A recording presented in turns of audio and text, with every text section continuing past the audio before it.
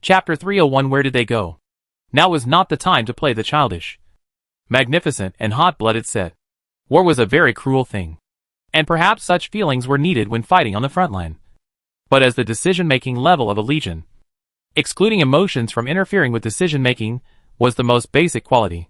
The reality of the situation was this. Xiao Yun staying here would not be able to have any impact on the specific war. Instead, it would bring a lot of danger to himself. And Xiao Yun's special identity dictated that he could not bear this risk. So leaving here at this time and returning to the solar system, the safest place, was the most sensible thing to do. Xiao Yun himself also knew this. So Xiao Yun did not intend to stay here because of some sentimental or other pretentious reasons. Such as feelings. That was completely unnecessary. Xiao Yun did have his own reasons for wanting to stay here. In other words, as soon as I can find evidence or conjecture to verify that robots have the ability to evolve themselves, our plans will change. Right? Xiao Yun asked. That's for sure, General Emmerich said. The truth is obvious. If these robots can evolve on their own, then the existence or non-existence of that genius will not have an impact on the big picture, and our assassination of him will be unnecessary. Xiao Yun, do you really think so? A staff officer said. Without the need for a scientific system, and without an independent self-awareness, how could those robots have the ability to evolve themselves under the limitations of these two premises? I think it would be best if you don't waste your energy and time here. It's impossible to do so. And all the energy you've expended on this will prove to be futile. Xiao Yun ignored the staff officer's statement, and instead looked firmly at General Emmerich. Please believe me. I can find a way to confirm this. I will prove that our current strategic arrangement is wrong. We shouldn't assassinate that genius. It won't be of any remaining use other than bringing us additional damage. General Emmerich asked. How much time do you need?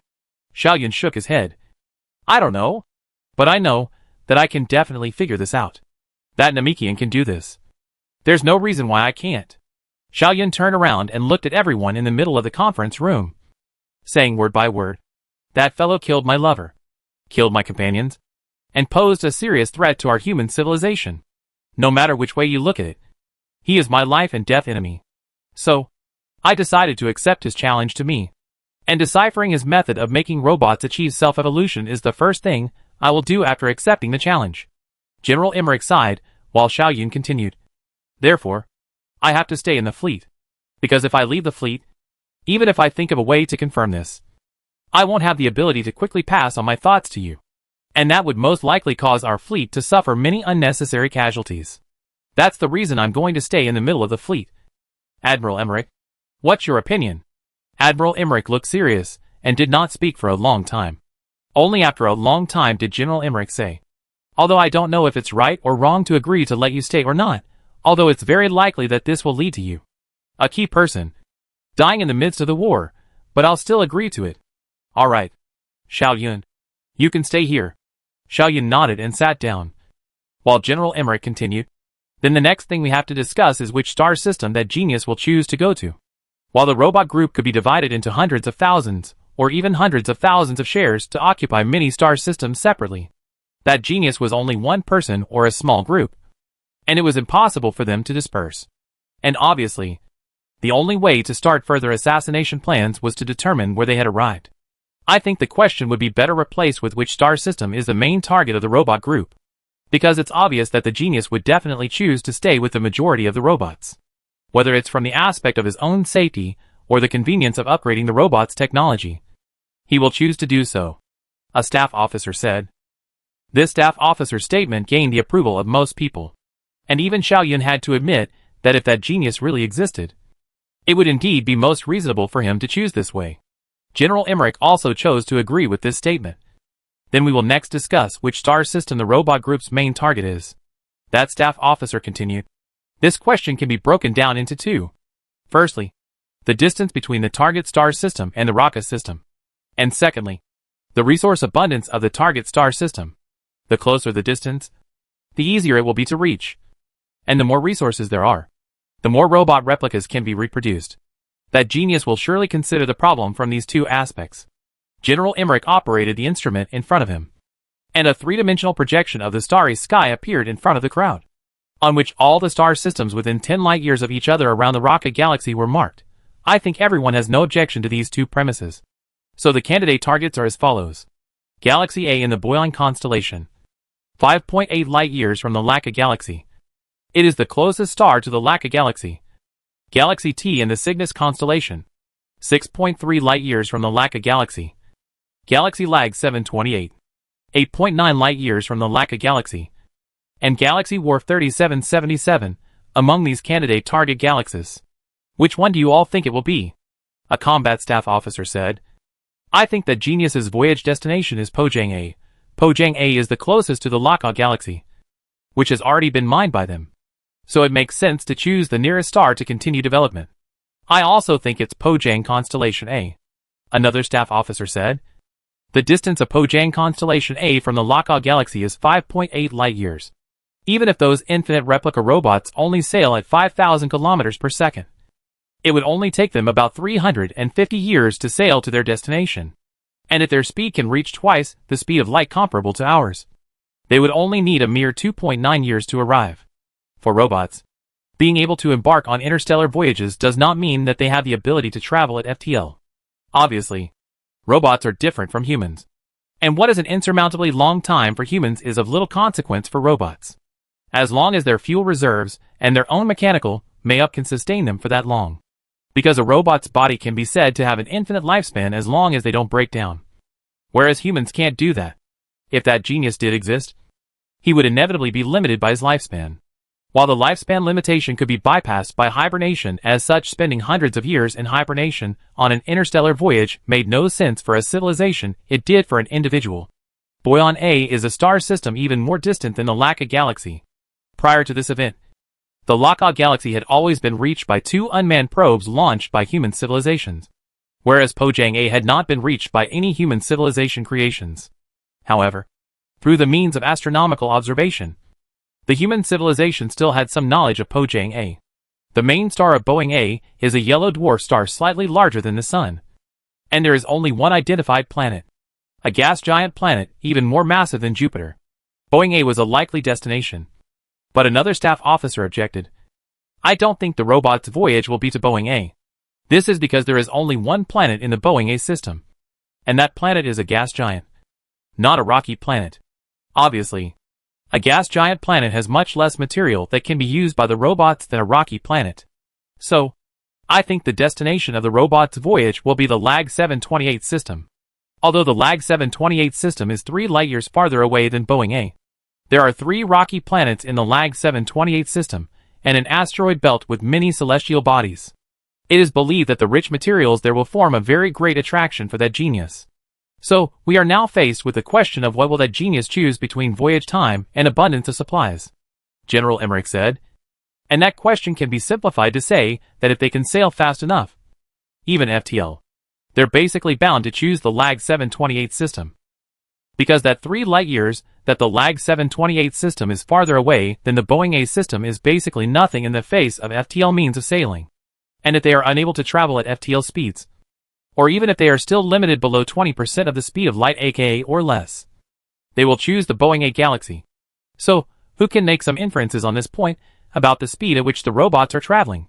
General Emmerich looked at the staff officers in the middle of the conference room and asked this question. Xiaoyun said silently. I don't think this can be considered a problem. In the face of a genius who can create infinite replica robots, I think that the means of FTL voyage is really nothing to him. I think their far-flung destination is the Lager 728 system. I agree with that. One of the staff officers said. There is no reason to underestimate the intelligence of a genius. All the rest of the staff officers remained silent at this point. General Emmerich sighed, then said, let's assume for the moment that it's the Lager 728 galaxy. Chapter 302 I can do it. That genius undoubtedly existed. But whether the robot army had the ability to evolve itself or not was disputed. And Xiaoyun believed that regardless of whether they had this ability or not, regardless of whether they were programmed to determine their destinations by their own judgment or whether the destination was determined by that genius, the target of their voyage would be the Lager 728 galaxy. Naturally, there was no need to say more if that genius existed. And even if it was the robot's self-programmed judgment, choosing the Lager 728 galaxy was also something obvious. because the robot's self-programmed judgment took more and faster replication of themselves as the ultimate goal. Under this premise, the Logger 728 Galaxy was the most compatible with the requirements. Up to now, the response strategy, the enemy's behavioral judgment, and other things had almost been discussed. However, the dreary atmosphere in the conference room remained unchanged. There was an even more ponderous topic in front of the crowd.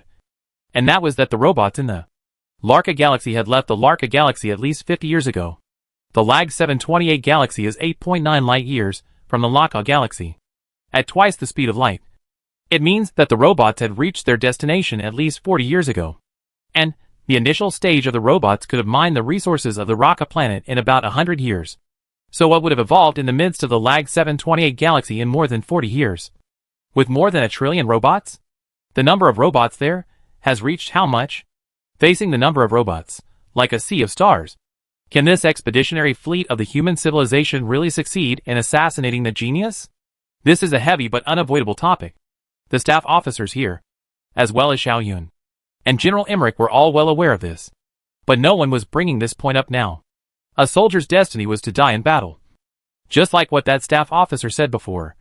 It's worth it to exchange our lives for the life of that genius. Even if all the speculation is correct, the success rate of the assassination plan is not high. But even if the success rate is not high, General Emmerich still decided to carry out the assassination plan. This was because the significance of the assassination plan was too great, too important to the human civilization. It could be a matter that would affect the survival of human civilization. And General Emmerich believed that for the sake of the assassination plan, it would be worth it even if he buried the entire expeditionary fleet in this star ocean. Xiao Yun had a different view on this. Xiao Yun thought that whether or not to kill that genius was irrelevant, because Xiao Yun thought that those robots already had the ability to evolve themselves. Unfortunately, no one would believe Xiao Yun until there was evidence or conjecture. Even Xiao Yun himself had only surmised this from some clues and signs. That's it. Meeting adjourned, General Emmerich said. Conduct a final search of the Raka Galaxy, and at the same time begin preparations for the voyage. In a month's time, we will depart for the LAG 728 system. The attendees dispersed in 2s and 3s, and Xiao Yun also left the conference room along with them. Planet Laka was still shrouded in heavy clouds, and the last month of large-scale search for Planet Laka was conducted in this darkness. The searchers were able to find a few more things from Planet Raka off and on, but they were all too fragmented to find anything from them. On the contrary, one thing that caught people's attention was that all these found things, whether they were certain broken parts or intact limbs, showed a clear difference in technological content between them. That is, some of the materials were very advanced, while others were a bit backward in comparison. This at least proved that the strength of the robots was constantly increasing. As to whether this increase in strength was due to self-evolution or that genius's technological upgrades, it was unknown.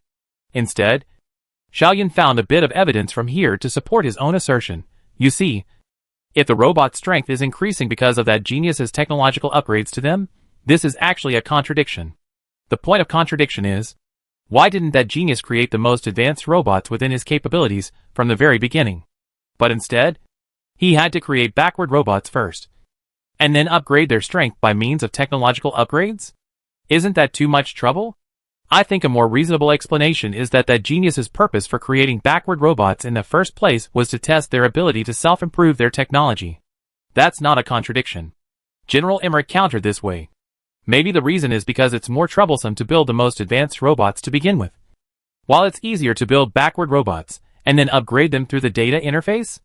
Or perhaps that genius created backward robots and then upgraded them simply to test the reliability of the system of upgrading robotics technology through data interface? Anyway, there are many possibilities, and I don't see the point in delving deeper than that. That said, isn't there any contradiction in the speculation that robots have the ability to evolve themselves compared to the current situation?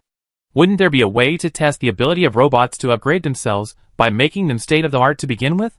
General Emmerich's rebuttal sent Xiao Yun into deep thought.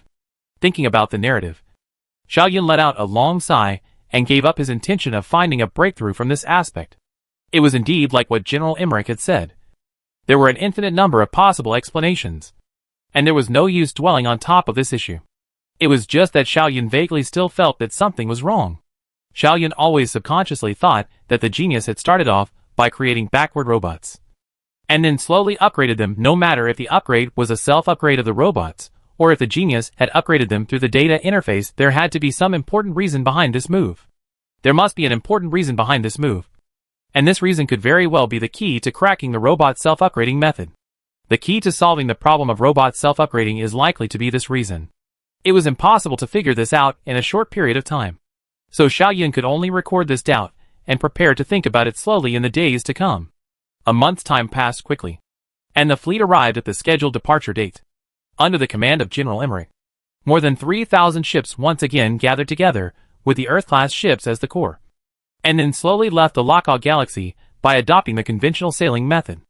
After leaving the gravitational influence of the Laka star and being able to use the means of FTL navigation, the fleet would travel at twice the speed of light to the LAG 728 system.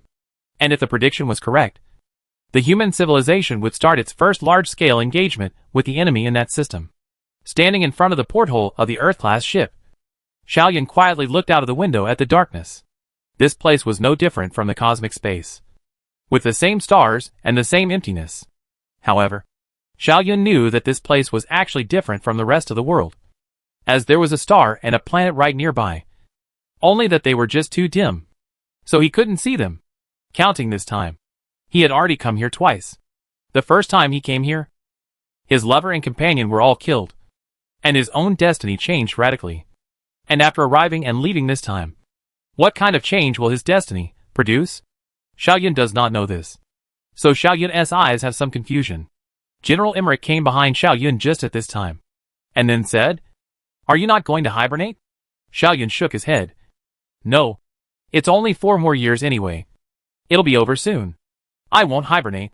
In the middle of this time, I'm going to find a way for the robot to achieve self-evolution, as a way to prove your strategic arrangement wrong."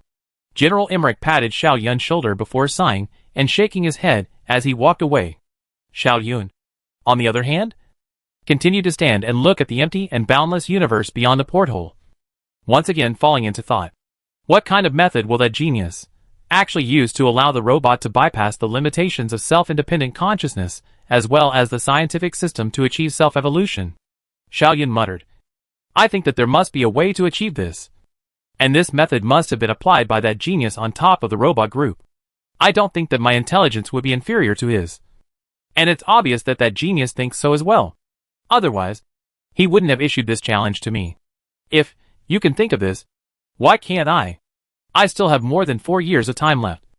As long as I find this solution within these 4 years or so, I will be able to avoid unnecessary damage to the fleet." Xiaoyun thought silently. And this is important. Very important to our human civilization. After a period of regular sailing, the fleet finally left the gravitational influence sphere of the Raka Galaxy. So FTL sailing began. When traveling at FTL, one could not see the outside world through the naked eye. And what Xiaoyun saw changed from a sky full of stars to pitch black. But Xiaoyun still stubbornly stood in front of this darkness. Except for eating and resting and some other necessary things, Xiaoyun always stood here without leaving. Xiaoyun was just like those monks who locked themselves up in a secret room to practice Zen meditation and enlightenment. Every day he just thought, and continued to think. The darkness of this boundless universe was the secret room where Xiaoyun was kept. Xiaoyun would not leave this place before digging out the hidden truth. Xiaoyun quickly emaciated. Xiaoyun's hair and beard are long. Clothes are no longer neat. But Xiaoyun's eyes are always bright. Never changed. Chapter 303 Natural Selection and Exhaustive Evolution. Xiaoyun had been thinking in this way. Time then passed quietly in this constant thinking. A year passed. 2 years passed. At this moment, Xiaoyun was like a wild man in the mountains, and the marks of the civilized era could no longer be seen on him. Everyone, including General Emmerich, was worried about Xiaoyun's condition. But Xiaoyun still stubbornly lived in his own way, never refusing to change. It was as if Xiaoyun had all his spirit locked up by some obsession. There were only 2 paths left for Xiaoyun to face. The first was to break this obsession and gain a new life. And the second was to be locked by this obsession for the rest of his life, unable to walk out for the rest of his life. And obviously, this obsession is deciphering what exactly is that genius's way of letting the robots have the ability to evolve themselves.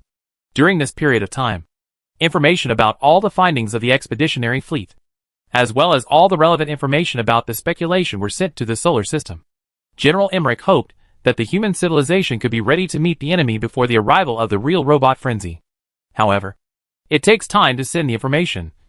Although the human civilization has already mastered the method of FTL navigation, it still hasn't mastered the FTL communication technology. At most, it can only transmit the signal at twice the speed of light at the same speed as the ship. In other words, if the expeditionary fleet sends a message, the solar system will only receive it after 17 years.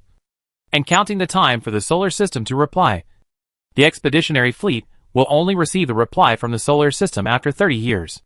It is obviously unrealistic to expect the solar system to direct the fleet's actions. And it is also for this reason that General Emmerich has a great deal of autonomy in fleet command. Otherwise, out of prudent considerations, the solar system would not have agreed to General Emmerich's plan to assassinate the genius. But no matter what, the assassination of genius plan is now always okay. Xiao Yun had no way to say that this plan was not good. In fact, if it was Xiao Yun who stood in General Emmerich's position, Xiao Yun would also make the same choice. It was just that Xiao Yun was a scientist, an AI expert, not a general. That was why Xiao Yun had a different choice than General Emmerich. The assassination genius plan is good. But just, if the basis for making the plan is all wrong, then what is the use of a good plan? There were less than 2 years left in time. If within these 2 years, Xiao Yun still cannot find a method, the assassination genius plan will be truly implemented.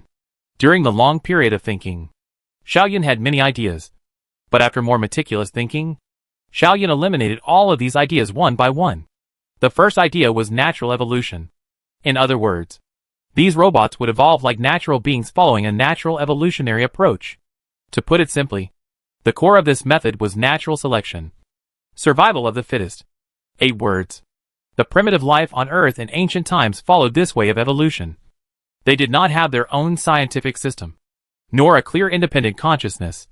It was the natural environment that helped them to complete their evolution. There are always mutations in the reproduction of life forms, which leads to the next generation being slightly different from the mother. And it is this slight difference that accumulates and eventually allows them to evolve into complex and more advanced beings. In this model, the fragile beings that don't adapt to the environment will be eliminated, and their genes can't be passed down, while the strong beings that adapt to the environment will be retained, and their genes will be passed down. And then they will keep adapting, and keep evolving, and ultimately achieve the goal of improving their strength. But after more in-depth thinking, Xiao Yun found that this type of evolution was not suitable for the evolution of robots. First of all, the natural selection of evolution was to better adapt to the environment. But it was only limited to adapting to the environment. If these robots were to adopt this type of evolution, they should evolve to the point where they were most adapted to the environment of planet Leica, and then they would stop evolving. This is where the limitations of natural evolution come in. Robots will always be just robots. It is impossible for them to have independent self-awareness like real life. While on Earth, life with independent self-awareness is not just limited to human beings. Many kinds of creatures have their own independent consciousness. But their evolution has always been limited to the Earth. Even the evolution of human beings themselves has actually been limited to the Earth. This is the limitation of natural selection as a method of evolution. It can make a species more adapted to this environment, but it cannot make that species better. If you want to leave the Earth and go into space, it is basically impossible to do so by natural evolution. You have to rely on intelligence to do so. Secondly, natural selection is an inactive method of evolution, which means that there is no way to predict in advance what robots or lifeforms will evolve into in the future by means of natural selection. In the universe, there is a very small probability that there may be the kind of life form that has always evolved, and then evolved from the planet to survive in the universe. Only, the evolution of this life form will inevitably follow the slow change of the environment. In other words, it is still the change of the environment that creates it, rather than its own active choice. Based on these 2 points, Xiao Yun basically ruled out the possibility of these robots relying on natural evolution to enhance their strength. This probability was just too small. So small that it was negligible. And that genius, who had designed these infinite replicating robots, obviously had a great certainty that he could make these robots stronger and stronger, which was an irreconcilable contradiction. Perhaps we can add a restriction to the natural selection evolution method.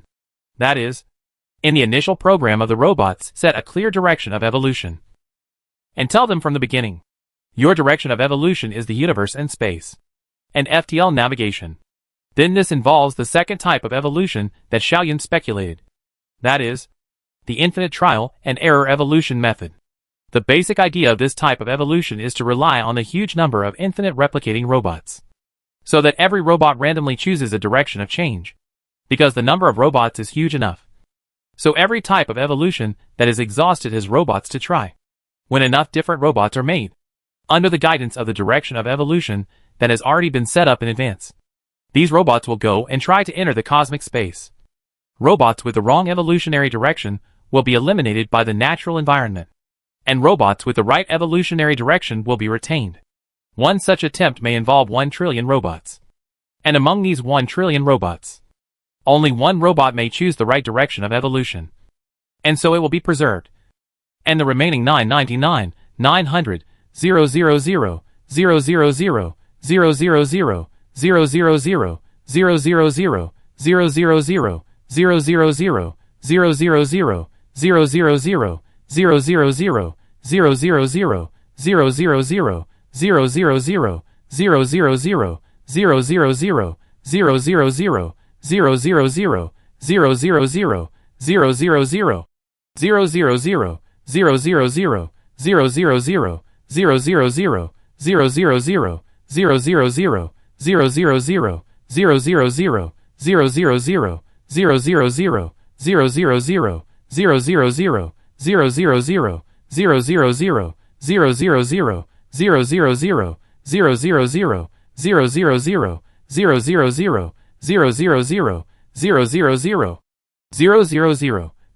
000, 000, 000, 000, robots will all be destroyed and die. Body's parameters. So all the remaining robots would know about this correct way of evolution. And they would choose to evolve according to this correct way of evolution.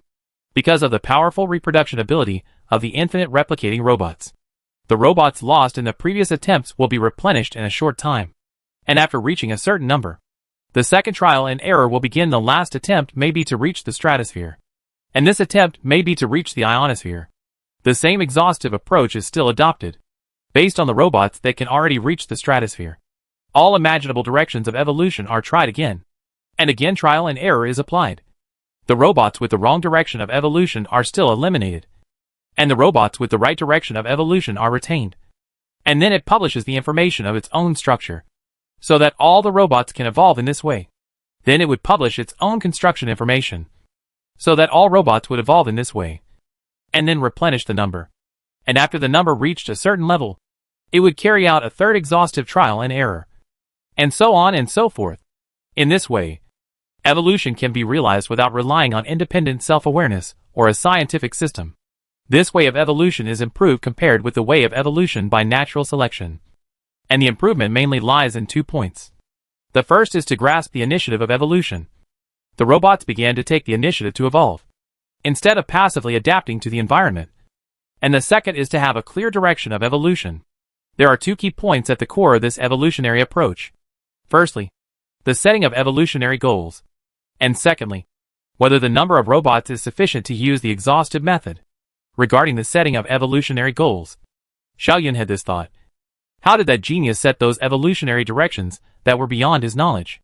Take a very simple analogy. If there is an ape walking on all fours in front of you, as a human being, of course you will know very well that its next evolutionary direction is to leave the trees, walk upright on the ground, and then use all kinds of tools. Use fire, step by step. But when this ape has evolved to the same human as you, when this ape has evolved into the same human being as you, how are you going to guide it to evolve? After all, even you yourself do not know what the next evolutionary direction should be. Here an infinite replicating robot. That genius is the human in the example. And the robots are the apes. Even if the genius is smart and powerful, his knowledge can't be infinite. And his planning for the future evolution direction of the robots will always have an end. And once the robots have evolved to the end of the planning, and have lost the clear evolution direction and the initiative to evolve, what should they do? There was no doubt that by that time, the evolution of the robots would stop. And with such robots, Xiaoyun believed that they were still flawed. And if that genius was really genius enough, he would not have used this method. Chapter 304 The most fundamental rule. Unless one was an omniscient and omnipotent deity in the true sense of the word, it was impossible for all the rest of existence to know what the end point of natural evolution was. Since they didn't know, it couldn't be set. It wasn't something that could be set haphazardly. Each step of evolution had to be extremely precise and clear. Otherwise the robots would be at a loss. Simply setting the first step of evolution to interplanetary voyage and then setting the second step to FTL voyage would be meaningless.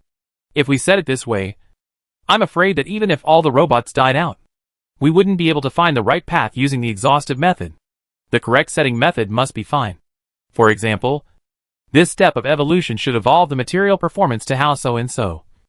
And the next step should evolve the propulsion performance to how so and so. And this kind of setting would be meaningful. Therefore, there was no way for that genius to set up what he didn't know. In other words, no matter how long the robots evolved, their level of technology could not exceed the scope of that genius's learning. And in that case, why bother letting the robots evolve at all? Wouldn't it be better to create the most advanced robots within the scope of one's knowledge right from the start? As for the question of whether or not the number of robots was sufficient to use the exhaustive enumeration method, Xiaoyun also had some thoughts on this point. Xiaoyun dismissed this possibility after a simple calculation. The so-called exhaustive method means that every possibility should be tried. Otherwise it cannot be called an exhaustive method. Then, there is the following such an example. A collective has 266 people. They will be divided into the number of 1 to 266 between any combination. That is, a person is considered a combination of ways. Any two people is also considered a combination of ways. Any 3, 4, 10, 50 can be considered a combination of ways. Then, how many combinations are there? This is a very simple arithmetic problem. The final calculation is a total of 266 times the number of combinations. And how big is that number? According to scientists' estimates, all the mass and energy in the universe is equivalent to 1080 times as many atoms when converted according to the theory of relativity. And the number, 266 times 2, is just a little bit bigger than the number 80 times 10. That is to say, just a collective of 266 people. The number of different combinations of them with each other is already more than the number of atoms in the entire universe. Then in the specific scientific research, the research and development of a new material may need to be added in accordance with different ratios of many different elements and compounds. The content of these added elements is uncertain. The smelting time is uncertain. The sequence is uncertain. In the case of all things are uncertain, how many combinations between them? This is an incalculably huge number. And it must be even greater than the number of different ways of combining them between the collective of 266. So in this case, how can the infinite reproduction machine's people exhaust all of these possibilities using the exhaustion method? Without exhausting all these possibilities, how can they know which combination is the right one? The most optimal one? Just one new material research and development will consume all the energy of all the robots. Using the exhaustive method, all the material in the universe will be used to make robots cannot be done. And this is only a material research and development. And even this obstacle cannot be overcome. Not to mention the real scientific and technological evolution. So, based on the above 2 points, Xiaoyun knew that relying on the exhaustive method, as well as a clear combination of evolutionary purposes to allow the robots to produce constant, and even beyond the scope of the maker's own learning, evolution was not feasible. No one could do that. Even if that genius was the most outstanding of all intelligent beings in the entire universe. He couldn't do it. These were the two most likely successful conjectures that Xiaoyun had thought of so far. But all of these two conjectures were rejected by Xiaoyun in his subsequent in-depth thinking. In the midst of his thinking, Xiaoyun made some improvements to the second evolutionary method and added some restrictions. The basic idea behind these improvements was that the exhaustive method was actually one of the most inefficient methods to try, and that there were many combinations that were actually unnecessary to try at all.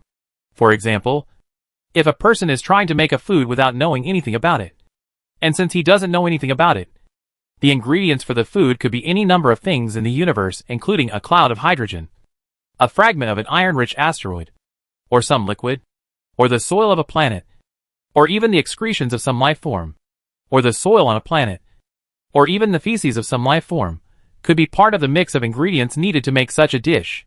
To do an exhaustive calculation, The person would need to try an unlimited number of combinations of all the forms of matter in the universe.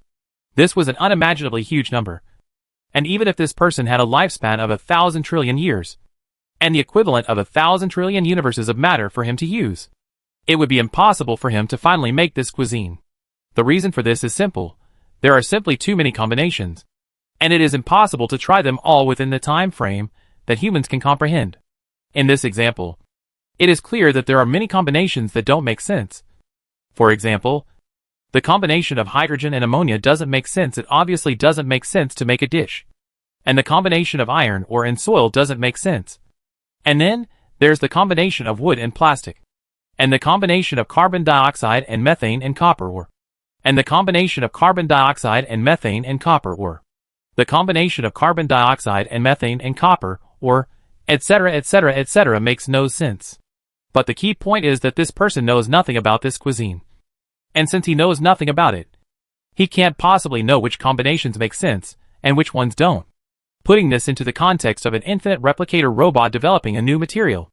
The infinite replicator robot cannot know which combinations make sense, and which combinations do not make sense. However, just because an infinite replicator robot doesn't know which combinations make sense, and which don't doesn't mean that genius doesn't know either.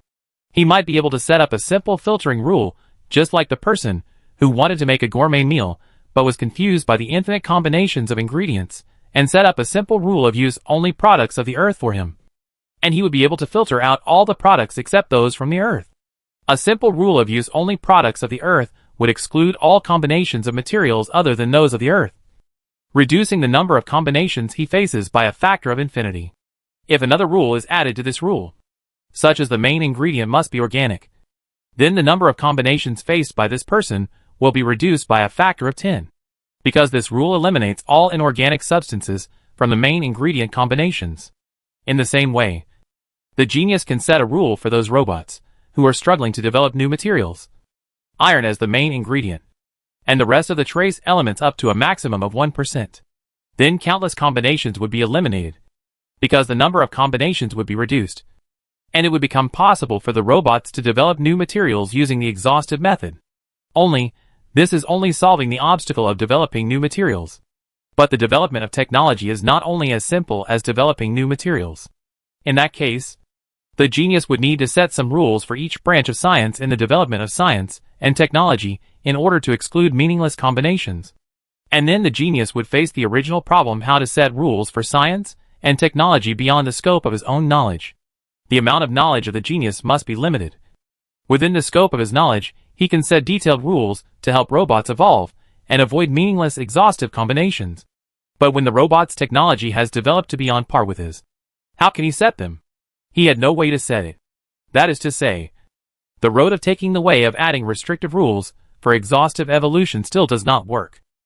Then, is there such a rule that exists throughout the entire scientific development, which is applicable relative to the people in the barbaric age, which is still applicable to the people in the interstellar age, and which is equally applicable even if it is facing the people in the time when they can make inter-river voyages? Does such a fundamental rule exist? Does such a fundamental rule exist? If this genius discovers this fundamental rule and applies it to the infinite replicating robots, so that the infinite replicating robots can make use of this rule to eliminate useless combinations at the early stage of evolution, and can still make use of this rule to realize the exhaustive evolution after they have evolved to a level more advanced than that of the genius himself. Wouldn't it be possible to achieve the way of evolution for robots that doesn't need self-independent consciousness and scientific system? Would it not be possible for robots to evolve without self-independent consciousness and scientific systems? So what is the rule at? Together with adding restriction rules to help exhaustive evolution. This speculation. Xiao Yun made a total of 3 speculations on the way of self-evolution of the robots. Apart from these 3, Xiao Yun did not find any new way of evolution, even after months of hard thinking. Among these 3 speculations, Xiao Yun thought that the combination between the third way of evolution and the fundamental, consistent rules throughout science was the most likely. The combination between the third evolutionary method and the fundamental, consistent rules throughout science was the most likely. So Xiao Yun's thoughts focused on what is the fundamental rule that runs through the entire science. This point. But Xiao Yun couldn't figure out what this one rule was. Xiao Yun rest time to think. Eat time to think. Every moment is thinking. even thinking to the point of mental exhaustion, must rely on powerful anesthetics to sleep.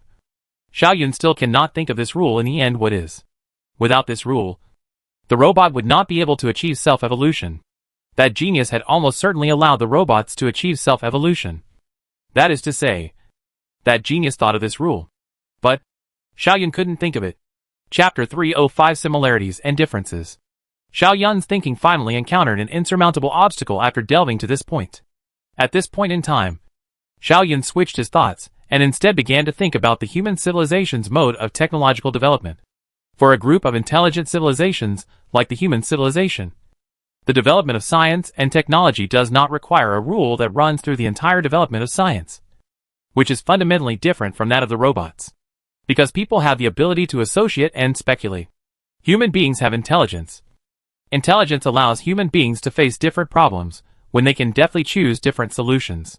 And robots can't have intelligence, so they can only rely on a rule that can run through the entire scientific development to improve technology. But if we follow the intelligent civilization's technological development track to analogize the robot's technological development, we are again in the same weird circle. The reason why robots need a fundamental rule is precisely because they are not intelligent. If robots were intelligent, what would they need a fundamental rule for? The attempt to rely on the scientific and technological development of intelligent civilizations to find a fundamental rule once again met with failure. Because there was no comparison between the scientific and technological development model of human civilizations and that of robots. Up until now, Xiao Yun still had no breakthrough on the question of what exactly are the fundamental rules. There was still no breakthrough on this issue. More than 4 years had passed slowly.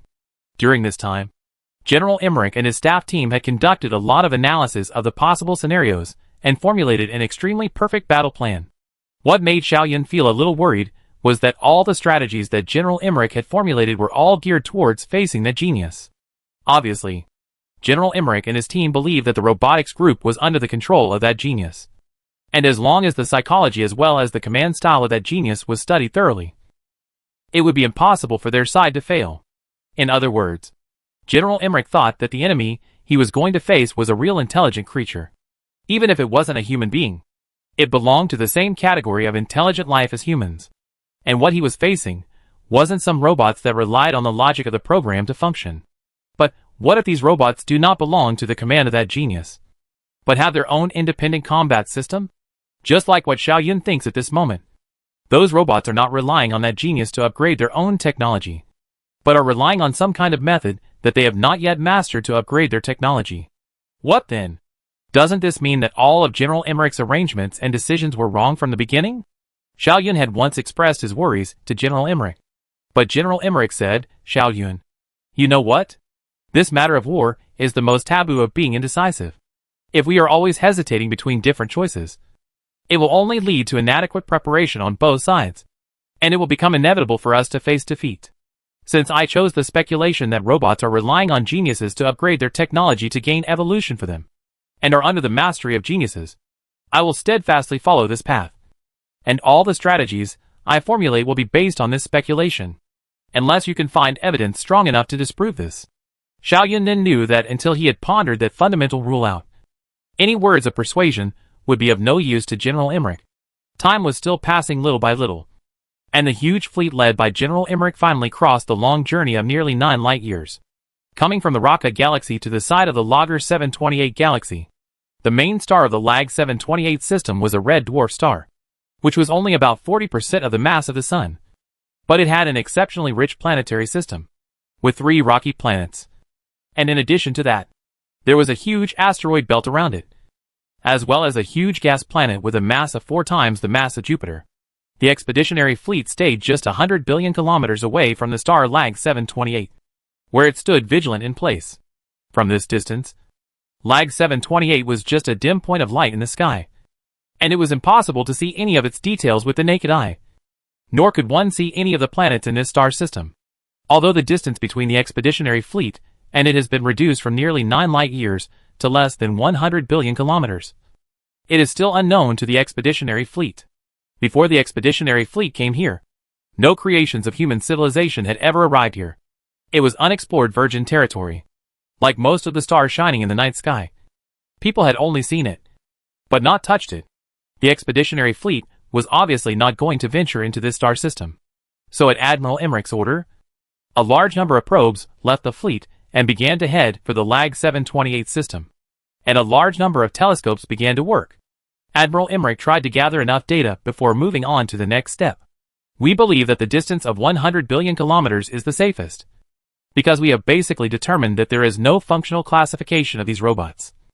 And the difference between any two robots is extremely small, which means that there is not some kind of specialized, logistical type of robots used to stockpile supplies, which is different from our human civilization's combat ships, because our combat ships can stockpile a lot of supplies, and our combat radius can expand tremendously.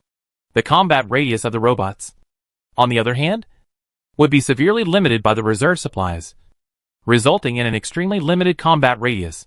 Therefore, if those robots were to take the initiative to attack us, we can completely wait for their arrival here in a leisurely manner. All robots are basically the same. This bit of speculation was something that Xiao Yun and General Emmerich's staff team had jointly surmised. Xiao Yun thought that if robots evolved different classifications and worked with each other strictly according to their respective divisions of labor, it would be beyond the scope of what could be carried by the program code. That is to say, the intelligence of robots wasn't enough to carry such complexity. That is to say, the robot's intelligence is not enough to carry such a complex thing. It must be a real artificial intelligence with self-independent consciousness. In terms of reliability and convenience, a comprehensive robot that could act independently and fight independently would be more survivable, at least better than a cooperative robot. Xiao Yun's speculation on this point was supported by both the staff team and the scientific advisory team, and so it became public knowledge. These words above were the words of a combat staff officer, and these words seemed to make sense. But Xiao Yun felt that these words were somewhat ridiculous. The reason is very simple. Those robots are limited to their own size, and quality is indeed no way to carry too much material. But just because of this, their combat radius will be limited? Xiao Yun does not think so. Do not forget, the robot itself is also material awe, in the face of long-distance combat resulting in a shortage of reserve materials.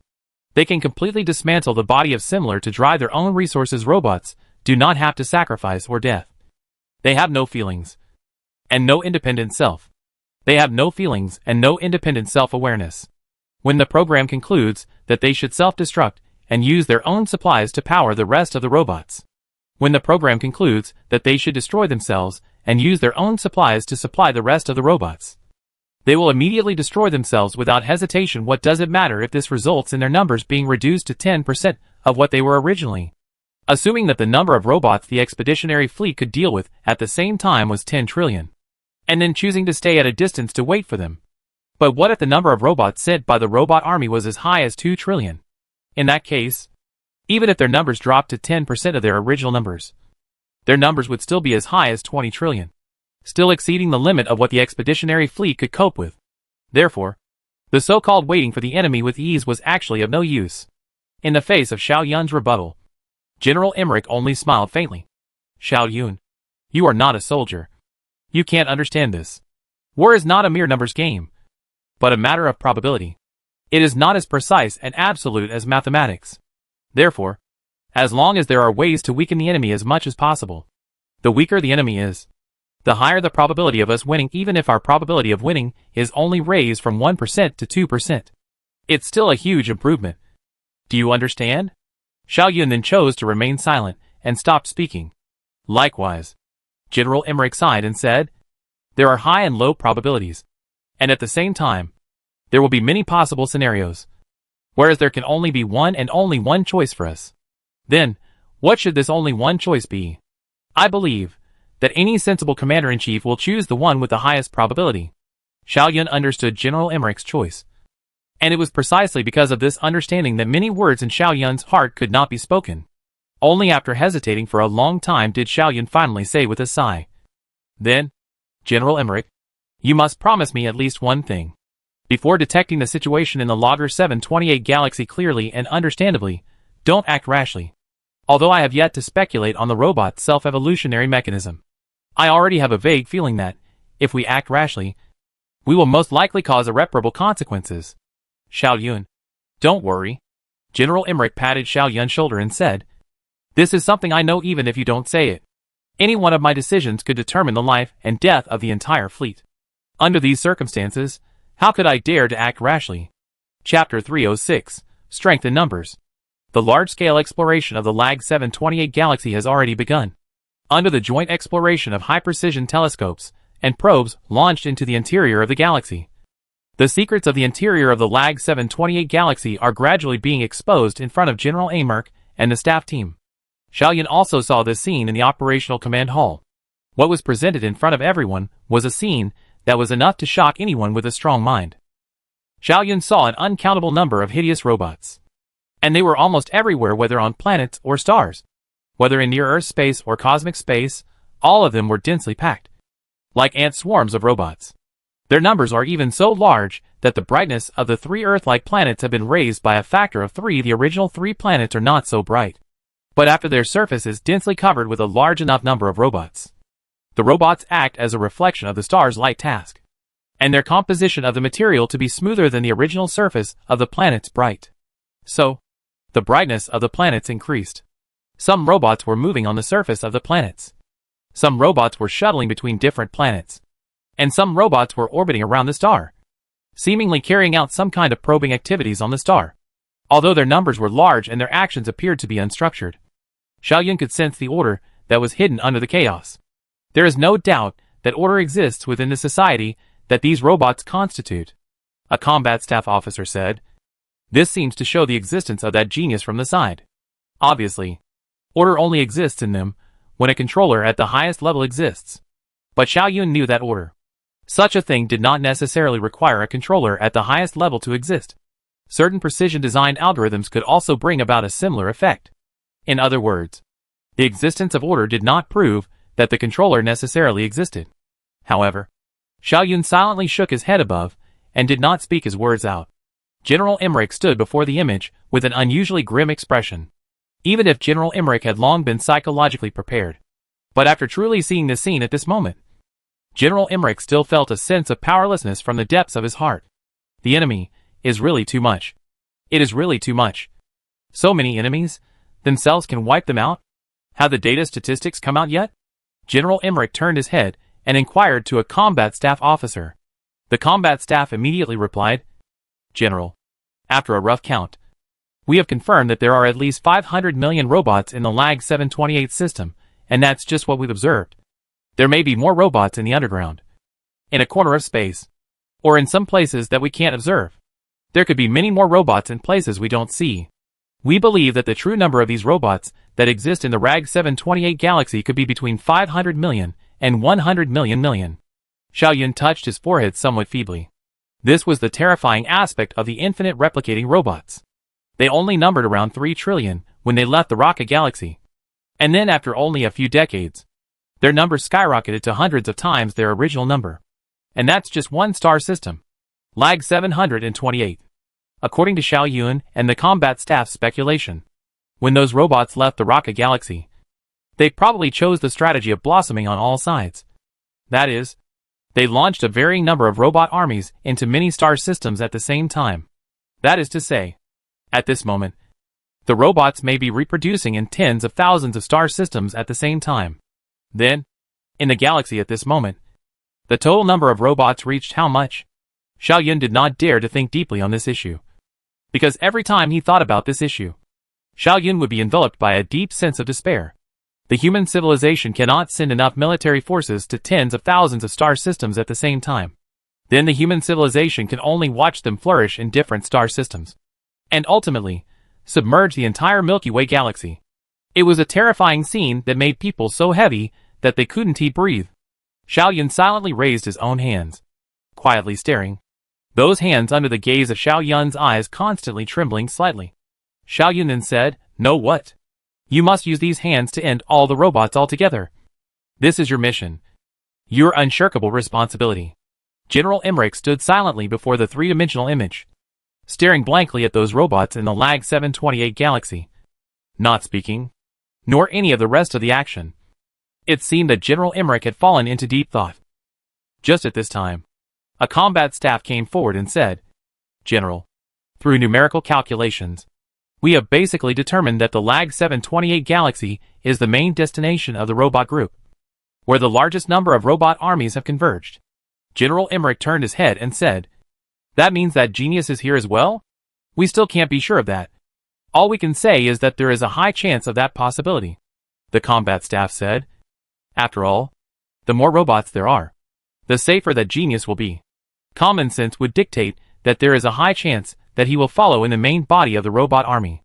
General Emmerich nodded, then said, "Send an unmanned combat detachment into the Logger 728 system to test the strength of these robots." "All right." The unmanned combat detachment is expected to generate a firefight with the robot group after a day's time. General Emmerich, Xiao Yun, and the combat staff then spent the day in the command hall. 1 day later, the unmanned combat detachment's 1 Storm class combat airship and 100 Falcons and 100 Falcon-type combat airships arrived around the Logger 728 system. This was an army that was destined to be wiped out, which was precisely why General Emmerich chose to send the unmanned combat unit. The Tempest class was a specialized unmanned combat ship, and its manned counterpart was the Stormcloud class.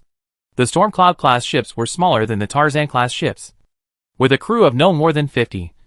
And in combat, they were mainly used for surprise attacks and flexible operations. Under normal circumstances, they would be moored within the cabins of the Tarzan class, Everest class, Ocean class, and Earth class airships, following these airships and only appearing alone during combat. Falcon combat airships are more flexible combat forces. They can be manned by combatants or adapted for unmanned combat. They could only take 2 to 3 people on board, and they were only equipped with some light weapons, and their defense power was also very low. In actual combat, they generally appeared as the supplementary force for the Wind, Cloud, and Rainstorm class airships. At this moment, this combat team came to the location that had already been explored, where a large number of robots had gathered. The people in the combat command hall saw the situation that this combat team was facing. Dense robots left the outermost gaseous planet like a tornado, surging towards the combat team in the darkness of space like a tidal wave, and completely drowning them in an instant. The telescopes mounted on the large ships saw only a few dull flashes of fire, and then silence returned, as if nothing had ever happened there. This entire process had lasted just less than 10 minutes. Only 10 minutes of time. This combat squad has been completely wiped out. But it was also this 10 minutes that provided the combat squad with the opportunity to send the relevant data and intelligence to the Earth-class spaceship. A lot of data would be sent back, including the robot's maneuvering speed, defensive ability, offensive ability, intelligence level, etc. Through these data, General Emmerich and his staff team would build up a preliminary understanding of the robots.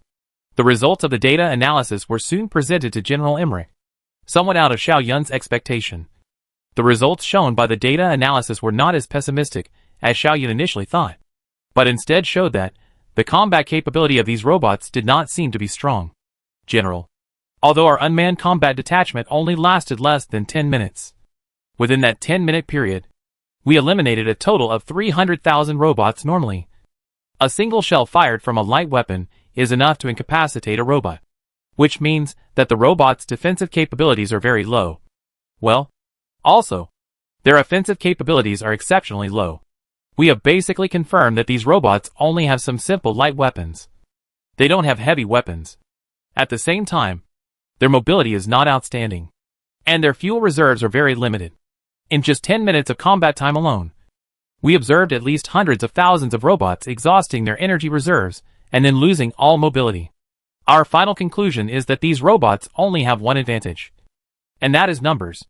Other than numbers, these robots are simply useless.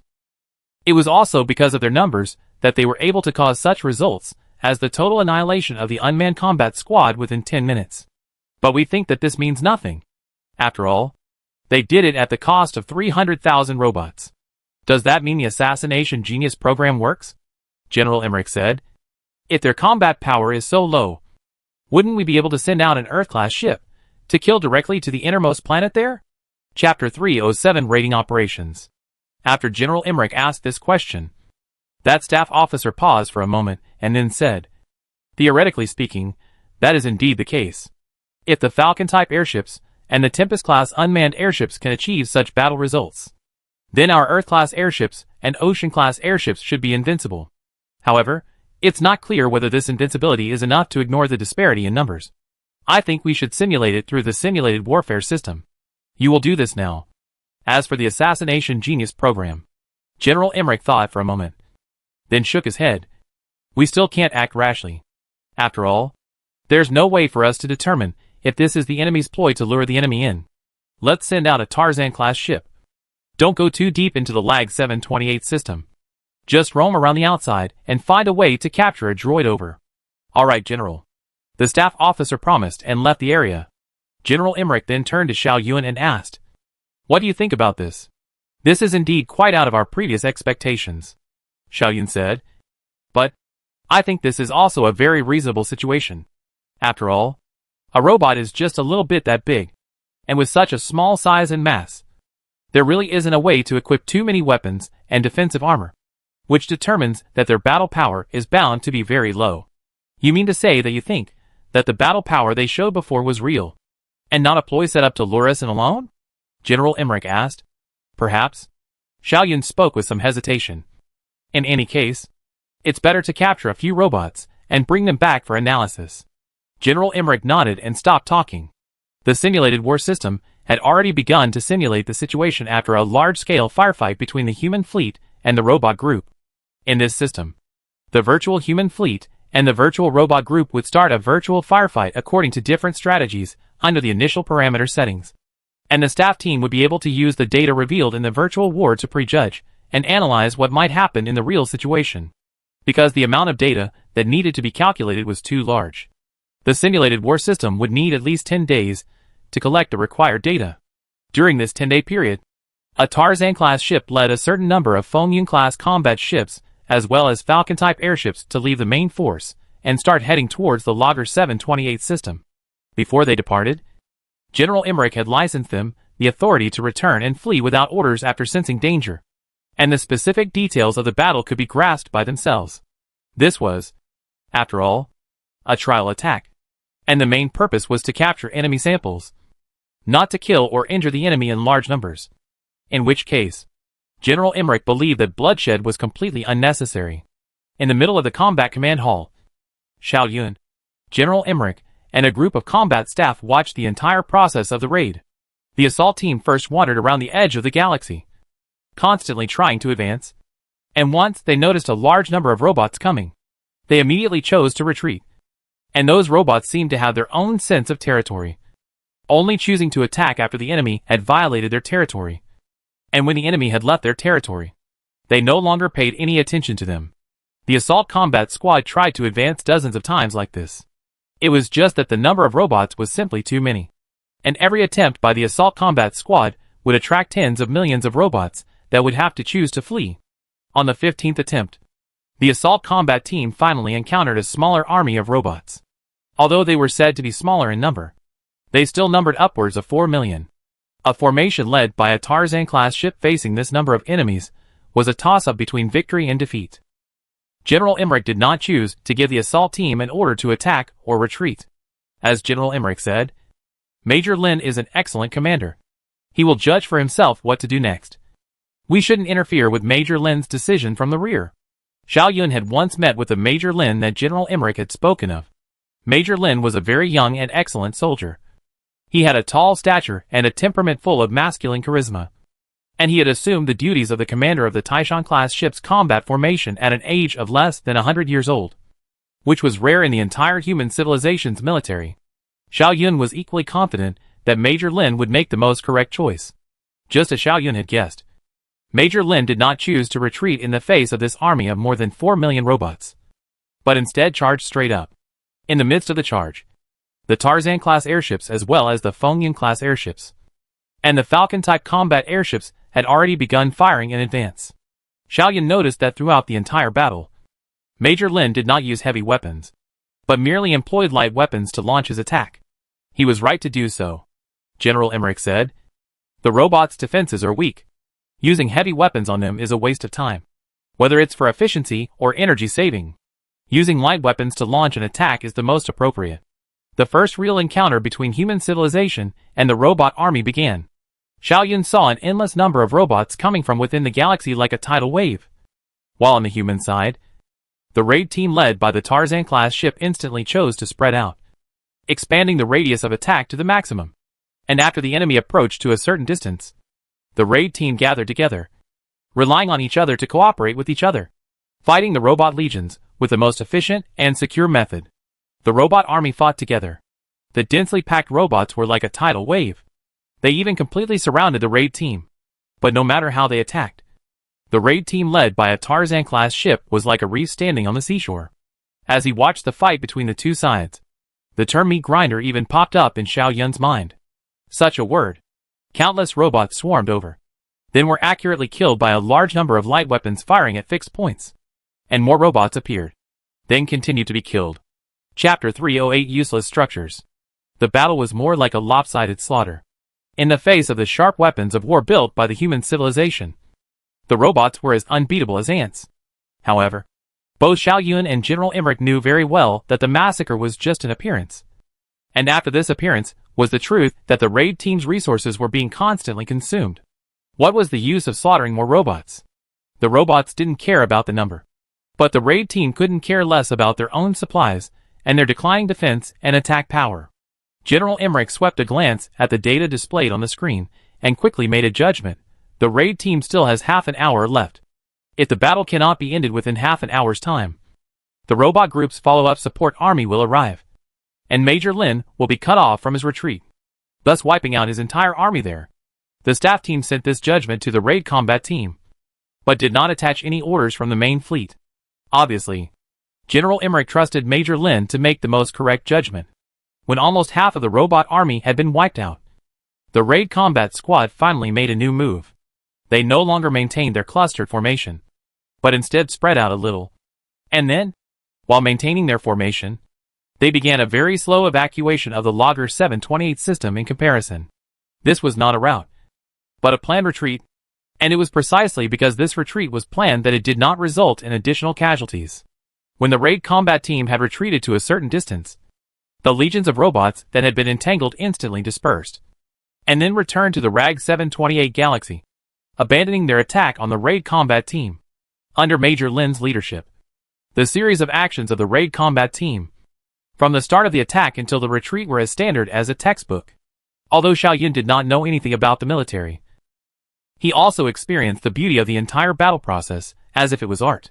General Emmerich nodded approvingly. I knew that Major Lin was the most suitable person to carry out this raid. The entire battle only resulted in the loss of one Fengyun-class ship and some combat airships, while the total number of enemies eliminated exceeded 2 million. A combat staff officer added. In addition to that, the raid combat squad led by Major Lin also captured more than 30 complete robots originally. This number was as high as a few thousand ships. But these robots were equipped with extremely well-developed conditional judgment self-destruct devices within their bodies. And during the capture process, in addition to those 30 or so droids, all the rest self-destructed. General Emmerich said, "It doesn't matter. Having more than 30 robots is already enough for us to start analyzing and researching." The raid team led by Major Lin returned to the fleet as if they were heroes. Admiral Emmerich personally received Major Lin and gave him the appropriate honors. After giving Major Lin some encouragement, Admiral Emmerich once again came to the analysis lab. The scientists of the fleet would be here to start the overall analysis of the robots. And Xiao Yun was also here to start the analysis of the core chip code structure of the robots. The fleet had already harvested a robotic body that had lost its power. And after making a simple comparison between that robot and the captured robots, an obvious conclusion was immediately presented in front of everyone, just as we suspected. The robot has indeed evolved. Previously, that robot only had the ability to crawl on the ground, while these robots we captured at this moment already have the ability to travel at FTL speeds. Whether it's material technology or structural technology, or computational technology, they have all produced what can be called a radical change.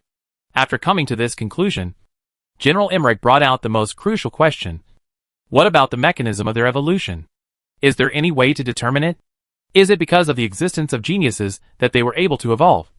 Or can they evolve on their own? There is no way to determine.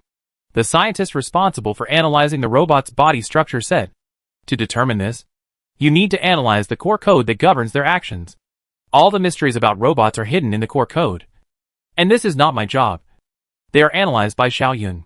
General Emmerich turned his inquiring gaze toward Xiao Yun, while Xiao Yun smiled bitterly and said, "I'm sorry, General Emmerich. I can't determine their evolutionary pattern either. It's because those codes used to write the core programs aren't any of the programming languages we've already mastered." "What does that mean?"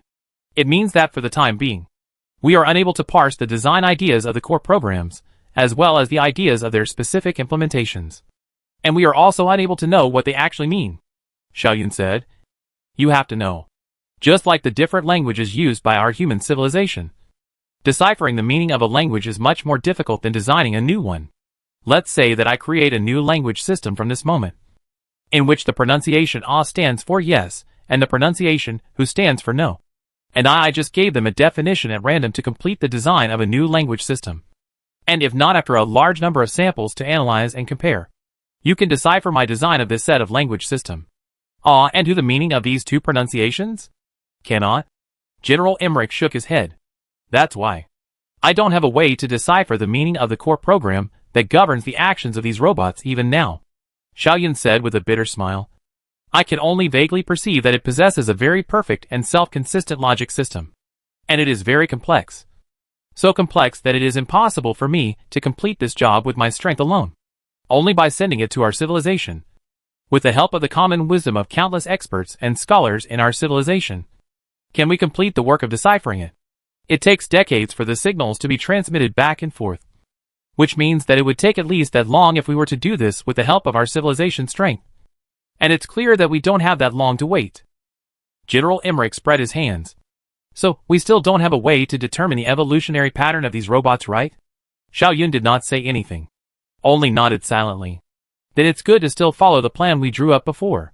General Emmerich waved his hand and placed his sight on the expert from before once again. "Through the analysis of the robot's body structure, have you drawn any conclusions?" "Conclusions?"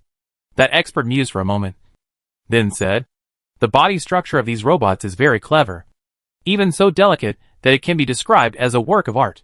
But it is also because of the delicacy that they are very fragile. This leads to the fact that apart from their huge numbers, the rest of them are simply useless. This is the detailed battle data we have analyzed on them. You can take a look at it."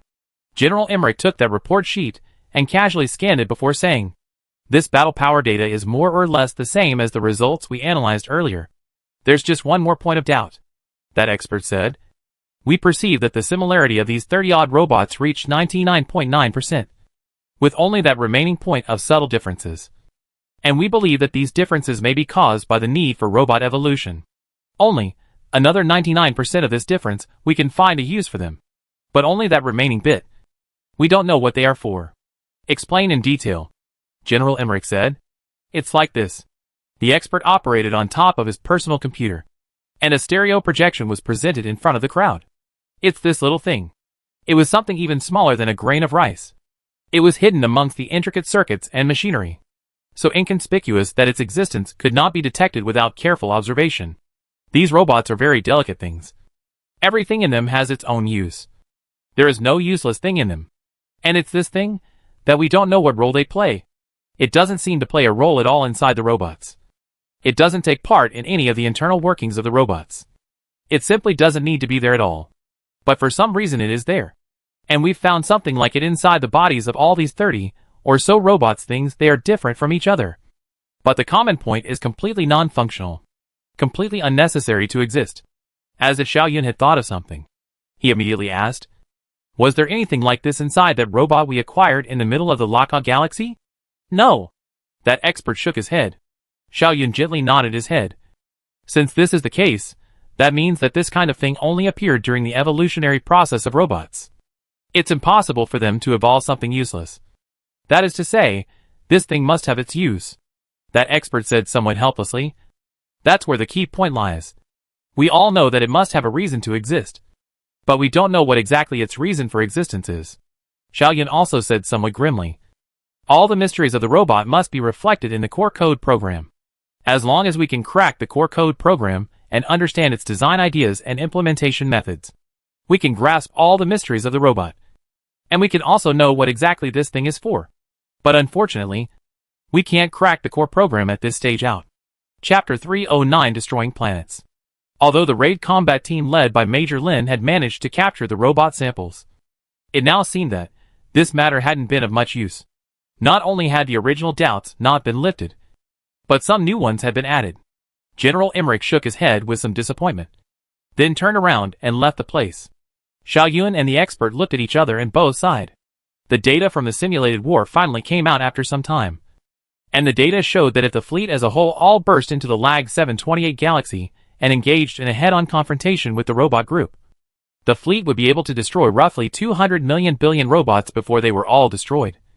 But if they chose to incorporate some combat techniques and adopt some stratagems, such as guerrilla warfare or something of that sort, this number would expand tenfold and raising it to 200 trillion units. At present, according to estimates, the total number of robots in the Lag 728 galaxy was between 5 and 100 trillion. The future looked very bright, and when this data was just obtained, there was even a staff officer who put forward this idea: abandon the somewhat risky assassination of the genius plan, and instead choose to adopt gradual tactics to gradually deplete the number of robots in the group, and in the process, also set up a large number of surveillance forces around the Lag 728 galaxy, and strictly restrict the escape of any mechanical creature suspected of having been equipped with a life support system.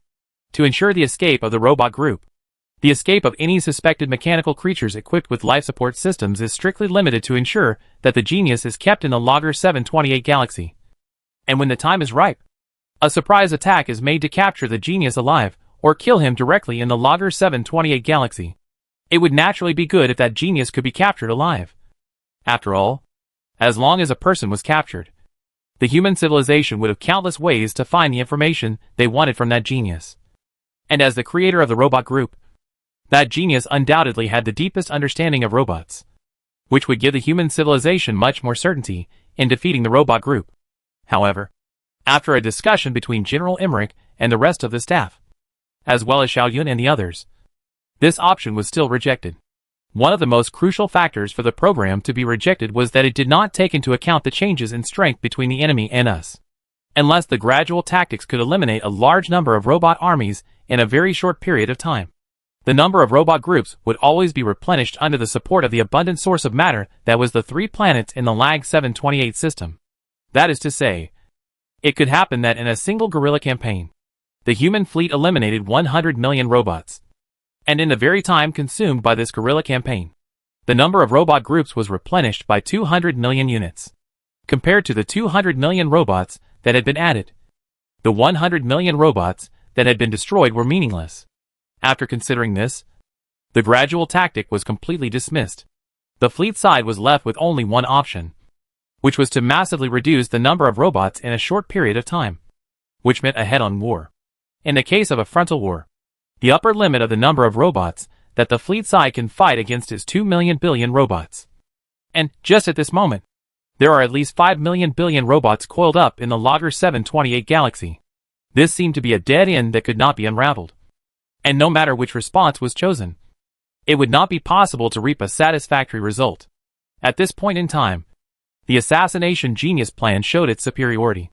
Since it was an assassination, it would inevitably choose to concentrate all its forces in a short-term battle, aiming to kill the target with a single blow, and immediately retreating after the mission was completed, without tangling with the huge number of robot groups. Under the situation faced now, it seems that the assassination genius plan is the only feasible option. Just really want to do this. Do not know why. Xiao Yun Heart always has a strong suspicion of this program. Xiao Yun Heart always feel very uneasy. It seems that there is something very important that they have forgotten. Time passes slowly under this situation. In this period of time, General Emmerich commanded the subordinate combat spaceships on the Logger 728 galaxy, launched a large number of test actions, and even planned to launch a controlled larger-scale battles, from many aspects again and again to determine the robot group's combat power. In this slightly cautious many times after the test, General Emmerich finally announced the assassination of the genius plan was officially underway. We believe that if that genius really exists, then he must be hiding on top of that planet in the innermost part of the RAG 728 system. The largest number of robots are coiled there, and in the midst of our pretend raids on that planet, the robot group would always choose to return as quickly as possible to stop us. Based on that, we believe that the probability of that genius being there is as high as 60%. However, To be on the safe side, we decided to launch a devastating strike on all 3 rocky planets out of the 4 planets in the LAG 728 system. We have analyzed the geology of these 3 planets in detail, and we have confirmed that a single volley of fire from the 60 main guns of an Earth-class ship would be enough to plunge any one of these 3 planets into geological disarray. And all the caves, cavities, or underground facilities that exist below the surface of the planets would be devastated, and their geological activity would be restarted, with eruptions of volcanoes and earthquakes of unimaginable intensity lasting for at least millions of years. For millions of years at least. At the same time, we'll launch an indiscriminate strafing attack on the planet's surface, destroying any targets that might hide the enemy. The effective range of the Earth-class ship's main gun is as high as 1 light hour. But if it is fired at such long intervals, the power of the main gun will be attenuated by as much as 70%. And at the same time, the main gun's energy beam can only move forward at the speed of light, whereas intergalactic communication can be unaffected by the gravitational pull of the star, reaching a speed of twice the speed of light. Which means that, if it fires too far away, not only will it cause a reduction in the strength of the attack, but it will also cause a reduction of the power of the attack.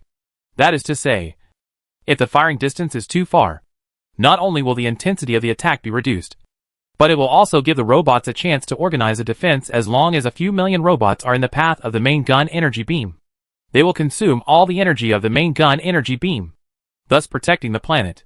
Therefore, we must open fire at a distance of less than 10 million kilometers from the planet, and only then will we be able to achieve our objective. The overall tactical idea of this raid operation is that all the remaining ships are used to cover the advance of the Earth-class ships, and do everything in our power, as long as we allow the Earth-class ships to reach the vicinity of the planet to launch their attack. The mission will be considered half completed. After the Earth-class ships attacked, the Earth-class ships would in turn provide cover for the rest of the ships, and the rest of the ships would launch an indiscriminate attack on the surface of the planets, and then reform to leave the planet and head to the next one, and so on for 3 times. And after attacking the 3 planets once, they would retreat, and then resettle at 10 billion kilometers away from the LAG 728 star system, and continue to observe the situation of the robot group in the LAG 728 star system. Situation. If it is confirmed that the genius has been killed, then we withdraw and return to the solar system to find a way to fight against the remaining infinite replicating robots together with our civilization. If it is confirmed that the genius has not been killed, then based on this action, we will once again formulate a plan for the next assassination. General Emmerich's voice was unusually serious. After finishing the discourse, General Emmerich looked around the conference room, then slowly asked, "Does anyone have any different opinions?" There was silence in the conference room. These battle plans were originally formulated after a great deal of discussion, and everyone present was basically involved in the process of formulating this plan. So naturally, they would not object at this moment. But Xiao Yun was different. From the very beginning, Xiao Yun had been strongly opposed to the assassination genius program. But the most difficult part was that although Xiao Yun was opposed, he had been unable to come up with any tangible arguments or evidence to prove his point. Xiao Yun wanted to raise his hand to show that he had objections. But after hesitating for a while, he finally let out a long sigh and gave up this intention. At this moment, even if he expresses his opposition, what is the use? General Emmerich is a sensible soldier. He is destined not to accept his own opinion. Instead of that, why would one need to demoralize himself at this time? Good. Since everyone has no opinions, then I announce that the assassination genius plan will now be implemented, General Emmerich said in an unusually serious manner, while a group of combat staffs immediately took out their personal computers and began to liaise with those combat ships belonging to their charge. General Emmerich was only responsible for the overall planning and command, while the combat staffs were responsible for breaking down General Emmerich's orders and conveying them according to the overall combat intent, as well as expressing their views on the trend of the war at any time, and discussing them in the conference room at any time. The captains and commanders of the combat ships were responsible for more specific tasks. The fleet of human civilization operated in such a command mode, under the command of General Emmerich and the many combat staffs. The huge human fleet began to advance slowly. The speed of advancement was very slow at first, but after only a period of time, the speed increased to a sublight speed of over 100,000 kilometers per second. At this moment, the huge fleet was like a downhill tiger, carrying an unstoppable momentum. fiercely pouncing towards the Logger 728 galaxy ahead. Ahead? The Logger 728 galaxy also began to move after a period of silence. From the three-dimensional simulation image in the conference room, Xiaoyun saw an incalculable number of robot armies leaving the planetary surface, like a tornado converging in space. The convergence point happened to be the place where the human civilization's fleet would inevitably pass through. Xiaoyun knew that the first large-scale battle between human civilization and the robot group was about to begin. Chapter 310: The Observation Deck.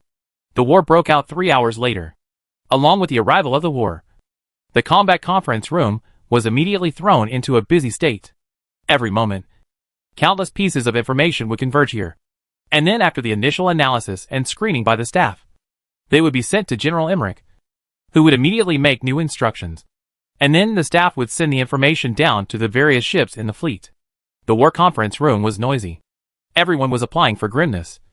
Everyone was trying their best to run their brains to cope with this complicated war situation. Only Xiaoyun remained quiet. This is war. And war is not a place Xiaoyun is good at.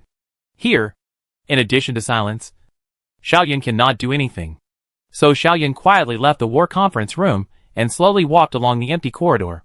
Not only the combat conference room. At this moment, the entire Earth-class ship was caught up in the busyness and noise. The Earth-class ship could not only exist as a command room. It had an extremely powerful combat power in itself. And it also needed many military people to maneuver it. It was only that those noises and busyness were all enclosed inside a small room. And those sounds and atmosphere could not be transmitted to the outside. So at the moment, it was still very quiet in the corridor. Not only quiet, but also empty. To Xiaoyun, it was as if everyone in the Earth-class ship had disappeared in this instant. Xiaoyun sighed deeply, and then walked aimlessly around the interior of the Earth-class spaceship. After walking for a while, he came to the observation deck. So Xiaoyun stopped here and began to watch the scene outside the ship. The observation deck was like a glass, and standing before it one could see the outside scene very truly. But Xiaoyun knew that the real construction of the observation deck was actually not like this. It was also hidden behind the thick spaceship armor. And the thing that looked like glass was actually a huge display that could restore 100% of the external light. It collected light through optical equipment installed on the outside of the ship, and then played it out on top of the display, thus creating a feeling similar to standing in front of a glass window. Xiaoyun was standing here at the moment. On top of the monitor, Xiaoyun saw the dark and deep universe, the dim red dwarf star in the distance, and the torrent of steel that raged inside the galaxy. There were countless flashes of light erupting in various parts of the galaxy. And these flashes of light had an extremely high frequency and brightness. And they flickered unceasingly, covering up even the countless stars in the universe. Occasionally, there would be a relatively strong flash, and Xiaoyun could see the almost endless army of robots through the light. The human civilization's fleet had been caught in a heavy encirclement from the moment it had entered the Lag 728 galaxy. But this encirclement appeared somewhat fragile under the fierce firepower attack from the fleet side. Xiaoyun saw a ship that was roughly tens of thousands of kilometers away from the Earth-class ship. And that ship was almost surrounded at the moment. But after only a few seconds, it broke through the encirclement and rushed out, leaving behind it an endless amount of robot debris. There were countless light shadows and lines crisscrossing through the cosmic space, so dense that it was as if it was raining heavily.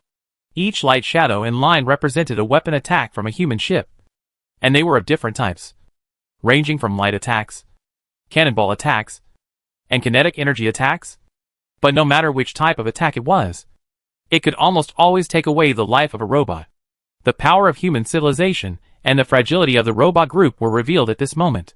However, Xiaoyun did not feel any sense of relief in his heart, but only felt a deep sense of worry, because Xiaoyun knows that, even if it is only the most basic light weapon attack method, to maintain this level of attack speed, the fleet of human civilization will not be able to support it for too long. Xiaoyun just stood here and watched. Watching all the time. Outside, the overwhelming robot army and the attack from the human civilization's fleet was like a raging wind and rain. But in Xiaoyun's eyes, it was as unreal as a movie screen. Xiaoyun's thoughts became very ethereal at this moment. And it was as if he had lost all ability to think at this moment. Xiaoyun's mind stopped thinking. But those changing shadows and lights were still reflected in Xiaoyun's pupils. Xiaoyun watched as countless robots died. Xiaoyun watched as the robots could only use the kind of attack that looked exceptionally pathetic and could barely cause a kill to the human spaceships attacked. Xiaoyun watched as more robots replenished from within the galaxy. Xiaoyun watched as the robots' numbers grew, more and more. They covered almost the entire sky. Xiaoyun looked forward. To the left. To the right. Up and down. And as far as the eye could see, they were all densely packed with robots. Xiaoyun then witnessed the first ship of human civilization to be destroyed. It was a Tarzan-class ship. Under the endless attacks from the robot group, its damage had finally accumulated to its limit. It wanted to return to the queue to receive urgent repairs, but it was unable to move an inch due to the overly large number of robot groups. So in the next moment, it was destroyed by the robots. So in the next moment, it was wrapped up by the robots. And in the next moment, it erupted into the brightest flash of light since the start of the war, destroying millions of robots around itself, while also announcing the end of its own life in the most violent way possible.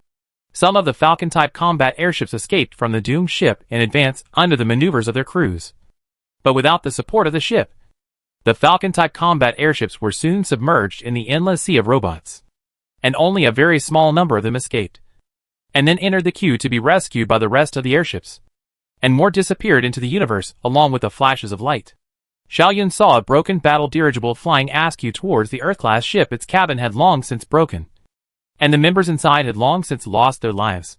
A ray of light appeared from the Earth-class ship just before it finally hit the Earth-class ship, and then accurately struck it. The combat airship exploded with a loud bang, while the body of that warrior was torn into pieces by the violent explosion. And one of the fragments happened to hit within Xiaoyun's field of vision, presenting itself in the large screen in front of Xiaoyun. The hands in the fragments were tightly gripped until now. Xiaoyun's heart still did not fluctuate a bit, and Xiaoyun was still quietly watching.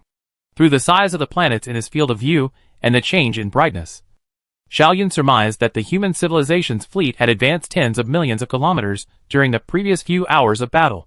This rate of advancement was undoubtedly very fast. Just like the plan that General Emmerich had specified earlier, advance as fast as possible, destroy the planets as fast as possible, and not engage in a frontal and protracted battle with the robot army.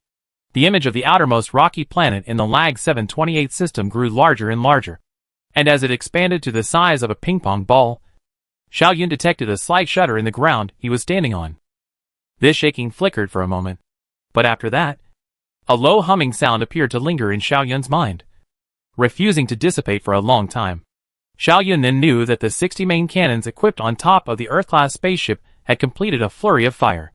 This was the most powerful attack method of the most advanced combat ship made by the human civilization. Previously it had only been used in weapons trials. Never in actual combat. Some interstellar pirates were just that. Not worth the Earth-class ship to use this attack method now. For the first time in actual combat, it was being used in actual combat. And it had been used in actual combat. Now, for the first time, it was used in actual combat. Xiaoyun saw a thick bright white flash of light cut through the dark and deep cosmic space, flashing like a bolt of lightning and disappearing in an instant.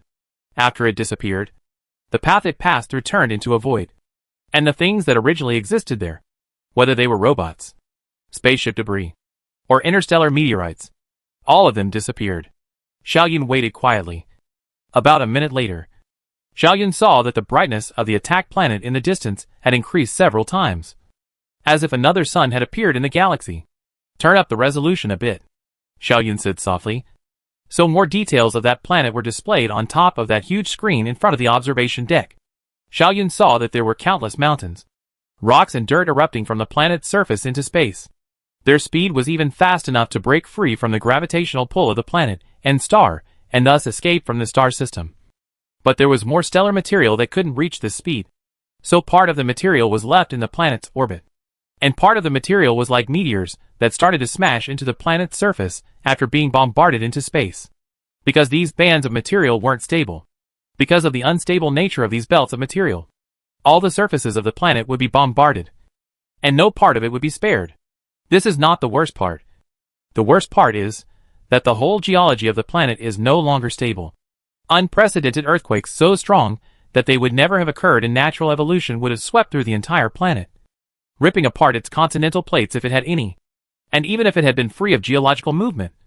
Because of this overpowering external shock, its geological movement would have been activated, with volcanoes, earthquakes, meteorites, smoke and dust, will make the planet fall into a long dead silence. If there are certain buildings on it, no matter whether those buildings exist on the surface or underground, even if they are 1,000 meters or 10,000 meters deep underground, it will be destroyed by the geological activities of the planet itself. Chapter 311. I knew it was a trap. A single volley of fire from the 60 main cannons of an Earth-class ship was enough to destroy a civilization that hadn't even stepped into the interstellar age, as well as all the life that existed on this planet. So, if that genius was hiding above this planet, no matter where on the planet he was hiding, at this moment he was bound to be dead. But there were 3 rocky planets in the Lag 728 system. So, this attack by the Earth-class ship would be staged twice more. The number of robots was simply too many. So many that even after such a long period of efficient killing, their numbers had not decreased at all. But that didn't matter. The purpose of this outing of the human civilization's fleet wasn't to kill the enemy at all anyway.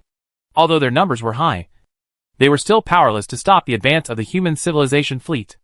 After destroying the first planet, the fleet then headed for the second planet.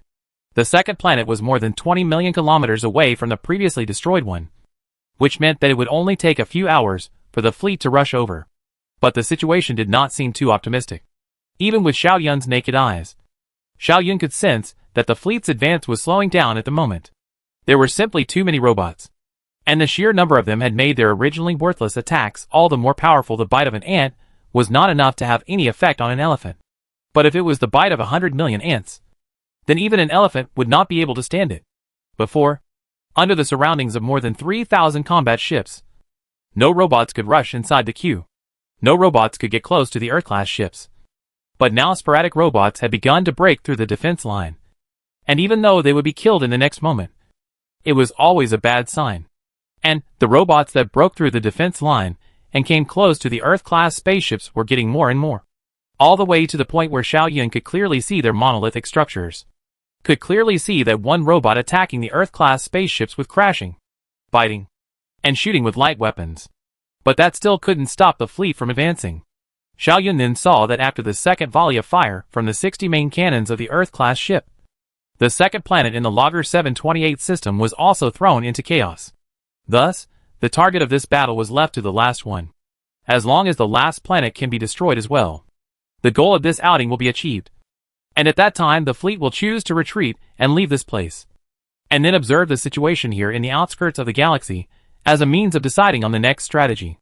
But will this goal be reached so easily? Since the beginning of this battle, the human civilization fleet had already suffered losses that could be described as severe. Xiao Yun knew that at least over 100 Tarzan-class ships, as well as 5 Everest-class ships, had been destroyed. And the number of ships that had suffered some degree of damage was several times that. But even so, Xiao Yun still had a feeling in his heart that this battle had gone a little too well. Facing the attack of the human civilization's fleet, the robot group side had not organized an effective defense plan at all. They seemed to only know how to rely on numbers to swarm up, and only know how to rely on numbers to launch a messy attack. This kind of attack can indeed be said to be the most suitable for the robot's form of existence. But Xiao Yun thought that, if it was only like this, then the original design of these robots would have been too smooth. If that was all, then the genius who designed these robots at the beginning was a bit too stupid. This large-scale battle exposed the many problems that existed in the robots. And these problems directly led to the level of combat power of the robots to drop by 1 grade. This might be good news for General Emmerich and his staff team. But Xiao Yun thought that it meant a doubt. And that doubt was it difficult to add something about combat skills into the main control program of these robots? If it wasn't, why didn't the genius add it? If that genius had added it, why didn't these robots use it? After all, as long as there are some very simple combat techniques, the robot group can increase the casualties of the human civilization fleet by at least half. In which case, the human civilization fleet's raid would not be so smooth.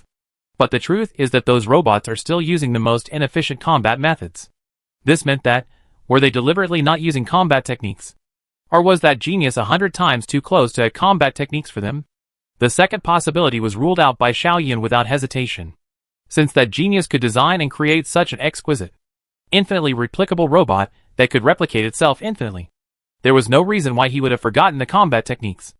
After all, even someone like Xiao Yun, who could almost be said to know nothing about war, would know something about collaborative combat, mutual cooperation and the like.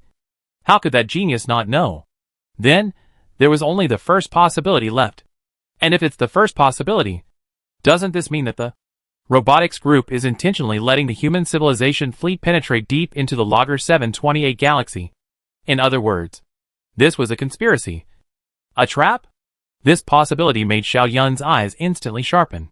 Xiao Yun looked carefully at the chaotic and complicated battle outside the observation deck, and thought carefully along with this possibility to continue thinking. Luring the enemy in is actually a very simple ploy. And the reason for executing this ploy is also a very obvious thing. It's just to gain greater battle results. Or even to wipe out the entire fleet of the human civilization. It was just that the robot group couldn't do this if they just had combat skills. The robot's single combat power was too weak. And the raid was extremely fast. And although there were billions of robots in the entire LAG 728 galaxy, they were actually scattered. And there was no way for them to converge together in a short period of time. Even if the robots can double their overall combat power after adding in combat skills, they can only do so to expand some of the results of the battle. And if that's all there is to it, what's the need for it? Don't forget, the battle has been carried out so far. The robot group has paid the price of 2 planets. And this has not counted those robots that were destroyed for nothing because they hid their true combat power, and many of these robots would not have been destroyed if they were counted according to their normal combat power. These 2 planets in the next millions of years will be harsh environment. And this will certainly have an impact on the process of the robot group to collect resources to replicate their own process. So this can be counted as the price they pay. And the harvest of it is simply to lure the enemy into the depths of the enemy, and then increase some of the damage to the human fleet? This does not seem to make sense. From the point of view of pay and gain, this is an extremely uneconomical thing. Robots, even if they are not smart, but not so stupid to this point. From this, we can draw the next conclusion. Can let the robots risk to pay such a heavy price also want to carry out this plan? What they are planning must not just let the human civilization fleet more casualties such as simple. It is very likely that they want to bury the human civilization fleet in the whole of this place. But just enhance some combat power and impossible to do this. Then, there is a big problem. The robot group, to hide their strength, in the end want to do what? Although the destruction of the entire human civilization fleet. This goal is very difficult for the robot group, even if their combat power doubles. But Xiao Yun still thinks that this goal is the most likely. In order to achieve this, there must be something else that he didn't know about. In other words, the robotics group still had a hidden backdoor. And this backdoor would allow them to achieve the goal of overthrowing the entire human civilization fleet. This goal, in other words, the robotics group has a hidden agenda. And this agenda will allow them to achieve their goal of destroying the entire human civilization fleet. The robot group hid their strength to lure the enemy in. And after the human civilization fleet had reached a certain point, the robot group would explode their true strength, which still could not destroy the human civilization fleet. But at least it could delay them for a period of time. And in this delayed period of time, the robot group would use the unknown hidden means to destroy the human civilization fleet in one go. Fleet in one fell swoop. There were 2 prerequisites to use this backstroke. Firstly, the human fleet must be lured to the depths of the LAG 728 galaxy. And secondly, the human fleet must be delayed for a period of time. That is to say, it would take a certain amount of time to unleash this backstroke. But even with these 2 prerequisites, Xiao Yun had no way to surmise what this afterthought was. The existing information was too little. And without enough information, there was no way to continue with this speculation. But even if you only think about this point now, the situation that the fleet is facing is already terrifying enough. Xiao Yun did not know if General Emmerich had thought of this, whether or not he recognized this as a trap. But since Xiao Yun had thought of this, in order to be on the safe side, Xiao Yun would have to tell General Emmerich about these speculations. Xiao Yun then hurriedly barged into the combat command room and told General Emmerich about these speculations of his. General Emmerich's reaction, however, was somewhat strange. After listening to Xiao Yun recount his thoughts, General Emmerich only nodded lightly. General, you already know these things? Xiao Yun asked. Yes, since you already know that this is a trap. Yet you still choose to break in? Xiao Yun's tone was filled with puzzlement. Yes, General Emmerich said indifferently. Chapter 312 Terrible Speculation. Xiao Yun, don't underestimate the wisdom of our military personnel. General Emmerich gently patted Xiao Yun's shoulder and sighed. Although the reasoning process is different from yours, the conclusions we have reached are basically similar. Unlike you, who surmised this conclusion simply by observing with the naked eye, we surmised this result with the support of a large amount of data. We likewise thought that it was strange that the robot group did not possess even the most basic combat skills. And we likewise thought that it was a deliberate trap to lure us deeper. Yet after discussing it with my staff team, I still decided to go ahead. Why did you know that it was a trap? Yet you still wanted to break in? Xiao Yun continued to ask with some incredulity. General Emmerich lightly glanced at Xiao Yun before saying, "You are in too much of a hurry right now. Your thoughts have been affected by this anxiety, thus causing you to have some things that you can't see clearly. Xiao Yun, calm down. I think, after you calm down, you can easily know why I would choose to go on knowing that it is a trap." Xiao Yun was stunned, and the tumultuous thoughts in his mind then gradually calmed down with General Emmerich's words. After his mind regained clarity, after only a few moments, Xiao Yun let out a sigh as well, and smiled bitterly with some hopelessness. Indeed, there is indeed a need to move on. Xiao Yun spoke in a low voice. The robot group is counting on us. And how are we not counting on the robot group? Seeing that Xiao Yun understood, General Emmerich patted Xiao Yun's shoulder before turning away and continuing to deal with that complicated military affairs. Xiao Yun still stood here with some frustration, looking at those busy staff officers in the combat command room. Looking at the still resolute General Emmerich, his heart suddenly felt a little sad. The fleet's main task is to carry out the plan to assassinate the genius. As early as before arriving at the Logger 728 galaxy, General Emmerich and the staff team, as well as Xiao Yun, discussed together. Everyone, including Xiao Yun, if the genius really exists, even if the entire fleet to die, as the cost of the death of the genius is worth it. So, at this moment, even if he knows that this is a trap, even if he knows that the robot group is baiting the enemy to go deeper into the enemy, General Emmerich still chooses to continue to move forward, righteously moving forward, because this is the only chance to assassinate the genius. Missing this opportunity, the human civilization fleet will no longer be able to do anything about that genius. Precisely because the robot group intentionally lured the enemy to go deeper, intentionally set up this trap, the human civilization fleet can go so deep into the Lag 728 galaxy, can be so close to the innermost planet, if the robot from the beginning to use all the strength, or even that hidden backstage to use out, the human civilization's fleet can go so far? Still, the robot group was counting on the human civilization's fleet, while General Emmerich and the staff team were not counting on the robot group. The robotics group tried to bait the enemy to go deeper, trying to wipe out the human civilization fleet. And the human civilization fleet then took the trap as an opportunity to assassinate the genius at the cost of stepping into the trap. General Emmerich and his staff didn't care if the fleet was wiped out or not.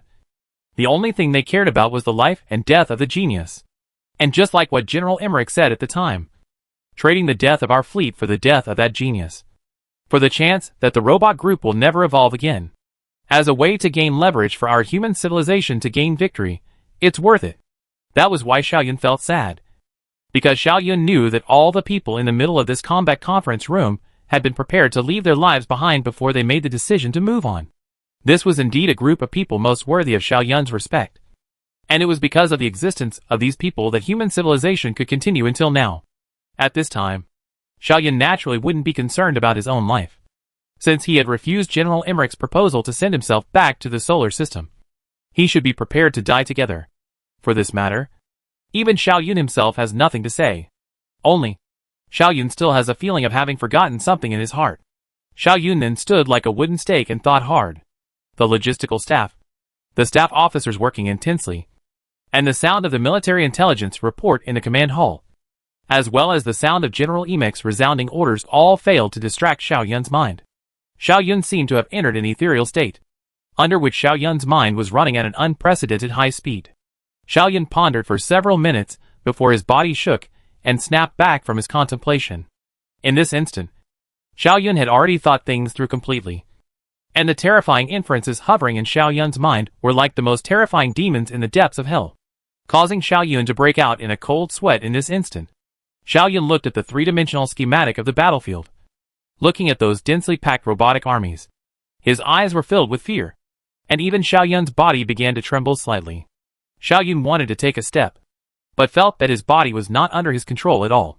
Xiaoyun barely managed to take a step before his body swayed and almost fell. Xiaoyun held onto the table next to him and barely managed to call out, "General Emmerich." That voice was like it was squeezed out from inside his throat. General Emmerich turned back, glanced at the trembling Xiaoyun, and then his brows frowned slightly and imperceptibly. General Emmerich walked over and held Xiaoyun, then asked, "What is it?" We must retreat." Immediately, Xiaoyun trembled and said, "Quickly. If it is too late, it will be too late. Quickly go. Quickly go."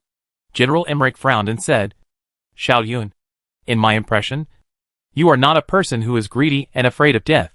You know very well that there is no way back for us now. In order to gain a chance for our civilization, we have to keep going until we kill that genius."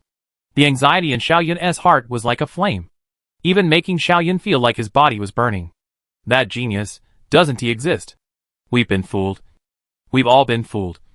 If we continue to move forward, not only will we not be able to give our civilization a chance, but we will instead push our civilization into the abyss of doom. Those robots' intentions don't just lie in destroying all of us. Their main intention is to use our corpses as sustenance to achieve their own evolution. Although he still did not understand Xiaoyun's words, General Emmerich still sensed the seriousness of the matter from Xiaoyun's anxiety. General Emmerich casually yanked over a chair before helping Xiaoyun to sit down, and also ordered a logistician to bring over a cup of water. Xiaoyun drank the cup of water in one gulp, but coughed violently because he drank it too quickly. General Emmerich stood quietly in front of Xiaoyun, waiting for Xiaoyun to give a reasonable explanation for his previous words. Xiaoyun barely managed to calm himself down before speaking extremely fast. "I have already told you before about my several speculations about robots realizing their self-evolutionary mode without the need for a scientific system or self-awareness. Do you still remember?" "Of course I remember," General Emmerich said. "But those speculations had irreparable holes in them." "What? Now have you thought of that fundamental rule that runs through science?" Among Xiaoyun's previous speculations, this rule that runs through science was the most important point. In Xiaoyun's previous speculations, this throughout science rule was the most important point. Without this rule, robots would not be able to eliminate meaningless evolutionary attempts, and they would not be able to realize exhaustive evolution in the true sense of the word. It is also because Xiaoyun's work has never been a breakthrough. General Emmerich will insist on the implementation of the assassination of genius plan. But now, Xiaoyun has found the fundamental rule of throughout science. The fundamental rule. And if this throughout the science always, if this throughout science rule really existed, then that genius would have no meaning of existence. And the assassination genius plan would be even more meaningless. Yes, I know what this fundamental rule really is. Xiaoyun's voice still had some slight trembling, but he could finally speak normally. That genius must have thought of this fundamental rule as well, and he must have applied this fundamental rule on top of the robot group. The evolution of the robot group doesn't need that genius. Regardless of whether that genius exists or not, the robot group can always evolve itself. So, our plan to assassinate the genius was wrong from the very beginning. We didn't have the need to carry out this plan at all. Tell me, what exactly is that fundamental rule? And why does it allow the robots to achieve self-evolution without relying on anyone? General Emmerich stared tightly at Xiaoyun, his voice filled with gravity. This fundamental rule is that uses the scientific development system of truly intelligent beings as a reference to weed out meaningless evolutionary attempts in the midst of exhaustive evolution. Xiaoyun said quietly. To put it simply, suppose a robot wants to make a pistol, but because it faces too many possibilities, it is impossible for the robots to make the pistol no matter how many there are, and how many kinds of attempts they make. But what if the robot at this time obtains a pistol sample? The information obtained from the sample of this pistol is already enough for the robots to weed out most of the meaningless evolutionary attempts and leave only the meaningful ones. So that exhaustive evolution will become a viable evolutionary solution. Chapter 313 Super Weapon. After saying this, Xiaoyun closed his mouth, then looked closely at General Emmerich. This kind of evolution is not magical, to put it bluntly. Nor is it how complicated. But the difficulty lies in the beginning. Who can so simply think of relying on the reference to the truly intelligent biotechnology development system to weed out meaningless attempts, so as to achieve a truly exhaustive evolution such a program? This kind of thing requires inspiration. And this inspiration has plagued Xiaoyun for up to several years. Until now, Under the illumination of that flash of aura in the depths of his mind, Xiaoyun figured it out. All of it. Although General Emmerich did not know the details of this type of evolution, he was able to understand Xiaoyun's thought process in general. And it was precisely because of this understanding that General Emmerich perceived the horror that this type of evolution implied. Xiaoyun participated in the Lockheed Galaxy research team in the base, left many advanced scientific instruments, the most important of which were those spacesuits that could fly directly from the surface of the planet to the cosmic space. At first Xiaoyun relied on this spacesuit to escape from the rocket planet and return to the solar system on the research ship, while those robots relied on this spacesuit to evolve from the planet's surface to the cosmic space, with the ability to act in space.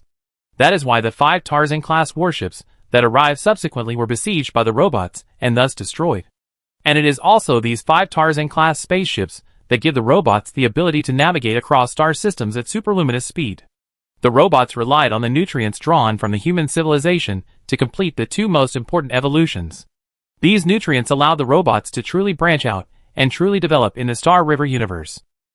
Then now, there is a huge fleet including an Earth-class ship that has been lured by robots into the depths of the galaxy.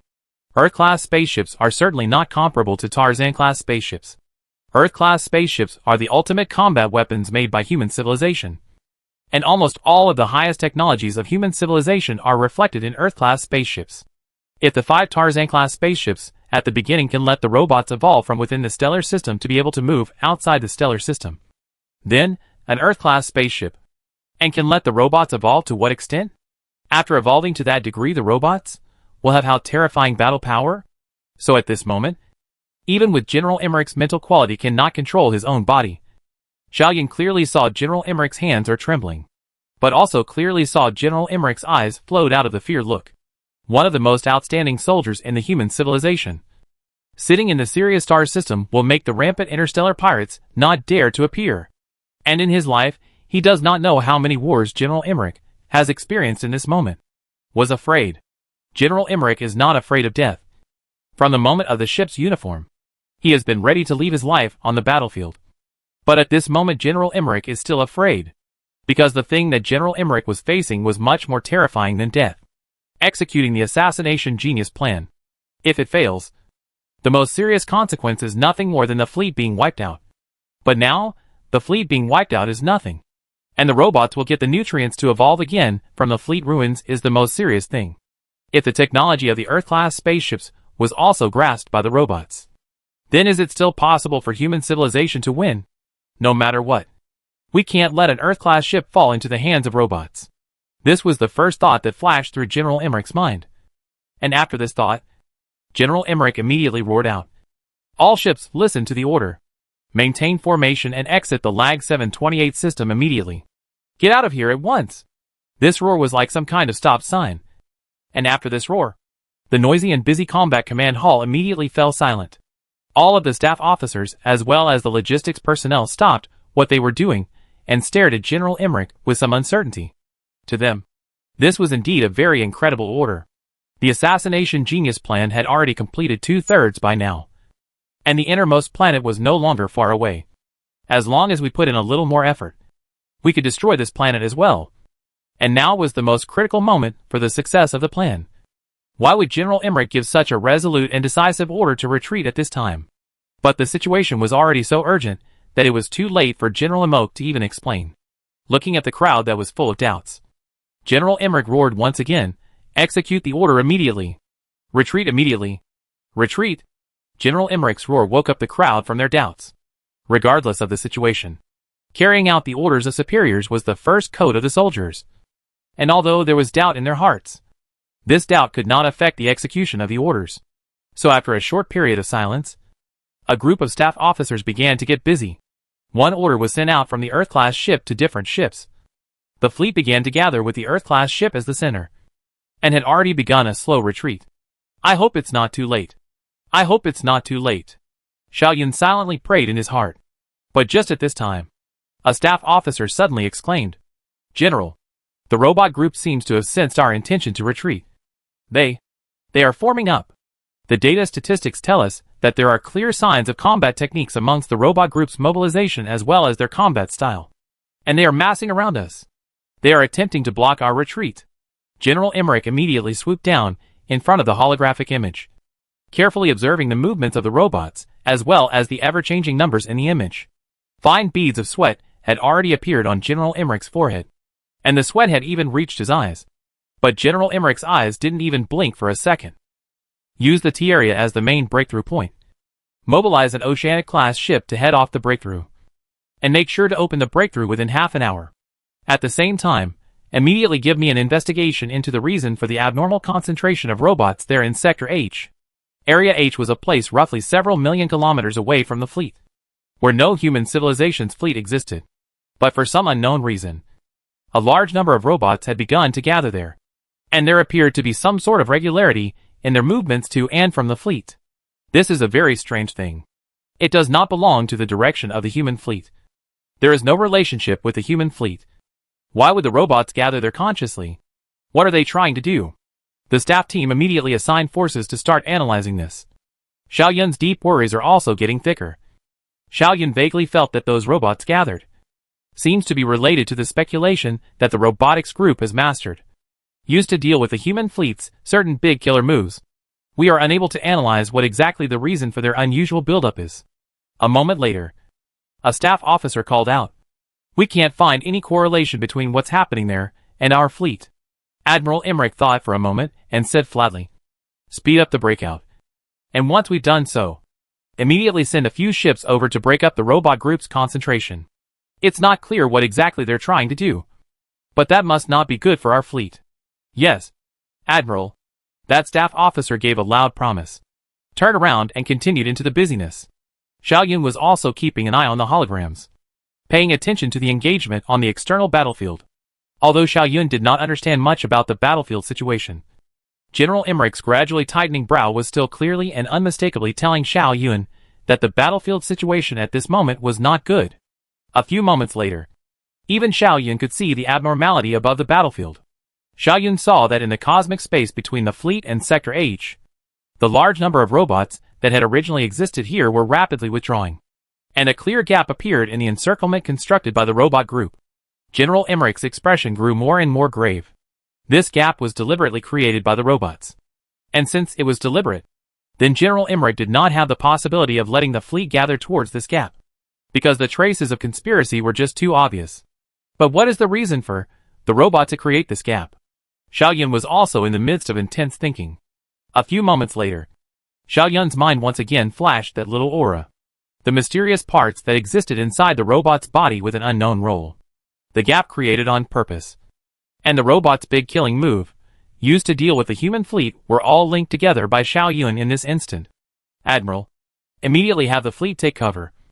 Get out of here. Take cover wherever you want. As long as there is a barrier between the fleet and the H area. Don't face the H area directly. I suspect that they are using some kind of heavy weapon that requires a large number of robots to assemble and put together before it can take effect." Xiao Yun spoke his speculation out extremely fast. But before his words fell, Xiao Yun felt the Earth-class ship suddenly produce a shaking, and in the next moment a red alarm light lit up, and ear-piercing sirens resounded throughout the ship. Xiao Yun barely managed to stabilize his body, and once again put his sight onto the battlefield hologram. So Xiao Yun saw that the number of robots that had been assembled within the H area up to a few billion before had all been destroyed, and they had been turned into a pile of fragmented interstellar rubbish. Xiao Yun knew that his speculation had finally been verified. "It's really like this," Xiao Yun muttered. "The mysterious part that exists within the robots is actually a part of some kind of super weapon, and billions of robots gathered together can be assembled into this super weapon. It is extremely powerful, and is even powerful enough to pose a threat to an Earth-class ship. But it was unleashed at the cost of the destruction of billions of robots. Billions of robots being destroyed as the price." Chapter 314 Breakout and Self-Destruction. All of this doubt was strung together by Xiao Yun at this moment. The main purpose of the robots to lure the enemy in was not to kill the human fleet as much as possible, nor was it just to make the human civilization's fleet a total loss, but rather, they wanted to use these ships of the human civilization as sustenance to reach their own evolution. The mysterious part that has been troubling Xiao Yun and many experts is not useless, or rather, it is useless in a robot. But if up to billions of such parts are gathered together, it will be assembled into a kind of principle. Although the principle is not the same, would be assembled into a weapon whose principle is unclear, but whose power is extremely large. The cost of using this kind of weapon is quite high. Just one attack will lead to the destruction of billions of robots. But compared to the number of robots, that is up to thousands of trillions. This is nothing. At the moment when the robots finally gathered and launched their attack on the Earth-class ship, Xiao Yun's face turned pale. Xiao Yun knew that although he had managed to find the truth, it was too late. It was really too late.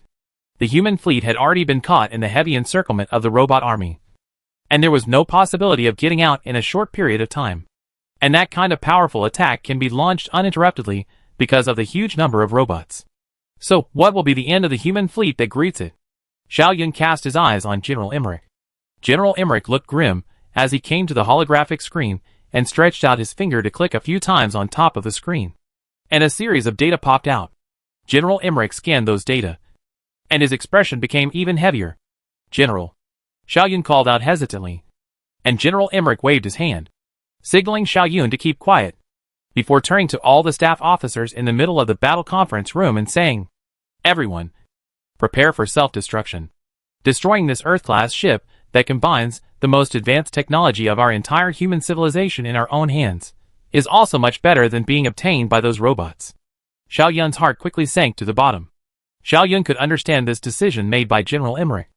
And if Xiao Yun was in General Emmerich's position, Xiao Yun would definitely choose this approach as well. Because the truth is so cruel. Their own initiative and completely destroy these ships.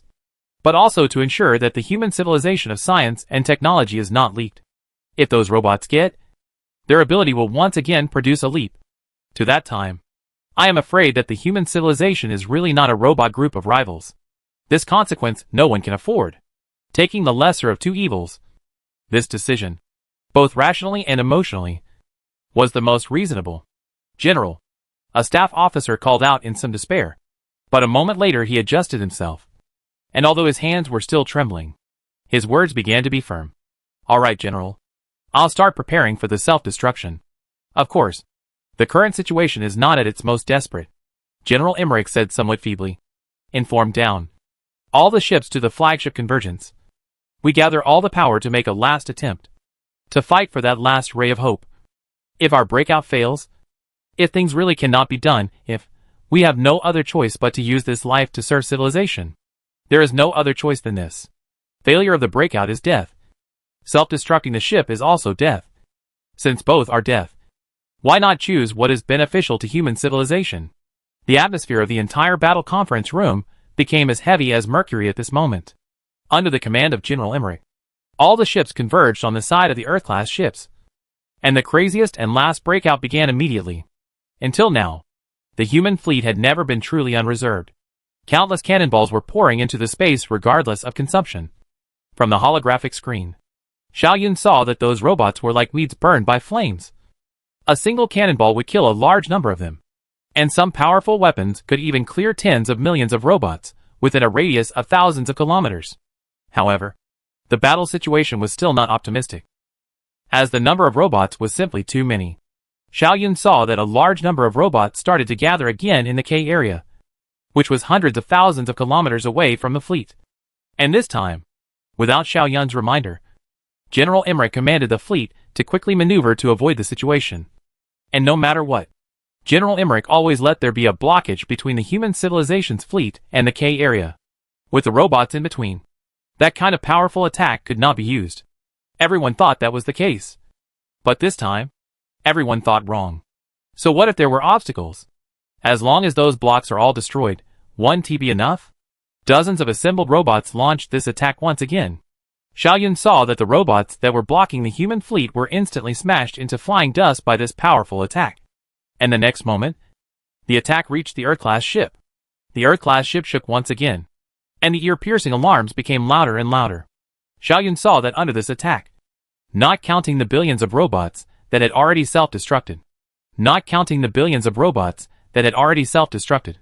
the number of robots that had been affected and destroyed was as high as at least 6 million.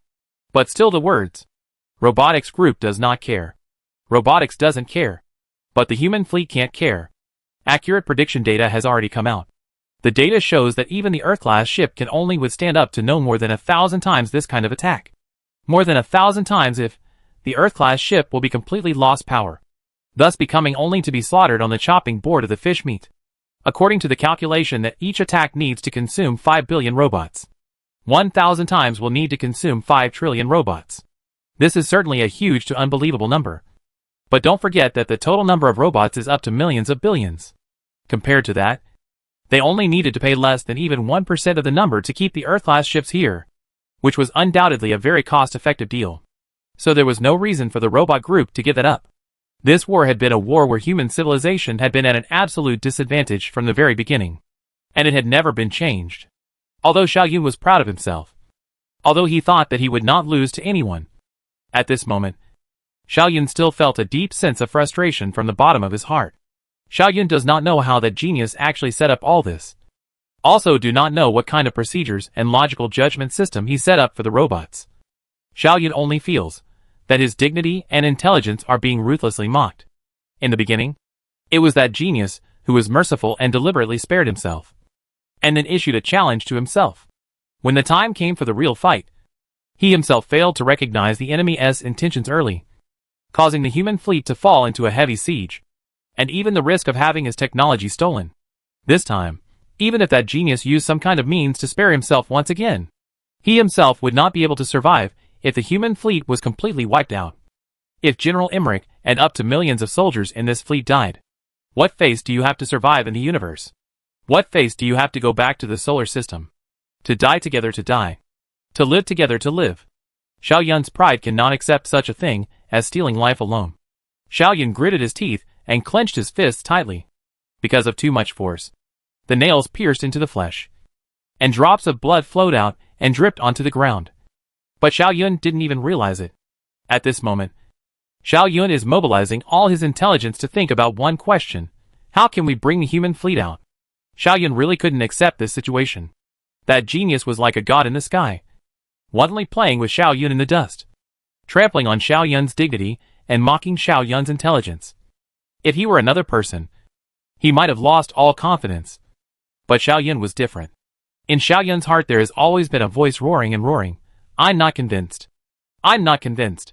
What you can do, I can do. And what you can't do, I can do.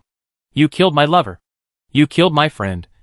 And now, you want to kill my comrade? At first, you spared me like you spared a dead dog. You thought that your wisdom could control everything. You thought that you could crush me from all sides. But I'm here to tell you, you're wrong. You'll definitely regret for sparing me in the first place. Xiao Yun knew that there was not much time left for him. If he could not come up with a solution before he failed in the breakout battle, General Emmerich would activate the self-destruct procedure, and all of these thousands of human civilization spaceships would be turned into the most complete debris forever. This was the only feasible option.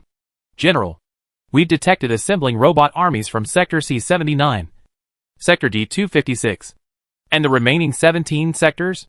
They seem to be planning to attack us from multiple directions together. The shaking of the Earth-class ship was continuous, and each shaking meant that the Earth-class ship was under an attack. The energy reserves of the Earth-class ships were rapidly declining, and there was never any progress in terms of breakout combat. The endless robots completely and utterly blocked the advance of the human fleet. They were not afraid of death or loss. They performed the task of blocking the human civilization's fleet almost regardless. Xiao Yun saw that General Emmerich's hand had been placed on top of the large red button, and those hands were constantly trembling, as if they would press this button the next moment, and once this button was pressed, the self-destruct procedure would start, and everyone would die here. Chapter 315 Value Judgment System. Once the self-destruct procedure is activated, things will be irreversible. Once that button was pressed, all the anger and unwillingness, humiliation and pain in Xiao Yun's heart would be turned into debris in the universe along with this ship, and no one would ever remember it again. That was the most horrible ending. And as long as there was a little bit of hope, Xiao Yun was unwilling to accept that outcome. But until he found a way, Xiao Yun could not raise any objections to General Emmerich's behavior, even if his heart was fearful and unwilling. Xiao Yun's reason still clearly and unmistakably told him that when things were not possible, self-destruction was the only way out. Just at this time, one of the staff officers suddenly stood up, then collapsed back to his seat in a disheveled and soft state. His face was very dark, and there were still large drops of sweat on his forehead. His lips were constantly wriggling, as if he wanted to say something but was unable to do so. It was only after tens of seconds that his words came out. General, we failed. The 5th Raid Combat Squad did not receive the intended effect.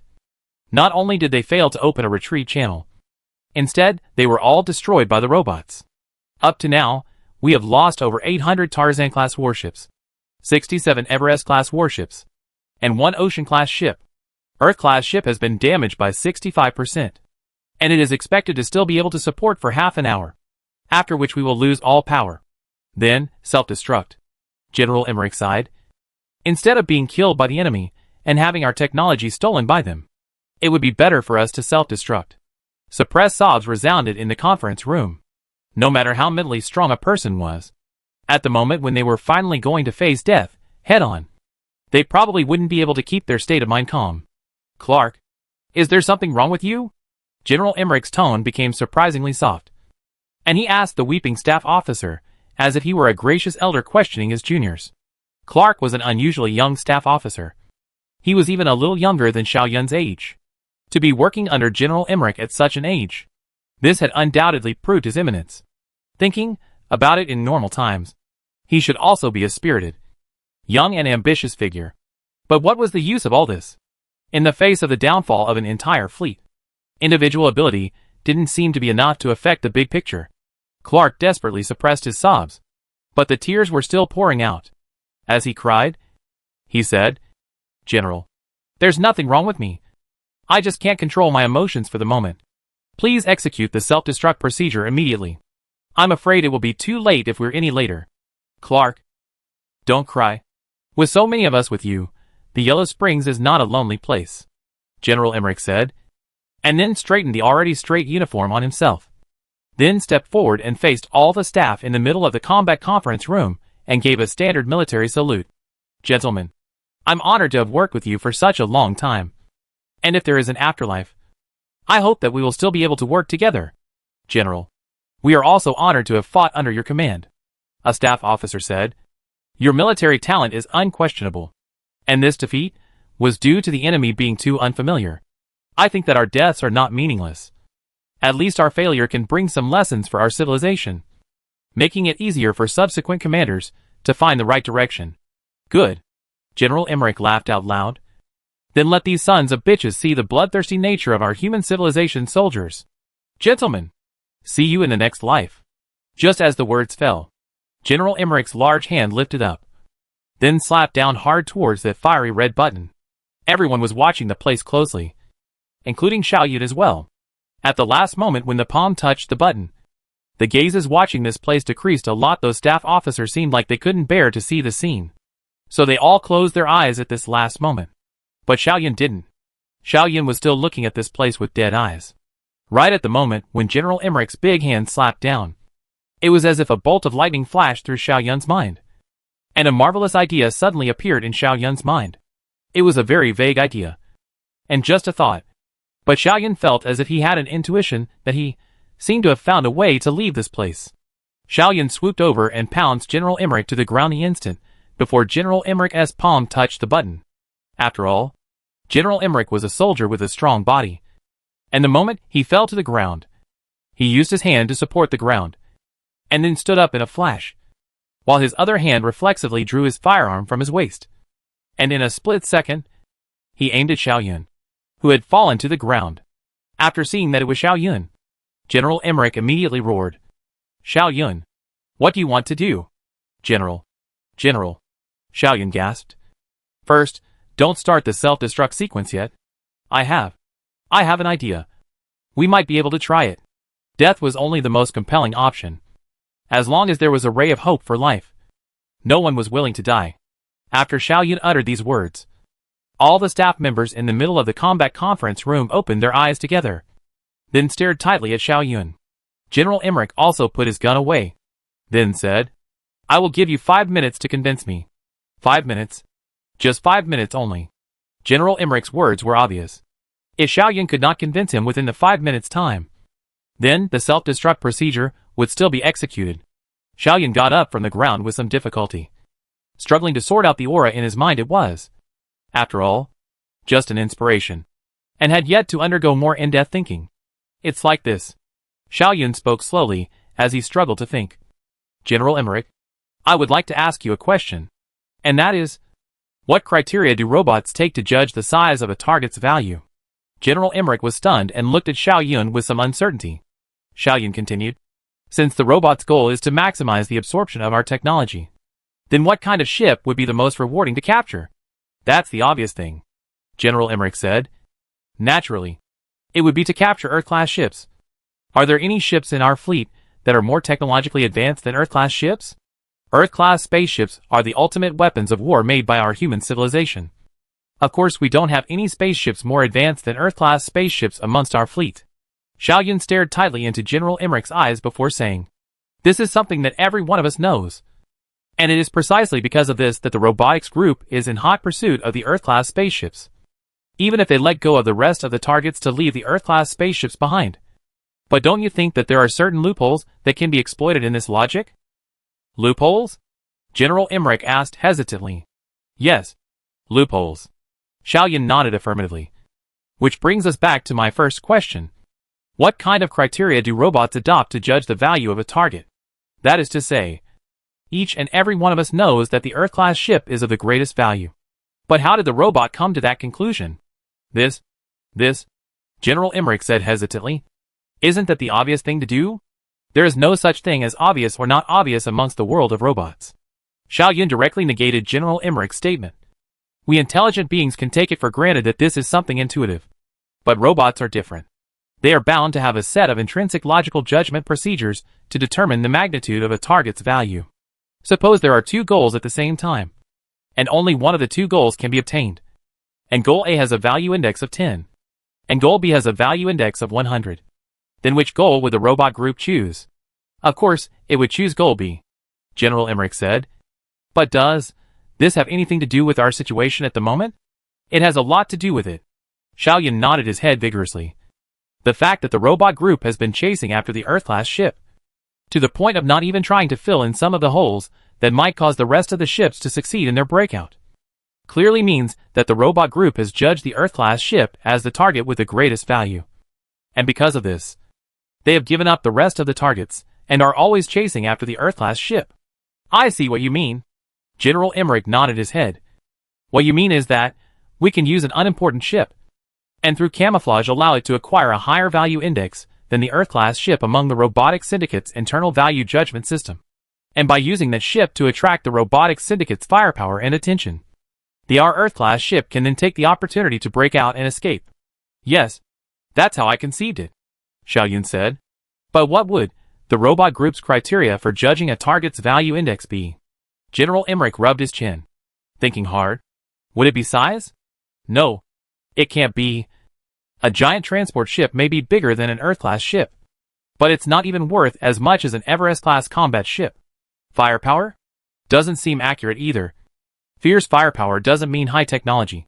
So what could it be? You've guessed it all wrong, Xiao Yun said. No matter what indicator you propose, this indicator is not comprehensive. And without a comprehensive indicator, it is impossible to judge the size of the target's value. So, if I were that genius, I would set it like this. How would you set it? At this moment, not only General Emmerich, but everyone in the middle of the combat conference room gazed at Xiao Yun. I would set it to rely on the enemy's reaction to judge the size of the target's value. Xiao Yun said word by word. To put it simply, the more the enemy values it, the greater the value of the target. And the more the enemy despises it, the smaller the value of the target. Chapter 316 The Choice. Immediately after Xiao Yun spoke his judgment out, the combat conference room fell into silence. General Emmerich opened his mouth as if he wanted to say something, but finally it did not come out. Another staff officer said, Xiao Yun, how certain is your judgment? At least 70% certainty. Xiao Yun eagerly said, you can imagine, if it is you to do this value judgment system, under the situation where the specific indicators cannot be quantified, would you choose to judge the size of a target's value by the enemy's reaction? Just like this. Suppose you are a robber, and you break into a rich man's house, but you simply don't know which one is the most valuable thing. Then in this case, would you choose the one that is the most protected, or the one that is randomly thrown in the corner? That staff officer thought carefully for a while, and finally said, "Without a doubt, I would choose the most closely protected item. But this is all based on the fact that I don't understand the exact value of the item. In the other case, how can you be sure that the robotics group doesn't have a practical system of value judgment, but instead relies on our reactions to make a value judgment? 2 reasons. Xiaoyun said without hesitation. Firstly, I am an AI expert. I have a deep understanding of the logic of judgment of an item's value by the programming code. Although that genius's judgment logic is not necessarily the same as mine. But the most fundamental things I don't think will be too different. A spaceship is a very complex thing. It is difficult to judge the value by such things as size, firepower, power or not.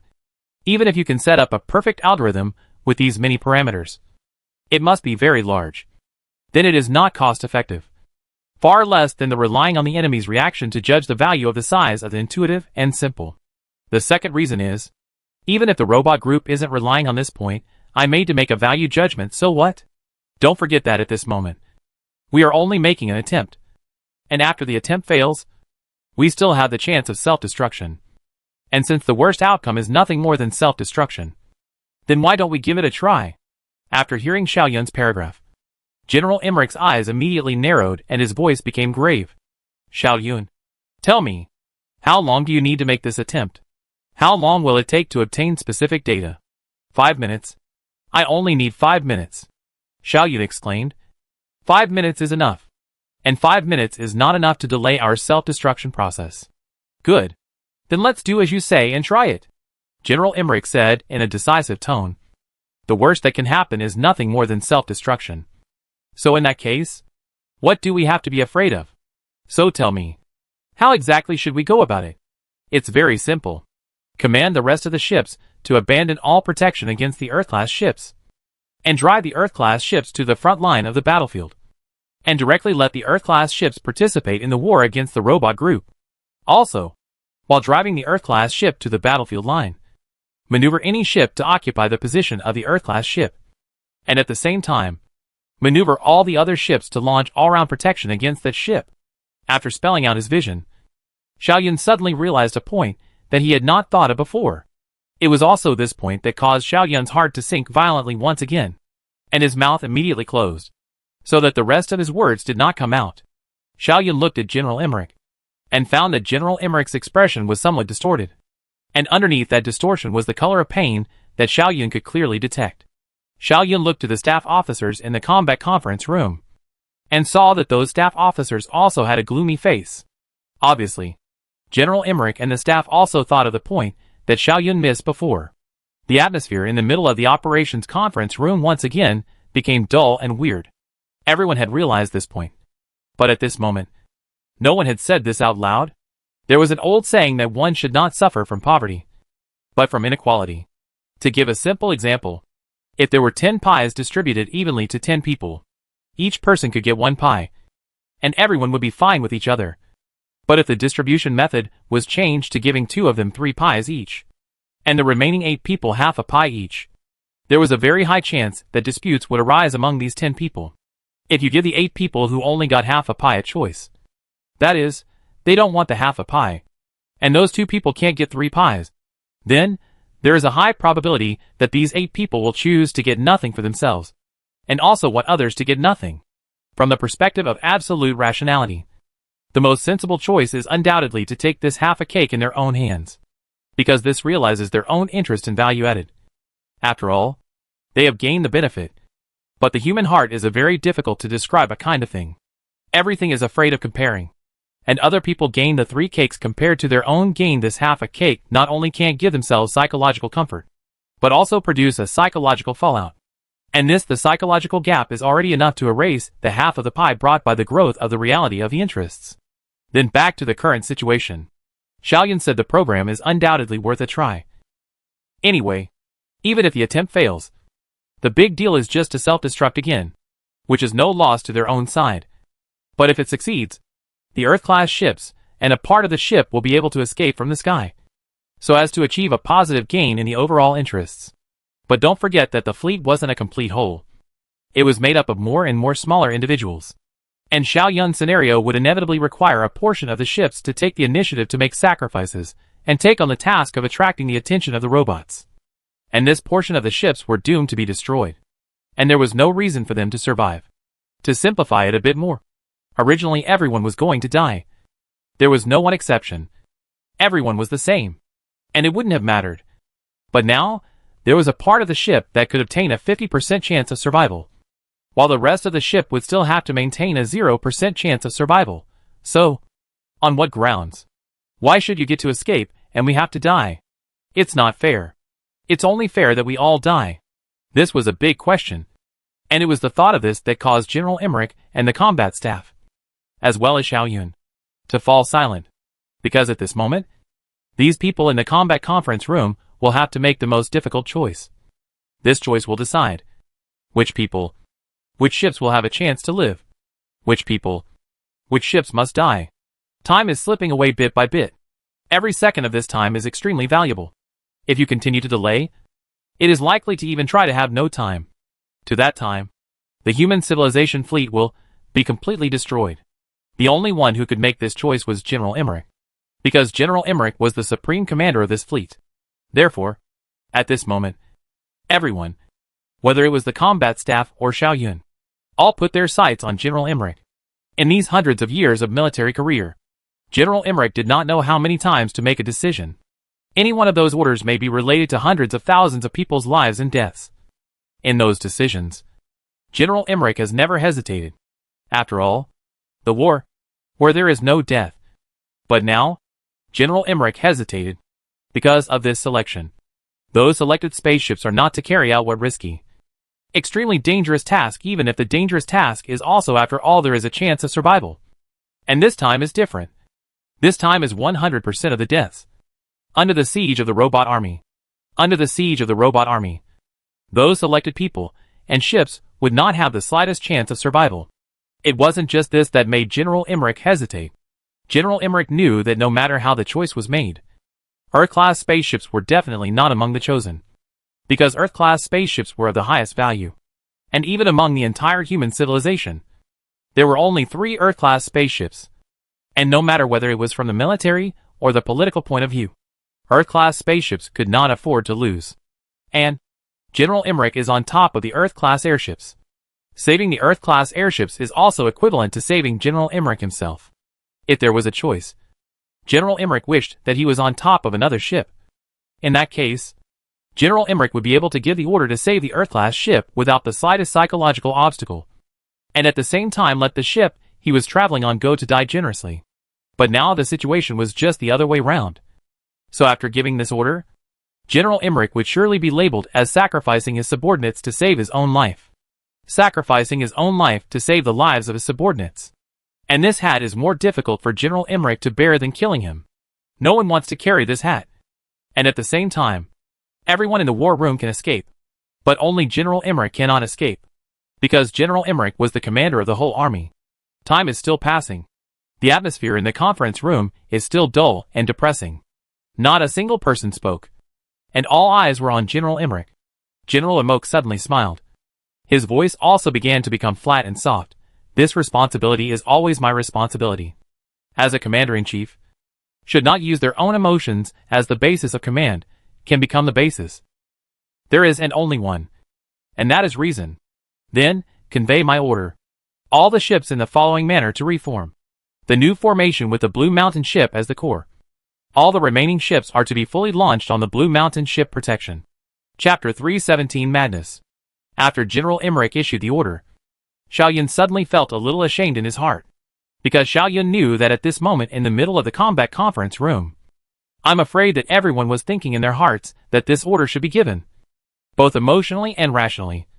But not a single person was willing to speak these judgments out. Including Xiao Yun. Regardless of what kind of motivation for making this decision. Whether it was to retain strength for human civilization.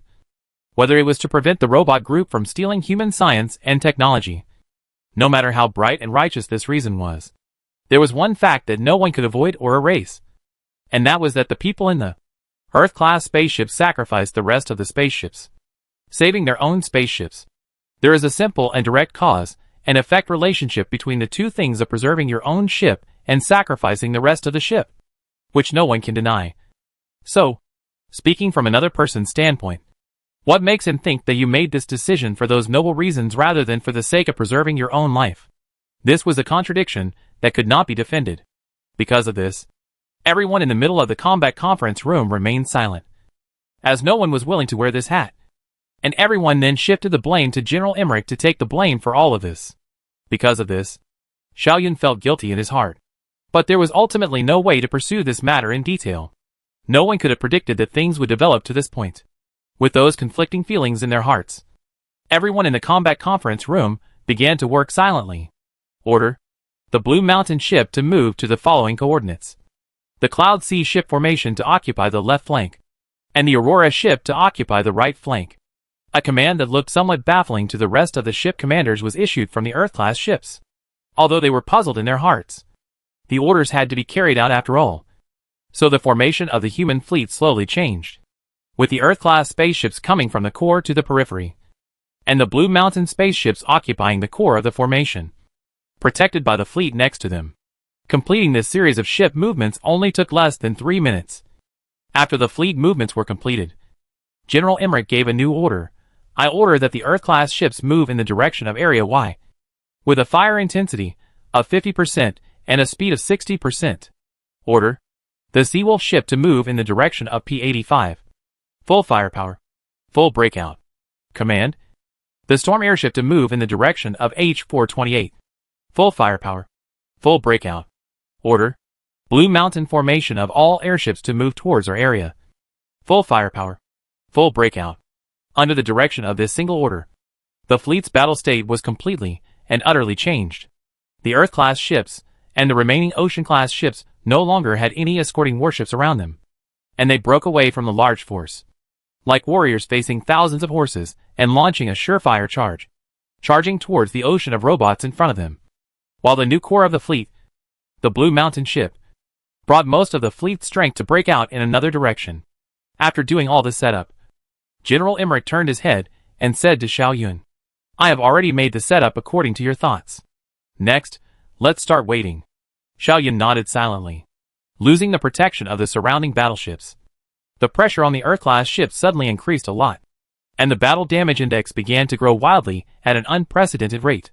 Xiao Yun knew that once the battle damage index rose to 80%, then everything would be irreparable. And at that point, there was no other way out except self-destruction. There were still many robots gathering at the periphery of the battlefield, and it was obvious that they were preparing to launch a new round of attacks whose principles were not yet known. A few moments later, the attack launched by 3 clusters of robots at the same time arrived on top of the Earth-class ship. Along with the Earth-class ship shaking, the battle damage index jumped by nearly half a percentage point. Previously, if such a situation had occurred, there would definitely be a large number of remaining ships coming over to escort the Earth-class ship.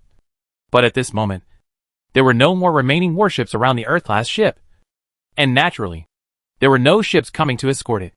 At the same time, after being attacked, the Earth-class ship not only didn't dodge, but instead accelerated its speed once again and swooped madly towards the front. And then in the next moment, it fell into the surroundings of the robot group, without any escort ship, without any tactical defense, without any tactical evasive action. The Earth-class ship was as if it had gone berserk, and only cared about charging through the robot group. The rest of everything could not care less. The battle damage index also began to increase crazily under such circumstances. In just a minute's time, it grew from 60% to 70%. It was also during this time that the battleships in the formation of the Blue Mountain airships launched the tightest protection against the Blue Mountain airships according to General Emmerich's order.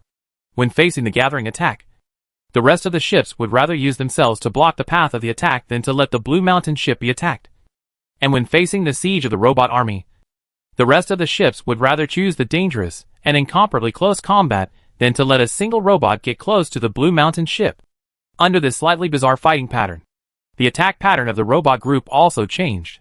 Xiao Yun clearly saw that within the next few minutes, the frequency of the gathering attacks on the Earth-class spaceship decreased from at least 5 per minute to only 1. And in the end, it was simply none at all. and the large number of robot troops gathered around the Earth-class spaceship gradually gave up on surrounding the Earth-class spaceship and began to head towards the Blue Mountain spaceship instead. The battle damage index that soared all the way up also gradually stopped after jumping to 73%, only jumping once after a long time, and then even not moving at all. Then Xiao Yun knew that his own judgment was correct, and that his own arrangement had received an effect. Despite this, Xiao Yun did not have a trace of excitement in his heart. Not only Xiao Yun, General Emmerich, as well as all the staff officers in the war conference room, also did not have a happy look. Everyone was just working silently, and apart from the necessary information reports and discussions, not a single person spoke in the war conference room. The attention of the robot group was no longer focused on the Earth-class spaceships. So with the Earth-class spaceships' maneuverability, defense and attack capabilities, it was only a matter of time before they could escape from the encirclement. Although the number of robots in front of the Earth-class spaceship was still in the tens of millions and hundreds of millions, compared to the previous time, the number of robots was almost negligible. And such a small number of robots couldn't hold back the Earth-class spaceship. In front of us is the way to life. In front of us is the vast and empty space. As long as we get there, the Earth-class ship will be free. Along with the Earth-class spaceships, there were also several Ocean-class spaceships, and more than a dozen Everest-class spaceships. Even in the most optimistic scenario, the total number of ships in the human fleet that had escaped to life was only this much, and even less than 20, leaving nearly 3,000 ships, doomed to be buried in the Lag 728 galaxy. Order the Seawolf, the Storm ship, to move to the following coordinates, and the Earth-class ship to move to these coordinates as well, and we will rendezvous there. General Emmerich switched to give a new order. After this order, a staff officer suddenly stood up and said, reporting to the general, "The commander of the Seawolf ship, Major Lin, has requested to speak to you." General Emmerich nodded, and Major Lin's slightly anxious voice came out from the middle of the combat conference room. "General, what exactly happened? Why didn't the robot group block our breakout? Also, we converged on the coordinates. But what about the rest of the warships that are still in the robotics group's encirclement? What about them?" General Emmerich's expression did not move, and he did not give any explanation to Major Lin's question, but only said slowly, "Major Lin, execute the order." General Emmerich's voice was low and calm, but there was an irresistible might contained within that statement. The call with Major Lin was then cut off, and the dozen surviving ships strictly followed General Emmerich's order, arriving around the Earth-class ship as quickly as possible and re-arguing next to it. A new order was then issued from the Earth-class ship to the dozen or so ships: escape from the Lag 728 system as fast as you can along the following course. Admiral, Major Lin is once again requesting to speak to you. The staff officer called out once again. General Emmerich still said slowly, "Deny the call. Tell Major Lin to carry out the order. Also inform the guard of the following: if the ship's commander refuses to carry out the order, the commander can be shot on the spot." With the second in command temporarily assuming the commander's position, the staff officer gritted his teeth and returned General Emmerich's order word for word. After a few moments of bobbing and weaving, the Earth-class ship, along with a dozen surrounding ships, turned up their engine power to the maximum and began to navigate towards the edge of the galaxy in a conventional sailing manner. Xiao Yun knew that once it was out of the range of influence of the star's gravity, the fleet would immediately enter FTL navigation mode, and the voyage would not stop until it reached a safe area. All orders had been issued, and silence was once again restored in the middle of the battle conference room. General Emmerich stood quietly on top of the command platform, only silently looking at the 3D image of the battlefield. His eyes filled with complexity. The image was still displaying the fierce battle situation within the Logger 728 system. Violent flashes of light were constantly erupting from the image, and General Emmerich knew that that single flash of light would mean the destruction of a human ship. "General," Xiao Yun called out hesitantly, his heart filled with worry. General Emmerich did not turn around, just turned his back to Xiao Yun, waved his hand somewhat feebly, and his voice was full of fatigue. "Don't worry about me. I'm fine." A staff officer hesitantly said, "General, we received a public broadcast message from within the galaxy." The message did not take any encryption. According to the analysis, this message was sent by the Blue Mountain, Aurora and more than 100 other ships together. "Oh, play it." General Emmerich faintly waved his hand, whereupon A slightly low young man's voice spread throughout the entire combat conference room. General Emmerich, we can understand this decision you have made. And at the same time, we will not hold any grudges against you for making this decision. Xiao Yun's mood then became more and more depressed. Xiao Yun knew that the airship that was still trapped in the encirclement of the robot group, as well as the military people on top of the airship, must have already known the reason why General Emmerich did so. And also knew that General Emmerich was letting them go to their deaths, to be able to retain a little more combat power for our human civilization. Our civilization will have a little more hope. Escaping a dozen or so spaceships is better than having our entire army destroyed here. We can die, but the Earth-class ships cannot afford to lose. And at the same time, as the only commander-in-chief with experience in fighting the robot group, General Emmerich, you cannot die here. We have no hope of escaping. So, after this message, we will detonate our ship, destroying our ship in the most thorough manner, so that those robot bastards can't get a single bit of technological information from us. We have only 2 requests. The first one is that you must not feel guilty about the decision you have made. General Emmerich, we understand your situation, and know that the decision you have made is the most sensible one. We will not hold a single bit of resentment against you. The second request is to avenge us by killing all of these robot bastards. Remove them from this universe. General Emmerich, goodbye.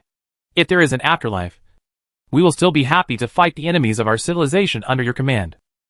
After this message was played, Xiao Yun saw an unprecedented burst of violent flashes of light suddenly erupt in the middle of the battlefield image map. As Xiao Yun looked closely, he saw that the flash was actually made up of thousands of smaller flashes converging together. Xiao Yun then knew that the airships that remained within the robotic group's encirclement had exploded together at this moment. General Emmerich's expression remained calm, but his hands were trembling, never able to calm down. General Emmerich suddenly turned around and walked towards the nearby lounge. But when he was halfway there, he suddenly spat out a large mouthful of blood with a poof, and then fell on his back. One of the guards immediately rushed over and held General Emmerich before he fell to the ground. And the war conference room was in chaos at this moment. The military doctor rushed in at the next moment to start the first aid for General Emmerich. Staff officers are also anxious around the side of General Emmerich. The conference room is in an uproar. Xiao Yun's heart also seems to be pressed a big stone in general. Only feel heavy. Even breathing is a little bit unable to use the strength. Chapter 318 The Other Me. There was no longer any point in continuing to stay in the middle of the Logger 728 galaxy. And as long as they escaped the encirclement, with the robot group's current strength, they were powerless to pursue the human fleet. Therefore, following the orders of General Emmerich before he fell unconscious, the flagship of the expedition fleet, the only Earth-class ship, the Destiny, led the only escaping ship, Destiny, the flagship of the expedition fleet, and the only Earth-class ship, led the only dozen or so ships that had escaped on their way back to the solar system. A huge fleet of more than 3,000 ships and millions of people were left when they arrived. But only this much was left when they returned. Everyone's mood was heavy. And at the same time, everyone was confused and fearful. This was also the case, including Xiao Yun. The strength of the robot group was so strong that it was beyond imagination, which made people couldn't help but start worrying about the future. The robot group of just one star system is already strong to this extent. So, tens of millions of hundreds of millions of star systems robot groups are united. How strong are they? Is such a powerful robot group really something that human civilization can fight against? The fleet was still maintaining its regular voyage at sublight speed and had not yet entered into FTL voyage. Xiao Yun stood before the porthole of the Earth-class ship at this very moment, looking at the dim star system in the distance, and fell into a long period of contemplation. The star system was still dim and small, and from here, it looked almost indistinguishable from the ordinary stars in the sky. However, Xiao Yun knew that all of this was just an appearance. Underneath this appearance was an abyss that could even make one feel desperate. That all the tragedy, all the sadness as well as death were buried by this deep universe. Millions of people's lives were deprived here. The worst defeat of human civilization ever. And even the flagship was almost lost here. All of these events, all of them took place in this tiny and bleak star system. Looking at the star in the distance, Xiao Yun's heart fluttered, unable to calm down for a long time. Just at this time, a staff member came to Xiao Yun's side and said to Xiao Yun in a low voice, "Hello, Xiao Yun. General Emmerich has woken up. He wants you to go over there." Xiao Yun's body moved slightly. Oh! Has the general woken up? How is his condition now?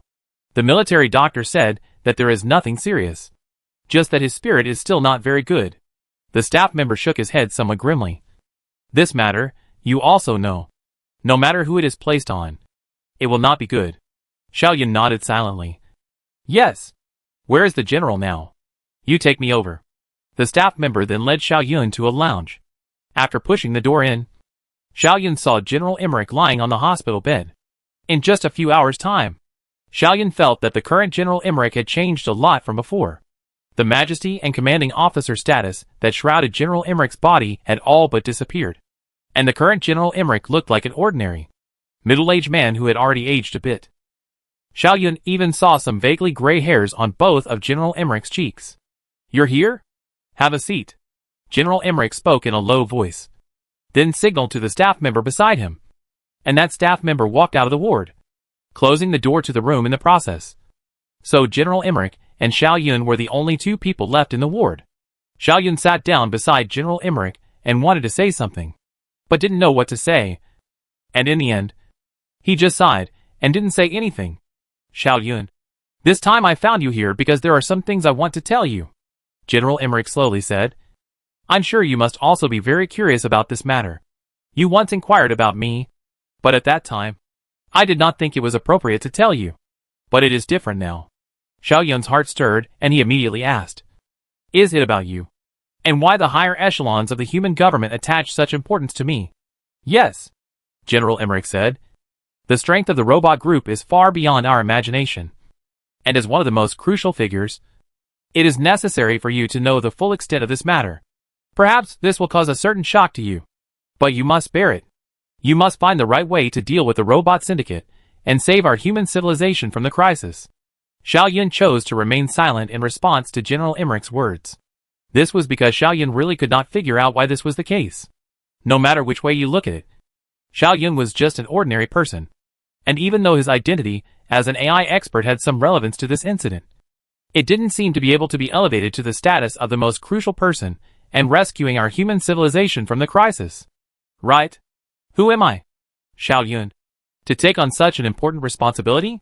Xiao Yun was silent, waiting for General Emmerich's further reply. Regardless of whether or not that genius played an important role in the evolution of the robot group. At the very least, the existence of this genius is something we cannot deny. Right? Xiao Yun nodded. Indeed. Although the robots have been basically determined to be able to evolve themselves without the need for that genius to intervene. Being able to create such robots is in itself already proof of that genius's awesomeness. But how would you feel if I said, that genius was you? General Emmerich said slowly. What? Xiao Yun stood up violently. His heart violently set off a huge wave. General Emmerich, I don't understand what you mean by that. What do you mean that genius is me? Sit down. Sit down. No need to get excited. General Emmerich gestured. Of course, I know what happened to you and everything you've been through. And know that you simply don't have the chance, nor the time, to create such a huge robot empire. Only if that genius who created this robot empire has the same appearance as you. The same genes? The same way of thinking. To put it simply, that genius was simply copied with your genes. Would you feel better about accepting it? This is impossible. This is impossible. Xiao Yun shouted out of breath. Another me copied with my genes? How could this be possible? Who copied me? What was the purpose of copying me?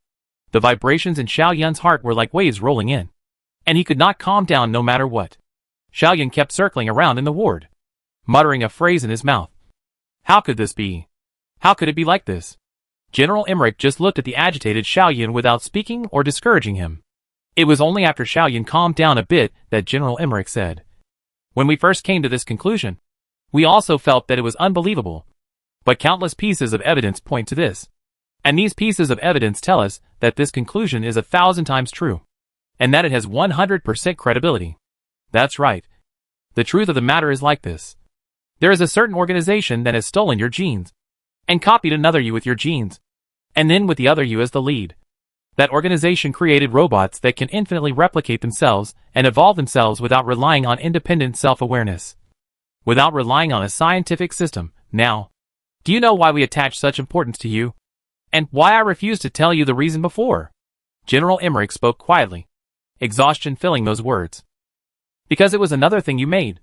So it was obvious that you were the only one most likely to be able to fix them. And because I didn't want to have an impact on your thoughts and way of thinking, I refused to tell you all of this before. But things have developed to the point where hiding it all from you is no longer necessary.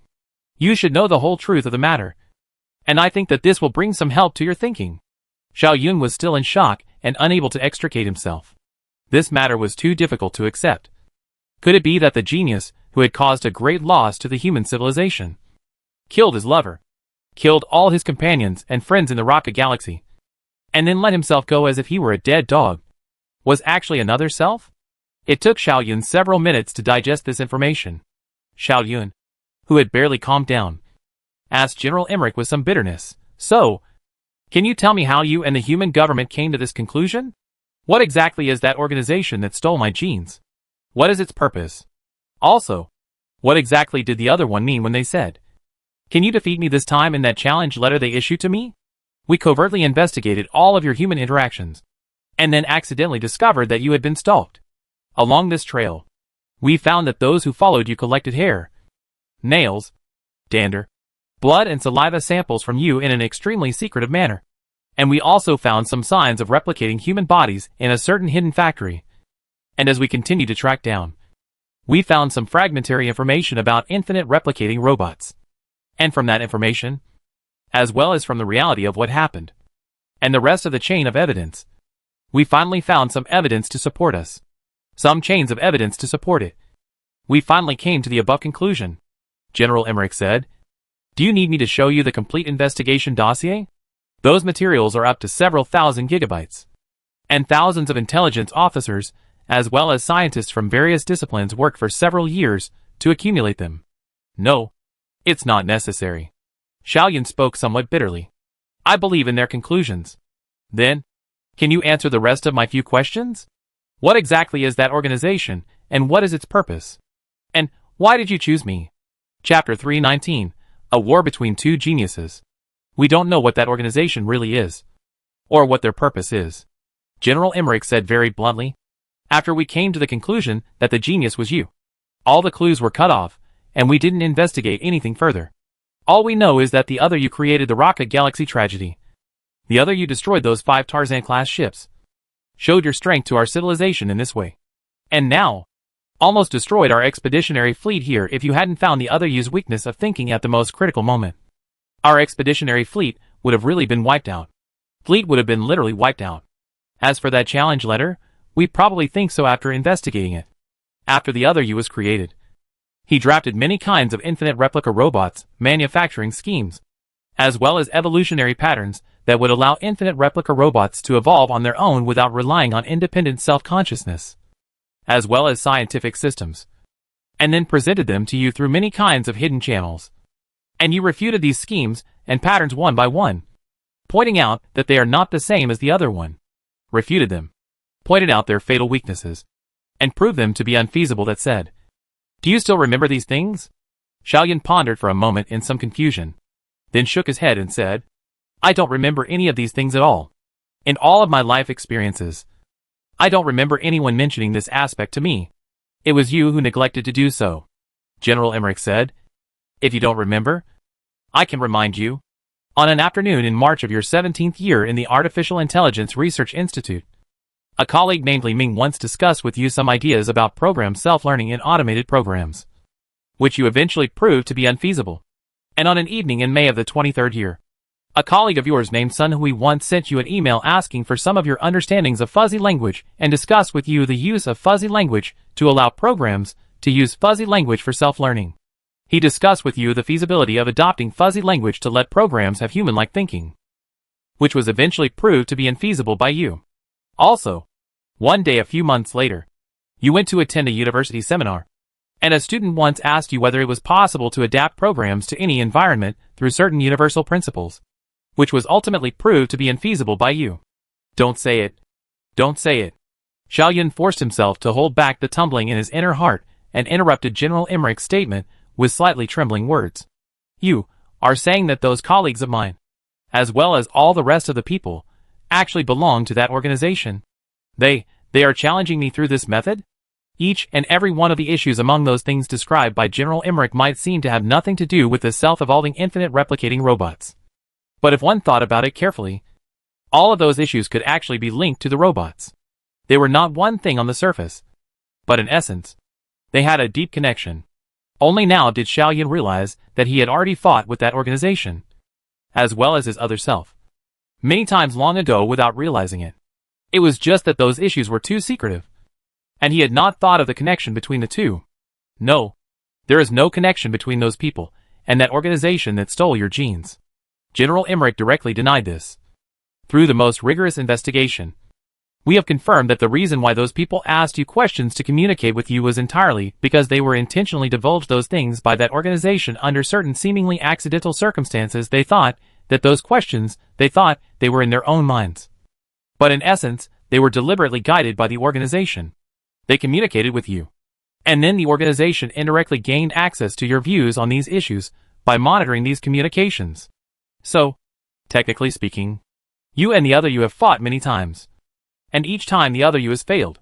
From this aspect, the phrase "will you be able to win this time" amongst that challenge letter he sent you seems understandable. So that's how it is, Xiaoyun muttered, only feeling more and more confusion in his mind. Just, why me? The reason is simple. Because only you can build such a terrifying infinite replication machine out of it, General Emmerich said. Although I don't know exactly how that organization knew about your ability and talent so early on. The results have now proved this matter without a doubt. At the same time, I, as well as the government's top management, believe that it is pointless to pursue this issue at this time. We only need to know that the other you can create such a horrifying robot. Then, as the main body, you should also have the ability to find the fatal weakness of the robots, and then destroy all of these robots. In the end, this crisis is a war between two of you. General Emmerich sighed. You are a genius. The other you is also a genius. This is a war between two geniuses. I have told you all I know. The rest of the matter will be led by you. General Emmerich continued. The one who can defeat the other you. I think, only you. This paragraph sounded a bit awkward. But the logic within those words was very simple and clear. Xiaoyun had already proved his worth through his actions. For one, Xiaoyun had found a way to make the robots evolve. And for another, Xiaoyun had found a certain weakness in the robot group, allowing the expeditionary fleet to avoid a total annihilation. It was also because of these two things that both General Emmerich and the top echelons of the human government came to the conclusion that Xiaoyun was the most crucial figure in solving this crisis. The conclusion, however, standing in Xiaoyun's own position, Xiaoyun felt differently. At this moment, Xiaoyun does not know what feeling in his heart. That has been for his own hatred. That has been letting himself some powerlessness. Some mountains to admire the feeling. That killed their loved ones. Killed their own companions of the genius. Actually will be another self? How can it be so? Himself, and really have the certainty to defeat the other self? I can only say that I will try my best, Xiaoyun said silently. I really don't have confidence. General Emmerich said somewhat weakly. The entire human civilization will be your backing. I think, our entire human civilization. How can we be stronger than that organization that is supporting the other you? I hope so, Xiaoyun said. After a moment of silence, Xiaoyun added, General, how are you feeling now? I'm fine. General Emmerich waved his hand. The court-martial will judge me fairly for all my actions. Right now, our priority is to return to the solar system and bring all these things we have experienced, the intelligence we have acquired, everything about the robots, back to civilization. Xiaoyun wanted to say some comforting words, but in the end, he did not know what to say. And in the end, he could only let out a sigh. The return voyage will probably take about 20 years. And for our human civilization to carry out combat preparations, battle line contraction and so on, it will take at least another few decades. I don't know how far those robots will develop within this period of time. General Emmerich also fell into silence. His eyes filled with deep concern. I'll leave first if there's nothing else. Xiaoyun stood up and said to General Emmerich, You have a good rest. Xiaoyun walked out of General Emmerich's hospital room and once again came before the porthole where he had been standing before, once again casting his sight above the bleak and small galaxy in the distance. So you're me too? Xiaoyun murmured. Are you there? In addition to having the same logic system and scientific thinking as me. What is your character like? Why would you do such a thing? Don't you know how much damage this will cause to our civilization? Xiao Yun's hand once again began to gently tremble. Our beloved is so lovely, gentle, and kind. She loves us so much. How could you bear to kill her? Xiao Yun just stood quietly before the porthole, gazing there for a long time, refusing to leave for a long time. The expedition fleet finally left the gravitational influence range of the Lag 728 galaxy, and then it entered into FTL navigation and began to return towards the solar system. Xiao Yun also entered into hibernation at this time, except for those who were unable to leave their posts due to work. All the rest of the personnel, like Xiao Yun, began a hibernation that lasted for more than 20 years, just like having a long dream. When Xiao Yun opened his eyes once again, the fleet had already arrived at the edge of the solar system. A warship as large as an Earth-class ship was not allowed to enter the inner solar system. So Xiao Yun, General Emmerich, some of his staff, and the top brass of the fleet began their voyage from the edge of the solar system to the Earth in a special passenger ship. The news that the human civilization had suffered a crushing defeat had obviously been strictly blocked. At least the solar system had not been affected in the slightest. During the voyage, Xiao Yun saw many spaceships, including passenger spaceships, cargo spaceships, scientific research spaceships, and traveling spaceships. The solar system was still bustling and busy. The voyage lasted only a few days before it ended, and Xiao Yun once again came to the green planet that gave birth to the entire human civilization. The spaceship stopped directly in front of the government building that symbolized the highest power and the center of civilization. In the building, the head of civilization as well as many senior government officials, and many of the most outstanding scientists were already waiting there for General Emmerich and Xiao Yun and his entourage. Chapter 320 Vagrant Civilization. Based on the information obtained from the battle between you and the robot group, we can at least confirm the following. Firstly, the robot group possesses some kind of powerful attack method whose principle is unknown. And this attack method is activated through the assembly of up to billions of robots. And each activation will result in the death of these robots. Secondly, the robot group has the ability to evolve itself. And its ability to evolve itself is dependent on the technology of our human civilization. Third, the robot syndicate has successfully developed, and there is a high chance that it has already branched out in the galaxy, occupying a large number of star systems, and is undergoing a frantic and efficient process of self-replication. General Emmerich, Xiao Yun, do you confirm the correctness of the above 3 points? A meeting was being held in the middle of the government conference room with the participation of the true top echelons of the civilization. The head of civilization, the heads of all departments, and scientists from all disciplines were all involved in this meeting. At this moment, the civilization's head of state asked this question to General Emmerich as well as Xiao Yun. Xiao Yun nodded and then said, Führer, I confirm the correctness of the above points. A brief murmur rang out in the conference room. A few moments later the murmur stopped and a scientist stood up and said to Xiao Yun, if the correctness of the above 3 points is confirmed, then we will be faced with a very tricky situation. This situation is, how do we go about facing the robot group? Sooner or later, the robot group will come into full contact with our civilization. And it is inevitable that those star systems we occupy, and even our solar system will be attacked by robots sooner or later. But how do we go about dealing with these robots? First of all, in order to ensure the interests of our civilization and protect our resources and people, it is inevitable for us to go to war with the robot group. But the robot group uses the technological system of our human civilization as the source of evolution.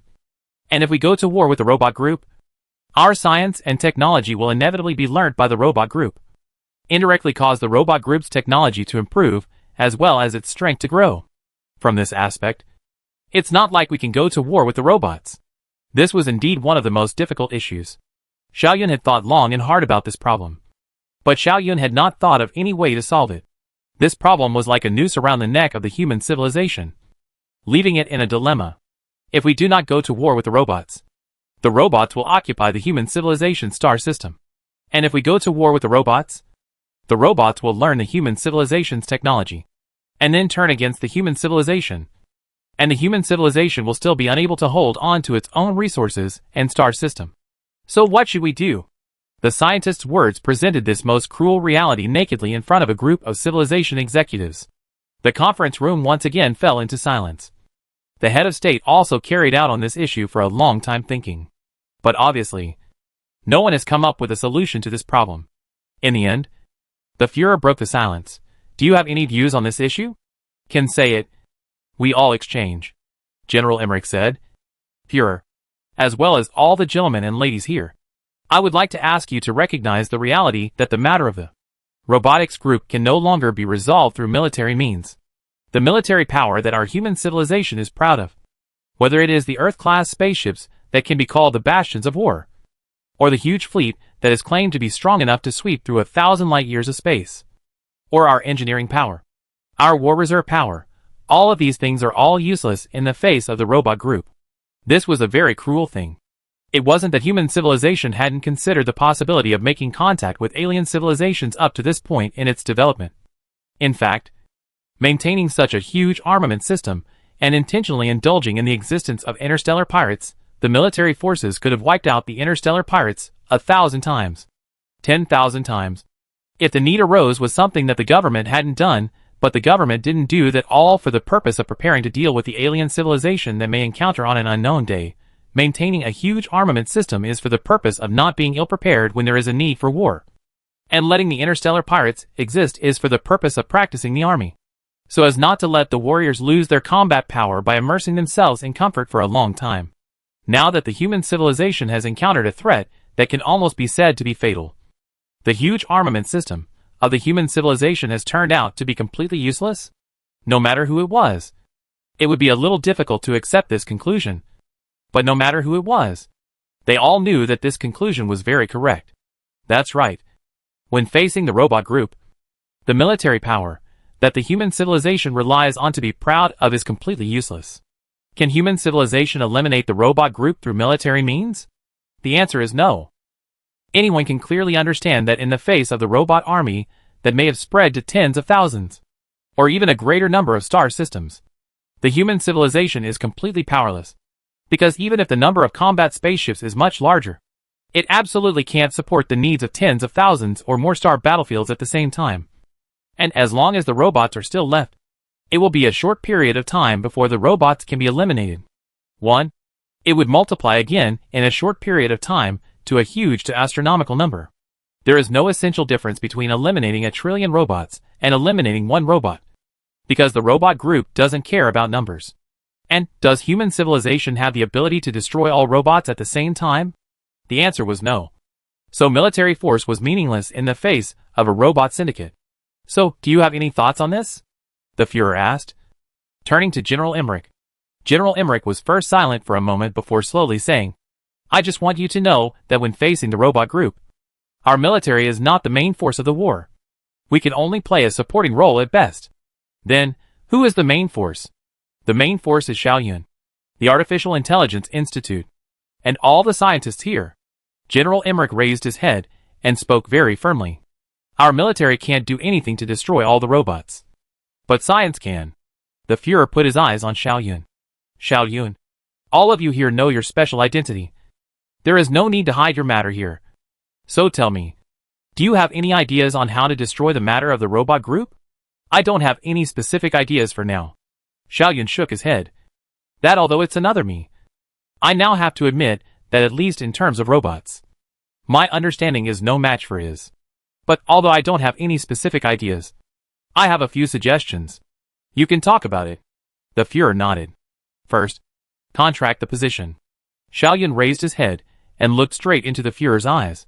Abandon all star systems rated below S-class. Move all of the population, resources, and wealth back to the closest and most important star systems to the solar system here. And defend these star systems with all of your strength while trying to delay the time for a large-scale engagement with the robot group as much as possible.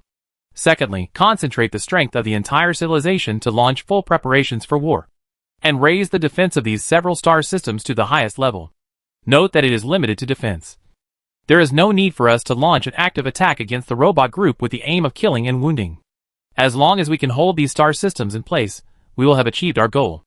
Third, make every effort to build large transport as well as manned spaceships, and be prepared to abandon the solar system and embark on interstellar wanderings if necessary.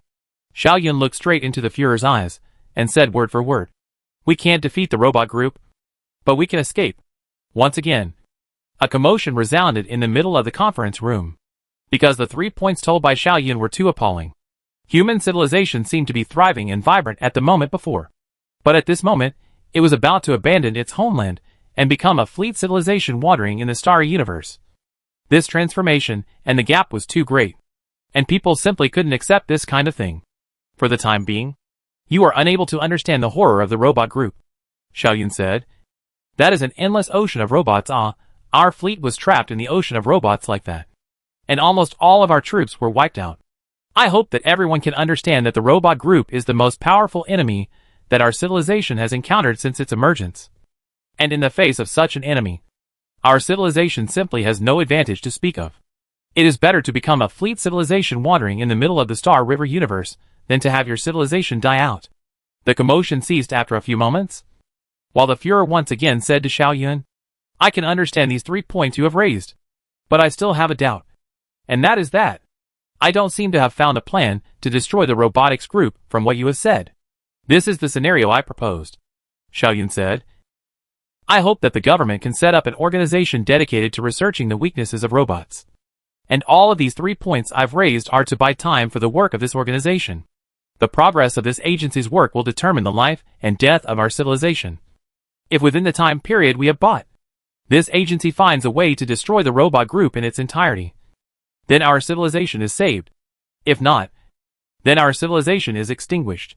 Things are that simple. Xiao Yun presented the logic of this matter in the most simple and direct way in front of the people in attendance. Xiao Yun was not concerned about how great of a psychological impact this matter would have on the crowd, because Xiao Yun knew that sooner or later, human civilization would have to accept this.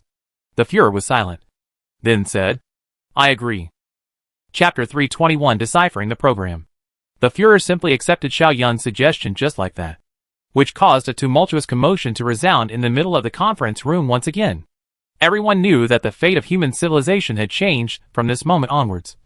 From now on, there would be hundreds of billions, trillions of people who would be affected, and the course of development of human civilization, the map of power, and everything in human civilization would be subjected to a change that could almost be said to be subversive. After the Führer accepted his suggestion, Xiao Yun also let out a slight sigh of relief. Although there was a commotion within the meeting room, no one spoke out against it, which also showed that those involved in this meeting, those who could be said to truly hold the fate of human civilization, also accepted Xiao Yun's suggestion. General Emmerich pressed the button in front of him at this time, signaling that he wanted to speak. So the Führer said, General Emmerich, what is it you have to say? Please speak. General Emmerich stood up and first looked around the conference room, then bent himself down deeply and bowed deeply to everyone in the middle of the meeting. Silence was maintained in the middle of the meeting room, and not a single person murmured. Thus, General Emmerich's slightly muffled words spread throughout the entire meeting room in the next moment. I request to resign as commander of the ship Destiny, as well as my duties as military commander-in-chief, General Emmerich said. In the middle of the RAG 728 galaxy, I committed an unforgivable and grave fault, causing nearly 3,000 ships and millions of warriors to remain in space forever. I must be held accountable for my faults. Xiao Yun's mouth moved, wanting to say something, but finally, he did not say anything. Instead, he just let out a long sigh. I don't think what you did was wrong. Next to the Führer, the chief enforcer of human civilization said, although I am not a member of the military, and I don't know much about war-related things, I am still clear that for a general, unless there is a glaring error in your decision-making, the failure of a particular battle cannot be used as the basis for a conviction. And our law enforcement system, after rigorously scrutinizing your decision-making process, does not believe that you made a clear error in your decision-making. Therefore, you are not guilty. Another high-ranking government official continued. Likewise, after reviewing the process of your escape from the RAG 728 system, we also believe that what you did was appropriate and necessary. We believe that you should be rewarded for your actions in saving, among others, the Earth-class ship Destiny, as well as the remaining dozen or so ships in the midst of a desperate situation. And you should not be punished for the demise of those nearly 3,000 ships. Yes, that is the conclusion that the 736 members of our Ethics and Values Review Council came to together after discussing the matter. Another senior government official said, we believe that you have done the best extent within your duties and abilities. And for those overthrown ships and dead warriors, we should be more likely to blame the enemy's brutality than to blame you for giving up on rescuing them due to your inability to do anything about it. But I still think I am at fault. General Emmerich's face had been covered in tears since I don't know when. I went on an expedition with over 3,000 ships and millions of men, and returned with only a dozen ships and only 100,000 men left. I escaped with their bones as a stepping stone to life in the middle of a desperate situation. And they stayed there forever. I followed the lead of reason in making that decision. But my feelings will never cease to torture my heart and keep me in torment for the rest of my life. I don't care if I did wrong or not. My mental state has led me to the point where I am no longer fit to take on these duties. And I request that the Führer may grant me permission to resign from this position. The law enforcement system and the Council for the Review of Ethics and Values have reviewed General Emmerich on both a legal and moral level. And both systems have found General Emmerich to be innocent. However, General Emmerich still insisted on resigning from his position. And this was not something that either of their systems could intervene to deal with. So at this moment, everyone's eyes were cast on the Führer. Only the Führer had the right to make a final decision on this matter. The Führer contemplated for a few seconds before finally making his decision. General Emmerich, I reject your request to resign. I can appreciate your inner torment. And I know your mental state at this moment. And I know that it would be inappropriate to ask you to continue contributing to our human civilization. But please understand one thing. Understand the situation of our human civilization. The Führer stood up and paced back and forth on the podium. You are the only commander-in-chief amongst our human civilization who has experience in fighting against the robot group. And amongst the military personnel, it is you who has the most knowledge of the robot group. And you are the most suitable person to take on the responsibility of fighting against the robot group. So, I reject your request to resign. Not only that, I also ask you to quickly dispel the guilt in your heart as well as the emotions that will have an impact on your sanity. I know it's hard, but you must do it. General Emmerich, do you understand? General Emmerich pondered for a long time, and finally bowed once more to the Führer, and all those present, before saying, I understand. After this crisis is over, I will grant your request for resignation, the Führer said. For now, everything is focused on fighting the robot group, and the rest will come later. The venue was filled with solemnity.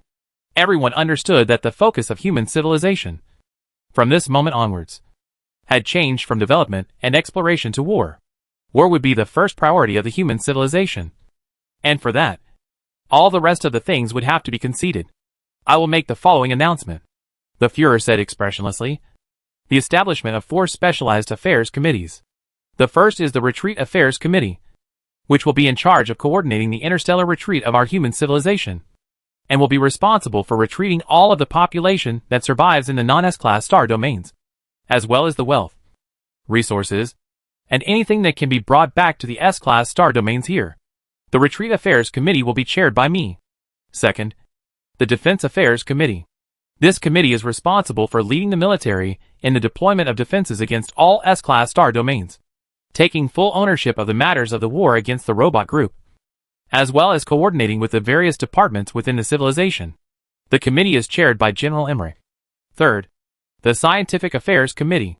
This committee is responsible for leading all scientific research forces within the civilization to find the weaknesses of the robot group from a scientific as well as logical perspective.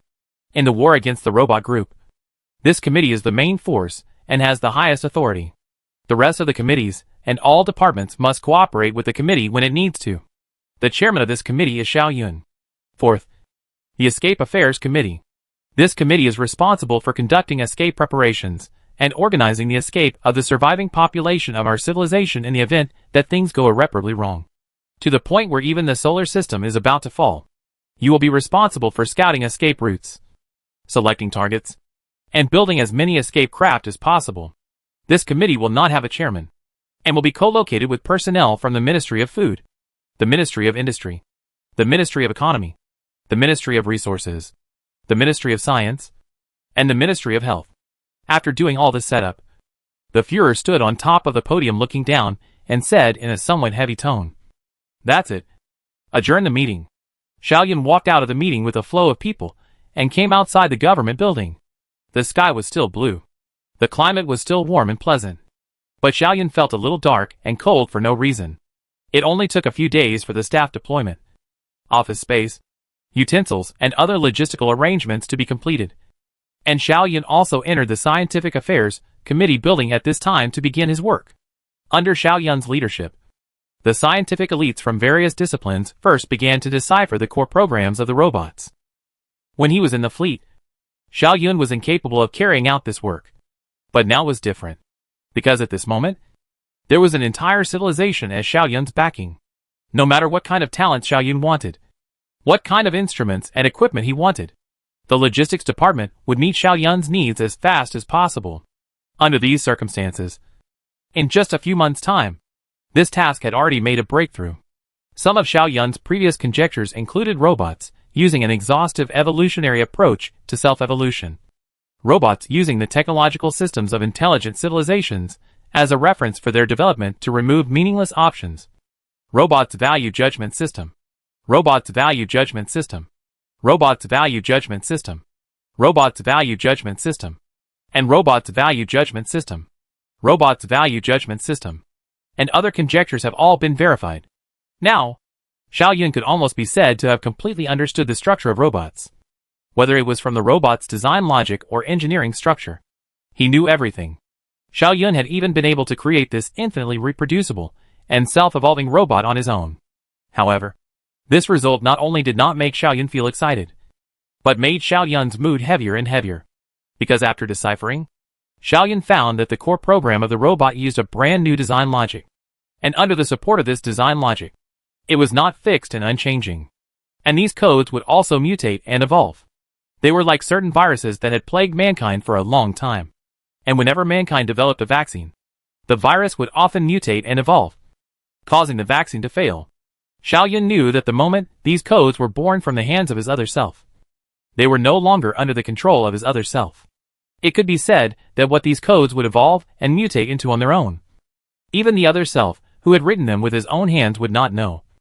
Naturally, even if the other self had personally taken action, there would not be a way to destroy these robots.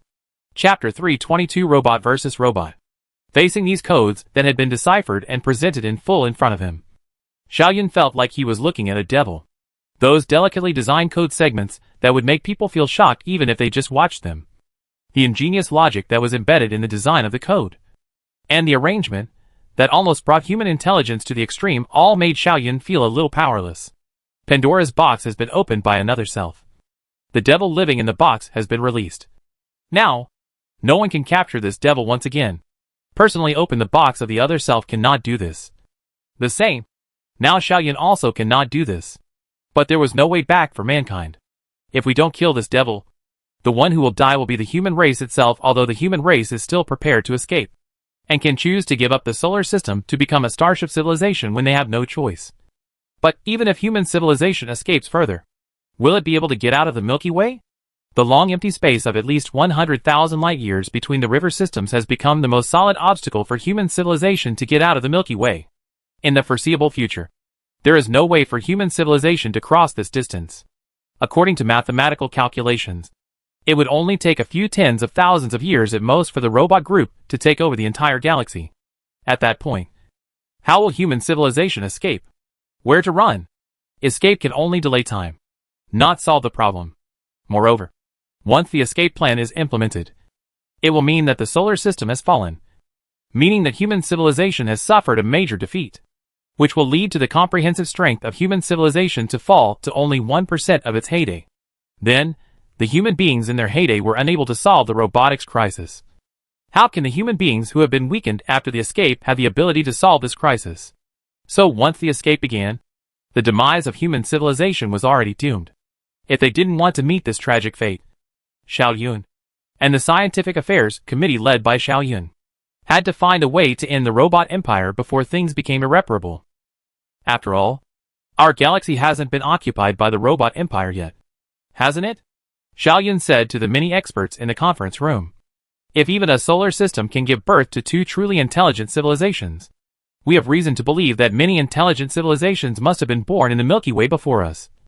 Meaning that there must be intelligent civilizations in the Milky Way that are more advanced than ours at this moment. Based on the inference that when technology develops to a certain point, the emergence of infinite replica robots is inevitable. Those civilizations that are more advanced than ours must have suffered from the robot crisis as well. But what was the result? Xiaoyun shrugged his shoulders. Whether they defeated the robot group or not, we don't know. But at least there is one thing we can easily see. And that is that our galaxy is still the same quiet and deep galaxy. And it hasn't become a paradise for the robot empire. So if we speculate from this aspect, then we can conclude that infinite replicating robots must have their own Achilles heel. A weakness that causes them to be unable to truly reproduce enough to take over a river system. When analyzed logically, this Achilles heel of the robot group could take two forms. The first being that this weakness is an inherent flaw of the robot group. And because of this inherent flaw, even if our human civilization doesn't intervene in this, doesn't interfere with the robot group in any way, they will still extinguish themselves after they have developed to a certain point. The second form is that this weakness that exists in the robot group needs to be attacked by our human civilization. And it can be used by us to destroy the robot group. But if we don't take advantage of it and attack it, the robot group won't be destroyed. We can't be sure which of these two possible states is the right one. But it doesn't matter.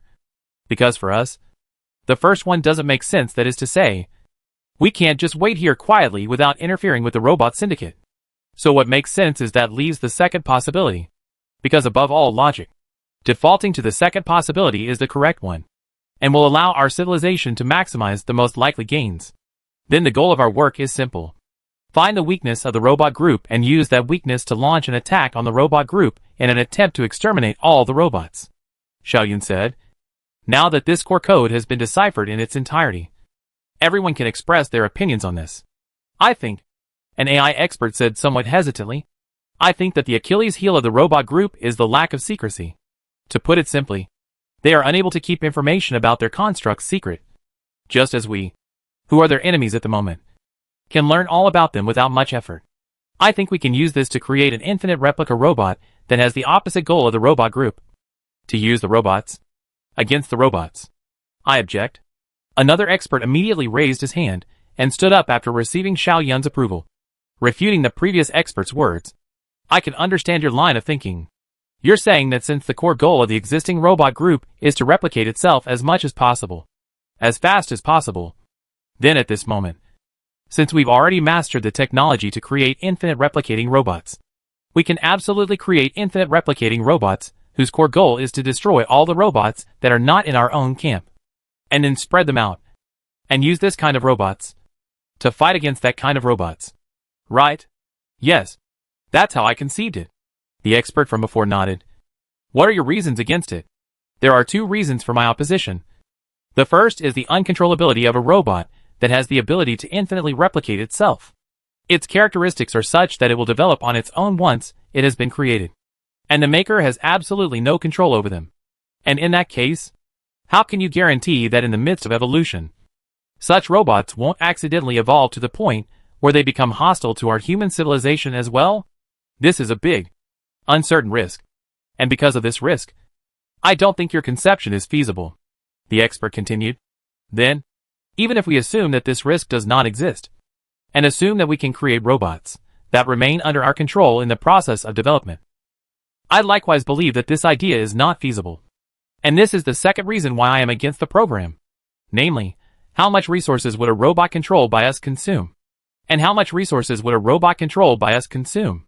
How much resources would it take for the robots under our control? And how long would it take for them to destroy the enemy? The enemy robots may have spread all over the galaxy. Do our robots have to spread all over the galaxy? What's the time frame? 50,000 years? 100,000 years? Can our civilization survive that long? A war whose time span may need to be calculated in units of 100,000 years. Such a war, even if it is won, is it meaningful to our civilization? Xiaoyun, I'm done expounding my reasons. This expert nodded to Xiaoyun and then sat down. A moment of silence was maintained in the middle of the conference room before another expert expressed his opinion. I likewise believe that the program is not feasible. After some discussion, even the expert who had initially proposed this program gave up on the idea. What about accepting this program? Xiaoyun looked around the venue. Any other ideas? One of the experts raised his hand. So Xiaoyun signaled. Dink, tell us your idea. Dink was a young man like Xiaoyun. And before the robot crisis broke out, He also worked with Xiao Yun at the Artificial Intelligence Research Institute. And the two of them were considered to be colleagues. And they had already known each other a long time ago. Because the age difference was not too big. And both belonged to the kind of people who always had many whimsical ideas. So the relationship between the two had always been quite good. My idea is likewise to respond to robots with robots, Tinker said. But my conception has some improvements compared to my previous idea. I think the robot that our side creates can have no entity. It only exists in the form of a program. In simpler terms, it is a computer virus that was specially developed to deal with the robot group. The virus uses robots as a carrier and spreads between different robots with the help of communication modules between robots, thus achieving the goal of infecting and killing robots on a wide scale. An expert retorted, I don't think your solution is feasible. Don't forget that the core code programs that support the operation of the robots are not fixed. They can also achieve self-evolution. And it is possible that after a period of time, they evolve into a completely different set of systems. In which case, how can your virus pose a threat to them? This was indeed a serious problem. For example, certain viruses that could infect humans could not infect birds. Certain viruses that could infect birds could not infect humans. And the core code program of the robots because of self-evolution. The gap between different robots in different time periods could be even bigger than the gap between birds and humans. Under this circumstance, how should the virus have an effect? But Xiao Yun knew that Tinker was likewise a very intelligent person. And it was impossible that he hadn't considered this before he came up with his idea. And since he had come up with this idea, it proved that he must have a solution to this problem. Sure enough, in the face of that expert's query, Dink smiled somewhat wryly. Robots can evolve themselves. Then why can't our virus evolve itself? Chapter 323 Evolutionary Traps and Super Civilizations. Immediately after Tinker spoke his thoughts, Xiao Yun's expression became solemn, and his mind brightened up in a hue and cry. That's right, robots can self-evolve. So why can't our viruses self-evolve? This logic is actually not complicated. As long as said through, the experts in the meeting can immediately understand this idea. And so the conference room came alive at this moment. I think the program that Tinker is talking about has a high possibility of success. An expert said. Don't forget that we have now mastered the ability to create infinite replicating robots that can evolve themselves. Then, we can completely use this logic to design a virus that can infinitely self-evolve with the goal of destroying all robots. And when the robots evolve, the virus evolves as well, which solves the problem of the virus failing. Yes, in the design of the evolution mechanism of the virus. We can also learn from the evolution program of robots. Robots use our human civilization's technological development system as a reference to carry out self-evolution. So this virus can also use the evolution method of robots as a reference to achieve the self-evolution of the virus itself. Evolution. In this way, when faced with different types of robots, the virus will evolve different ways of killing them, ultimately achieving the goal of killing all of them without missing a single robot. The only thing we need to worry about is whether or not this virus will spread and become infected within the electronic world of our human civilization. After all, it possesses the same qualities as the robot group. That is, once it's been created, the subsequent development is out of our control. If it really spreads within our civilization, it will become a nightmare for our human civilization. An expert raised his worries. Faced with this kind of ubiquitous virus that can evolve itself to evade detection and killing, and can even be said to possess some kind of intelligence, I don't think we'll be able to find a solution to them. It is a double-edged sword. Xiao Yun summarized the proposal. It may be able to cause great killings to the robot group, or even wipe out the robot group in its entirety. But it may also in turn cause harm to us humans. The forms of existence of it and the robot syndicate are extremely similar, only that one is in the middle of the real world and the other is in the electronic world. I believe that the program is value, but it still needs to be carefully analyzed. And it is even necessary to report the program to the Führer for a more cautious and comprehensive assessment. Xiao Yun said. Then that's it for this program. It's sealed for the time being. Let's move on to the next step of the discussion and see if there are any remaining ideas. Tinker did not seem too satisfied with this result. He seemed to want to engage in some more discernment, but in the end did not continue arguing. After a moment of silence, another expert came up with another idea. Xiao Yun, I think we might be able to work on top of the evolutionary mechanism of the robots. Oh, tell me about your program in detail, Xiao Yun said. It's like this. The expert spoke intermittently, elaborating on his thoughts while trying to think. I think that since the robot group uses our human civilization's technological development system as a reference to achieve its own self-evolution, and if our human civilization and the robot group were to fight, our technological system will definitely be stolen by the robots. Then, can we do this? Can we intentionally leak some majorly flawed technologies to the robot group, so that they can evolve according to the wrong technological system, and wait for all the robots to evolve along this wrong evolutionary system? We can then use the loopholes in this technology system to annihilate the robot group. Perhaps, well, maybe we can set up the end to be a dead end.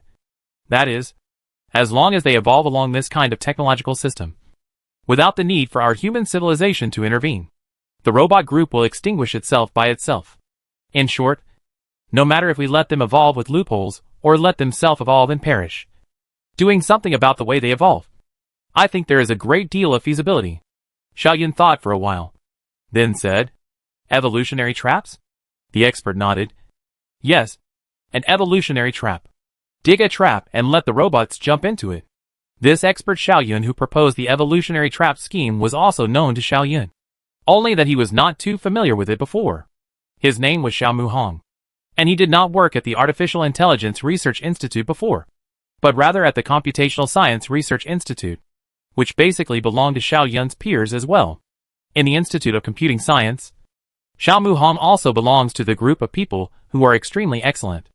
This kind of program was indeed ingenious in Xiaoyun's opinion, and also had a very high feasibility. The robot group obviously does not have the ability to distinguish between good and bad technology.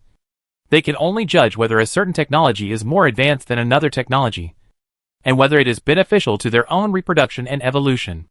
Then, with the help of this judgment mechanism, it is entirely possible for human civilization to develop a technology that is more advanced and more beneficial to the reproduction of the robots themselves, but in the long run will bring about a catastrophe to the robot group. It was entirely possible. I also think this option is feasible. Another expert voiced his opinion. Something like an evolutionary trap is extremely terrifying, not to mention to robots, even to a truly intelligent civilization like our human civilization.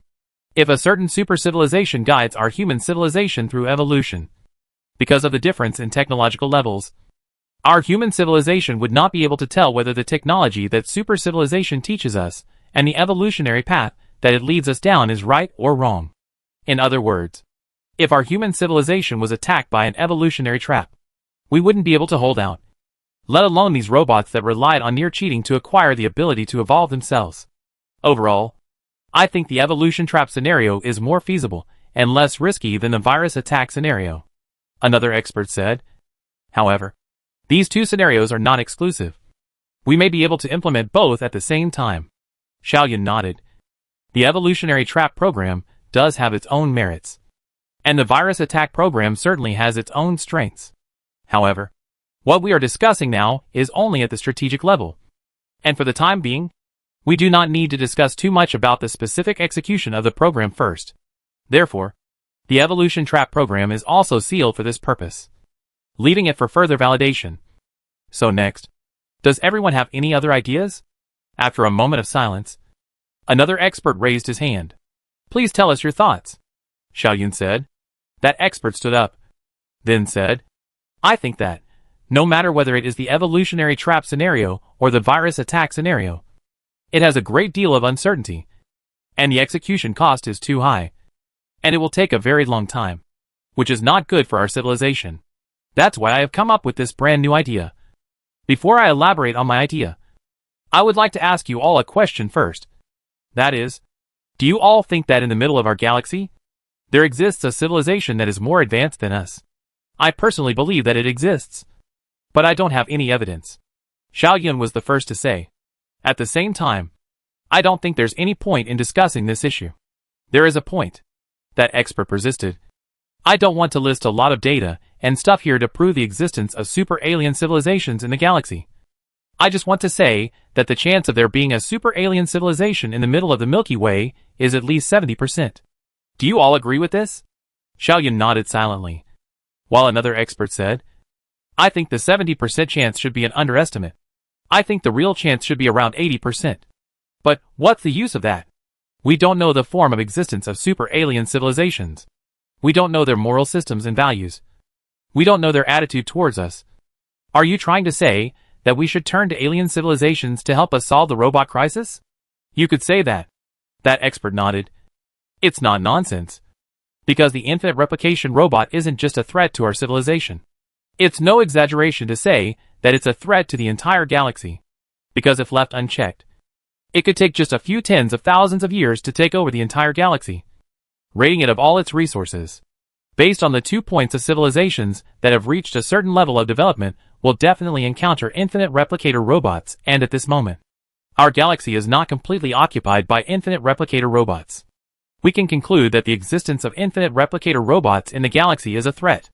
Can conclude that the super alien civilization that exists in the Milky Way must have already survived the robot crisis and mastered the method of destroying the robot empire. So, at a time when the entire Milky Way has encountered the threat of the robot syndicate, if we were that super civilization, would we strike out against the robot syndicate to destroy it? This expert's question caused everyone present, including Xiao Yun, to fall into silence. Seeking help from a super alien civilization to deal with the robot group. This proposal, at first when looking at it, it would feel like a pie in the sky. But now after careful and in-depth thinking, the experts found that this solution seems to be really feasible. The experts wanted to refute, but could not find a basis to refute. In the end, one expert said somewhat feebly, the uncertainty of this program is too great. Handing over the fate of our human civilization to a nebulous super alien civilization to decide. This is also too. No, it's not nebulous. That expert said appraisingly. The chances of a super alien civilization existing are as high as 70%. And if they do exist, they will definitely not sit back and watch the entire galaxy being eaten up by the robot syndicate. They will definitely step in. Chapter 324 Robot Proving Ground. Faced with this expert's proposal, Xiao Yun was also caught up in thought. A moment later, Xiao Yun asked, so, what is your proposal? What should our civilization do instead? The expert shrugged his shoulders. It's very simple. Give up the solar system. Give up all the fixed galaxies. Take advantage of the period of time when the robotics group hasn't attacked over yet. Create enough giant base-type spaceships. Take everyone in our civilization away. And then bring along as much supplies as possible. And start wandering in space. Avoiding contact with the robotics group altogether. And keep waiting until the super alien civilization steps in and destroys the robot group. We will then come back to the solar system. Repair the ecological environment of the Earth. And repopulate amongst our homeland. I oppose this program. Before Xiao Yun could speak, Xiao Muhong, who had previously proposed the evolution trap, Xiao Muhong, who proposed the evolutionary trap program earlier, raised his hand high in the air and shouted, I am firmly against this program. What are your reasons for opposing it? There is too much uncertainty and too much loss. Xiao Muhong said, I can guarantee that the people amongst our civilization will absolutely not be able to accept this option. Then measure the difference between our scenarios in terms of both uncertainty and loss. This expert smiled faintly before saying, before I specify my scenario, let me first introduce myself to you all. I think that as a newcomer, some of you should not know me yet. My name is Zheng Fanhai, and I used to work at the Institute of Extraterrestrial Civilization. Xiao Yun had also heard of the Extraterrestrial Civilization Research Institute as an organ, knowing that it was used to study the various types of extraterrestrial life that might exist in the universe. Although human civilization had never found any alien civilization until now, almost everyone believed that sooner or later, human civilization would encounter an alien civilization. So it was necessary to set up such a research organ in advance for researching the possible degree of technology, social system, cultural and moral system, response methods, contact scenarios, and other aspects of an alien civilization. Obviously, it was because of his previous experience working at the Extraterrestrial Civilization Research Institute that Zheng Fanhai came up with the idea of using the power of a super extraterrestrial civilization to deal with the robot group's scenario. Zheng Fanhai, you can talk about your program in detail. Xiao Yun signaled. Zheng Fanhai nodded and said, firstly, let's talk about the uncertainty. There are two figures in my scenario. 1. The chances of a super alien civilization existing. This figure is 70%. And 2. The chances of a super alien civilization striking out at the robotics group. I think it should be fine with everyone to set this figure at 90%. right? Just by doing a simple multiplication, we can arrive at the probability of the super alien civilization eventually striking out to interfere with the robot group's development process and lift this crisis at 63%. Then, Zheng Fanhai slowly said, can the virus attack scenario and the evolution trap scenario achieve such a high chance of success? In the face of Zheng Fanhai's question, both Dink and Xiao Muhong chose to remain silent. Next, let's talk about the losses. Zheng Fanhai continued. What would we lose if we follow my plan? Our biggest loss is just the loss of these few star systems. But in the Milky Way alone, there are more than 100 billion star systems. It's impossible that we can't find new star systems for us to survive and develop. That is to say, apart from our emotional loss, the loss on top of our interests can be said to be almost nothing. And what about the two scenarios of viral attacks and evolutionary traps? Adopting these two options, we will have to start a protracted and tragic war with the robot group. Many people will die. Many ships will be destroyed. An extremely large amount of social resources will be occupied by the war. And our economic and technological development will be stagnant. When comparing the two options, which one has the greater loss? I don't think so. Tinker, who had previously proposed the virus attack option, retorted, I still think that the uncertainty of this option is too great. After all, we know nothing about the form of existence of a super alien civilization. All we know is that if there is a super alien civilization, they will definitely not sit back and watch the galaxy being eaten up. So then you can tell that this super alien civilization will not destroy our civilization as well in the process after finding out that we have caused such a big mess. In the end, it is precisely because nothing is known that the variables are the greatest.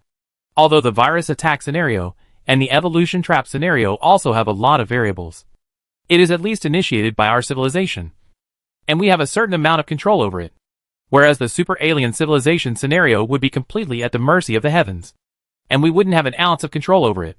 I agree with Dink, Xiao Muhong said. Until our human civilization has an understanding of the possible existence of an interstellar society system that consists of multiple civilizations, I don't think it's a good idea to rashly introduce alien civilizations into this matter. Zheng Fanhai still wanted to retort, but Xiaoyan waved his hand, stopping Zheng Fanhai's speech. Let's not argue about this scenario anymore. Zheng Fanhai, you will discuss your proposal in detail and make a material to hand over to me, and I will conduct the most comprehensive and careful assessment of this proposal with the Führer and the Führer's think tanks. Zheng Fanhai sat down resentfully while Xiaoyan continued. Dink, Xiao Muhong, the same goes for the two of you. I have decided to set up 3 more project teams within our Scientific Affairs Committee. These 3 teams are the Virus Attack Project Team, the Evolutionary Trap Project Team, and the Interstellar Escape Project Team, which will be headed by Ding Ke, Xiao Muhong, and Zheng Fanhai respectively. Each of you will lead your personnel to conduct preliminary feasibility, as well as implementation step studies on your own programs, as well as produce impact and effect assessments. And then each of you will form a detailed material to hand over to me. In addition, I have decided to open the Robot Proving Ground project, Xiaoyan said. I will submit a report requesting the Führer to divide Pluto to me. And then, I will stock the robots that we have created on top of Pluto, thus comprehensively observing the robot's self-replication, mineral collection, social scheduling, and evolutionary mechanisms, etc. After the robots develop and prosper, we can also use them as fodder, and in their bodies, actually of testing our killing program on the robot group. Alright, that's it for today. Meeting adjourned. Xiaoyan looked around the venue for a week and slowly uttered these words. Chapter 325 Robot Cultivation Plan. The solar system still maintained its calm, but Xiaoyan could still feel an air of tension from underneath the quiet atmosphere. Apart from some of the most central things, the government had made everything about the robot group public sooner or later. People were going to know about these things anyway, and there was no point in hiding them. So it would be better to make them public early, so that people could be mentally prepared. Under this kind of tense atmosphere, large-scale ship construction, all kinds of army mobilization, and the retreat from distant galaxies had all begun in earnest. The various shipping lanes in the solar system were thrown into an unprecedentedly busy state, with a large number of spaceships shuttling through them every moment. Although he could not see the situation in the rest of the galaxy, Xiaoyan knew that the rest of the galaxy must be in the same state. The sky was a little cloudy, and it seemed like it was about to rain. Xiaoyun stared at the sky in a daze for a long time before wrapping his shirt tightly and sighing. It seems like the sky is about to change. After that, he hurriedly walked into the government building and arrived in the middle of the Führer's office. I agree with your robot cultivation plan, the Führer said very bluntly. However, there is one thing. In order to prevent the robots from spreading within the solar system and bringing us unnecessary crises, I request that the perimeter of Pluto be closely guarded by the military. At the same time, I request that your robot cultivation program be participated by the military throughout, and at the same time, strictly control the number of robots reproducing.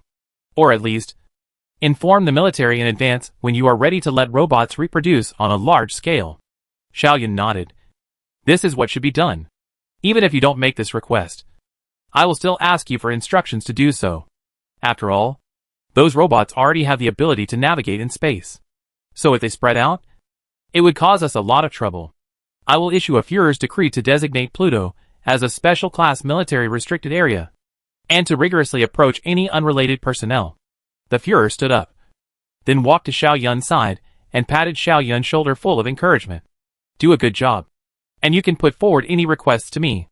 You know our current situation, and it is not too much to say that the fate of our human civilization is in your hands. Please rest assured, I will do my best. Xiaoyun replied and hesitantly spoke another sentence out. My Führer, I still have one more thing to ask you for. Speak. The Führer replied. It's like this. Xiaoyun paused for a moment, then said, I hope you can allow the experts in life sciences to study and analyze the Martian's remains, dissecting it and removing its brain if necessary. I think that with our current technology, we might be able to obtain some intelligence about the infinite reproduction robot from within its brain. Xiaoyun had once submitted a report to the Führer, and in that report, this was how Xiaoyun elaborated on the matter of the Martians. Although the robot group that the Martian civilization encountered and the one that we encountered have a very huge technological gap, in some ways, the essence of these two types of robots, i.e., their most crucial weakness, must be figured out. The Martian civilization could use this weakness to destroy the robot group they encountered in the first place. So we can likewise use this weakness to destroy the robot group we encountered. That Martian must have known exactly what the robot syndicate's weakness was. But it was basically beyond resurrection. The remains of that Martian had been stored in some secret base, and had been under very close guard by the human government. Scientists had been trying to resurrect the Martian, but its history was too long ago, and resurrecting it was not a simple matter. Xiaoyun had once read a report which said that even if the technology of human civilization developed for another 1,000 years, the chance of successfully resurrecting this Martian would only be less than 1%. But even if the chance is only 1%, it is after all a little hope. The Martian civilization encountered something similar to the infinite replicating robots that the human civilization is encountering right now. This point has basically been confirmed that the Martian civilization finally perished because it encountered something similar to the infinite replicating robots that the human civilization has encountered at the moment. In that case, this Martian's position is very special. Should we wait for technological development to resurrect the Martian? Or should we simply dissect it and read the data directly from its brain? The probability of waiting for technological development to resurrect it was only 1%. And the success rate of reading data directly from the brain was also not high. Truly intelligent life was the most complex thing in the universe. So the human civilization didn't have the means to read out the data in the Martian's head completely and accurately. And at most, it could only read out a few fragmented data fragments. As to whether these data fragments are meaningful or not, whether they are helpful to the current situation or not, that would depend entirely on luck. Moreover, because reading brain data through the instrument would cause damage to the brain structure, this method could only be used once. After this time, the Martian's brain will completely turn into a pot of porridge. Except for the physiological research value, it will no longer have any other little use. So what exactly should be done with this Martian? Xiaoyun hoped that the Führer could give the order to dissect it, while the Führer hesitated and then fell into thought. After a long period of silence, the Führer finally let out a long sigh. All right, let's do as you say. I'll arrange for the scientists in the life sciences to do this. And when the results come out, I'll have them let you know. The fate of that Martian was decided between those three words. Xiaoyun had some intolerance in his heart, but his mind reaffirmed after a few moments. You are not a human. Our civilization has no obligation to consider your feelings. Thank you. Führer. Xiaoyun stood up and shook the Führer's hand. I'll take my leave then. Leaving the Führer's office, Xiaoyun once again returned to the Scientific Affairs Committee and began to work on things related to the robot cultivation program aspect. Reproducing robots within human civilization was a very important matter. A slight mistake could lead to great chaos. This matter could not afford Xiaoyun to not be cautious. After deciphering the core code of the robot, as well as having a comprehensive understanding of the construction process and technology of the robot's body, manufacturing this kind of robot was no longer a difficult task for the human civilization. Thus, after roughly 10 days, a specially designed medium-sized cargo ship left Earth with the first 20 robots that were manufactured, and embarked on a journey to Pluto. Pluto has been designated as a military-restricted area. General Emmerich's Legion deployed 5 Ocean-class ships, and more Everest-class and Tarzan-class ships to occupy various key positions around Pluto, and built a large number of gun emplacements and guard stations along the orbit of Pluto around Pluto, and placed at least thousands of armed satellites here, truly turning the Pluto star field into a place of killing. Land. It could be said that nothing could come to or leave Pluto without the consent of General Emmerich.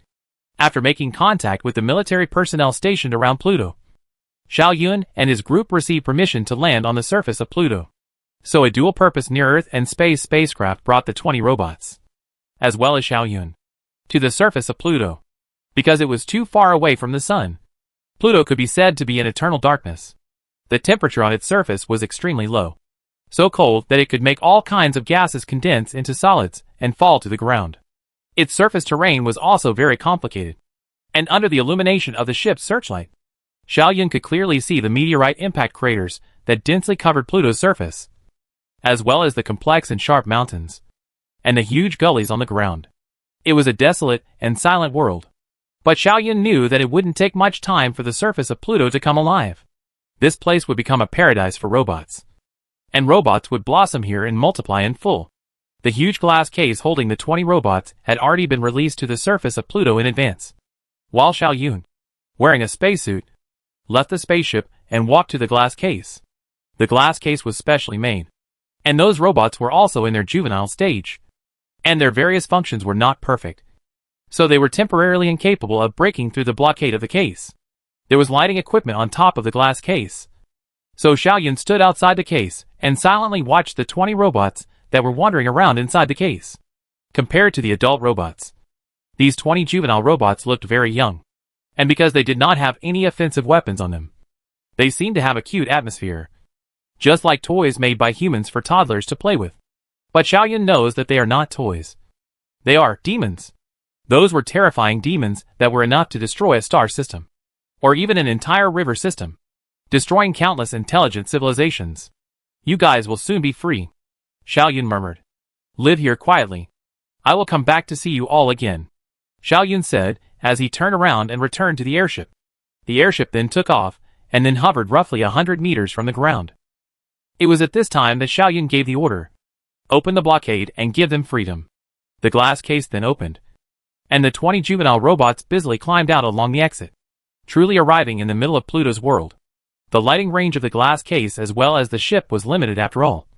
So after a few moments, those robots left the range of light and disappeared into the darkness. Chapter 326 Life Course.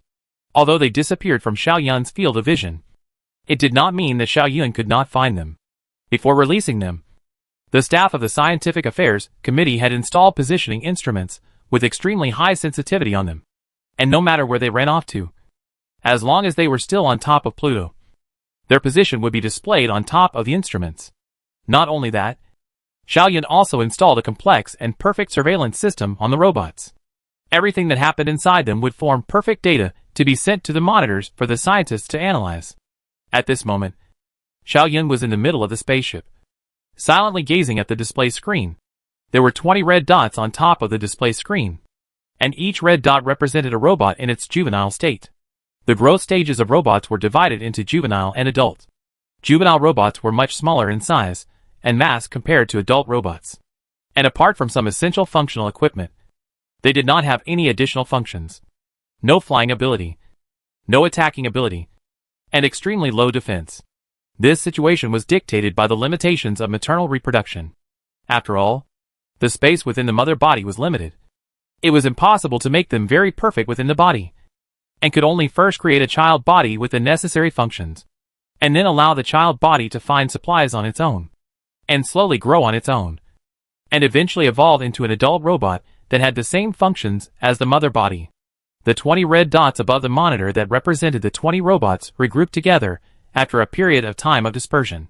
At this very moment, a series of data was sent from the monitors installed on the robots to the spaceship and presented on another display screen.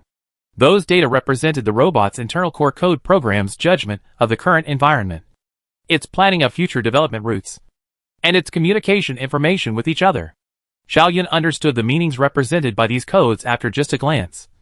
After all, in the entire human civilization, there was no one who had a deeper understanding of robots than Xiaoyun.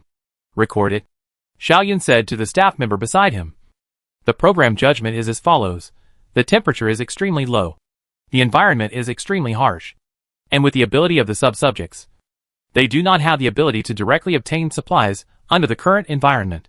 20 sub-bodies have unanimously come to this conclusion. They are communicating. Well, the sub-bodies began to carry out a self-examination of themselves, and made a comprehensive judgment of their comprehensive performance. Sub-bodies number 1 scored 86 points for performance. Sub-bodies number 2 scored 65. Sub-bodies number 3 scored 96. And sub-bodies number 4. Of the 20 sub-bodies, sub-bodies number 3 scored the highest, and sub-bodies number 17 scored the lowest.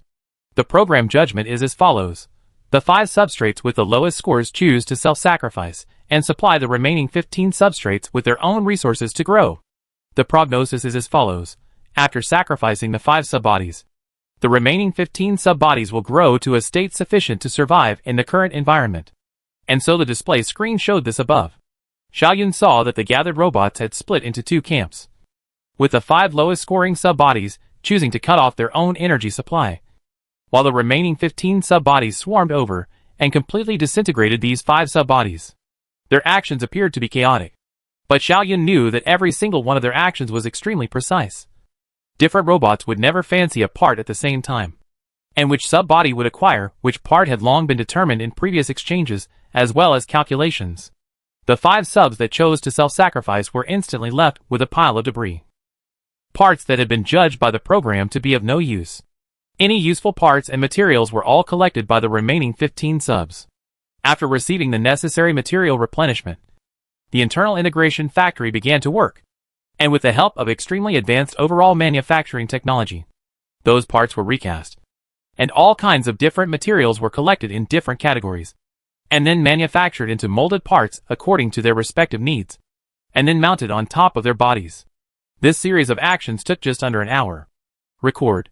The robot sub-body has gained the ability to survive on the surface of Pluto. After completing one evolution, the robot still did not disperse, and still chose to act collectively. Xiaoyun knew that there was an iron mine not far from the robots, as well as a rare earth mine. Both of these minerals belonged to small deposits that had no value at all for humans to mine, but not for the robots. As expected, these 2 minerals did not escape the robots' reconnaissance. They discovered the place after roughly 10 hours. And then, they collectively began mining operations. With the support of their internal universal mineral collectors, the robots began to feed in a steady stream. A large amount of minerals mixed with impurities were eaten into their mouths. And then the task of elemental separation was completed within their bodies. The useful minerals were retained and existed in the storage chamber, while the impurities were expelled from their bodies. Record. The robots have begun the first step of their reproductive journey. The interstellar environment was always harsh, especially on a remote planet like Pluto. It was also always easy for all sorts of accidents to happen on top of such a planet. In the process of mining iron or in rare earth ore, 2 robots were affected by interstellar rays, and their internal circuits and programs were disturbed. So they went crazy. They went mad. But in less than 10 seconds after they went mad, the overall judgment process cut off their energy supply and broadcasted relevant intelligence information to the remaining 13 robots. The remaining 13 robots temporarily abandoned their mineral mining mission and gathered before the 2 dead robots, repeating the process of disintegrating the 5 subunits, and disintegrating these 2 robots as well. The disintegration of these 2 robots gave the remaining robots another batch of materials they could use, and the mining of iron and rare earth ores was essentially complete. So the robots left the area and resumed their search for new minerals. The location where the robots were released before was specially calculated, and Xiaoyun specifically chose such a place where there were various minerals not far away from the surrounding area. So not long after, the robots found a new mineral, collected copper and aluminium ore here, and then set off to the next location. Whenever the collected materials are enough to make up a certain share, the action of perfecting themselves will start. They will make new parts to be installed on their bodies. If the materials are not enough, they will go to look for new materials. If the materials are enough, they will make parts, and so on and so forth. Under such circumstances, the bodies of the robots began to grow bigger and bigger, and the various functions became more and more perfect. Record, they already have the ability to fly. After having the ability to fly, the speed at which the robots gathered materials was greatly accelerated, as they no longer had to waste their time on rushing and searching a territory that previously took over 10 days to explore could be completed in as little as an hour after having the ability to fly. Once again, the speed of the robot's own perfection began to greatly accelerate. During this process, 3 more robots died, and, without exception, their remains were still being disintegrated by the rest of their companions. By now, there were only 10 of the 20 sub-body robots that had been initially released. However, these 10 robots had grown to an almost semi-complete state. Their survivability had increased dramatically, their mobility had increased dramatically, and their manufacturing capabilities had increased dramatically.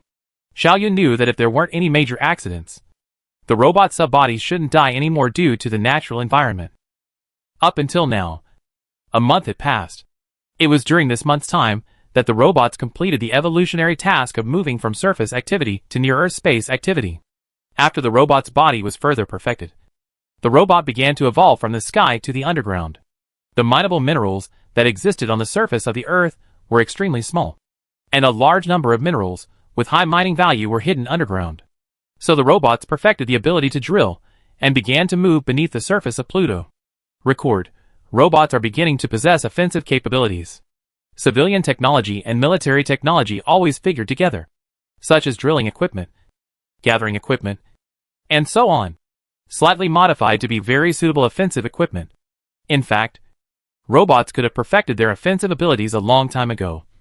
But perhaps it was due to the different levels of importance that robots didn't evolve their offensive abilities until now. At the moment, the robots' offensive capabilities were still very weak. They only had process attack capabilities, not long-range attack capabilities. But this was always a process of qualitative change that was worth recording by Xiaoyun. Under constant refinement, they finally grew to the adult robot state. After growing into adult robots, a very important task was placed in front of them, and that was reproduction. Under the robot's current level of science and technology, it has been perfected to the extreme. When they were first manufactured, Xiaoyun also only set their degree of science and technology to the extent that they can only carry out near-Earth space activities. And the evolution of science and technology is not a task that can be accomplished in a short period of time. So now the task is and only one. That is to reproduce a large number of reproduction. Regardless of the reproduction, once again, the robots began the process of mineral harvesting. With the difference that this time, the mineral harvesting was not for the purpose of perfecting themselves, but rather for the purpose of stocking up on the materials needed to build the sub-bodies. It was not too difficult a task. And so, only half a month after they had perfected themselves into adult robots, the first sub-body was born. It would continue the life course of its parent, continue to begin perfecting itself, and then begin reproducing.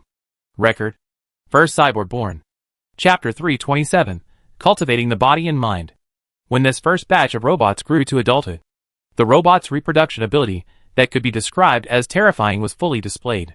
The various abilities of the adult robots had grown to their peak stage, and for them, gathering minerals was just a very simple matter. And so, just less than 15 days after they had reached adulthood, the first juvenile robot was born.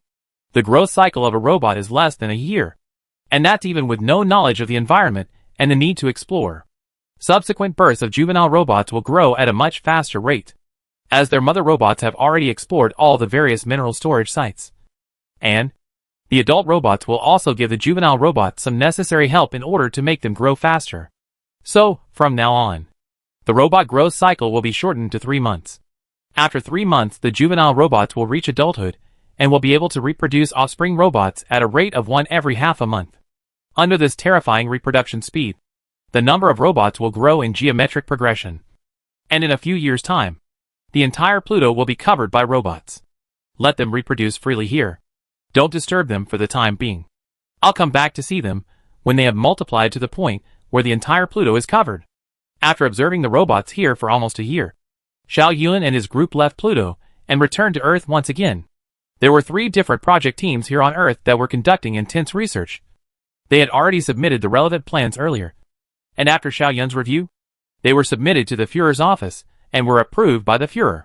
The difference was that the first and second teams remained in the Scientific Affairs Committee, while the third, the Intergalactic Escape Project team, was assigned to the Escape Affairs Committee. Because Zheng Fenghai's idea of using the power of super-alien civilizations to deal with infinite replicating robots was closely related to the matters prepared by the Escape Affairs Committee.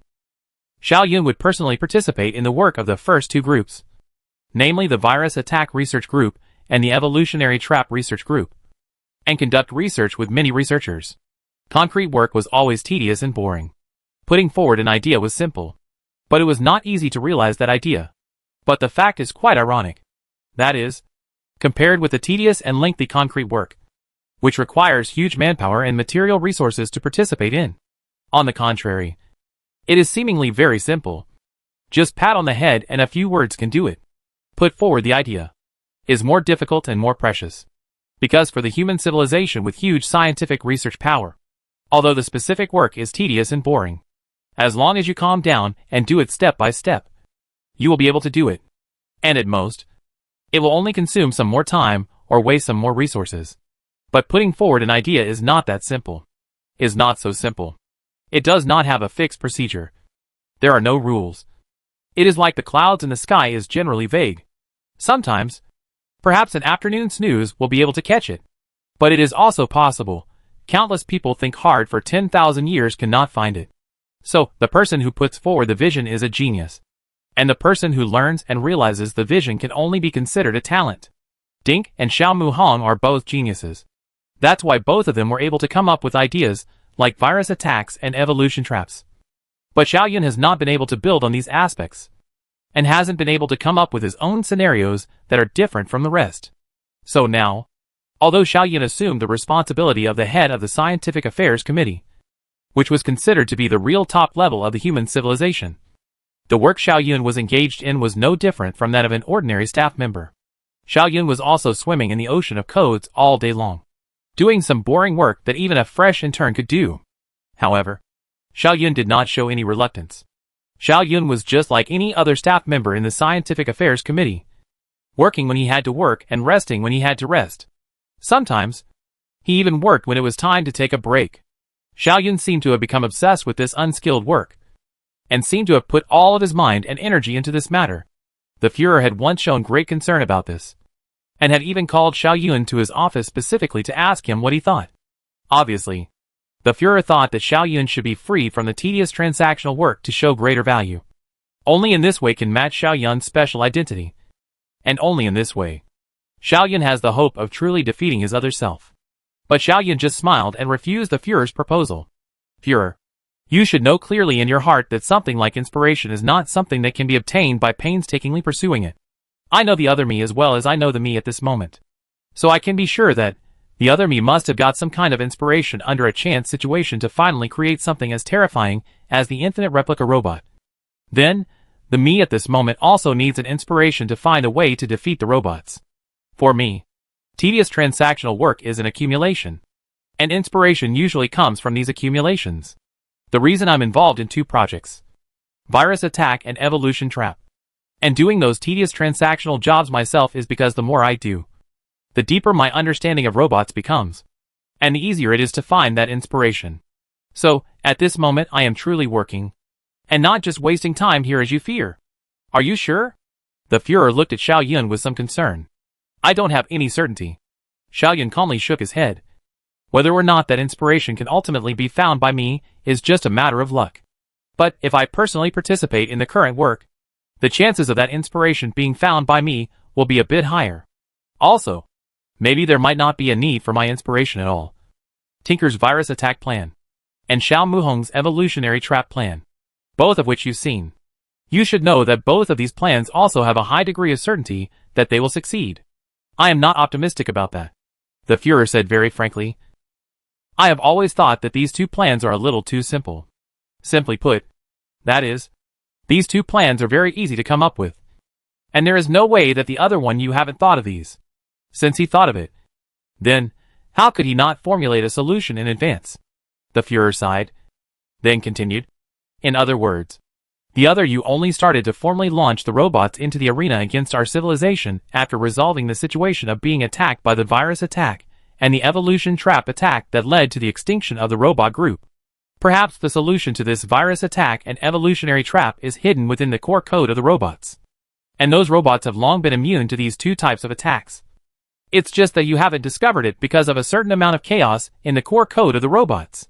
I have also thought about this possibility, Xiaoyun said. I also think the probability of this possibility is high. But none of us know what the outcome will be until it is finally verified. The self-evolving virus needed for the virus attack plan is almost developed. And there at the Pluto base, the reproduction of the robots has reached a certain scale. So we will soon be able to start the first physical test. Whether or not the virus attack plan will be useful, we'll soon find out. Let's hope it will be useful. The Führer sighed again. Anything on the Martian autopsy front now? Not yet. The Führer shook his head. I received a report from the life science experts some time ago, and they said that the Martian's condition was not promising, and that it was highly unlikely that information could eventually be restored from the Martian's brain. But that Martian had already been dissected. Its brain was opened, and its thinking organs were sliced into the tiniest of thin slices to be taken for study. Under these circumstances, this Martian has completely lost the possibility of being resurrected. Even if our level of technology were 10 times more developed, it would be impossible to do so. So, there is no way back for the experts in life sciences. They can only keep going along this path. You shouldn't put too much hope in this. I understand. Xiaoyun nodded silently. Then I will take my leave first. You? The Führer looked at Xiaoyun's back, wanting to speak. Xiaoyun then stopped his steps and did not turn around, just standing there like that. But the Führer's next words never came out. So Xiaoyun then said, Führer, please do not be worried about my state. Please believe that I have never let go of my hatred for the other me, my dead lover, my friends, and those comrades among the Expeditionary Corps who died in the RAG 728 galaxy. They have always lived in my mind and have never left. But you must know that I cannot be swept away by hatred and anger and sadness. And the more I hate the other me, the calmer I must be. Only by calming down can I find a way to defeat the robot group. Engaging in tedious transactional work isn't just building up for finding inspiration. It's also honing my heart. Xiaoyun finally turned around and looked directly at the Führer with bright eyes. An irritable mind will not attract the patronage of inspiration. Inspiration only favors a calm brain. I see, the Führer said. In that case, I will not interfere with your decisions in the future. Okay. Then, goodbye. I'll report the results of our experiments as soon as possible for you to know, Xiaoyun said, and left the Führer's office. Chapter 328 Evolution Attempt. In the blink of an eye, several years of light had rushed by. The solar system was still calm. But underneath the calmness, there was still a tense and solemn feeling of impending disaster. Underneath this calm, there was still a tension and solemnity of impending disaster. However, the large-scale retreat has not yet officially begun. And there are still no human immigrants from other galaxies who have moved into the solar system and a few of the most important and most protected star systems in the neighborhood. Because the transmission of information also needs time. At this moment, the human civilization has developed. The farthest from the solar system, a colonial galaxy has not even received the retreat order from the solar system. Not to mention the formal start of the retreat work. Even the several colonial galaxies that are closer to the solar system have only just begun their preparations. Vast space means long time. In such space and time scale, as well as human civilization has developed a huge scientific and technological framework. Any one of the big things, under such a spatial and temporal scale, as well as the huge technological framework developed by human civilization. Any major event would require a time so long that the previous generations could hardly dare to imagine it. Like, how could the inhabitants of the Earth in the era of the state imagine that it would take several decades just to set up a frontier deep space observatory at this moment?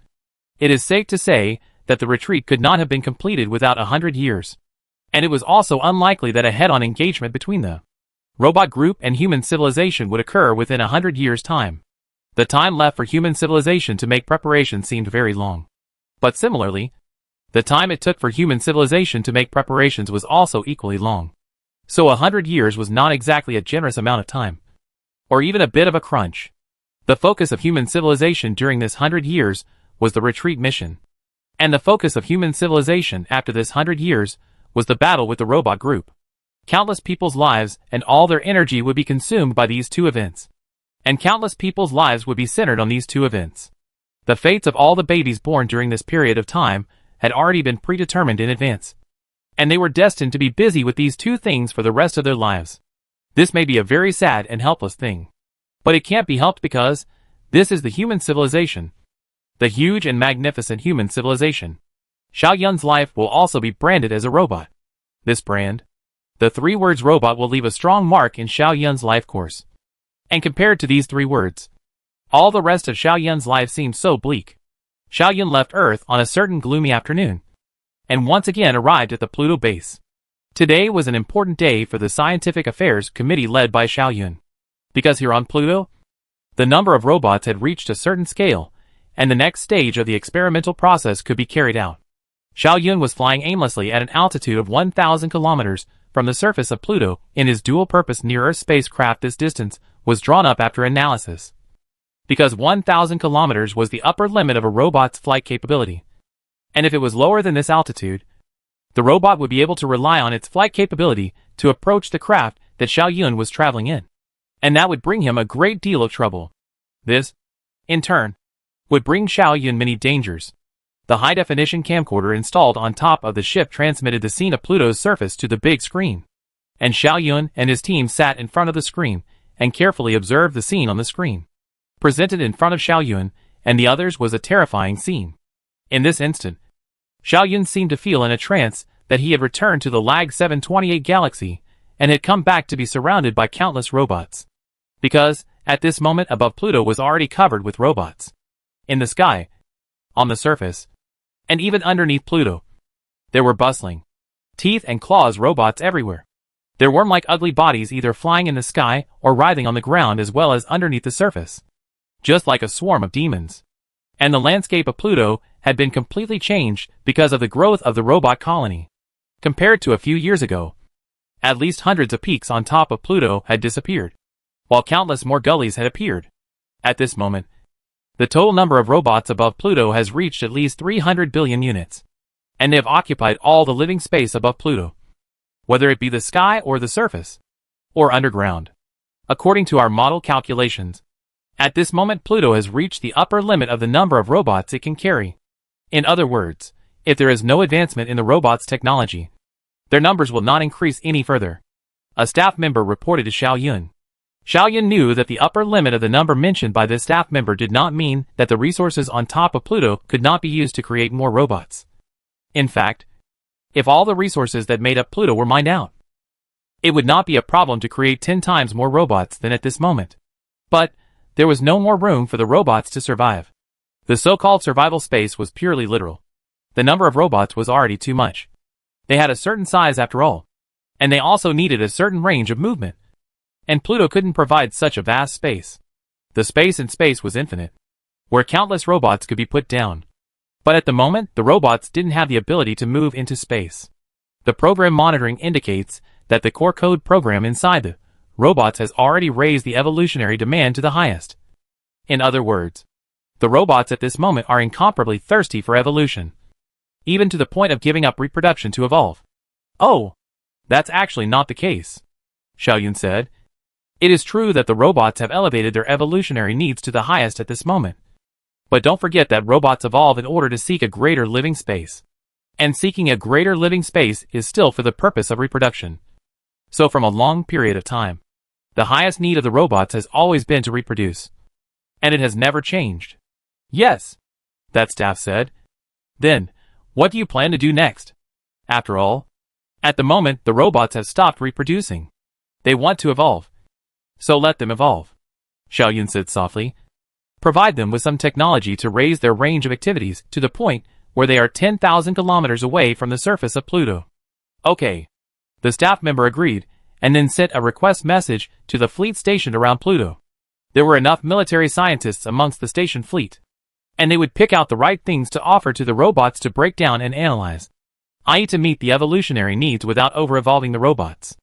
In the end, a few backward spaceships that were built according to technologies that had been eliminated long ago and could only operate within a certain distance around the planet were rushed out. And then the military personnel dropped them into the near-Earth space that was less than 1,000 kilometers away from the surface of Pluto. Just as Xiaoyun had predicted, these spaceships were fiercely besieged by the robots as soon as they appeared, and destroyed the spaceships after 10 minutes. The parts of the spaceship were obtained by hundreds of millions of robots. And then the analysis of these parts was carried out by hundreds of millions of robots at the same time. No, not just by the hundreds of millions of robots, but by the hundreds of billions of robots that were active on Pluto at the moment. The program monitoring showed that after these parts were acquired, all the probe information about them was immediately disseminated. So all the robots on Pluto knew the structure of these parts. And under the unimaginably advanced distributed system, the data that needed further calculation was divided into hundreds of billions of parts. And each robot took on a part of the calculation task. And after the results were calculated, they would be summarized. And then they would be analyzed again, would then be aggregated and then broadcasted again for all robots to know.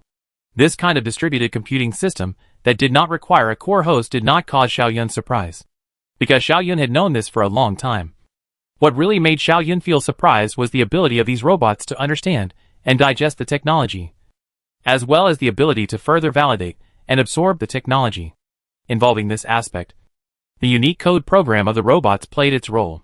The robots could understand what role a certain part played in the overall machinery, and could also calculate how to modify the size or shape of the part for their own use, and could even calculate what to do in order to create a part with the same function. The latter two are achieved through exhaustive calculation.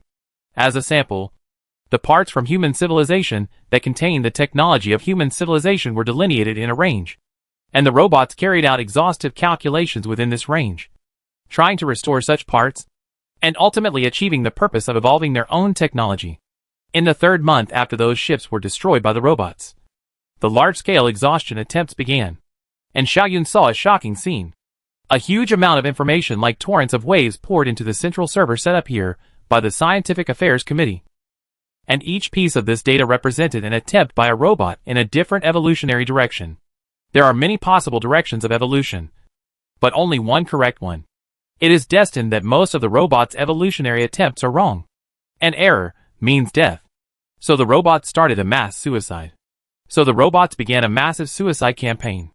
Some robots were destroyed because of the failure of evolution in material science, resulting in insufficiently strong parts and eventually lost the ability to move. Some robots were damaged because of insufficient heat resistance. Some robots exploded. Some robots were paralyzed. And some robots were simply burned out of the core chip. All the robots that failed to evolve had only one ending, and that was death. Chapter 329, Virtual War. Even if the technological creations from the human civilization had delineated an exhaustive range of attempts for the robots, there were still too many possible evolutionary directions within this range, and most of the robots' attempts would inevitably be failures. For the robots, death was not a terrible thing, and decomposing the bodies of their dead counterparts and using them to create new ones was not an unacceptable thing. Thus, any robots that failed to evolve were immediately decomposed by their own kind, and their bodies would be turned into materials for making new robots. The new robots would grow up and then choose a possible direction to try again. This number of possible evolutionary directions was large, but the total number was always limited.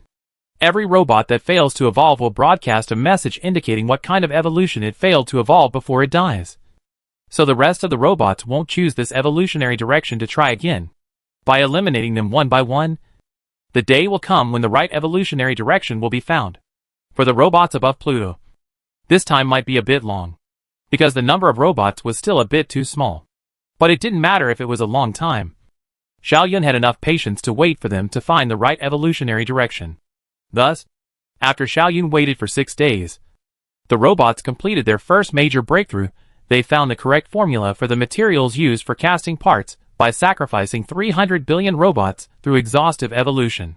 Of course, even after sacrificing 300 billion robots, the number of robots on top of Pluto didn't drop. This was because after an old robot died, its body composition materials would be immediately recycled, and new robots would be born within a very short period of time. After a period of 19 days, the robots found the correct kinetic structure at the expense of 600 billion robots. After 35 days, the robots found the correct propulsion at the expense of 700 billion robots. After a full 7 months, a robot had finally fully mastered the technology that would allow it to move within 10,000 kilometers of the planet's surface. This technology was immediately broadcast, so all robots knew about it. And, within the next less than half a month, all robots had evolved this ability. The expansion of the living space allowed Pluto to greatly increase the total number of robots that could be carried. So after a very short period of time, the total number of robots around Pluto reached 900 billion units. Then, they once again fell into a bottleneck, and their numbers once again stopped growing. 900 billion units is more than enough for a virus test, Xiaoyun said. Release the robots with the virus above Pluto. During the long years of research and development work, the project team led by Tinker had already developed the first version of the self-evolving virus. And this virus had already been copied into these robots that had been prepared in advance. This virus was named smallpox by Tinker, because Tinker believed that this virus could be like the smallpox that brought endless fear and disaster to human beings in the national era, and brought endless nightmares to the robot group as well. Robots have only one mission. That is to do everything possible to reproduce. In order to reproduce, they do not hesitate to embark on distant and long space travel. Do not hesitate to destroy one planet after another. In order to this goal, they can give everything. In the same way, the smallpox virus, which is specially developed for robots, also has a single mission. This mission is to infect as many robots as possible and kill them all as much as possible.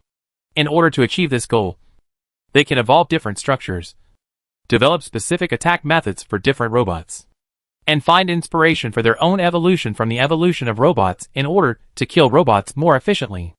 Xiaoyun knew that the smallpox virus would become a lifelong nightmare for robots. Once it was spread amongst the robots, it would become a maggot that would attach itself to the robots forever, never ending. Xiaoyun was cruising in a special transport ship that was 30,000 kilometers above the surface of Pluto. In the middle of this transport ship, the several robots were firmly fixed on top of the test bench without moving. After the ship had dropped to a little more than 10,000 kilometers, the robots were thrown into space along with the test bench. Then the restraints were lifted, and the robots, symbols of death and disease, were set free. After gaining their freedom, their first reaction was to attack the transport ship that Xiaoyun was traveling in. But unfortunately, at this moment, their power was still too weak, and they couldn't even catch up with the ship at all. So after a while of trying, they gave up. The monitoring program indicated that the robots had made a judgment to return to the collective. Under the guidance of this judgment, they quickly dived down, and in a flash, they blended into the huge group of robots, never to be found again. These robots had the same judgment mechanism, the same core code, the same beliefs, and the same body structure as the robots on Pluto. Therefore, they could integrate into the robot group in a very harmonious manner, and would not be rejected in any way. The whole huge robot group can be regarded as a huge distributed computing system. Each robot is a host in this system, and each robot undertakes the corresponding computing task. So there must be an extremely perfect and efficient communication system between them. The several robots created by the human civilization are now integrated into this huge system, and begin to communicate with the rest of the robots. So the virus hidden in their bodies will spread to all robots in a very short time along with the perfect communication system. Because of the reason of exhaustive evolution, the body structure of these robots are all different from each other, and there are slight differences between any two robots. It was because of these differences that the virus was not able to attack them in a universal way. So the virus also began to evolve. They began to collect information about the robot's body structure, program structure information, and based on this information, began to adjust their own code structure, like the infinite replicating robots. The smallpox virus also possessed the ability to evolve itself. So the current ones were likewise not under the control of their makers. Tinker as well as Xiaoyun did not have the ability to control. When the smallpox virus would break out, it was up to the smallpox virus' own judgment to launch an attack on the robots when it was above. So Xiaoyun and his team began yet another wait at the Pluto base. The full-scale attack erupted on a certain afternoon of Earth Standard Time. In that afternoon, the monitors found that the robots above Pluto suddenly appeared to be in a state of disturbed behavior, and they began to perform some seemingly unthinkable actions, such as attacking each other, such as self-mutilation, such as internal parts being inexplicably damaged off, and other things like that. Pluto was plunged into complete and utter chaos. Xiaoyun saw that countless robots started to fall towards Pluto like rain. Countless robots were charging at each other. Countless torrents of water were impacting each other. And under this complete and utter chaos, the robots were like canoes in the midst of the storm, being torn apart and destroyed. The wreckage of the robots occupied almost the entire sky of Pluto, as well as the surface of the Earth. The chaos lasted for 3 days, and after preliminary statistics, at least 800 billion robots died during these 3 days. The powerful offensive ability of the smallpox virus was revealed at this moment. But it ultimately did not completely destroy the robot group, and as long as just one robot survived, it could rebuild its huge robot empire again in a very short time. The monitoring program showed that after being attacked by the smallpox virus, the massive deaths of the robots had once again turned on the evolutionary mechanism of the robot's core program. It was only until now that Xiaoyun had found out that it wasn't just technological artifacts that would turn on the robot's attempts at exhaustive evolution, but that a large number of deaths of the group within a short period of time would also turn on the evolutionary process. The robots opened a path of struggle against the smallpox virus. The technological artifacts of the human civilization can define the scope of the attempts of the robots to achieve exhaustive evolution. And the smallpox virus can also define this scope, because the virus itself is a piece of information. And by analyzing this piece of information, the robots can also obtain enough information. So the exhaustive evolution started again. The robots began to try to modify their internal programs to fight against the smallpox virus. The robots who chose the wrong way to deal with the virus were killed by the smallpox virus. But before they died, they would broadcast the wrong paths they chose, so that the rest of the robots could avoid repeating the same mistakes.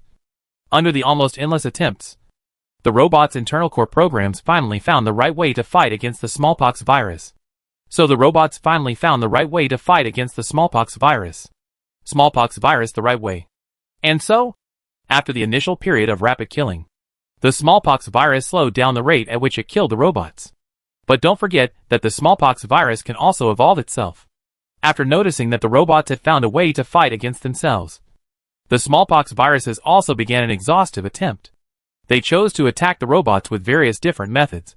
The ineffective methods would also be passed on to the rest of the smallpox viruses, with the help of the robots' communication network.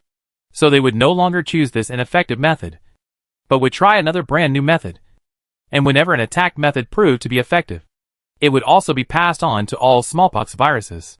Whenever a method of attack proves to be effective, it will be passed on to all the smallpox viruses, and all of them will immediately adopt the same method of attack.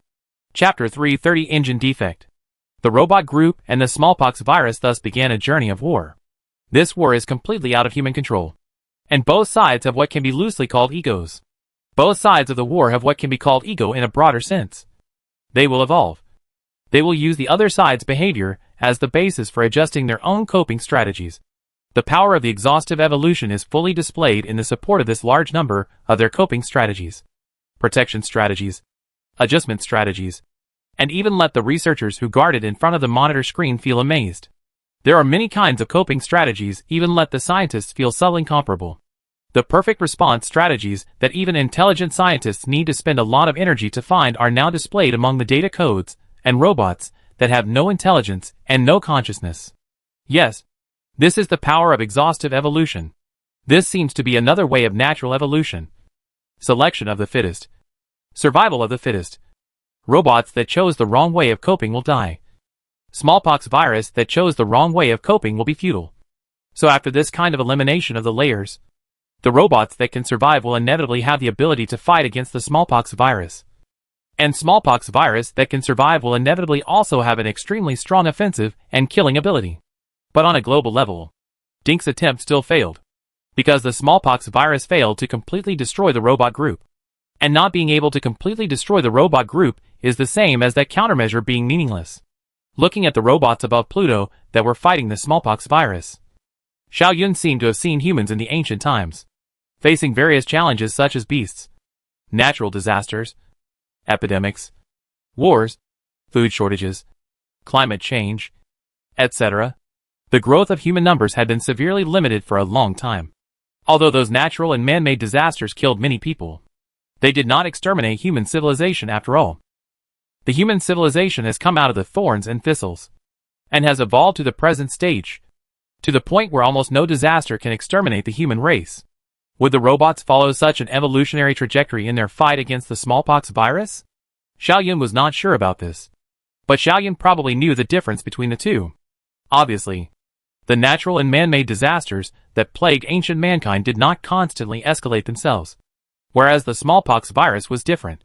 The robots might be evolving more and more, but the smallpox virus was also constantly evolving itself. The two would be entangled for eternity, and would probably never be able to tell the winner from the loser. The virus attack plan has failed. Xiao Yun finally announced the news, and in the middle of the conference room, Tinker, as well as the members of the team led by Tinker, each looked grim. In order to develop the smallpox virus, they didn't know how much effort they had expended, how much energy they had put in. But reality was cruel, and the robotics group wouldn't willingly die just because Dink's team members had worked a few extra days. Unachievable was unachievable, and no one could change that.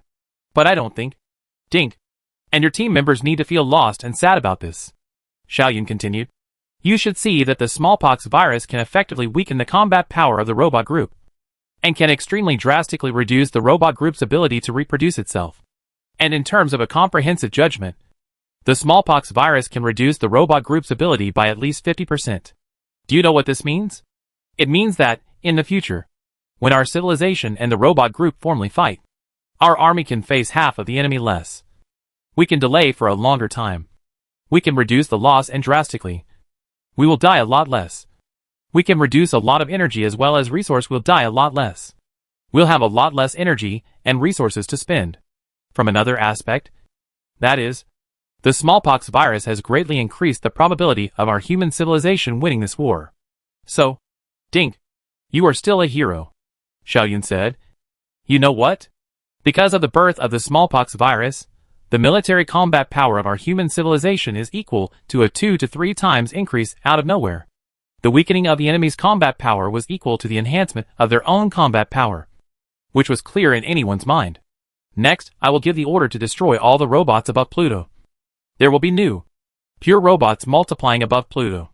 Tinker, I request that you continue to lead the team to improve on the smallpox virus in this period of time during the virus attack.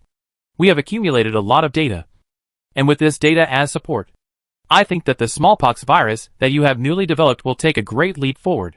Xiao Yun said this. You must know that for every 0.01% increase in the smallpox virus combat power, in the future, tens or even hundreds of thousands of warriors will escape from certain death in a desperate situation. I understand. Tinker nodded silently. Let's discuss the matter of evolution traps. After the summary discussion of the virus attack came to an end, Xiao Yun then presided over the meeting to put the topic to another aspect. Xiao Muhong, come and report. During the period of time when I was involved in the matters regarding the smallpox virus, what kind of progress has been made in all your research? There has been some progress. We already have a few alternatives, but which one to choose has not yet been determined, Xiao Muhong said. The first alternative is an evolutionary trap that targets the energy acquisition device aspect of the robot. Tell me in detail. Xiao Yun signaled. The scribe remembered to take notes. Xiao Muhong turned over a stack of information, roughly scanned it, sorted out his thoughts and language, and then said, the program is specifically like this. We have jointly developed a technology with the Academy of Sciences Mechanical Institute, Dynamics Institute, Propulsion Institute, Energy Institute, etc., which can demonstrate energy conversion efficiency beyond this level at lower technology levels. I.e., out of that is to say, if this technology is adopted at the first technological level, the efficiency of the energy acquisition device can be equivalent to that of the equipment made at the second technological level. The technology is greatly ahead of the original technology level. But only the original technology level is needed to manufacture it. To make a simple analogy, that is to say, Xiao Muhong united with many institutes of the Academy of Sciences to find a way equivalent to making guns and cannons in the feudal era of mankind. The way guns and cannons and other hot weapons for the people of the feudal era has how much attraction. Xiao Muhong researched this method for the robot has how much attraction. The mission of the robots is to reproduce. In order to reproduce, they are bound to evolve. Must have a very high pursuit of science and technology. And how to judge whether a technology is advanced? The method is very simple. Just need to judge a few key indicators of a technology can be distinguished. Then, this technology developed by Xiao Muhong will inevitably be judged as advanced in the robot's judging system. An advanced technology will inevitably lead the robot to evolve in the direction of that technology, leading to the large-scale application of this technology by robots. But this energy acquisition device has a fatal flaw. And that's where the trap lies. Xiao Muhong continued. At a lower level of application, this technology can bring great benefits to the robot group, greatly improving their energy acquisition efficiency. But when the robot's own technological development reaches a certain level, to the point where they can carry out interstellar voyages, this fatal flaw will be exposed during long interstellar voyages. The energy acquisition device made using this technology will be damaged due to a lack of energy, which will result in the robots being unable to use the technology during a long interstellar voyage. The energy harvesting devices built with this technology will fail due to the prolonged operation and the effects of interstellar radiation, thus cutting off the energy supply to the robots. Without the energy supply, the robot would naturally die.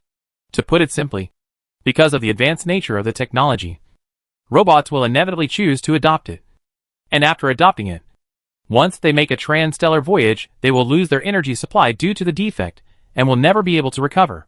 In this way, we have achieved our goal of destroying the robot group. There were several key logical progressions within Xiao Muhong's scheme.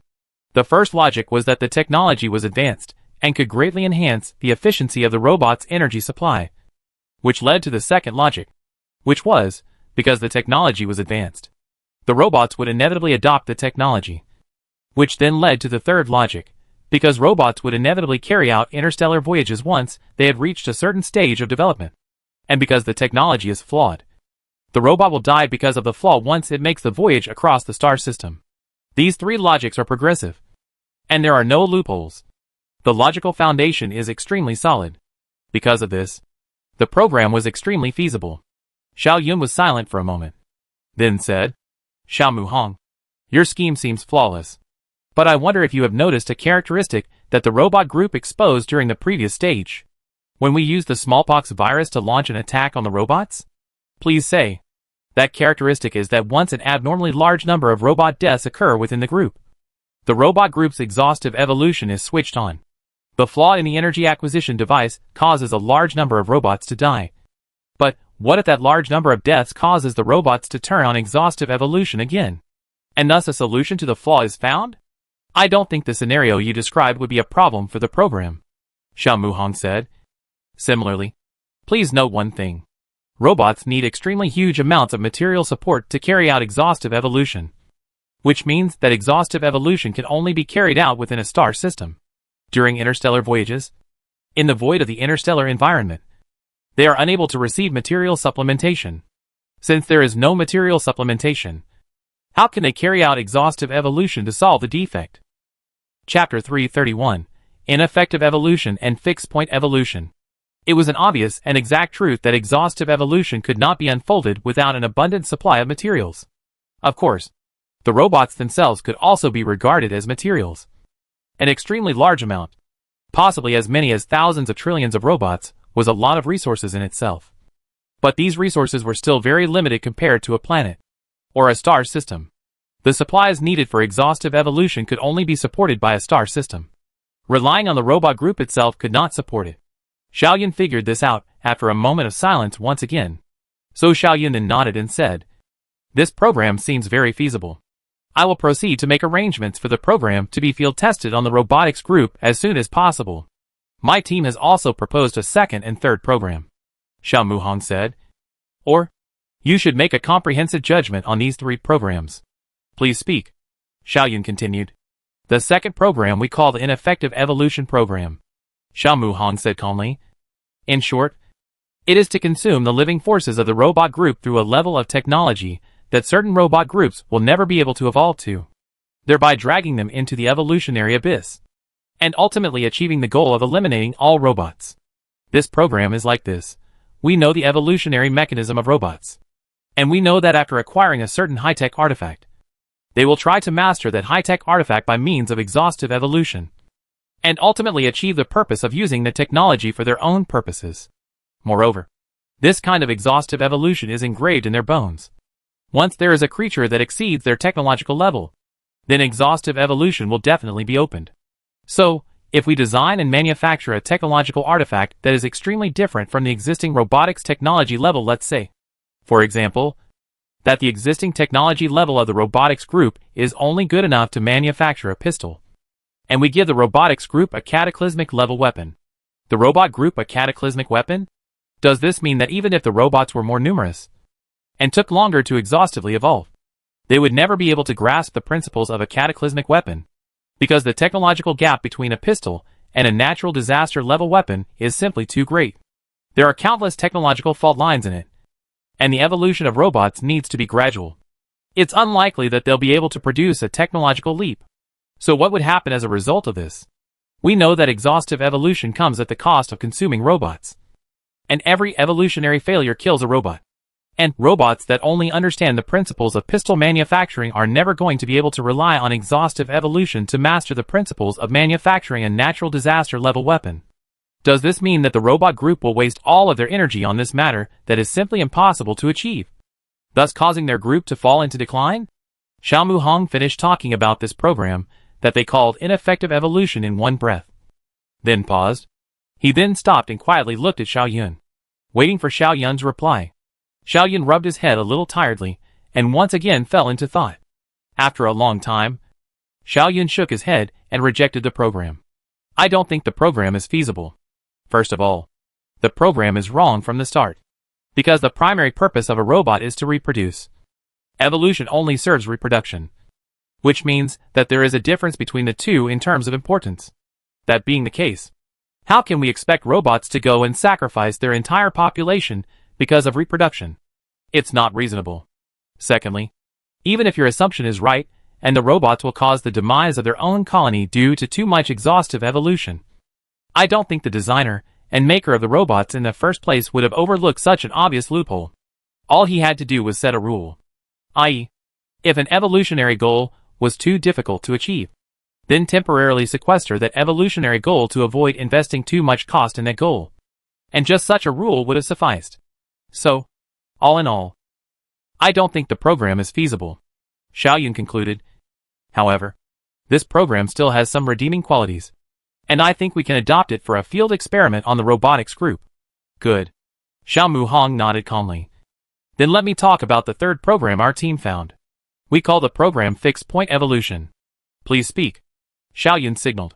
The evolution mechanism of robots is to rely on foreign technological creations to enhance their own technology. Putting it in our current situation is that robots rely on our human civilization's technology to achieve their own evolution. In other words, our human civilization has the dominant power over the technological development of robots. Can you understand the meaning of this sentence? Xiao Muhang paused for a moment, and once again cast his eyes on Xiao Yun. Xiao Yun nodded. I can understand these meanings. It is indeed like what you said. We have the dominance over the development of robot technology. In some ways, how the robot's technology develops is up to us. And the robot group will develop in whichever area of technology we want the robots to develop in, Xiao Muhang said. Yes, exactly. Our third program was also proposed based on this very foundation. Its specific content is, our team will once again unite with the various institutes under the Academy of Sciences to formulate a complete set of technology tree. According to the development of this technology tree, the robotics group will similarly see the enhancement of their own capabilities. But like the first program, this technology tree also has a fatal loophole. As long as the robotics group evolves according to this technology tree, when they evolve to a certain extent, the core chip will have a certain mechanical fatal flaw. And the core chip will be able to evolve to a certain level, have a certain mechanically fatal flaw. and that flaw cannot be repaired by means of the virtual world aspect. In this way, when fighting with a robot group, we can trigger that flaw by broadcasting a message containing a specific character code, and all robots with the flaw triggered will have their core chips burn out as a result. Having lost their brains, the robots would naturally die. This, then, is the scenario that our team has formulated for fixed-point evolution. Xiaoyun was once again in deep thought. After a few moments, Xiaoyun said, "The program also has a high degree of feasibility. However, I likewise have a query that I need to ask you. Have you considered the situation where robots turn on exhaustive evolution after a rapid, massive death? If our human civilization has gone to great lengths to formulate a special technological tree with fatal flaws, and in doing so, allow the robots to produce a significant increase in their own capabilities, only to have the flaws eliminated because the robots have turned on their exhaustive evolution, leaving behind only the parts that are advantageous to them, then wouldn't that be a waste of time for us to do favors for our enemies? I have certainly considered this aspect," Xiao Muhang said very dryly.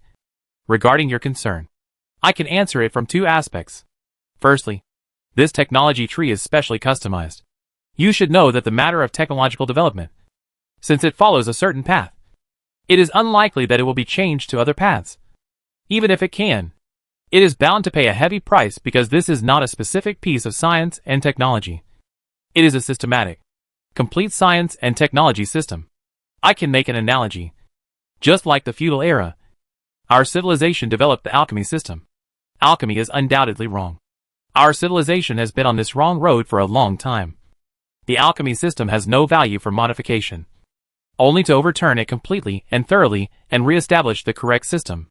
Only by overturning it and re-establishing the correct system of scientific development can we return to the right path. So let me ask you, can you do it by modifying the alchemy system into a correct system of scientific and technological development? You cannot do it. So the special science and technology tree that we have developed for the robots, as long as the robots are on that path according to our plan, they can't do anything to modify the flaws in the science and technology tree. The only thing they can do is to overthrow that tech tree altogether and start the development process all over again from the beginning. And overturning that tech tree would mean the demise of the robotics group. That's the first point. And the second is that if the death comes too soon and too much, the robot group won't have time to carry out an exhaustive evolution. We can think of it this way, i.e., the robots of one star system and the robots of another star system can be seen as physically isolated, and they can be viewed as two discrete blocks. And if we destroy all the robots in a star system in a very short period of time, not giving them any time at all to send a message of death to the group of robots in the rest of the star system, then how do they switch on exhaustive evolution? As you know, the message carrying a specific code segment travels at the speed of light, and in a very short time it can sweep across an entire star system and be picked up by all the robots that are within that star system. Once the data is received, the core chips of the robots immediately burn out and they die instantly. Wherever the wave reaches, the robots will fall in pieces, and none of them will survive. Xiao Muhang's tone was always calm, without any emotional fluctuations. He just described a scene of doom for the robots, without any emotional fluctuations at all. The invisible and materialless electric waves swept across the entire galaxy at the speed of light, bringing death wherever it went. If this scenario could be implemented smoothly, the robots would not know exactly how they died until they died. How could they possibly have time to turn on exhaustive evolution and find a solution to death by exhaustive evolution when death comes so quickly and in such abundance? Can't find it, and don't have time to find it. So just die. Chapter 332 Operation Clearance. That kind of scenario. Then, even thinking about it would make one's blood boil and make one feel excited from the bottom of one's heart. If that scenario could be successfully realized, then destroying the robots would become a simple matter. No matter how many robots there were. No matter if that was 10 trillion or a million billion. All it would take was a signal, and they would all die. Need millions of soldiers, tens of thousands of warships, and even the whole civilization as the logistics to launch a huge war to bring the robot to kill. In the present, only need a radio wave signal can do it. This is the power of intelligence and science. The value of an outstanding scientist is indeed worth as much as an army of millions of people at some point in time. Because, what the army could not do, the scientist could do, and could do it easily. Oh, perhaps there is a third point I need to add on. Xiao Mu Hong's tone remained indifferent, as if he was talking about something unrelated to himself. Adopting an electric wave carrying a special code as a means to detonate a loophole is only one of our predetermined means. And you have to know that there are many loopholes that can be looked for in a faulty, yet complete, science and technology tree. And it's completely more than just one so simple. That is to say, even if the electric wave attack method fails, we can still look for vulnerabilities in the transmission device. And we can also look for vulnerabilities in the reproduction equipment. There are many vulnerabilities that we can take advantage of. There was complete silence in the conference room at this moment. Only after a long time did Xiaoyun let out a long sigh. Xiao Mu Hong, I have to admit, your program is simply perfect. I really can't find where the loopholes in your program are. Xiao Mu Hong slightly bent his waist. Thank you for your compliments and recognition. This was only found by my team members thinking and perfecting together. I can't take all the credit on me. Xiaoyun nodded. I will present this in my report to the Führer.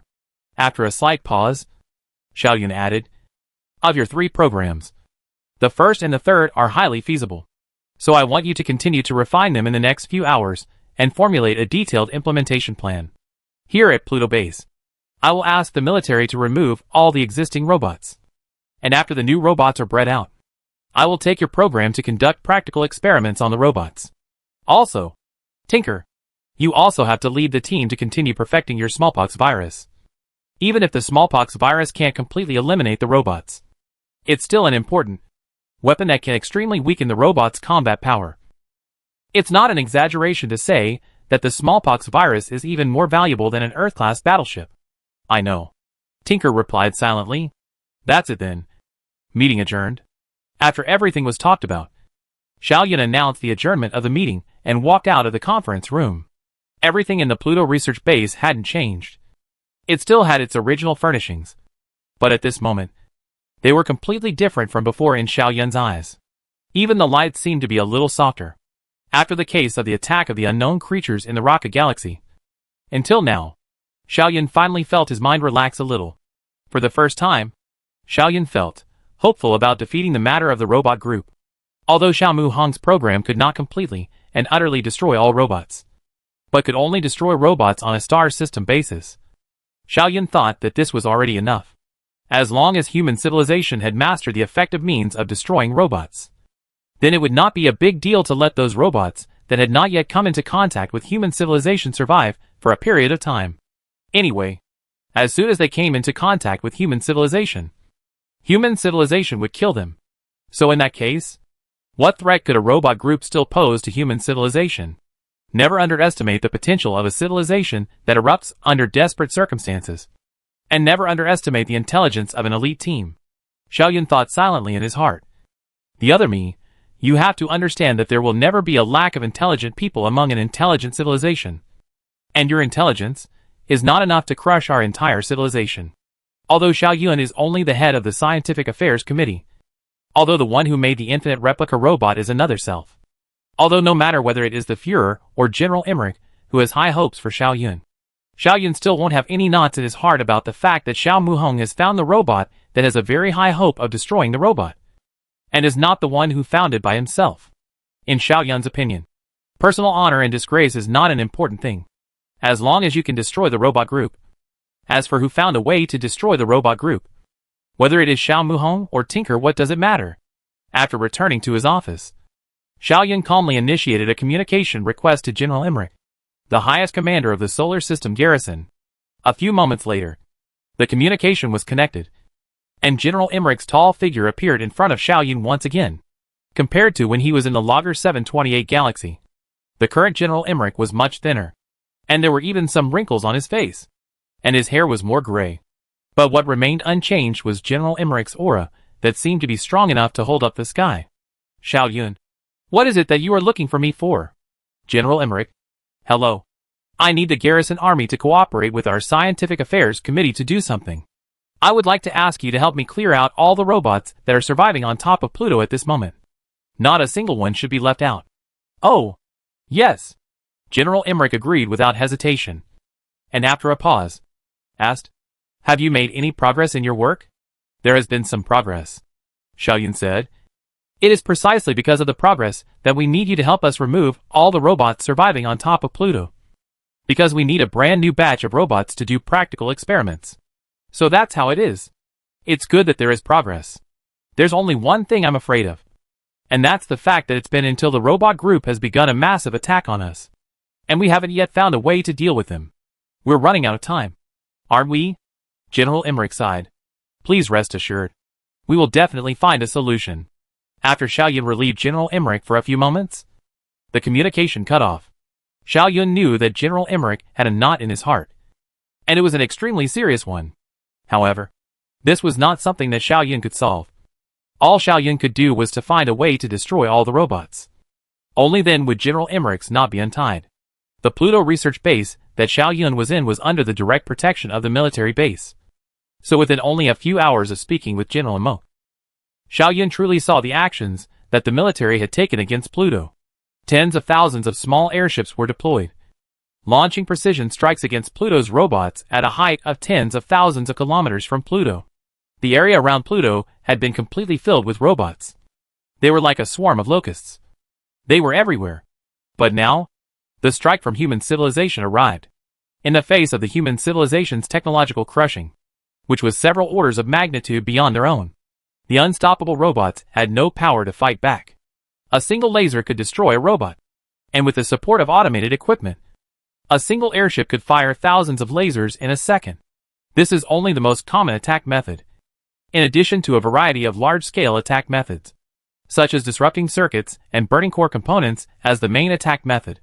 Electromagnetic bombs that can instantly clear all the robots within a radius of 1,000 miles, such as triggering the structure of Pluto's crust, triggering violent earthquakes, and destroying all the underground craters, passages, and robots in the underground of the strong force. Giant cannon. In the face of human civilization strikes, the trillions of robots above Pluto were as powerless as ants. The strike from the human civilization only lasted for a few hours, and all the robots were killed, leaving none behind. After the original robots were removed, a new batch of initial robots were released onto Pluto, and once again began their journey.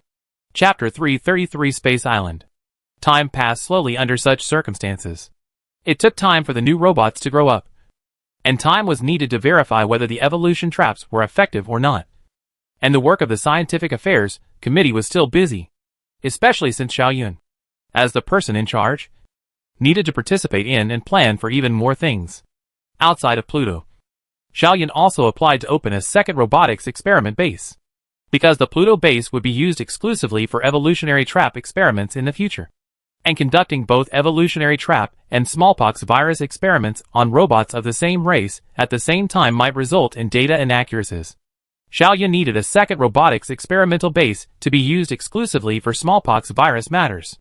The new robot experiment base was finally selected on Eris. Eris was a slightly smaller and more distant star than Pluto. It and Pluto both belonged to the vast and inhospitable Kuiper Belt, which was sparsely populated, with few cargo or commercial or tourist ships passing through, making it an excellent place for robotic experiments. And designating it as a military exclusion zone would not affect the human race in the solar system. Like Pluto's base, Eris was also home to dozens of robots, and they began to grow and reproduce. The team led by Tinker was developing a new type of smallpox virus that was even more lethal and infectious. And when the new virus was properly developed and the robots on Eris had grown and reproduced to a certain point, a new round of virus testing would officially begin. The work of the Scientific Affairs Committee was divided into these 2 points. Within the entire human civilization, there were millions of scientists working day and night, perfecting the plan to destroy the robots, while at the same time, the remaining agencies set up to combat the robot crisis were also not idle. 30 years after Xiaoyun's return to the solar system and the highest level meeting he attended, under the coordination of the Retreat Affairs Committee, the first star system to be relocated, the people who originally resided in the Tianyuan 4-star system finally returned to the solar system after a long trek. The Tianyuan 4-star system was a fairly large-scale inhabited star system, and the number of human beings living there for a long time was as high as hundreds of billions. It had long been developed into an important node in the interstellar map of human civilization, with commerce, tourism, technology, and culture all flourishing. But before the threat of war, All of this was useless.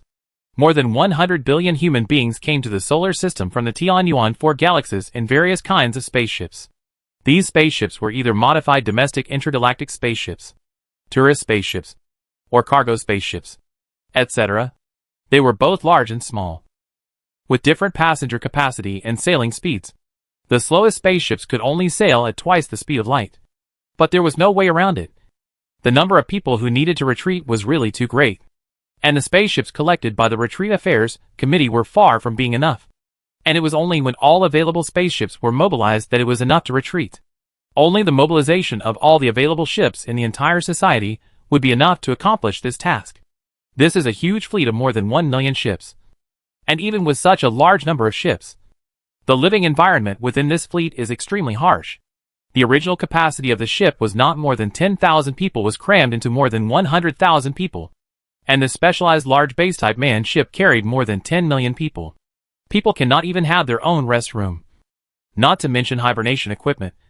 People can only be in the crowded bunks above the short rest.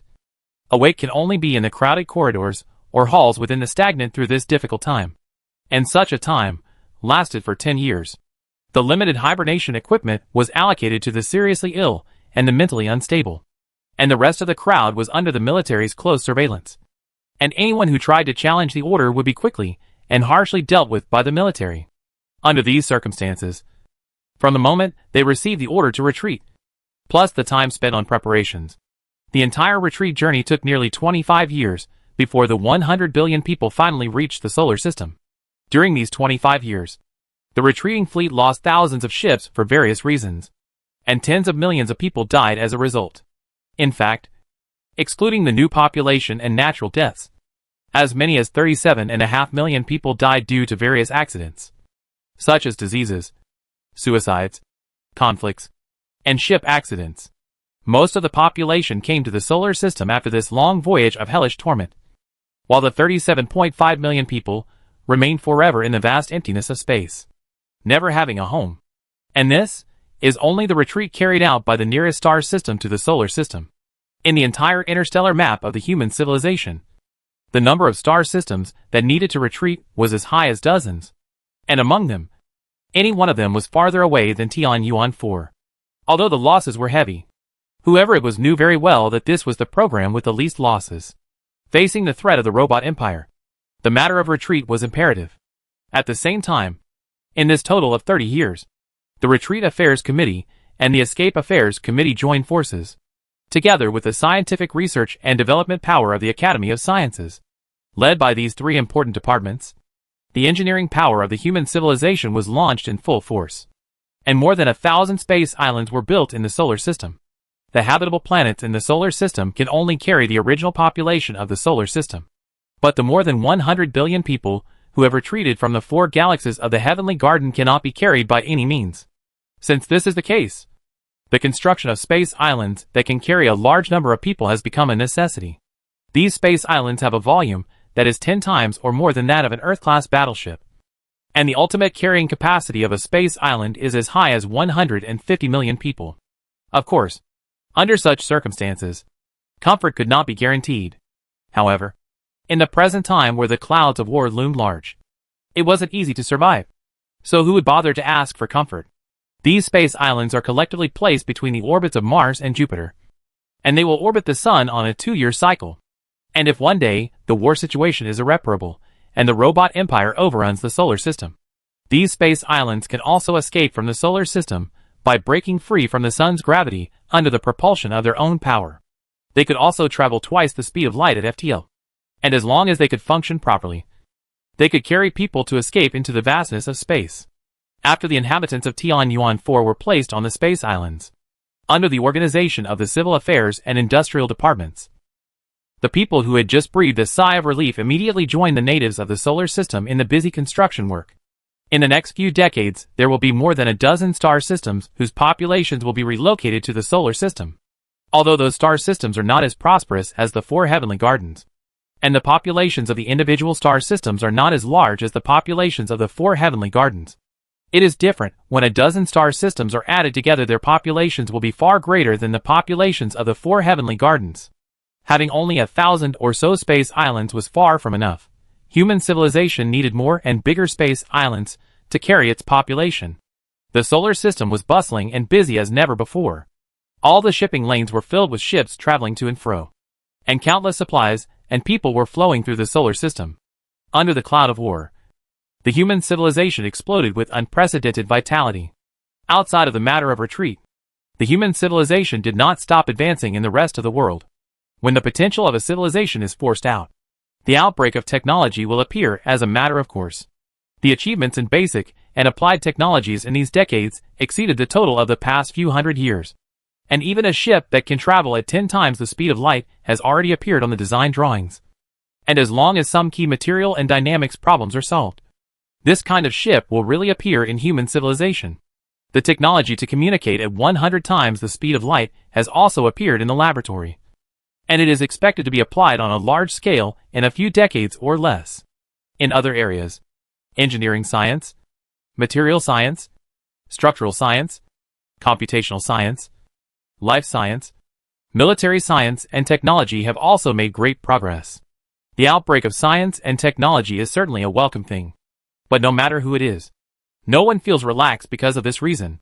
Because no matter who understands, as long as there is no qualitative change in technology, then, using the technology of 50 years ago, or using the technology of 50 years later to deal with the robot empire, the end will be the same. What should be stolen by robots will still be stolen by robots. And what should be destroyed by robots will still be destroyed by robots. All of this breakthrough technology can at best be applied to escape and retreat matters. In the face of the robot empire, they have no use. This is hard to accept. But it is the truth. The hope of human civilization had always rested on the Scientific Affairs Committee headed by Xiaoyun. And this had never changed. At this moment, Xiaoyun was beside the Eris base, swimming in the ocean of data. Not far from the base, the planet above Eris had been filled with robots. Just like Pluto decades ago. Conduct the evolution trap experiment. Let the robots start evolving according to the technology tree we set up, Xiaoyun said. Okay. A staff member promised, and then conveyed Xiaoyun's order. A few moments later, a derelict ship containing special technology was thrown above Eris and instantly disappeared into the sea of robots. Chapter 334 Boars and Domestic Pigs. The robots above Eris followed the same reproductive journey as the robots above Pluto. Up to now, their numbers have reached hundreds of billions, and they have completely taken over the surface of Eris, as well as the underground and the sky. Reproduction is the first priority of the robots. And at the moment, in order to reproduce, they must evolve. So after acquiring the alien technologies, and at the same time judging that these alien technologies could give themselves more powerful abilities, the robots immediately began their evolutionary journey without hesitation. The scope of their activities was gradually expanding. And accordingly, the human civilization's vigilance force was also increasing. Obviously, the wider the range of activity of the robots, the more difficult it is to keep watch. There were hundreds of billions, even trillions of robots. And it wasn't easy to blockade them around Eris, not allowing a single robot to escape. But even if it wasn't easy, human civilization had to do it. Because even if just one robot was allowed to escape from the human civilization's surveillance, that would be a serious consequence that the human civilization could not bear. In order to do this, General Emmerich mobilized tens of thousands of battleships and a greater number of batteries, armed satellites, surveillance equipment, and so on arranged around the Eris star, really turning the Eris star domain into a dragnet. Just as Xiao Muhang expected, the robots did not realize that the technology they acquired this time was flawed. As Xiao Muhang expected, the robots did not realize that the technology they had acquired this time had loopholes, and they evolved according to the path Xiao Muhang had mapped out for them, and completed their evolution after a few months. Xiao Muhang's team had planned a complete technology tree for the robots, which meant that it could not be carried by a single ship or any other piece of artifact. Therefore, after the first airship was digested by the robots, the second specially made human artifact arrived soon after. After the second came the third, and the fourth. These things are either spaceships, or satellites, or a certain engineering apparatus, or certain daily necessities. They seem to have no relationship at all, but they are intrinsically connected. And there is a hidden clue that connects all these things. And this clue, which is the one that Xiao Muhang's team has mapped out, this clue is what Xiao Muhang's team has planned. The tree of technology with loopholes. In the blink of an eye, several years had passed. During these years, Xiao Yun, Xiao Muhong and the staff of the Scientific Affairs Committee had been carefully feeding the robots that survived on Eris according to the predetermined recipes, hoping that they could advance and grow according to their own vision. And the robots did not let Xiao Yun and the others down. After a few years had passed, they had completely grown into what Xiao Yun and the others wanted them to be. Then, the next step of the experiment could already be launched. Whether or not the evolution trap was useful to the robot group would soon be verified by reality. Sometimes I always get the feeling that this evolutionary trap scenario was actually not first proposed by our Scientific Affairs Committee. In the course of our human civilization's development, we have already carried out evolutionary trap attacks on many of the remaining species. In the middle of the Eris scientific research base, Xiao Yun put down the data report and rubbed his forehead slightly tiredly before saying to Xiao Muhong, who was guarding the side. "Oh, why do you say that?" Xiao Muhong asked. Xiao Yun stood up and walked to the window of the scientific research base, gazing out of breath at the bright spot in the distant sky, without a single fluctuation on his face. Due to the requirements of artificial gravity, the scientific research base was always in rotation, so that bright spot constantly flashed and appeared from in front of the window, flashed and appeared again, constantly in such a cycle. I wonder if our human domestication of the rest of the species can be considered an evolutionary trap attack. Xiao Yun sighed. For example, the correct evolutionary path for wild boars should have been to evolve sharper tusks, stronger muscles, and thicker fur. But our human civilization intervened, and so the path of evolution for wild boars was altered, and they became fatter and fatter. Their movements became more and more sluggish, and their temperament became more and more docile, could produce more meat for us humans. We are changing the evolutionary path of the boar to our will, so that the boar will eventually grow to be what we need it to be. In some broad sense, this does qualify as an evolutionary trap attack. Our ancestors used evolutionary traps to attack the wild boar, maximizing the benefits for us humans. Xiao Muhong said indifferently. Xiao Yun continued. It's not just wild boars, chickens, ducks, geese, dogs, cats, and so on and so forth. Many species have been attacked by our human civilization's evolutionary traps. It seems that we humans originally possessed the gift of evolutionary trap attacks. You see, those robots living on top of Eris are also growing according to our will at this moment, eventually growing into what we want them to be. How similar they are to species such as wild boars that have been domesticated by our human civilization. If you look at it from this aspect, it is indeed very similar. Xiao Muhong said. The domestication of species such as wild boars brought benefits to our human civilization. I think that the domestication of robots will likewise bring benefits to our civilization. Of course, robots are not edible, and the only benefit they can bring us is death. The only good robots are dead robots. But I always have a little worry. Xiao Yun sighed. Frankly speaking, I can't find a loophole in the evolution trap's attack scheme. But don't forget that human civilization can never completely domesticate another species. Stupid domestic pigs, docile pet dogs. After losing human care and re-entering the natural environment, they will immediately start the degradation process, and they will regain their wildness and tusks. It's an obsession rooted deep in their genes, and it's impossible for us humans to eliminate that. I don't understand what you mean, Xiao Muhong said. I am talking about my worries about the robot group, Xiao Yun said. Losing the care of humans, domestic pigs will degenerate into wild boars. And, losing our feeding, will the robot group produce a similar phenomenon? Will our evolutionary trap attacks, the special technological food we provide, last forever? I think your worries are completely unnecessary, Xiao Muhong said. Whether the evolutionary trap attack is effective or not, we'll soon be able to find out. Alright. Hopefully I'm overthinking it, Xiao Yun said. So, is the experiment ready? Ready, Xiao Muhong replied. The high-power wireless broadcasting apparatus is ready. As long as you give an order, the wireless signal carrying special data will sweep across the entire Eris. All the robots surviving in Eris and its surroundings will receive this signal. Their modified bodies will produce very interesting changes after receiving this signal. Their core chips will be burnt out. They will die. Very well. Then begin.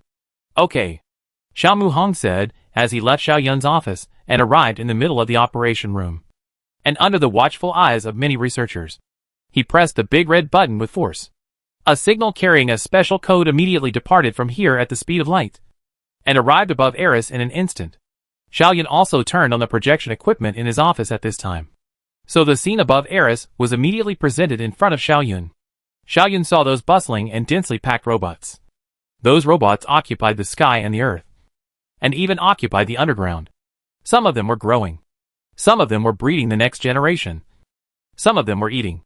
Some of them were flying. And some of them were making holes. They completely maintained their daily lives. And there didn't seem to be a single thing out of the ordinary. But in the next moment, all the movements of these robots stopped. The robots that were flying in the sky lost their propulsion in this instant. And they began to fall down to the surface of the planet like raindrops. The robots that were crawling instantly stopped there, as if they had been fixed. The robots that were crawling on the mountains instantly tumbled down. And the robots that were carrying out excavation work also instantly stopped their movements. All the robots. No matter what the robots were doing. No matter where they were. Whether it was the sky or the earth. All the robots lost their autonomy in the moment when the signal arrived. The robot world, which was so noisy at the last moment, was completely quiet at this moment. Like a tidal wave of signals rushing to the research base. These thousands of trillions of signals are exactly the same. They only indicate one thing. The core chip is destroyed. The robot is dead.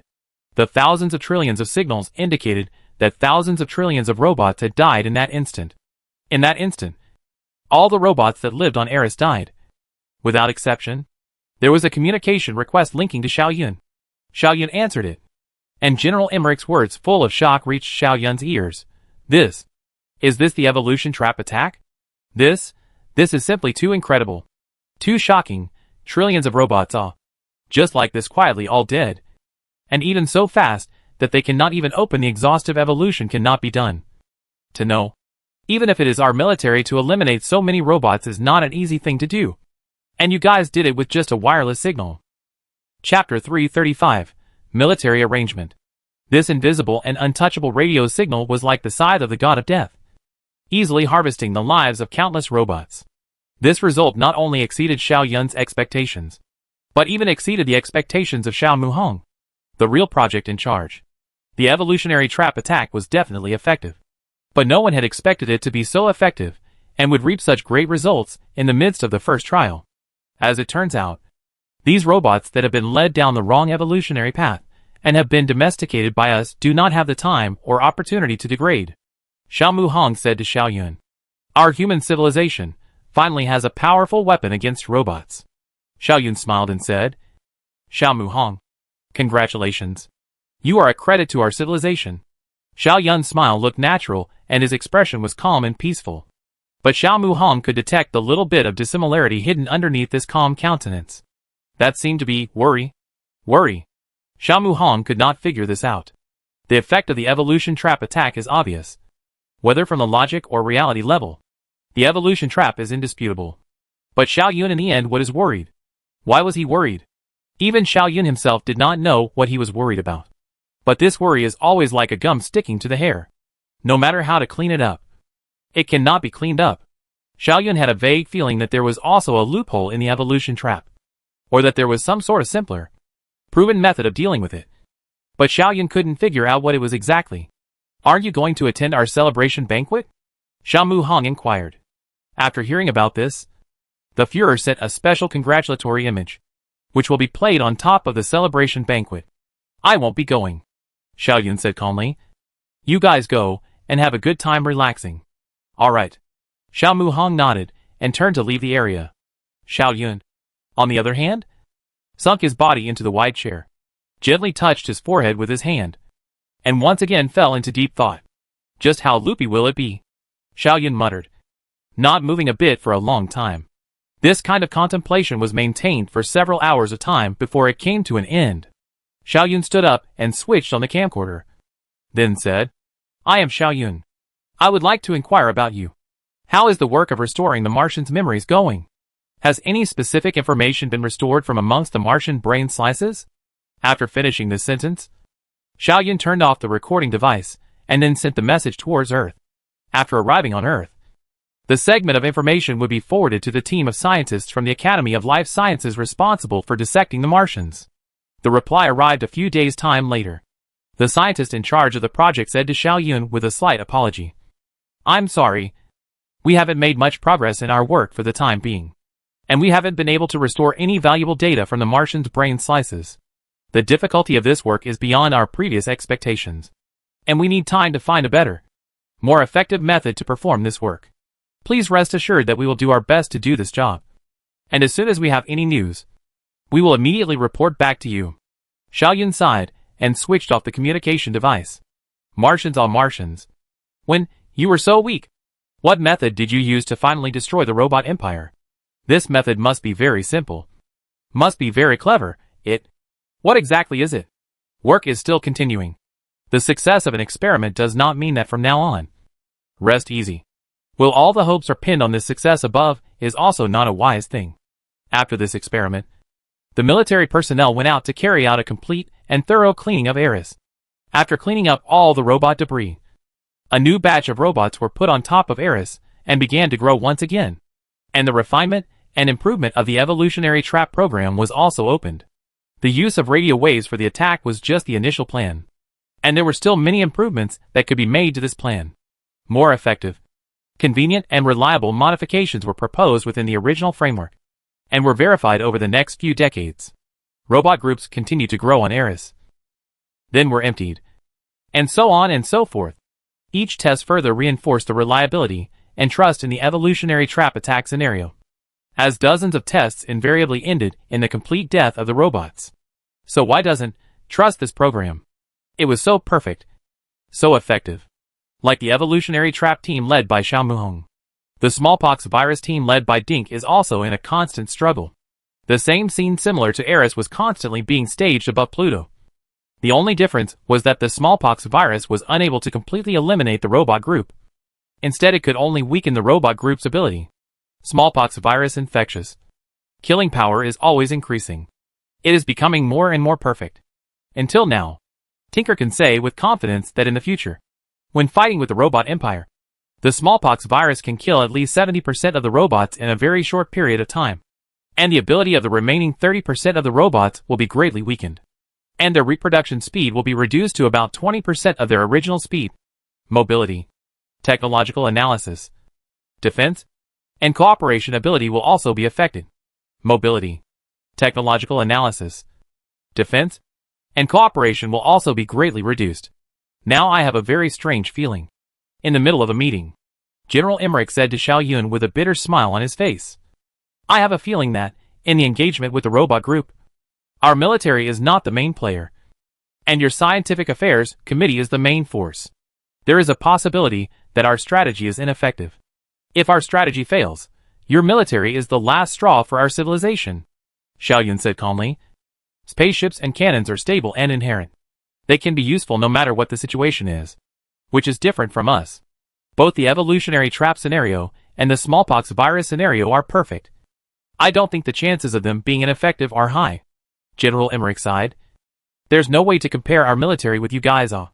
What you guys can do with your brains. Our military needs to be real. At the cost of human lives and spaceships to be able to do it.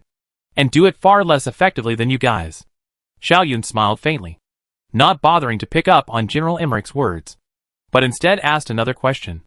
General, how is the retreat going now? I have a hunch that the robot empire might be coming soon. When this topic was brought up, General Emmerich became serious as well. Overall, it's going well. The retreat has been mostly completed, and the finishing touches are currently being made. Originally, we were unable to do it so quickly, and the fact that the retreat went so smoothly is due to the new communication instrument that can communicate at 100 times the speed of light, which has only recently been applied. In the vast universe, communication between different star systems was a very troublesome thing. In the past, human civilization applied communication instruments that were twice the speed of light. And if communication was conducted at this speed, it would take more than 10 years for the Earth side to have a one-way dialogue with a colonial galaxy farthest away from the Earth. Whereas now, the time required for communication had shrunk to only 1/50th of the original time. The increase in communication capabilities meant an increase in efficiency. And it was against this backdrop that the retreat was able to proceed so smoothly. After the retreat is mostly complete, we should also start the military arrangements, Xiao Yun said. The evolution trap program will always rely on the military to execute it. And the execution of the evolution trap program will also take some time. We need to keep guiding the evolution of the robots. This is not something that can be accomplished overnight. I understand. General Emmerich nodded.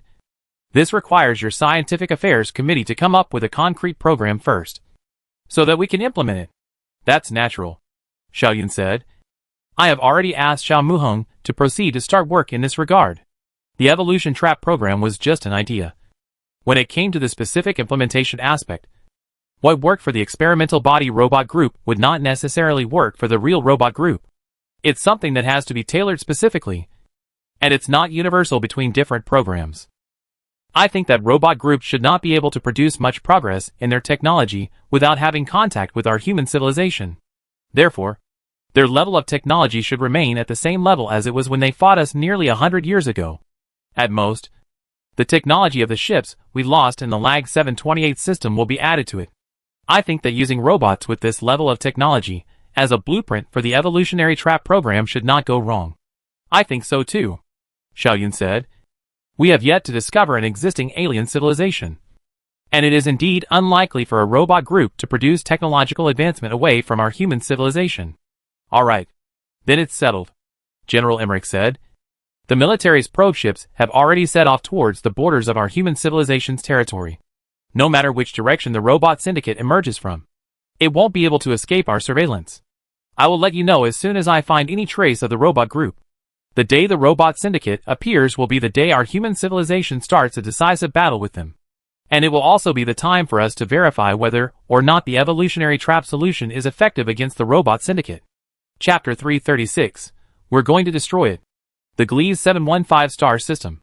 The main star of this star system was a red dwarf, which was only a quarter of the mass of the Sun and much less luminous than the Sun.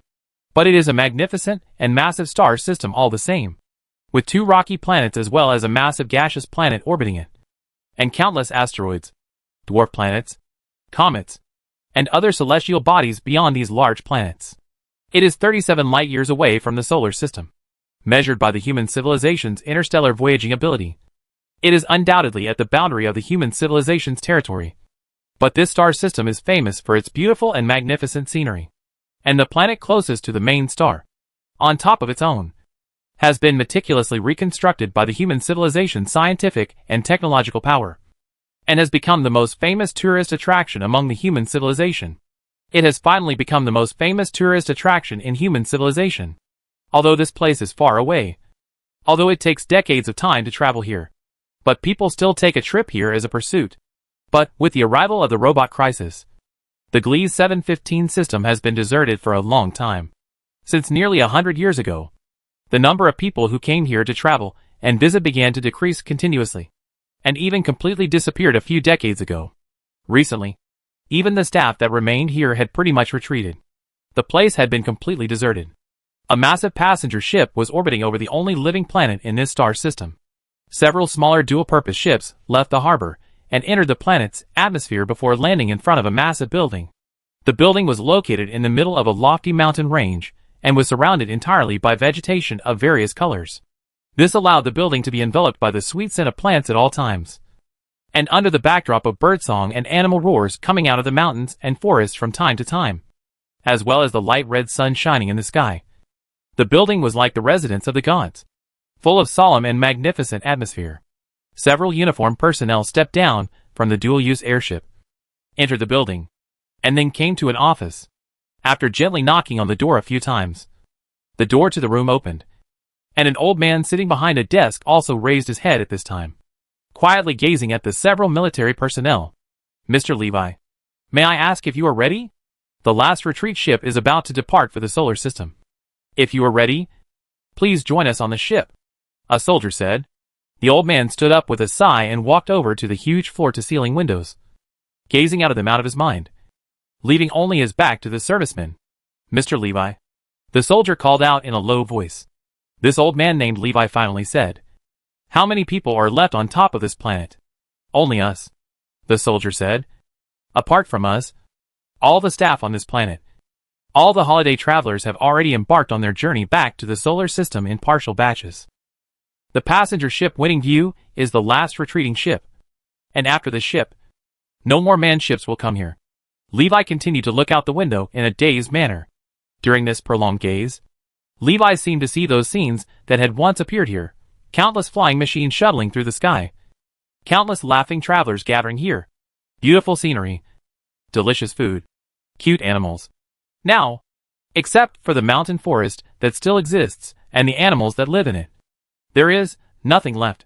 After we retreat, what will your military do with this planet? Levi inquired, a tremor already in his voice. The military man was silent for a long time, then sighed and said, Mr. Levi, as you know, in order to ensure that the technological creations of our human civilization are not leaked, we need to thoroughly clean up this planet. We need to destroy all the man-made objects that exist on top of this planet, completely and utterly. But I designed all of this with my own hands, Levi said somewhat feebly. I came to work on this planet from the time I was a young man. At that time this planet was still a desolate place with nothing. I led my team to work here for more than 300 years before I transformed it into what it is today. My life's work was all sown onto this planet. And now, you want to destroy it? Every blade of grass, every tree, every landscape, every building, every animal group, every river, every lake, every ocean, everything here is from my design.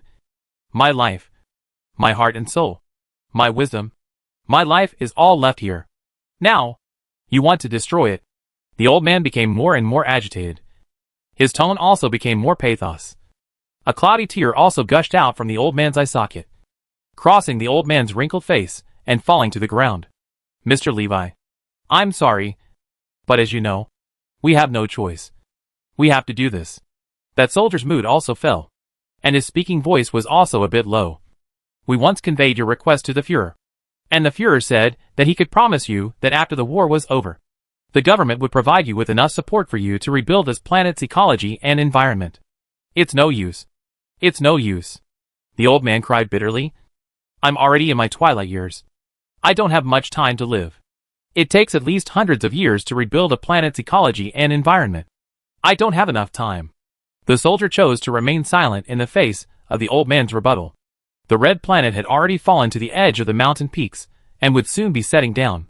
Under the afterglow of twilight, everything here appeared more and more magnificent.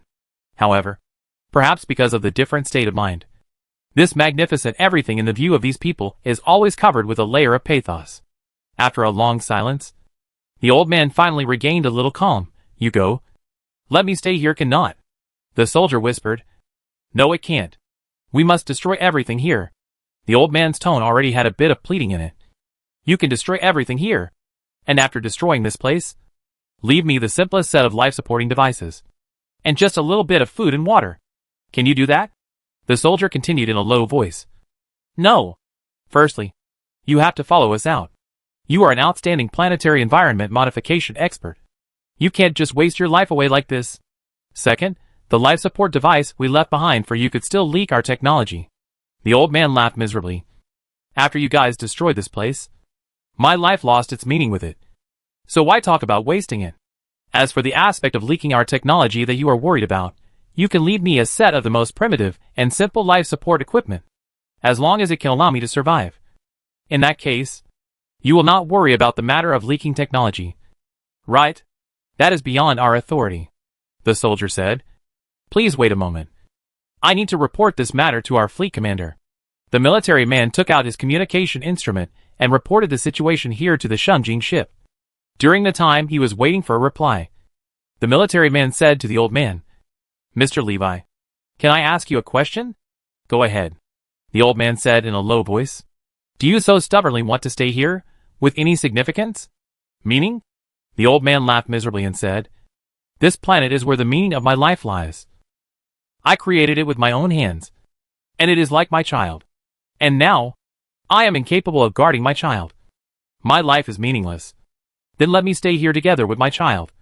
Let me spend the rest of my life to accompany it. The soldier was silent for a long time, then sighed. Mr. Levi, I'm sorry. We don't want to do this either. But we have to. After a few more moments, the reply message from among the Shengjing ship was transmitted to the military man. The military man glanced at it and then said, "Mr. Levi, the commander has agreed to your request. Now, please return to the ship with us. The fleet will then launch a devastating strike on this planet. And after the strike, we will prepare simple life support systems for you to live on this planet."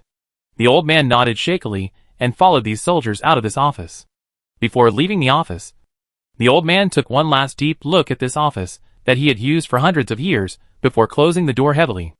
After walking out of this magnificent and solemn huge building, the old man stopped before the dual-use airship and once again raised his head, projecting his sight onto the rolling hills in the distance. Birds chirped and beasts roared. Water gurgled and flowers were sliced. The old man looked hard like that, as if he wanted to engrave all this scenery into his mind. The soldier called out, "Mr. Levi, let's go. Let's go." The old man turned his head hard, wiped down a handful of tears, and entered the dual-purpose airship without looking back. The airship then took off and disappeared into the depths of the sky with a whistling sound, leaving only some unintelligent creatures in the middle of the mountains and forests looking at the sky curiously, as if they were pondering what that thing was in general. I order. Cleanup operation begins. Intensity, thorough cleanup. Time, 3 days. As the order was given, countless cannonballs were dumped onto the Earth like meteors from space, and the entire planet was then covered by thick clouds of gloom and fire. Everything would be destroyed. Hundreds of years of hard work and effort going up in flames with the blow. The old man collapsed in the corner, crying like a child at the moment of the blow.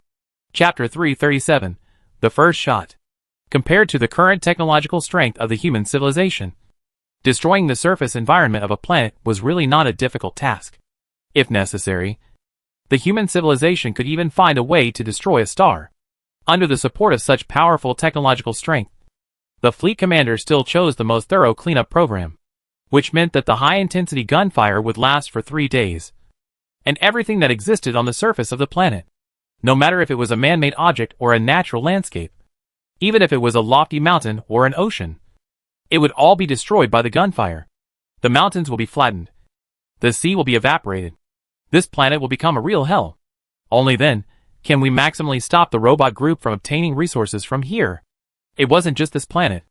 The remaining 2 planets in this star system, and even all the uninhabited planets within the boundaries of human civilization, which were not defended by appropriate military forces, would be subject to such a blow. This was the plan of the Defense Committee, chaired by General Emmerich. The Führer named the plan the Wall. The plan. The purpose of the plan was to minimize the ability of the robot group to obtain energy from around the solar system, and to minimize the robot group's logistical supplies.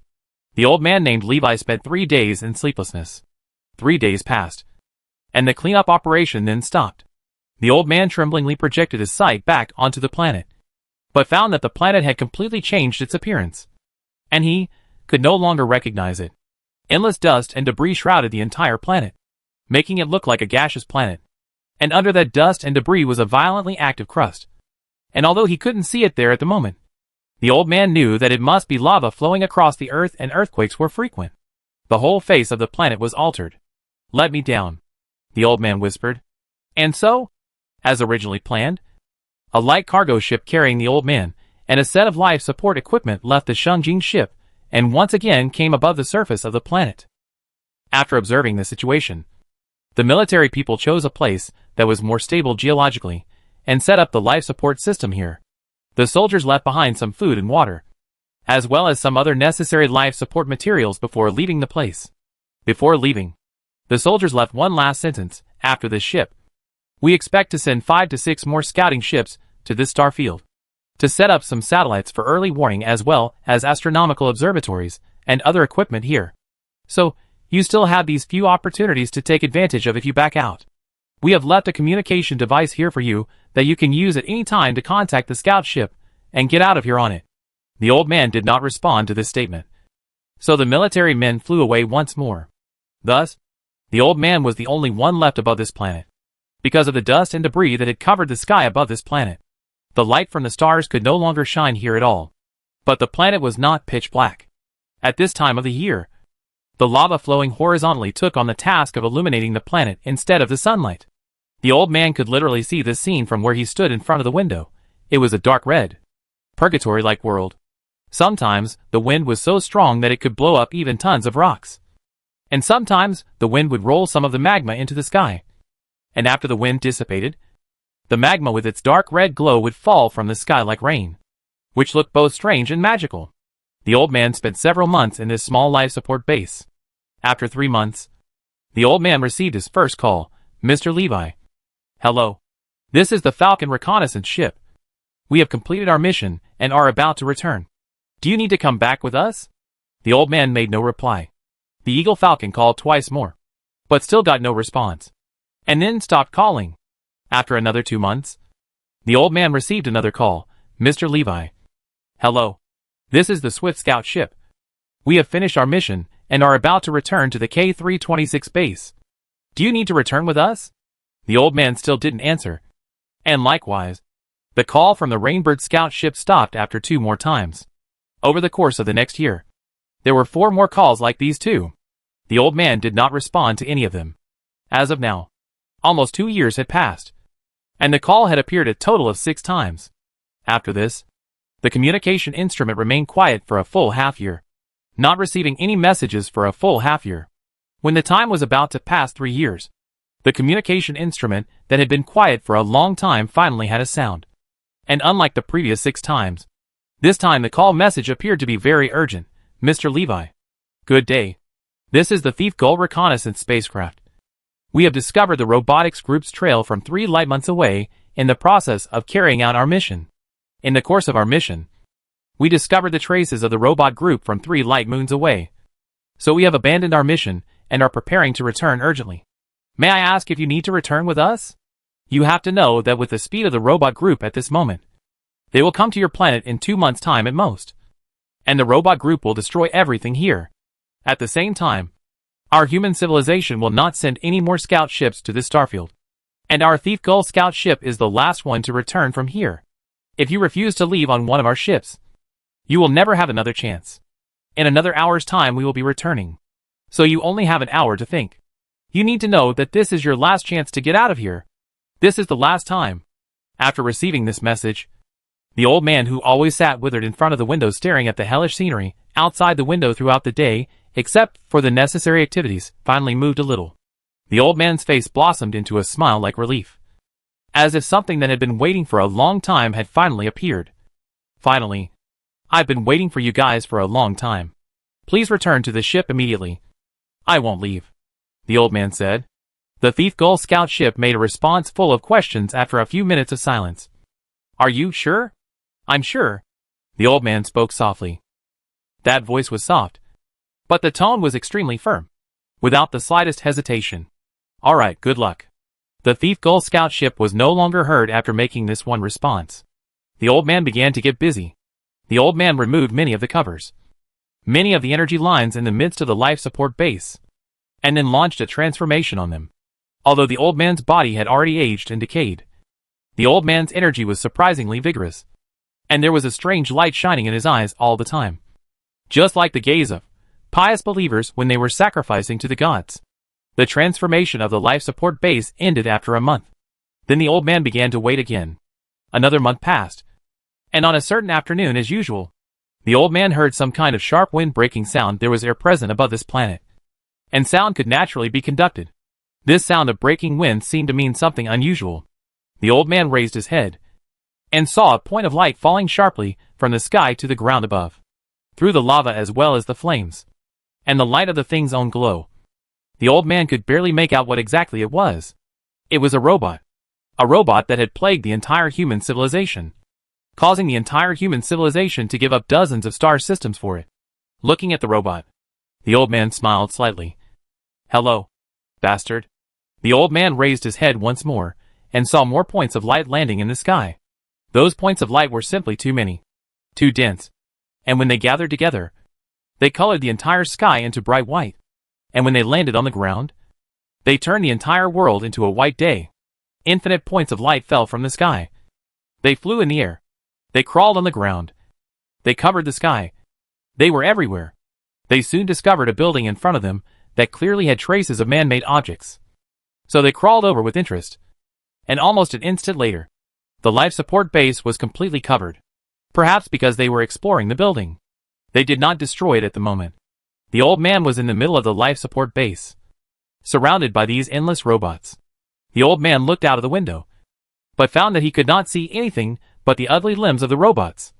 The old man closed his eyes, but the creepy rustling sound was still coming into his ears moment by moment. Bastards. You've ruined everything for me.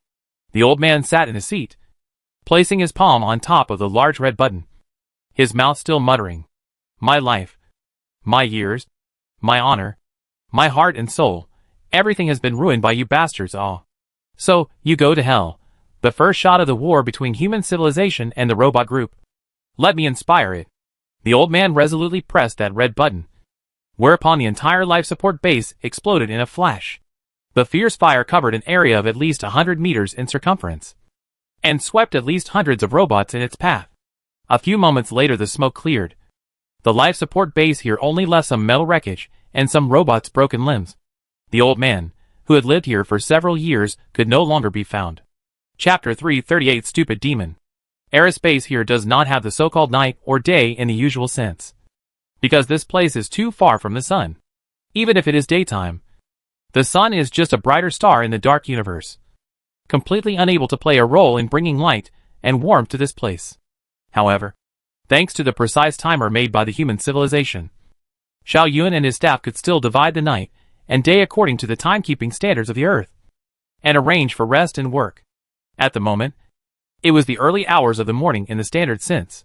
However, it was only 4 o'clock in the morning, and Xiao Yun, who had been busy all day, was still in deep sleep. According to Xiao Yun's routine, Xiao Yun would wake up after 2 hours, and after an hour of preparation, he would start working at 7 o'clock on time. Xiao Yun's routine had been maintained for decades, and unless there was something important, it would not change easily. But today, Xiao Yun's routine had to be changed.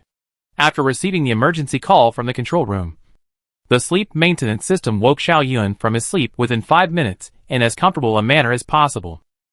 Xiao Yun, who had regained his wakefulness, issued an answer command, whereupon the face of a young soldier appeared in the virtual image. "Hello Xiao Yun. We have just received an urgent message from the Earth side, and the urgency of the message is of extraordinarily high level. So we must wake you up as soon as possible to relay this message to you. We apologize if we have disturbed your rest as a result." "Oh, no relation. Which department sent me the message?" Xiao Yun said as he switched on the lighting system in the room while sitting up from the bed. "It's a message from the Academy of Life Sciences," the soldier said. "They said that has made progress in restoring the information from the brain slices performed on that Martian." Xiao Yun's eyes immediately brightened. "Progress already? Very well. Forward the information they sent to me." "All right. The communications room has already forwarded the segment of information to your personal communications terminal. Please receive it as soon as possible," the soldier said, and shut down the communication system. There was no way Xiao Yun could not be excited about this matter. No matter which way you look at it, the information stored in the Martian's mind was crucial. The Martian civilization had defeated the demon through that information, and now the human civilization could also destroy the robot empire completely through this method. That happened hundreds of millions of years ago in the solar system of the Amazing Escape. That happened hundreds of millions of years ago in the South Gate 2 galaxy of the Amazing Battle for any civilization. This is a great shocking event. But with the passage of time, all this has been buried in the dust of time, can no longer be presented in front of people. Nowadays, human beings can only speculate about the things that happened in the past through the remains of some discontented dust. But this Martian is different. He was a first-hand witness to the escape, and also to the war between the Martian civilization and the demons. The magical hibernation technology took this Martian through the light of day, from hundreds of millions of years ago to the present, communicating between the world of hundreds of millions of years ago and the present world of today. He may be a key to saving human civilization. After learning that the urgent intelligence was about the Martian, Xiao Yun was instead in no hurry. Xiao Yun had waited for this moment and looked forward to this moment for too long. So Xiao Yun had to greet the news with the best mental outlook, the clearest mind, and the calmest thoughts. So Xiao Yun didn't go to receive the message directly after getting up. Instead, he first washed up and then ate breakfast before coming to the communication device and pressing the receive button. The image of a middle-aged scientist wearing a white coat with a half-bald head appeared in front of Xiao Yun. Xiao Yun recognized this person. And Xiao Yun knew that this scientist was an important scientist in the Martian Information Restoration Plan. And many important tasks were conducted by this scientist. Hello, Xiao Yun. I'm glad to tell you that we have made significant progress in the work of restoring the information from the Martian brain slices. We have restored all of the information that can be technically restored. That is stored in the Martian's brain. Xiao Yun's brows wrinkled slightly. Because Xiao Yun was keenly aware of the fact that what the scientist said was not all the information has been restored. But all the information that can be restored by the technology has been restored. This means that there is still a great deal of information in the Martian's mind that has not been restored. And that information cannot be restored through technology. Can be restored. The life technology of human civilization can do nothing with that information. Then, how much information has been restored? Xiao Yun thought silently. The image of that middle-aged scientist continued. And we have analyzed it through technical means, and have now confirmed that this information that we have restored out possesses an extremely high memory priority, which indicates that this information is extremely important to this Martian. So it is bound to possess an extremely high value. What's more, after interpreting the information, we confirm that this information happens to be closely related to the robotics group, or perhaps to that demon recorded by the Martian civilization. So, what does this mean? Do you understand? Xiao Yun certainly understood this. Although Xiao Yun was not an expert in life sciences, he still knew some basic concepts. Intelligent lifeforms receive a lot of information every moment. As small as a little touch on the tip of a finger at a certain moment. A little smell that is smelled at a certain moment. And as big as certain important moments in life. All of this will form memories. But memory also has priority. The brain cannot always remember all this information all the time. So the important things get remembered and the unimportant things get forgotten. So the things that have a very high memory priority will usually be the more important things if it wasn't important. Why would it need to be remembered so firmly? But there's another thing. Memory content is also divided into many aspects, such as memories of major life experiences, marriages, births and other events, memories of parents, relatives and friends, etc. And these memories will also possess an extremely high memory priority. But they won't necessarily be of use to current human civilization, who cares about a 500 million year old Martian's emotional experiences? The scientist told Xiao Yun two things. Firstly, that information had a very high memory priority, which meant that it was very important. And secondly, it was closely related to the demon. The second is that it is closely related to the devil. This means that this information is the information that the human civilization is trying to find. The scientist continued. We are fortunate and unfortunate at the same time. There is so much memory data inside a brain that it cannot even be described as a vast ocean. And we only restored a section from this data. And we found exactly what we wanted the most. But we are also unfortunate, because the piece of information we found is very short. Only a short sentence. And the logical meaning is not very clear. And at the same time, that Martian's brain structure has been completely destroyed and is completely useless. And it is no longer possible for us to restore more information from its brain structure. So, this information will be dictated to you by me. That scientist said. This piece of information goes like this. Demons are stupid. They seem to be powerful, but they will always be plagued by the lies of the weak-minded, thus leading to their demise. The scientist stopped after saying this, while Xiao Yun kept waiting for him to continue. But after waiting for a long time, the scientist did not continue speaking. It was then that Xiao Yun reacted to the fact that this piece of information was all there was to it. Tens of thousands of scientists had worked diligently for decades, expended astronomical amounts of resources, and expended countless amounts of effort to restore just one sentence. Just one sentence alone. We are not quite sure of the exact meaning of this sentence. We are merely only responsible for relaying this piece of information to you. The scientist shrugged his shoulders before continuing. We hope that our efforts and endeavors have not been in vain. And we hope that this sentence can bring some enlightenment to your work. That's it. Our work is done. What comes next is up to you. After that scientist finished his sentence, the screen froze and then automatically shut off. Xiao Yun then knew that this entire message had already been played. This short sentence seems to hide the simplest, most direct, and most effective way to destroy the robot empire. It can be believed that it was through this method that the Martian civilization at the time finally destroyed the demon. Xiao Yun muttered. At the same time, I think that we happen to restore this sentence from the Martian's vast ocean of memories. I'm afraid that, It's not just because we're more fortunate. Civilization declined, leaving only this one surviving individual. In the face of the vast universe. In the face of this heaven and earth nature. Losing the shelter of civilization. An individual is very fragile. It can't survive by itself alone. It must seek the shelter of the rest of civilization. And if you have to get, you have to pay. This is a deal. And the only thing this Martian can bring to the deal is the method of destroying the robot empire. Its life was at stake. For this Martian, the method of destroying the robot empire is the key to whether or not its life can be continued. So, this will inevitably be one of its most important memories. It forgets nothing will not forget this memory. Perhaps, it is because this memory is so important, and its memory is so deep, that the human civilization happened to restore this piece of information. Chapter 339 War. Xiaoyun suddenly felt some sadness in his heart. This sadness was not because of what he had encountered or the rest of it, but because of that Martian, who had been turned into slices and kept in the laboratory. That Martian had pinned all his hopes on the destroy the devil method, hoping that he could make use of it, in the hope that he could use this leverage for his own survival. But his hopes were dashed. Human civilization took its leverage and paid it nothing. Not only that, it also separated its body completely, making it completely lose the hope of resurrection. Although there was no benevolence or morality between civilizations, and dissecting a Martian would not bring psychological pressure to the human civilization's researchers, Xiaoyun still felt a little sad. To put it more accurately, this sadness was probably due to sympathy for the same disease.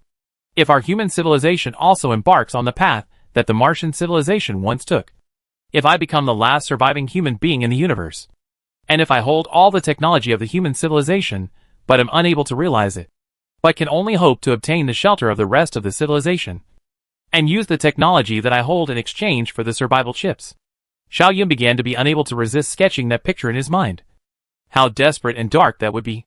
Human civilization did not seem to be far from that kind of ending. Whether or not it could get rid of that kind of ending, the decision was in the hands of Xiaoyun, as well as the team led by Xiaoyun. Xiaoyun shook his head vigorously, shaking these tumultuous thoughts out of his mind, and then began to think on this one and only sentence that had been restored from within that Martian's mind. Demons are stupid. They may seem powerful, but they will always be plagued by weak lies that lead to their demise. Xiaoyun muttered the sentence and thought hard. Stupid? Are robots stupid? Is this hinting at an evolutionary trap scenario? In a broad sense, the evolution trap also draws on the stupidity of the robot empire, employing lies and deception to mislead them, so as to achieve the goal of destroying them. But, the evolution trap program had achieved near-perfect results in the midst of the experiment. The trillions of robots that covered a planet were easily killed by a single electrical wave, and after the experiment was repeated a dozen times, the robot group staged a dozen overthrows on top of Eris. Now, the information in the Martian's mind vaguely pointed to the evolutionary trap scenario as well. It seemed that the evolution trap solution was really perfect. Really the most suitable solution to destroy the robot group and solve this crisis of human civilization. But was it really? In addition to Xiaoyun, the researchers in the Scientific Affairs Committee, the military leaders, the head of humanity and the think tanks, and even the people in the society, all had full confidence in the evolution trap solution. But Xiaoyun did not. Xiaoyun had been plagued by a vague worry. But this worry could not find a specific reason. There was a sense of crisis that had been hidden in the depths of Xiaoyun's heart, never able to be cleared away or forgotten. This feeling made Xiaoyun feel doubly tormented. But there was no way to vent it out. After a long time, Xiaoyun sighed heavily and gave up all thinking. Then came into the middle of the Eris base conference room, summoned all the researchers, and announced this matter. The meaning of this message restored from the Martian's brain is not clear, and there is no way for us to obtain more information from this passage. But I think that it seems to vaguely point to the evolutionary trap scenario that we are currently working on. Xiaoyun made an effort to exclude his own bias towards the evolution trap program, trying to tell this matter from a fair and objective standpoint. While this news caused a flurry of discussion among the attendees, Xiaoyun left the conference room and once again came before the massive glass window at the edge of the base, where he stood in a daze at the endlessly dark cosmic space outside the window. There was a hand that gently tapped on Xiaoyun's shoulder. Xiaoyun turned around and saw Xiao Mu Hong's always cold face. Xiaoyun, I can understand how you feel. You have always believed that the evolutionary trap solution is imperfect and has fatal loopholes. But you have no way to find out what exactly the loopholes are. So you have been feeling tormented. Especially after this information restored from that Martian's brain also vaguely supports the evolutionary trap solution. You are feeling even more worried in your heart. Aren't you? Xiao Yun forced a smile, and did not speak. Xiao Muhang was right. And there was no need for Xiao Yun to do anything to hide this matter. This state of mind of yours can actually be explained on a psychological level. Xiao Muhang said. The one who created the robot empire was another you. You and the replica of you are both conceited. You have never thought that no matter what the problem is, as long as you are given more than enough time to think about it, you will be able to find a solution. And the same goes for the evolution trap program. You likewise think that you can find a loophole in this program though you haven't found it yet. Because you are conceited? You must think that your clone also possesses intelligence far beyond that of ordinary people. And because of your conceit, you think that your clone must have the means to find the loophole of the evolutionary trap and prevent it. So this is the source of the indescribable worries in your heart. Source. But don't you feel that you have too high an opinion of yourself? It's even so high that you've developed too high an opinion of your clones as well. Believe me, the evolutionary trap scenario has no loopholes. And even if it did have loopholes, it's not something that one person, even if that person is brilliant, could find. Neither you nor your clones can do anything about the evolutionary trap program. The characteristics of the robot group dictate this. And they will inevitably step inside the trap that our human civilization has prepared for them. Xiao Yun remained stunned. And after a long period of silence, Xiao Yun said with a bitter smile, perhaps it's, well, no matter how much worry I have in my heart, the evolutionary trap program is inevitably going to be carried out. And it's the only program that our human civilization can take out to deal with the robot empire. Xiao Muhang patted Xiao Yun's shoulder once again, then turned around with the intention of leaving. However, just at this time, a mournful alarm sounded throughout the entire Eris base. The originally heavy but quiet atmosphere suddenly warmed up, and many silhouettes emerged from the originally empty corridors, like magic. People walked around in a panic, talking to each other, and asking what was going on. Xiao Yun's heart also tightened violently at this moment. What exactly happened? What is it that warrants such a level of alert from the control room? The radio sounded in the next moment. The latest news received. The military deep space exploration team has found traces of a robot group at the edge of the frontier, 37 light-years away from the solar system in the Gliese 715 galaxy. The total number of robots in the group is about 10 trillion units.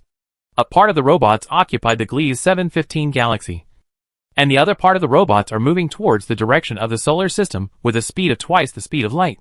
It is expected that the earliest possible time will be in 16 years. Movement. It is expected that the fastest will be 16 years after the time to reach the South Gate 2 galaxy. Later we'll have a detailed information about the robot group sent over. Eris base of all the staff cancelled the leave. Be sure to put into work as soon as possible. As soon as possible will be the analysis of the latest information clear. And as soon as possible to formulate a targeted evolutionary trap program out. Xiao Yun and Xiao Muhang both looked at each other, their hearts sinking. This day had finally come. Although it had been known for a long time that there was bound to be such a day, and that the robot group would come sooner or later. When this day actually came, people's hearts still couldn't help but feel heavy. This nearly 100 years of hard work and struggle. The efforts of countless researchers who have been ambling around night and day are about to be subjected to the test of reality. Are we really ready? Do we really have complete certainty? Xiao Yun silently asked himself in his mind. But that answer was slow to appear. That's an army of robots as high as 10 trillion units. And that's just the first batch to be discovered. In the deep, dark depths of the universe there was no telling how many more legions of robots were still hidden and undiscovered. They may be converging on the solar system from all directions. And they may even be very close to the solar system without being detected by human civilization. How high will their total number be? 100 trillion? Or 10, 000, 000, 000, 000, 000, 000, 000, 000, 000,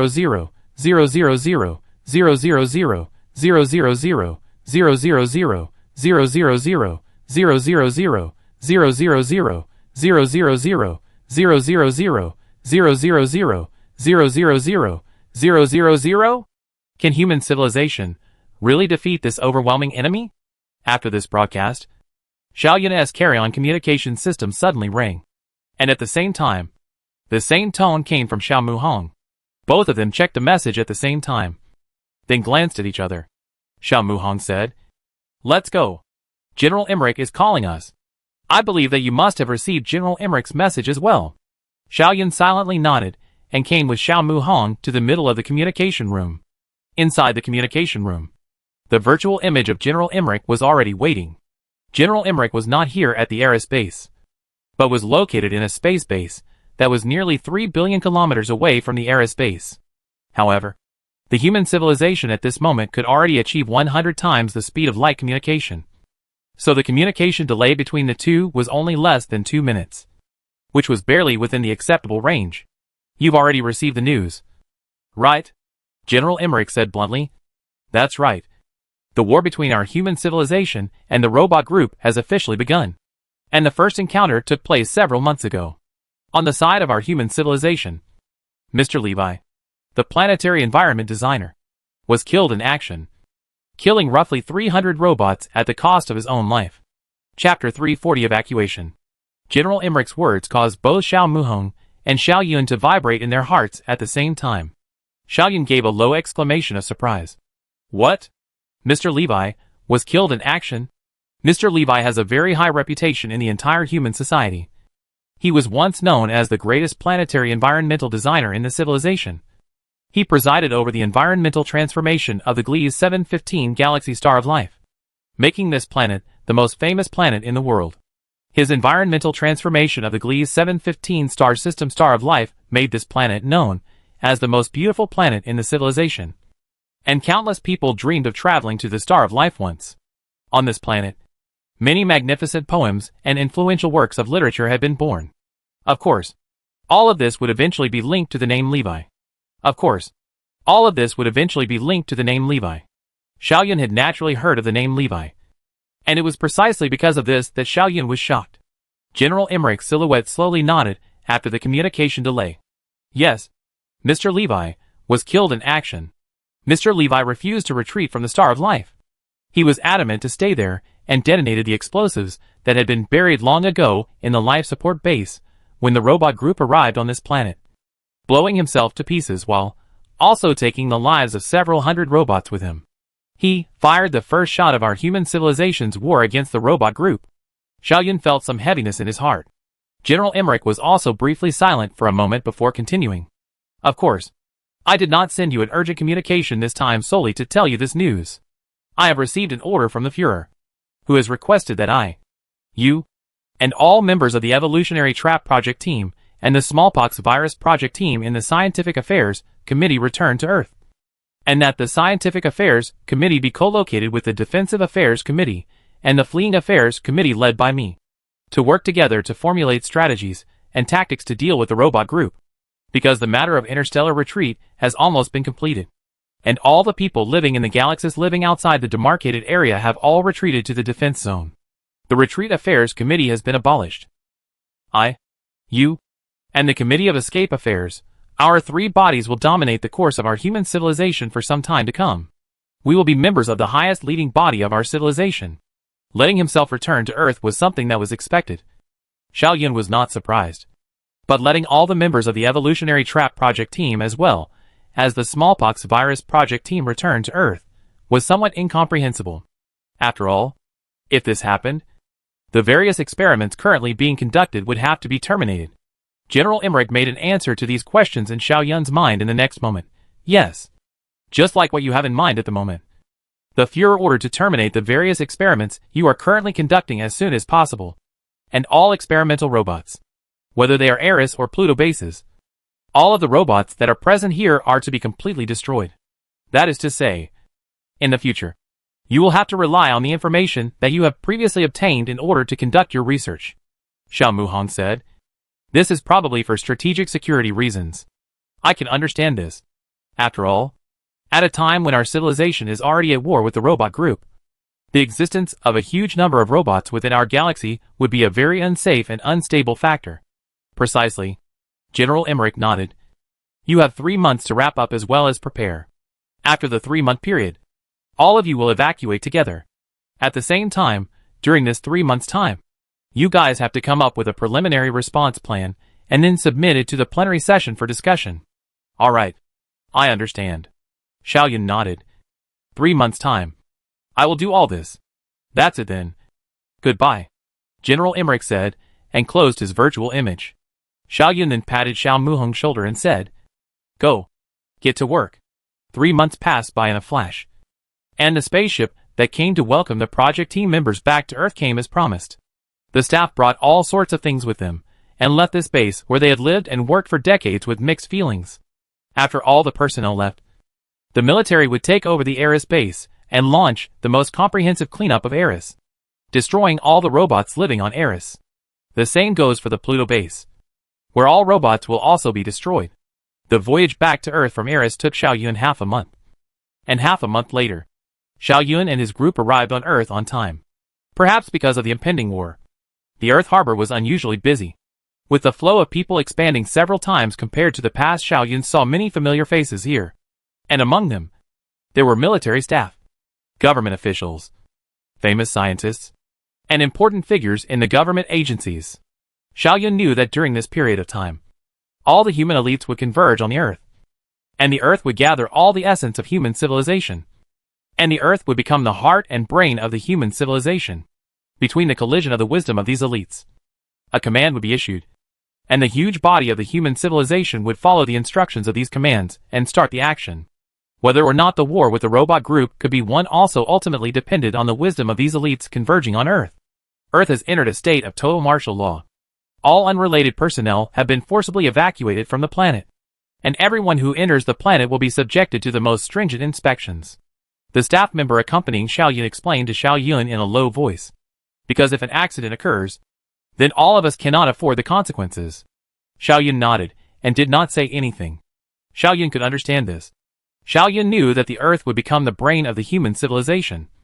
And the brain, if there was an accident, the human civilization would really be finished. And there would never be a chance to turn the tide again. Because achieving victory requires wisdom and knowledge. And at this moment, the Earth has become the collection of the highest wisdom and knowledge of human civilization. After passing through an unknown number of cumbersome security checks, Xiao Yun and his group finally arrived on the ground above the Earth, and were then guided and arranged to the most central section of the capital city. After a few moments, the notice of the emergency meeting reached Xiao Yun. So Xiao Yun came to the big conference room of the government building together with Xiao Muhong, Ding, and the rest of the key figures in the team. This was an unprecedented meeting of the highest caliber. Although there had been important meetings in the past, there were always some people who were unable to attend because they were in distant galaxies. But this moment was different. Under the leadership of the Retreat Affairs Committee, basically everyone had retreated to a few galaxies closer to the solar system. And those key people who were originally in distant galaxies also had the conditions to come here to attend the meeting. There were many people attending the meeting. About 1,000 or so. But compared to the total population of human civilization, this number was again very small. Those who were able to attend the meeting were really big people. They were either the top leaders of a star system with a population of nearly 100 billion, or leaders in charge of a certain aspect of the whole civilization, such as agriculture, finance, commerce, construction and so on, or scientists who had achieved the highest level of success in a certain aspect. Of all the trillions of people in the world, only 1,000 or so will be allowed to attend this meeting. The deliberations of these 1,000 people will determine the fate of human civilization and the direction it will take. The meeting was chaired by the head of the human civilization. After everyone had regained their silence, the Führer said, I believe that everyone is aware of the importance of this meeting, and there is no need for me to elaborate on this aspect. Firstly, then, I would like to give the floor to the military leader. General Emmerich. General Emmerich, please tell us about the military's views on this war. Based on our latest assessment, I think we are 70% sure of winning this war. General Emmerich said bluntly. Xiao Yun of the Scientific Affairs Committee has already formulated an evolution trap offensive program specifically targeting the robot group. And based on the results of our previous experiments, we have reason to believe that the evolution trap program will play its role in the middle of the war. The specific plan of the evolution trap program has been sent to your personal computers, so you can check it out for yourselves. During those 3 months of preparation time, Xiao Yun had already led the staff of the project team with Xiao Muhong to formulate a preliminary response strategy based on the latest intelligence sent by the military. Although this strategy was preliminary, and although it did not contain too many details, the logic of the strategy could already be told very clearly. The conference room fell into silence. and the participants opened their personal computers to review the information. And after 5 minutes, a low murmur of discussion resounded in the conference room. The Führer then continued, "As you said, you believe that the program has a 70% success rate. So I ask you, is there an alternative? What if that strategy fails?" General Emmerich was silent for a moment, then replied, "There are no alternatives. The evolutionary trap solution is the only method we can use to face the robot group." Once again, General Emmerich's answer caused a commotion. One of the attendees raised his hand, and after receiving the Führer's approval, he said in a loud voice, "General Emmerich, I think this move is inappropriate, and I don't think the fate of our human civilization should be put to a gamble." General Emmerich shrugged his shoulders, then said, "I'm sorry. We can't find any other way to respond." Chapter 341 3 Topics. Although the participants all knew that the robotics group was terrifying, after all, they were not Xiao Yun or General Emmerich. They did not have such a deep understanding of the robotics group. And the terrifying that they understood was more of a mere scary. What they understood as terrifying was more of a literal meaning. The human civilization has been developing and advancing, and has now occupied dozens of star systems, with territories as large as dozens of light years. Human civilization is omnipotent. This point had been deeply rooted in people's minds. Even these absolute elites attending this meeting were convinced of this. Therefore, after General Emmerich blandly said, "There is nothing we can do," the entire conference room was in an uproar. Xiao Yun and General Emmerich looked at each other, and both shook their heads slightly. Under the Führer stopped. The clamor stopped after 3 minutes. After quiet was restored, General Emmerich continued, "I think it is necessary for me to let everyone truly understand how terrifying our opponents really are." The Führer said, "Yes, it is necessary. Only if we unify our perceptions in advance can we start further discussions. Xiao Yun, you are the head of the Scientific Affairs Committee, and you have the deepest understanding of the robot group. So let's have you introduce our enemy in detail." This was originally the set agenda for this meeting, and Xiao Yun had prepared for this in advance. After the Führer issued his instructions, Xiao Yun nodded, then opened his portable computer and selected the synchronization mode. From this moment onwards, every operation Xiao Yun made to his own carry-on computer would be synchronized to the carry-on computers of all the attendees. Let me give you a detailed introduction of the robot group's survival mode, reproduction mode, and technological development mode, Xiao Yun said, as well as why we are powerless against the robot syndicate, as well as why we only have the evolution trap as a countermeasure.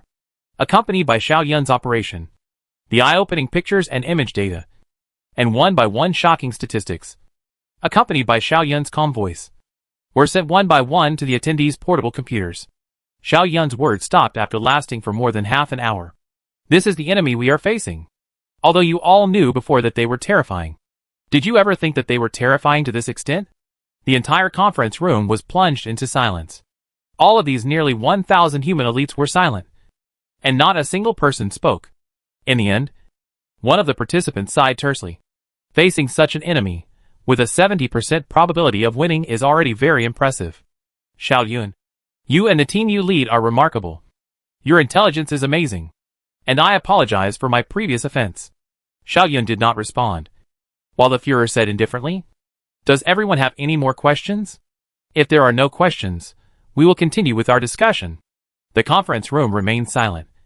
So the Führer continued, "We will begin by discussing the first topic, which is led by both General Emmerich and Xiao Yun. The two agencies, the Committee on Defense Affairs and the Committee on Scientific Affairs, are the backbone of the response to the robot group and the implementers of the evolution trap program. All the rest of the agencies and personnel must have to unconditionally cooperate with these two agencies. So, General Emmerich, Xiao Yun, please tell the two of you about the support you need to obtain." Xiao Yun once again glanced at General Emmerich.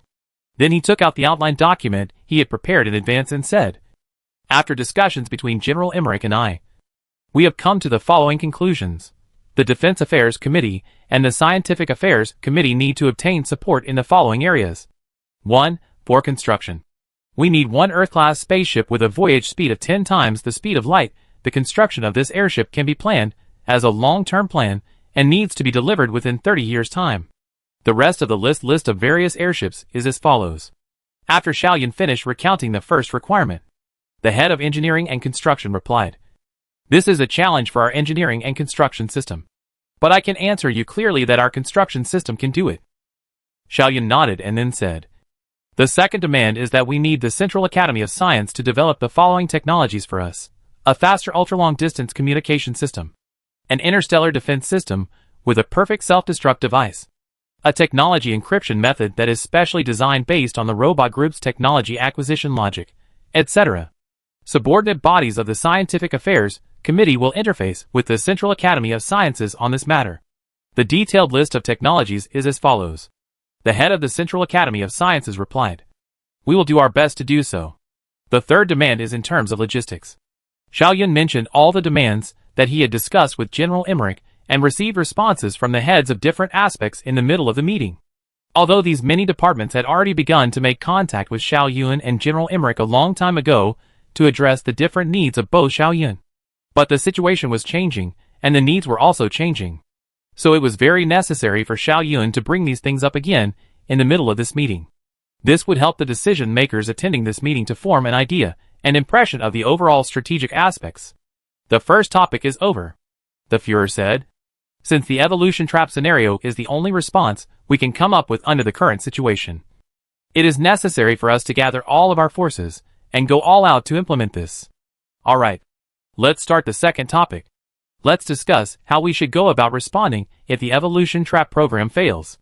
One of the participants said, I think this should be divided into several different levels. After all, there is a difference between failure and failure. The first possibility is that the evolution trap program didn't cause much damage to the robot group.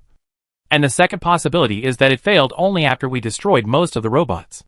Xiaoyun nonchalantly interrupted the participant without letting him continue. I'm sorry, sir. I think you still haven't formed a clear impression of the robot group.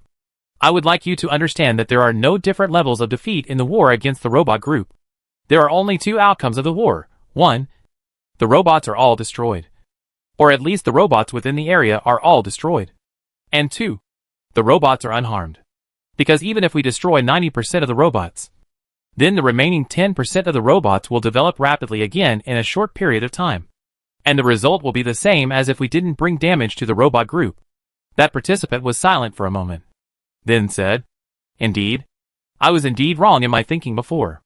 Another participant said, In that case, wouldn't that mean that the evolution trap program is either effective and can destroy all of the robots, or it is ineffective and can't bring damage to the robots at all?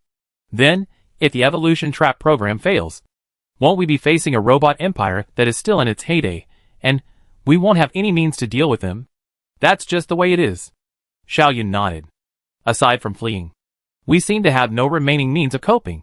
The Führer looked around the room and slowly said, If the evolution trap scenario fails, the only path left for us is to flee. This point. Does anyone have any objections? The conference room once again returned to silence.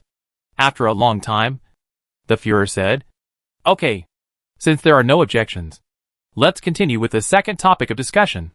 If we flee, where should we flee to? How to arrange the specific escape strategy? How do the various departments link up? How should we respond to the various accidents that may occur during the escape? The Führer asked a series of questions, while the heads of various departments began to discuss the details of these questions. Firstly, the head of the engineering and construction department spoke, describing the preparation and construction of the space island and the material reserve. Then the head of the financial department, the head of the social and security department, and the head of the police system made speeches one after another, and had a profound discussion on the issue of escape. The escape of human civilization as a whole will involve many problems, and any problem in any part of the process may lead to the failure of the whole plan. It was a huge arrangement that would involve everyone present. Of course, not many details would be discussed in this meeting, but just the strategic issues would be enough for the participants to discuss for days. The meeting was held intermittently under such circumstances, and after every 4-hour meeting, it would be temporarily adjourned so that the participants could take a break and relax. And it would be held twice a day for a total of 8 hours. The meeting schedule may seem loose, but it is not. Each participant is a pivotal figure in human society. Behind each person there will be a huge team.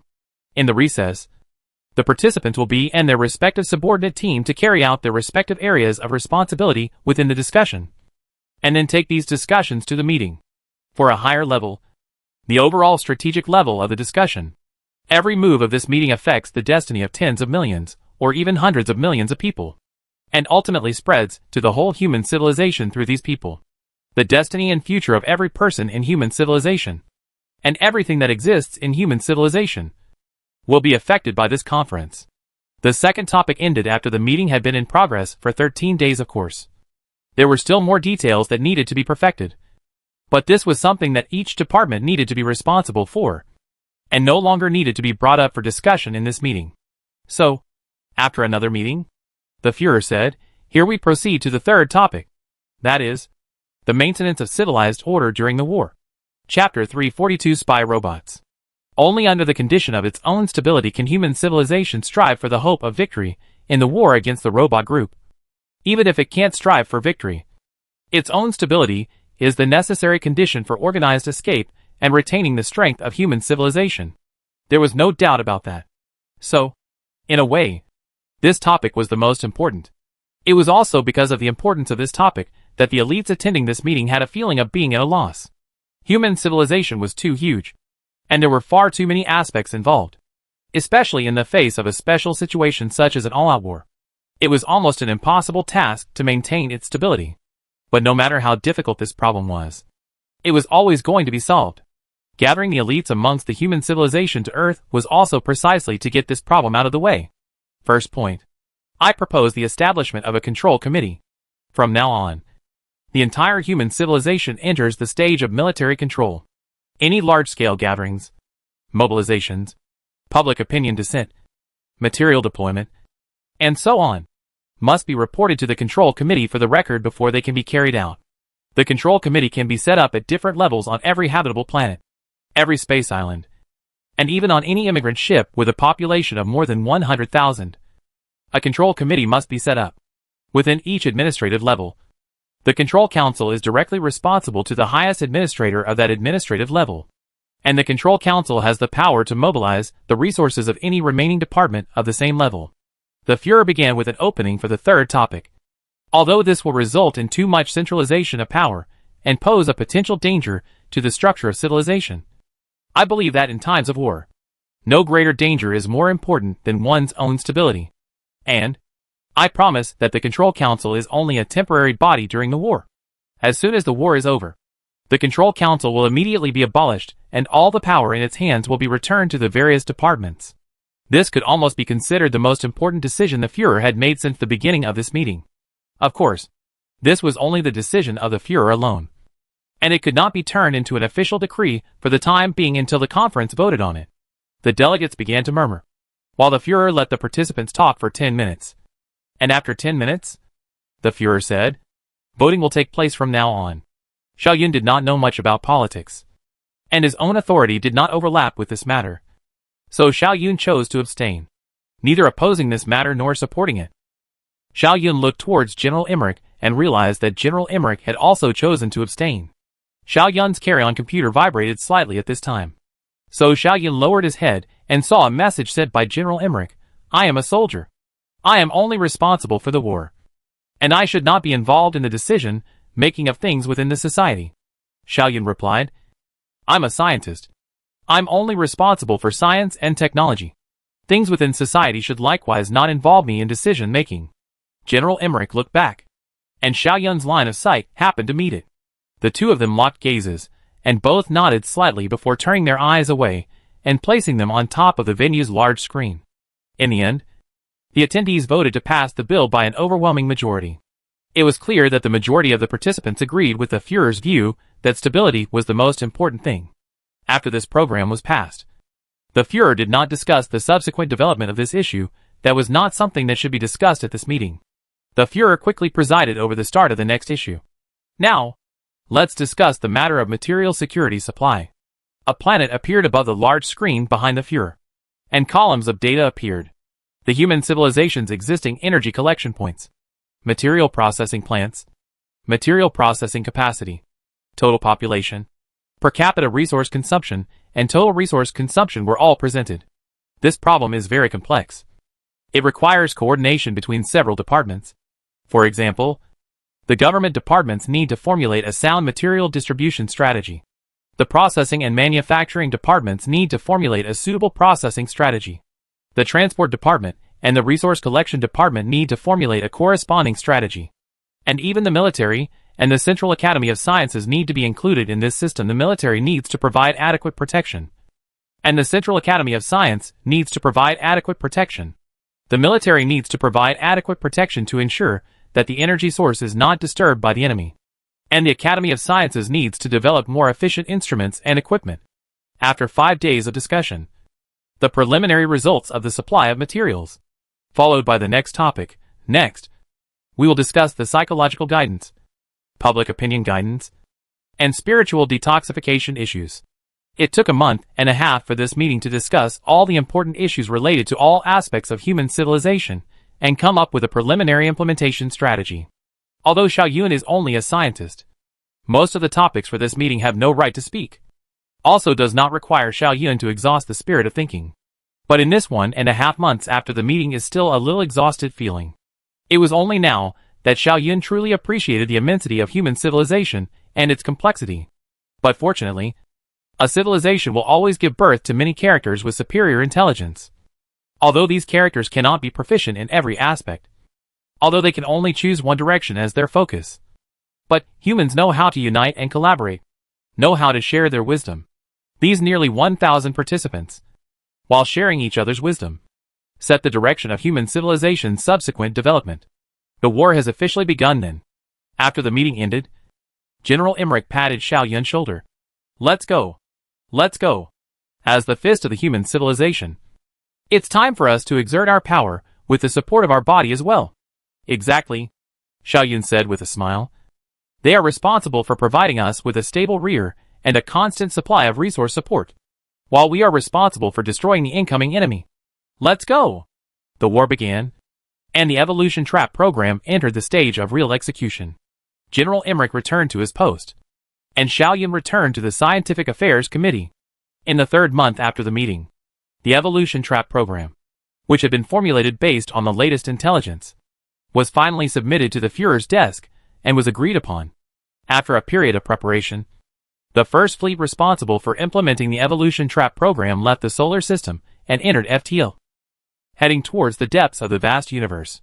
They were expected to meet the advance guard of the robot group 21 light-years from the solar system after a voyage of 2.5 years, and there to release the seeds of the error technology tree.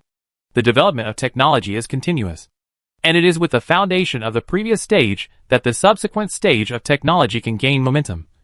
And this is true for both the right and the wrong tech trees. Therefore, the fleet responsible for implementing the evolutionary trap program would be many, and they would be like the feeders in a piggery, responsible for feeding the robotic group different food at different stages, so that they could digest the technology as well as possible. This is the principle. But the specific implementation will be very complicated, because the universe is too vast, and the robot group is gathered from different directions. There will be a delay in information between the robots in different directions. That is to say, it is possible that this part of the robots have grown to a certain stage, while the other part of the robots are still stuck in the previous or even the previous several stages. This will cause some degree of information confusion. And this information confusion may destroy the human civilization's feeding plan. For example, if a certain part of the robots meets the harvesting requirements and is successfully harvested by human civilization. For example, if a certain part of the robots meets the harvesting requirements and is successfully harvested by the human civilization. But at the same time when this part of the robots is harvested, another part of the robots does not meet the harvesting requirements and is not harvested. Then the stimulus of the instantaneous death of a huge number of robots may cause this part of the robots that have not been harvested to start an exhaustive evolution, which has started, will have the probability of changing their current evolution. There is a probability of changing their current evolution direction, thus leading to the failure of the evolution trap program. In order to solve this problem, Xiaoyun led the researchers of the Scientific Affairs Committee to develop another scheme. In addition to including multiple feeding fleets that were responsible for feeding the robot groups in different directions to ensure that the robot groups in different directions tried their best to stay at the same evolutionary level. This set of programs also developed a special robot that was modeled on the normal robots in the robot groups. These robots were identical to the normal robots in terms of body structure and technology level. But the core chip was slightly tampered with, which would allow them to blend into the robot group while still under the control of the human civilization. With these spy robots, the human civilization can better grasp the level of technological development of the robot group, so as to formulate a more accurate feeding plan. Even, if necessary, the feeding operations could be done directly by these spy robots, which undoubtedly ensured the smooth execution of the feeding operations from two aspects: under the command of the Scientific Affairs Committee located on Earth and the cooperation of the military. In just 1 month's time, more than 700 feeding fleets and tens of millions of spy robots entered the space in different directions and disappeared from the vision of human civilization. Within less than 2 months of the departure of the first batch of feeder fleets, the second batch of feeder fleets and an even greater number of spy robots once again set off on their journey.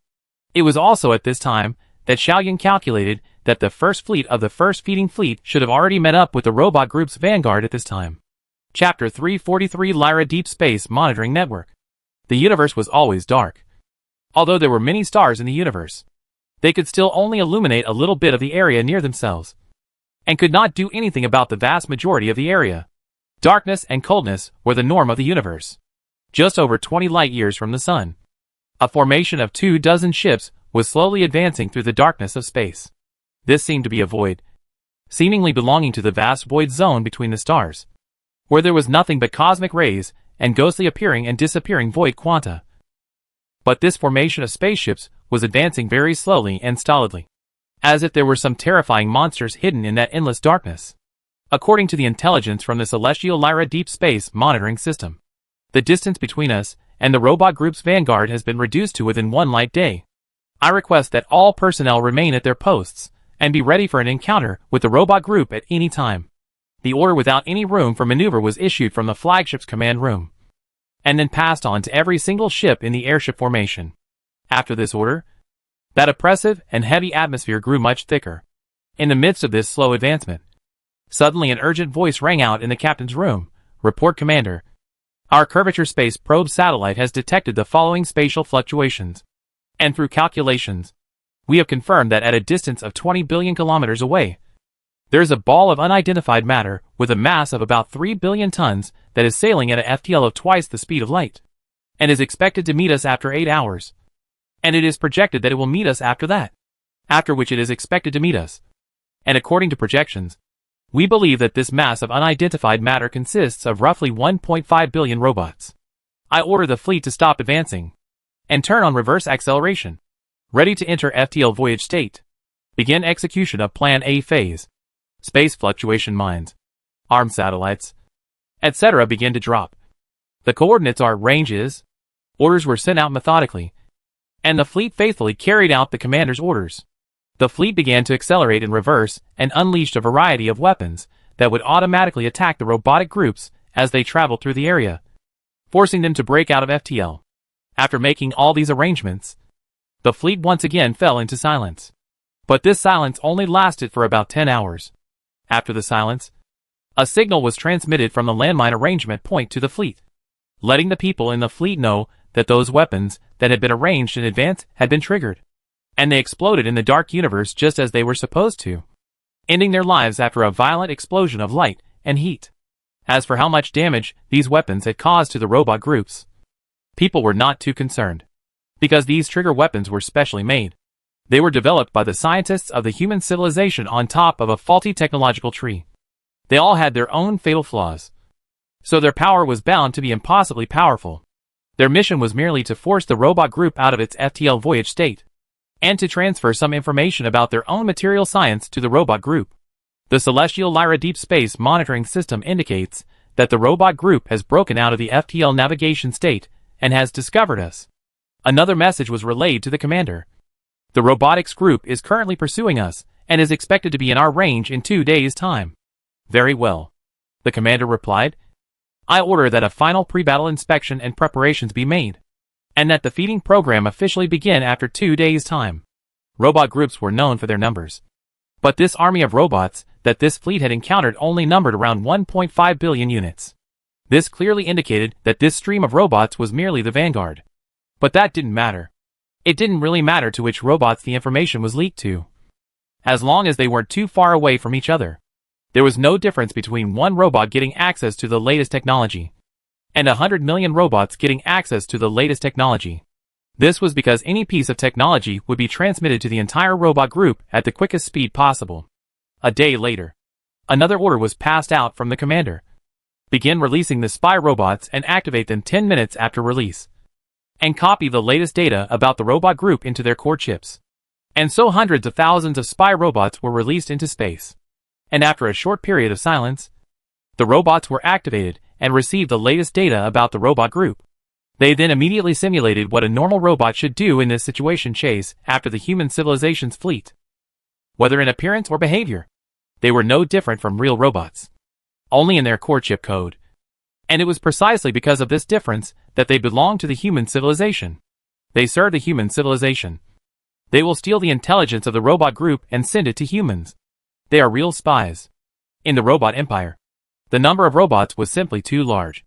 And too large a number would inevitably cause a loophole in their enemy identification system. And it was because of this loophole that the spy robots were born. Reporting to the commander, the spy robots have successfully blended into the robot group without any suspicion. The communication, telecommunication, and broadcasting within the robot group can also be received by them. And the Celestial Lyra Deep Space Monitoring Network sent a confirmation message confirming that they have received the information returned by the spy robot. Very good. Droids are in range and ready to begin combat. Ship 1 is occupying the following position. With firepower rationed to Ship 2. A single robot appeared in front of the fleet commander's eyes, like a demon emerging from the depths of hell. Until now, the fleet commander had never truly seen the demon that had sent the entire human civilization into a state of panic. The fleet commander's mind was fluctuating, but the voice had not fluctuated, and had been calmly directing the battle. Commanding this battle was not a difficult task for a well-trained and experienced commander like him, because the core of this battle did not lie in the battle, but in the other aspects. From the very beginning, the commander had no intention to fight with the robots. What he wanted to do was very simple. Carry out the mission, and then escape by using the sailing speed, which was much faster than that of the robots group. That was all. The commander divided the mission into 3 phases. The first phase was to launch a fire strike. This was the standard feeding procedure established by the Scientific Affairs Committee. Because only by demonstrating offensive capabilities that exceeded the level of the robot's technology would the robots begin to evolve, and would actively seek to evolve, so that they could digest and absorb the technology. The full-scale attack had begun, and the guns began to roar as the hideous robots were destroyed one by one. The intense fire and violent explosions covering almost thousands of kilometers in every direction. As the fleet retreated, one ship fell behind the fleet as if it had been damaged by the fire. And after a while, it was surrounded by a group of robots. The ship tried hard to resist, but in the face of the overwhelming army of robots, its resistance did not have much effect. So after a few moments, its gun ceased firing. Its power was lost, and the robots destroyed its external structure and penetrated deep into its interior. The commander had been watching the process coldly. After confirming that the ship had been captured by the robots, the commander gave a new order. The feeding mission is complete. The fleet will start accelerating from now on. And in an hour's time, we will enter FTL and return to our nearest military base. Without a ripple or a hint of thrill. A feeding mission was completed just like that. And this was happening at the same time in thousands of different places within dozens of light years of the solar system at its core. Thousands of strands of robots had received drop feeds from human civilization, and had been planted with a large number of spy robots. Celestia, Deep Space Monitoring Network, on the other hand, was responsible for receiving information from the spybits while monitoring the movements of these robots. With tens of millions of spy robots working, all information about the robot group was obtained by the human civilization. And the Scientific Affairs Committee headed by Xiao Yun would use this information as a basis to formulate the subsequent feeding and combat plans. The feeding plan did not always go smoothly. The Lyra Deep Space Monitoring Network was not perfect, and it did not have the ability to completely monitor the vast star field spanning dozens of light years. And there would always be some robots that escaped the monitoring of the Deep Space Monitoring Network, and silently came to a place that nobody knew about, and was in the blind spot of the human civilization's vision. This led to the total destruction of 17 feeding fleets due to accidental encounters with robot groups, resulting in the sacrifice of tens of thousands of soldiers. Unfortunately, the human civilization had taken this into consideration a long time ago. So all the ships performing feeding missions were specially designed and used the most advanced means of technological encryption. So there was no need to worry too much about the problem of the human civilization's orthodox technology being stolen by the robot group. Xiao Yun knew that as the evolution trap program continued to be implemented, the number of fleets destroyed due to accidental encounters with robot groups would continue to rise. But this is something that can't be helped. Just like what General Emmerich once said, fighting a war where there are no people who don't die. Chapter 344 Confusion. The Lyra Deep Space Monitoring Network is a surveillance system developed by the human civilization in the middle of these 100 years specifically to monitor the movements of the robot group. It can be said without exaggeration that it is the most massive project built by the human civilization so far, and it is the highest scientific and technological embodiment of the human civilization. It consists of tens of trillions of monitoring satellites of different types, space nodes, resource replenishment points, data computing and transmission networks, and its spatial monitoring amplitude reaches 100,000 cubic light-years, and under ideal circumstances, it can even monitor the movements of a certain piece of interstellar stone with a diameter of less than 1 meter in the interstellar space. While possessing such strong performance, they also possess extremely strong survivability. Extremely perfect intelligent algorithms allow them to choose different concealment programs according to different environments. And advanced energy supply programs allow them to persist in their work for as long as 200 years without replenishment. The Lyra Deep Space Monitoring Network was the most powerful weapon used by the human civilization to fight against the robot empire. It was the source of all the war arrangements made by the human civilization. And at the same time, it was also the deep space monitoring system that consumed the most resources and took the longest time to build compared to the human civilization. The core data computing center of the Lyra Deep Space Monitoring Network was located on Earth, where it could receive the most stringent protection. At this moment, after the Lyra Deep Space Monitoring System had been in operation for several years, the expected huge data flow finally converged on the core data computing center, and after being analyzed and summarized by the staff, it was presented to different departments. The Evolution Trap program also relied heavily on the Lyra Deep Space Network Monitoring System, because the Evolution Trap program required the developers to grasp the movements of the robot group and the level of technological development as comprehensively as possible. Only in this way could Xiao Yun and the team led by Xiao Muheng formulate the most suitable program. There are a total of 3,672 robotic groups that have been detected by the monitoring network, and they are converging towards the solar system from different directions. The total number of robotic groups has reached 30 million megatons, and the total mass is estimated to be 3 billion megatons, which is equivalent to 5,000 Earths, Xiao Yun said calmly. And that's just the larger ones. The number of robot clusters above 1 trillion units. The number of robot clusters below that number cannot be estimated. Calculating in this way, the total number of robot clusters that have entered the celestial Lyra Deep Space Monitoring Network could be as high as nearly 100 million trillion units. And this number is still climbing. It is certain that outside the celestial Lyra Deep Space Monitoring Network, in the depths of the endless universe, there could be thousands and tens of thousands of times that number. Thousands and tens of thousands of robots that are tens of thousands of times that number. And they are constantly entering the monitoring range of the Deep Space Monitoring Network. Our task is to make all the robots that have entered the monitoring range of the Deep Space Network grow according to our predetermined wrong technology tree. As for the robots that have not yet entered the monitoring network, we need not pay any attention to them for the time being. We must coordinate the technological growth of the different robot groups in different directions. Try to keep them at the same technological level, and also try to keep them together. Only then will it be more conducive to launching our evolutionary trap program. So, start struggling. The evolution trap program isn't that simple. In order to execute this program smoothly, we have to make sufficiently perfect pre-preparations. We have to endure torture in the midst of the ocean of data. Only then will we be able to obtain the ultimate victory. Built on the outskirts of the Earth's capital city, the headquarters of the Scientific Affairs Committee, which covered a huge area, had truly entered into busy work after the Lyra Deep Space Monitoring Network had delivered data as huge as a tidal wave.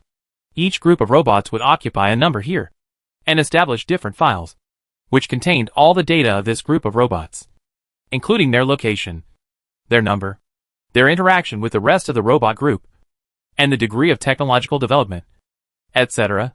And the staff would make different judgments based on different situations, and pass these data to the military. And General EMEC would formulate a specific plan of action based on these data. These data to formulate a specific course of action, thus sending out fleets to execute the feeding plan in a targeted manner. Xiao Yun. The latest report. Robot Group number 783 has arrived at Galaxy 7 and has converged with Robot Group number 59. We have given the Fusion Robot Group a new number. Number 2461. Well, Robot Group number 2461 is expected to increase by 70% in number after it has finished exploiting the resources of Galaxy 7, reaching a number of 35 trillion units in number. And the current level of technological development of this robotics group is 0.4. Inside the Scientific Affairs Committee, the staff had created a data system for the technological development degree of the robots, in which if the technological development degree was 1, it meant that the robot group had reached the point where it could be harvested. And if the technological development degree was 0 point something, it meant that the robot group had not yet reached the point of harvesting. The higher the value, the higher the degree of technological development of the robot group, and the closer it was to being harvestable. After receiving the report from the staff, Xiaoyan called up the distribution map of the robot group in the entire star field, observed the dense data for a while, and did some calculations before replying. Notified General EMEC to immediately implement a feeding plan for the closest robot group. Number 1738. To the distance of number 2-4-6-1. With a feeding intensity of 3.7. And the specific list of technologies to be fed is as follows. Interstellar Propulsion System. Armor Defense System. Engine Cooling System. Xiao Yun. The latest observation from the Celestial Lyra Deep Space Monitoring Network is that a huge robot formation has entered within 27 light-years of the solar system. The robot formation has a 0 degree of technological development, with a total number of 73 trillion units. And the celestial coordinate system coordinates are as follows. Xiao Yun thought for a while and replied. Closely observe the robot group's movements and ignore them for the time being. It is expected that after 3 months' time, it may merge with robot group numbered 112-8, at which time, their level of technological development will be raised to the same level as robot group numbered 112-8. Xiao Yun. As of now, the nearest strait of robots to us has already reached a distance of only less than 2 light-years from Sirius.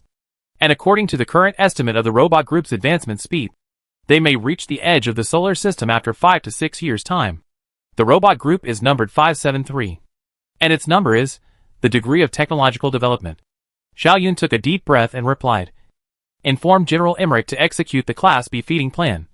Set up a false technology development 0.3 light-years away from Sirius. Lure the group of robots to change their itinerary. And try our best to delay their advancing speed. For the specific details of the plan, I will send the relevant manpower forward to approach the military. Xiao Yun. The Scientific Affairs Committee was truly in a busy state. Various matters concerning the robotics group took up almost all of Xiao Yun's energy. However, Xiao Yun had never felt tired before. There seemed to be a force from within that supported Xiao Yun to continue working and keep working. The same was true today, and in the past. Xiao Yun finally had a rare bit of rest time after working for more than 10 hours continuously all the time. But just at this time, a young man who was slightly taller than Xiao Yun came to Xiao Yun's side. This young man was probably the same age as Xiao Yun, but he looked much more haggard than Xiao Yun, to the point of making people feel a little senile. Noticing the ringing around him, Xiao Yun raised his head and smiled at the young man. Dink? Why do you have time to come to my place? Oh, have you been busy with work recently? Why do you look so haggard? The person who came was none other than Dink, who had initially proposed the virus attack program and led the team to develop a powerful killing force against the robot syndicate. However, in the face of the robot group's aggression, Xiao Yun ultimately chose the evolution trap program. So the smallpox virus program was temporarily shelved, and Xiao Yun hadn't seen Dink for quite some time. Hearing Xiao Yun's inquiry, Dink silently shook his head. Busy at work? No, not busy. I'm very free. My team and I stay in the office all day with nothing to do but play games and chat. Xiao Yun smiled. That's good. It's time for you and your team members to rest for a while. Dink was silent for a while and spoke again, some resentment already in his voice. Xiao Yun, I really can't understand your thoughts. Oh, I want to ask you a few questions, Dink said. asked. How lethal is the smallpox virus program to the robot group? Xiaoyun replied. The killing power is very strong. The smallpox virus has been developed to this stage. Are there any imperfections in it? No. Xiaoyun shook his head. It has almost been developed to the extreme. There is no more room for improvement. Then why do you refuse to use it? Tinker exclaimed. It can kill at least 70% of the robots and severely weaken the remaining 30%. It can greatly reduce the pressure we are facing at this moment. But why do you refuse to use it? My team and I developed it after countless sleepless nights and decades of hard work. Does it not have any value and can only stay in the lab covered in dust? While Dink looked unusually agitated, Xiaoyun still had a faint smile on his face. Xiaoyun stood up, gently patted Dink's shoulder and said with a smile, Dink, you don't understand. The smallpox virus? I think there will be a day when it will come in handy. But not now. Chapter 345 Humanity Forever. Tinker was not the first person to come to Xiaoyun with this question. There had been many people, and even Xiao Muhong himself, who had mentioned this matter to Xiaoyun. But Xiaoyun had rejected them all, and did not offer any explanation. Xiaoyun stubbornly insisted on his own opinion, stubbornly sealed the smallpox virus in the Pluto base, and refused to take it out. Obviously, Xiaoyun's answer did not satisfy Dink at this moment. Dink flushed red and tried to argue with Xiaoyun a little more. But Xiaoyun had already turned around and left the lounge. As he walked to the door, Xiaoyun's footsteps paused slightly before saying, Go back. When there is a need, I will come to you. With that, Xiaoyun left the lounge and never looked back. Dink stood dumbfounded in the middle of the lounge for a long time, and eventually left with an indignant face as well. Time passed quietly in the midst of this busy work. The Deep Space Monitoring Network continuously fed information back to the Earth base. The Scientific Affairs Committee, under Xiaoyun's leadership, continuously made new plans. The military was responsible for executing these plans, and at the same time as implementing the feeding plan. It also dispersed more spy robots into the robotics group. And these spy robots brought more data for the Celestial Lyra Deep Space Monitoring Network. Brought more data, had been in such a cycle. Xiaoyun had been endeavoring to use various methods to slow down the robot group's advance. But in terms of the overall trend, the robot group had been moving closer to the solar system. This trend had never changed. Along with the robot group's step-by-step approach, the haze that was suppressing the entire human civilization was getting thicker and thicker. The remaining human civilizations, such as the Solar System Base, Southgate 2 Base, and Rumen Base, had all relocated their populations to the space islands, totaling several trillion people. The relocation of the huge population is very complicated and time-consuming. Let them relocate to the space islands to live before the end is finally revealed, so that if the evolution trap program finally fails, they can immediately escape, to consider defeat before victory. This was the basic quality of a leader. Time quietly flowed away, and several years passed by in a flash.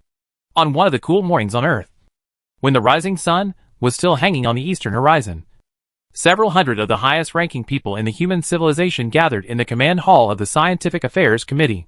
The Führer, military leaders, heads of departments, heads of scientists, Xiaoyun, and so on, all gathered here, because just today, the evolution trap program that has been in place for several years will make its final link here. Feeding work has been fully executed. The solar system around the 10 light-years range of the existence of a total of 13,667 shares. The number of a total of 21 million trillion robots. Its technology level has been all grown to 1. Can also be harvested stage. As long as I press this button, the deadly message carrying enough power to destroy all robots will sweep across the entire starfield at 100 times the speed of light. And if there are no accidents, all robots that receive this message will die. Facing the many high-powered bigwigs sitting below, Xiaoyun, who was standing on the podium, slowly spoke in a cool tone. After Xiaoyun finished this sentence, below, the face of Xiao Muhong, who was sitting at the forefront, had turned an excited red color.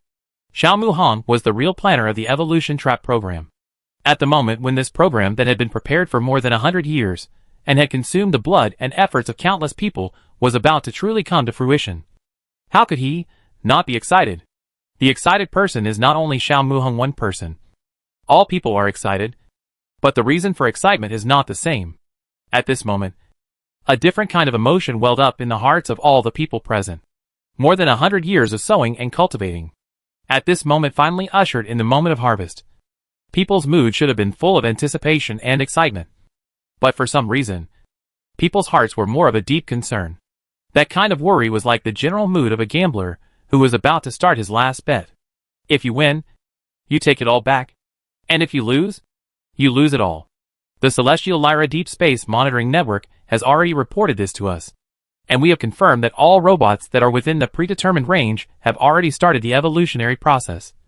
So, as soon as I press this button, all robots will die. Duplicating itself is the highest pursuit of robots.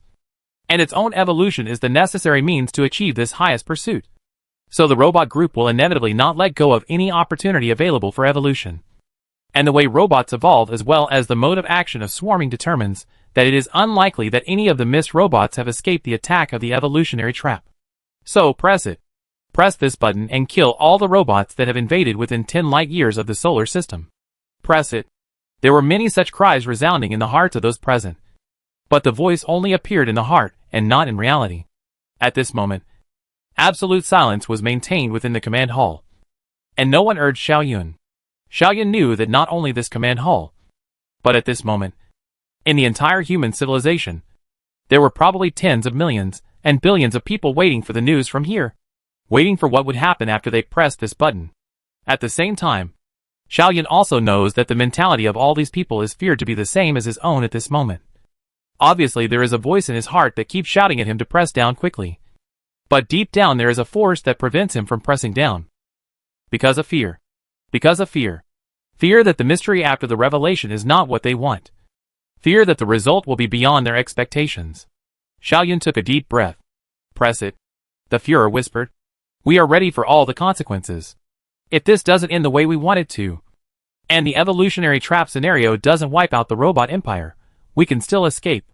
At this moment, we are ready to escape. I feel like I'm taking part in a gamble. A gamble with the biggest stakes ever. Next to the Führer, a senior government official said with a bitter smile. This feeling of tension and anticipation, and at the same time some fear and dread. I haven't experienced it for a long time. Xiao Yun, press it. My reason tells me that what we should face is always to face. We have already done what we can do to the extreme. If what greets us is still a failure, then there is no way to do it. Just think of it as the arrangement of fate. Xiao Yun was silent for a moment, and then seemed to be somewhat disoriented as he asked.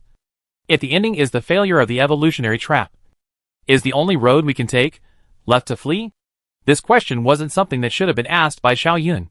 It shouldn't even have been asked by anyone. Because the answer to this question is obvious. People have long been on this issue carried out very in-depth discussion. The answer was certain. If they failed, escape was the only way. The command hall remained silent. And no one answered Xiao Yun. Xiao Yun, on the other hand, once again took a deep breath and slowly said, Good. Let us meet the end that belongs to us. Xiao Yun's right hand was raised high and then slapped hard on top of that huge red button.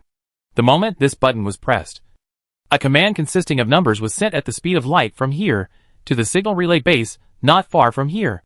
And then this signal was immediately passed on to the communication satellite, which in turn passed this command on to the signal broadcasting base of the solar system at a speed of 100 times the speed of light. Inside the signal broadcasting base are signal broadcasting devices with enough power to send out signals strong enough to cross a distance of 10 light years and still remain clear, with the signal broadcasting base as the center and a radius of 10 light years. All robots within the spherical space could receive this signal. After a low roar, the signal broadcast stopped. The roar only lasted for 5 seconds, meaning that the transmission of this deadly signal, which was expected to kill trillions of robots, only took 5 seconds. After 5 seconds, the dust had settled. Human civilization had done all it could do. And how it would end depended on the will of God. The feedback of the successful signal broadcast quickly returned to the command hall of the Scientific Affairs Committee. After seeing this message, Xiao Yun said in a low voice, I have already sent out the harvesting signal. The Celestial Lyra Deep Space Monitoring Network will closely monitor the movements of the robot group, what kind of impact they will be affected by, and to what extent. All of this information will be collected by the Deep Space Monitoring System. After about 2.5 months' time, the final feedback will come to us. And at that time, we will be able to know whether our evolutionary trap scenario has failed or succeeded. The Führer stood up and took over from Xiao Yun as he continued. During this period of time, let's all take a good rest. We have put in too much effort and wisdom during that past period of time.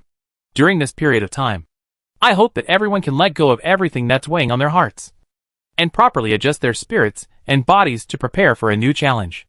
No matter what that new challenge will be, there is one thing I want everyone to understand. And that is, no matter what the end result is, we have all tried our best. Completely tried our best. So there is no need for us to have regrets. And no matter what, I don't think our human civilization will ever be extinguished. Our human civilization will eventually exist forever. The Führer whispered. Chapter 346 Infrared Ray Source. Deep in the distant darkness of the universe, in that interstellar void of space, an ice-cold stone block was silently orbiting. Although it was a strange thing for a macroscopic object to appear in this place where matter was thin, it was not something that could not be explained. Due to the mutual gravitational perturbation effect between stars, it is also possible that the rubble in the Oort cloud part at the edge of the stellar system may break free from the original star's gravity into the cosmic space. And after a cosmic voyage that may last for hundreds of millions of years, or even billions of years, enter into the gravitational range of another star, and thus be captured by the other star. This was an exchange of matter between stars. Rare, but not uncommon. All around was infinite darkness. Cold. And quiet. In the distance were shining stars. Up and down. Left and right. Back and forth. All directions were filled with stars. This place was an ocean of darkness and stars.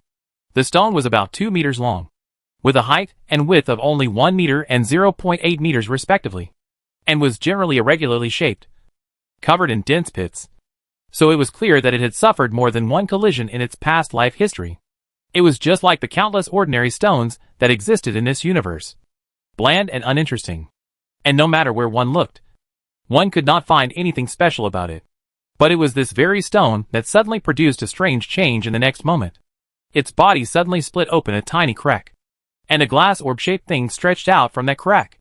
The light of the distant stars reflected on it, adding a bit of a mysterious aura to it for nothing. Those were its eyes. It was a surveillance satellite of the Lyra Deep Space Monitoring Network. In order to increase its survival rate and concealment, people covered the surface of its body with thick camouflage, disguising it as an interstellar stone, and placed it into the void space between stars, letting it operate according to a specific orbit, monitoring all the movements in this vast void space. There are thousands of spy satellites like this. These thousands of satellites formed a large network, taking on the monitoring of the E7368 starfield, and forming a higher-level monitoring network with the remaining hundreds of similarly sized satellite networks. Light from the depths of the universe entered the glass sphere-shaped eye, and then entered the analysis instruments hidden inside. In addition to the information-gathering equipment in the optical band, there were more equipment integrated inside for different purposes. There were space curvature detectors, gravitational wave detectors, fluctuation detection instruments, and so on. A few hours ago, it detected a space curvature fluctuation, which meant that something was traveling at FTL speeds not far away from it, and that this FTL traveling thing had not been reported in the Lyra Deep Space Monitoring Network. Under the current circumstances, it was obvious that there could only be one possibility for something to be traveling at FTL that had not been reported, and that was the robot group.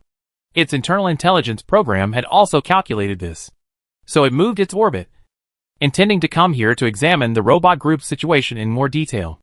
But for some reason, an hour after it had detected the space curvature fluctuation, that space curvature fluctuation suddenly disappeared. The disappearance of the spatial curvature fluctuation meant that the robot group had left the FTL navigation state and entered the regular navigation state. The robot group under the regular navigation state could be observed by optical telescopes. It was for this reason that it released its eyes, intending to take a look at what had happened here. But the blackness of the universe cuts off too much information, and it sees nothing in the visible band. So it switched to the infrared band for observation. So, in its field of vision suddenly appeared a sun. It wasn't a real sun, but it was just too similar to the sun. It was too big and too bright. This spy satellite observed a powerful source of infrared rays appearing roughly hundreds of millions of kilometers away from itself.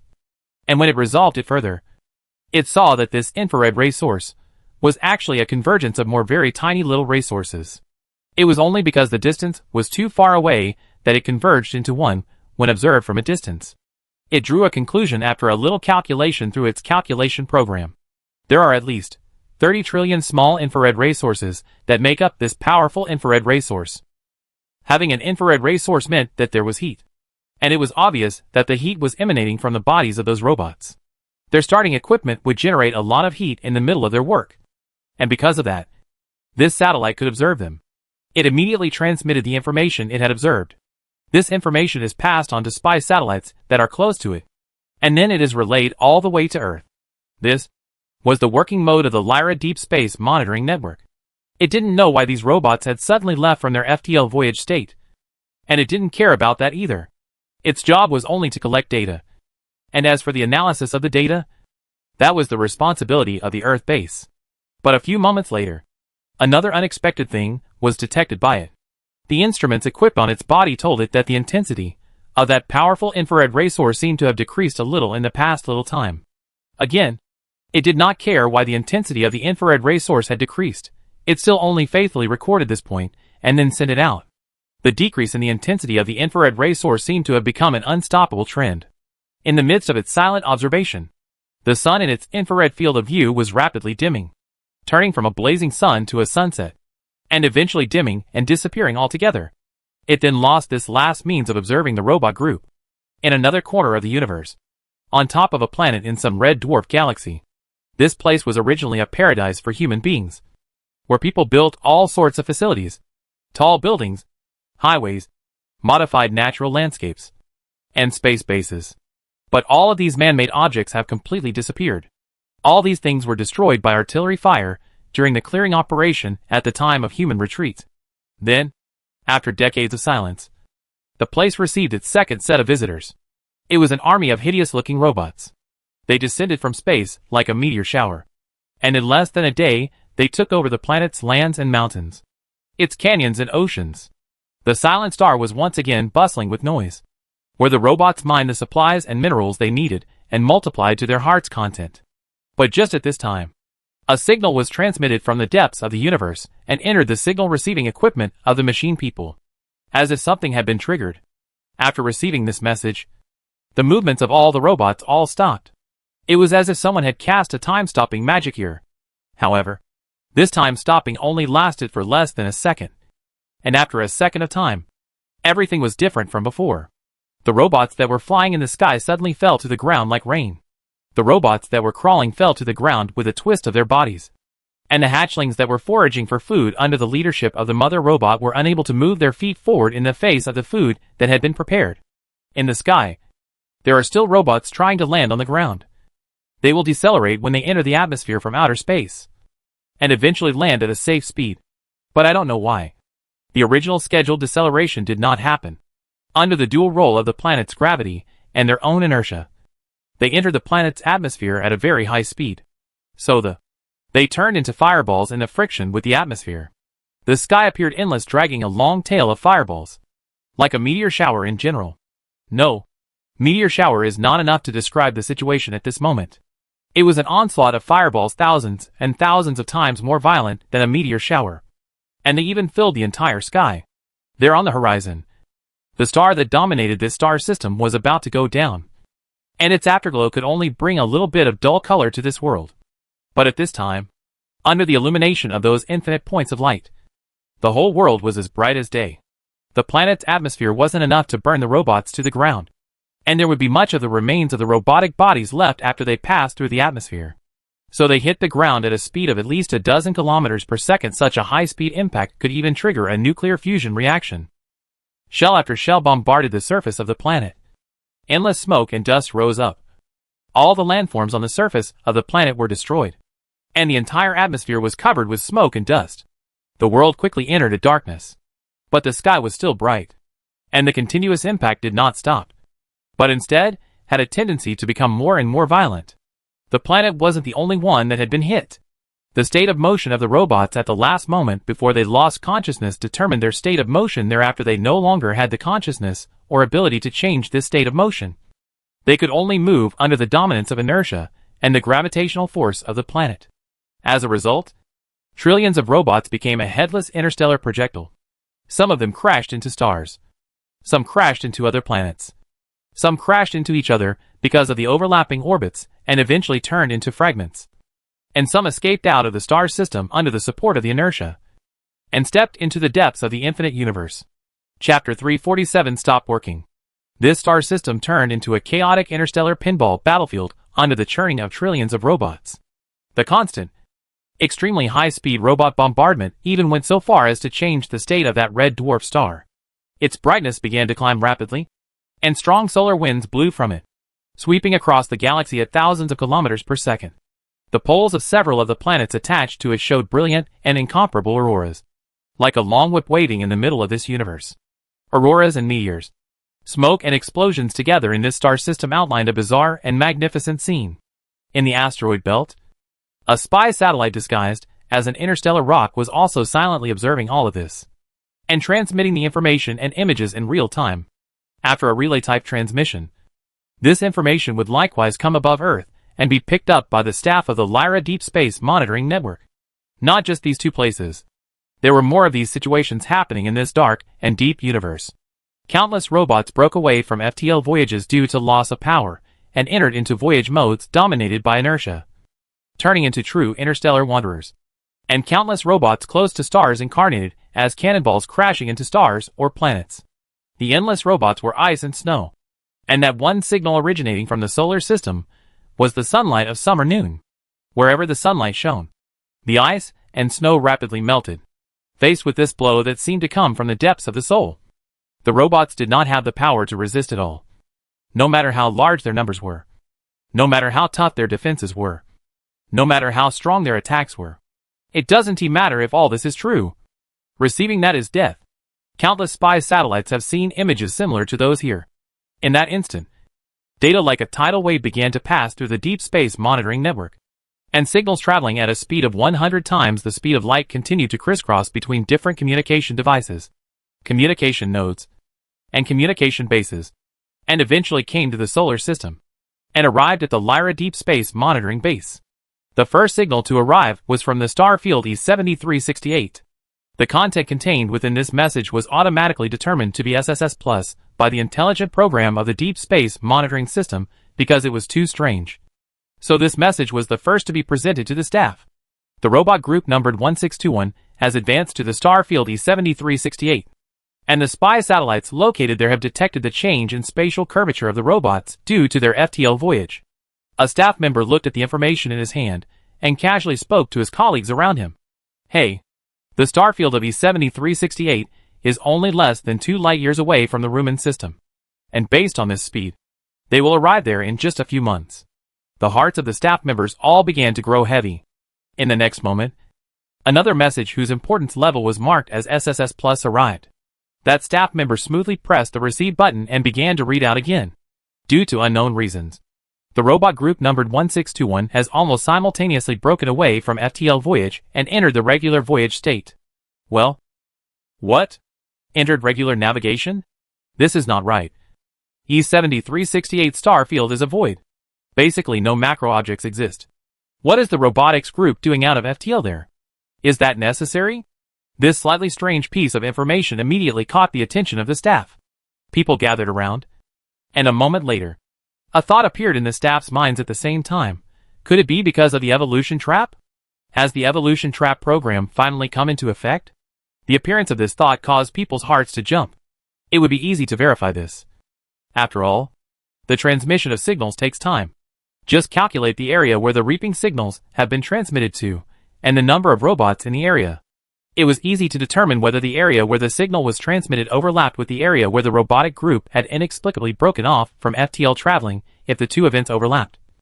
Then, there was almost certainly a causal relationship between the two events. And there was no way that they could be coincidental. The chances of such a coincidence occurring were simply too low. So low as to be negligible.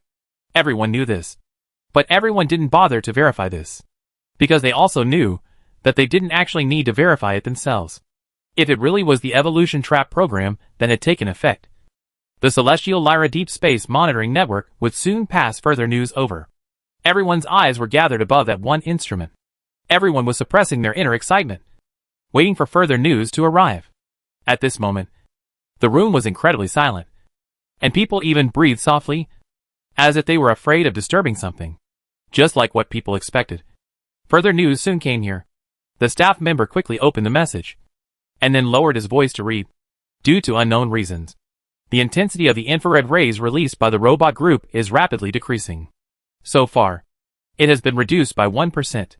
The intensity of the infrared ray source is decreasing? That staff member whispered. What would cause the infrared ray source intensity to decrease? Obviously, only a decrease in temperature can cause this phenomenon. Another staff member interjected. And we know that the robot's heat is generated because of the constant work of the internal instruments. Because the instruments are always working. So there will be a constant stream of heat generated. Under the work of the heat dissipation instruments, the robot's body heat will be maintained at a constant level. And it will neither be lowered nor raised. And now, the temperature of the robot's body has decreased. Does this mean? The staff member hesitated and did not voice out his guess. Although this guess had been almost confirmed to be 99% true. It was just too significant. And even with such a great certainty, he didn't dare to speak it out. Another staff member said. Obviously, this means that the robots have stopped producing heat inside their bodies. Losing the supplement of heat. Their body temperature will of course start to slowly decrease. Just like our bodies will gradually become cold even after we humans die.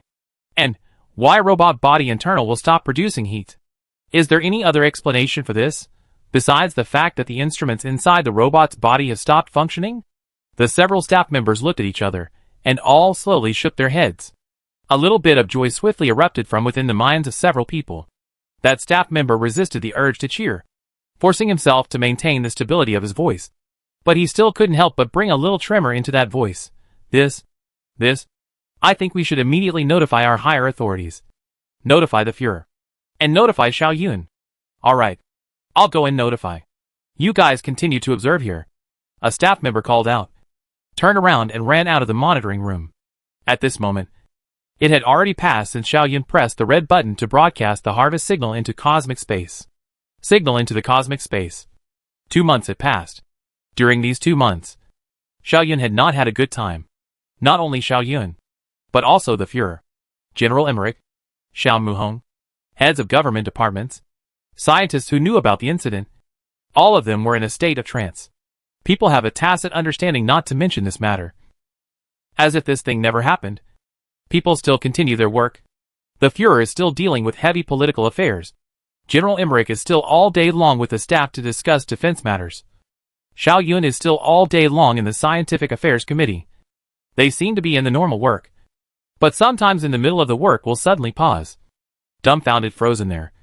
As if the soul had left the body. Today was an equally difficult day for Xiao Yun. At this moment, Xiao Yun was processing some data. But his mind could not be calmed down. And his heart was always burning with an anxious flame that could not be extinguished no matter what. After a long time of effort, Xiao Yun finally let out a long sigh and pushed the documents in front of him away. Giving up on the idea of continuing to work. Success isn't scary. Failure isn't scary.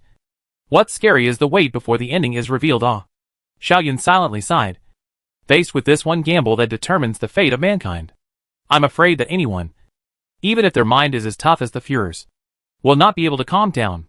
Xiao Yun left his seat and walked to the huge floor-to-ceiling window, looking at the rolling mountains in the distance. Once again entering into contemplation.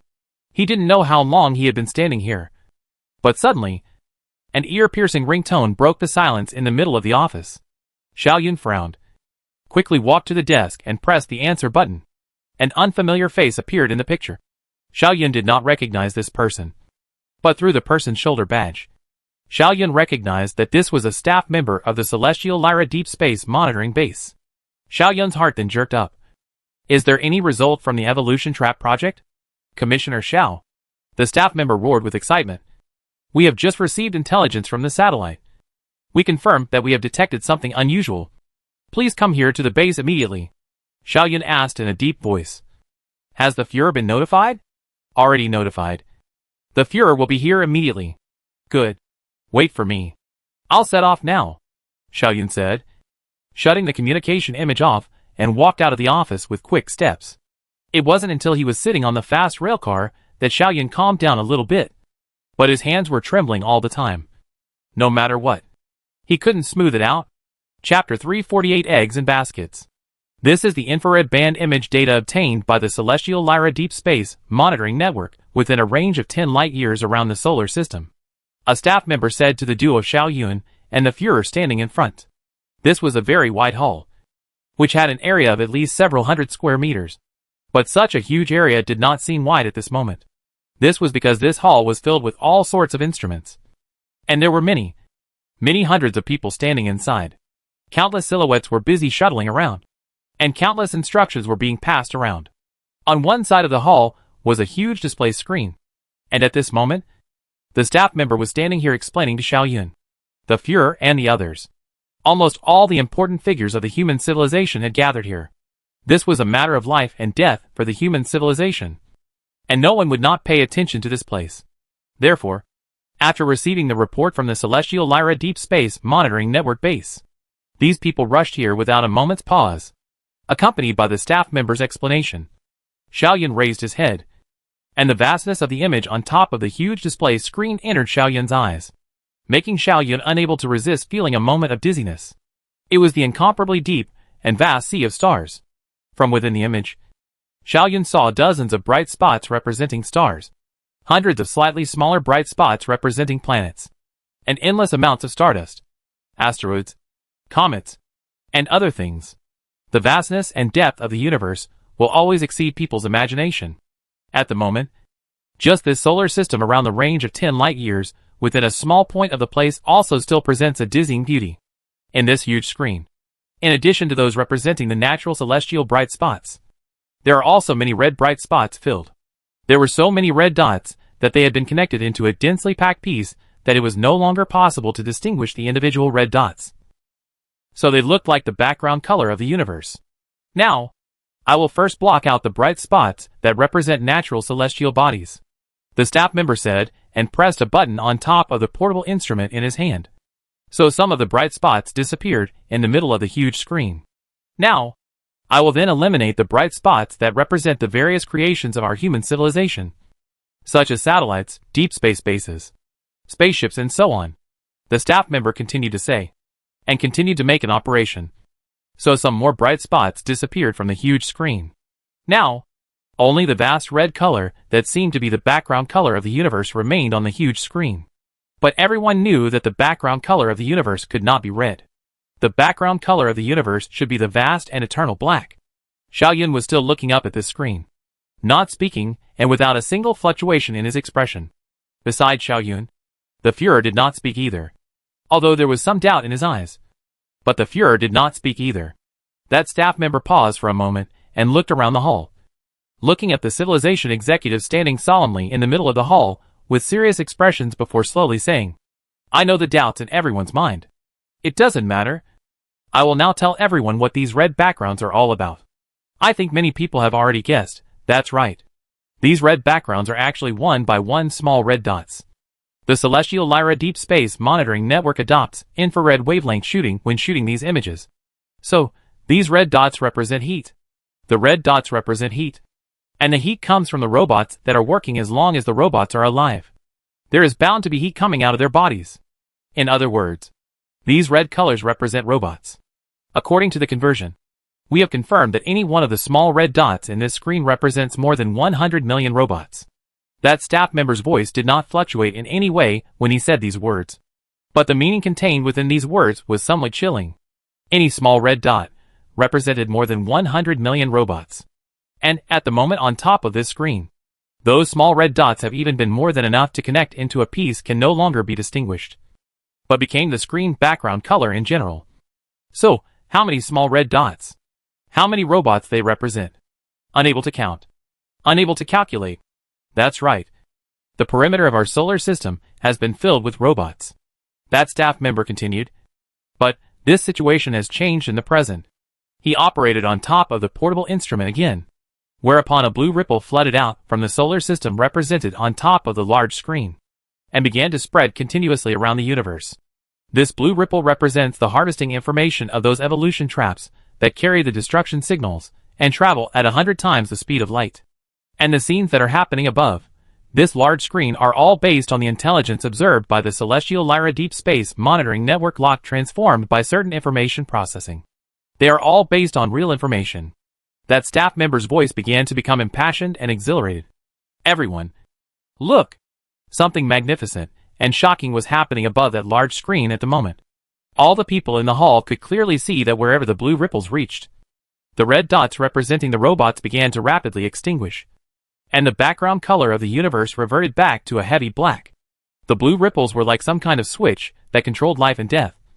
Where it hadn't reached, it was deep red, and where it had reached, it was as black as ink.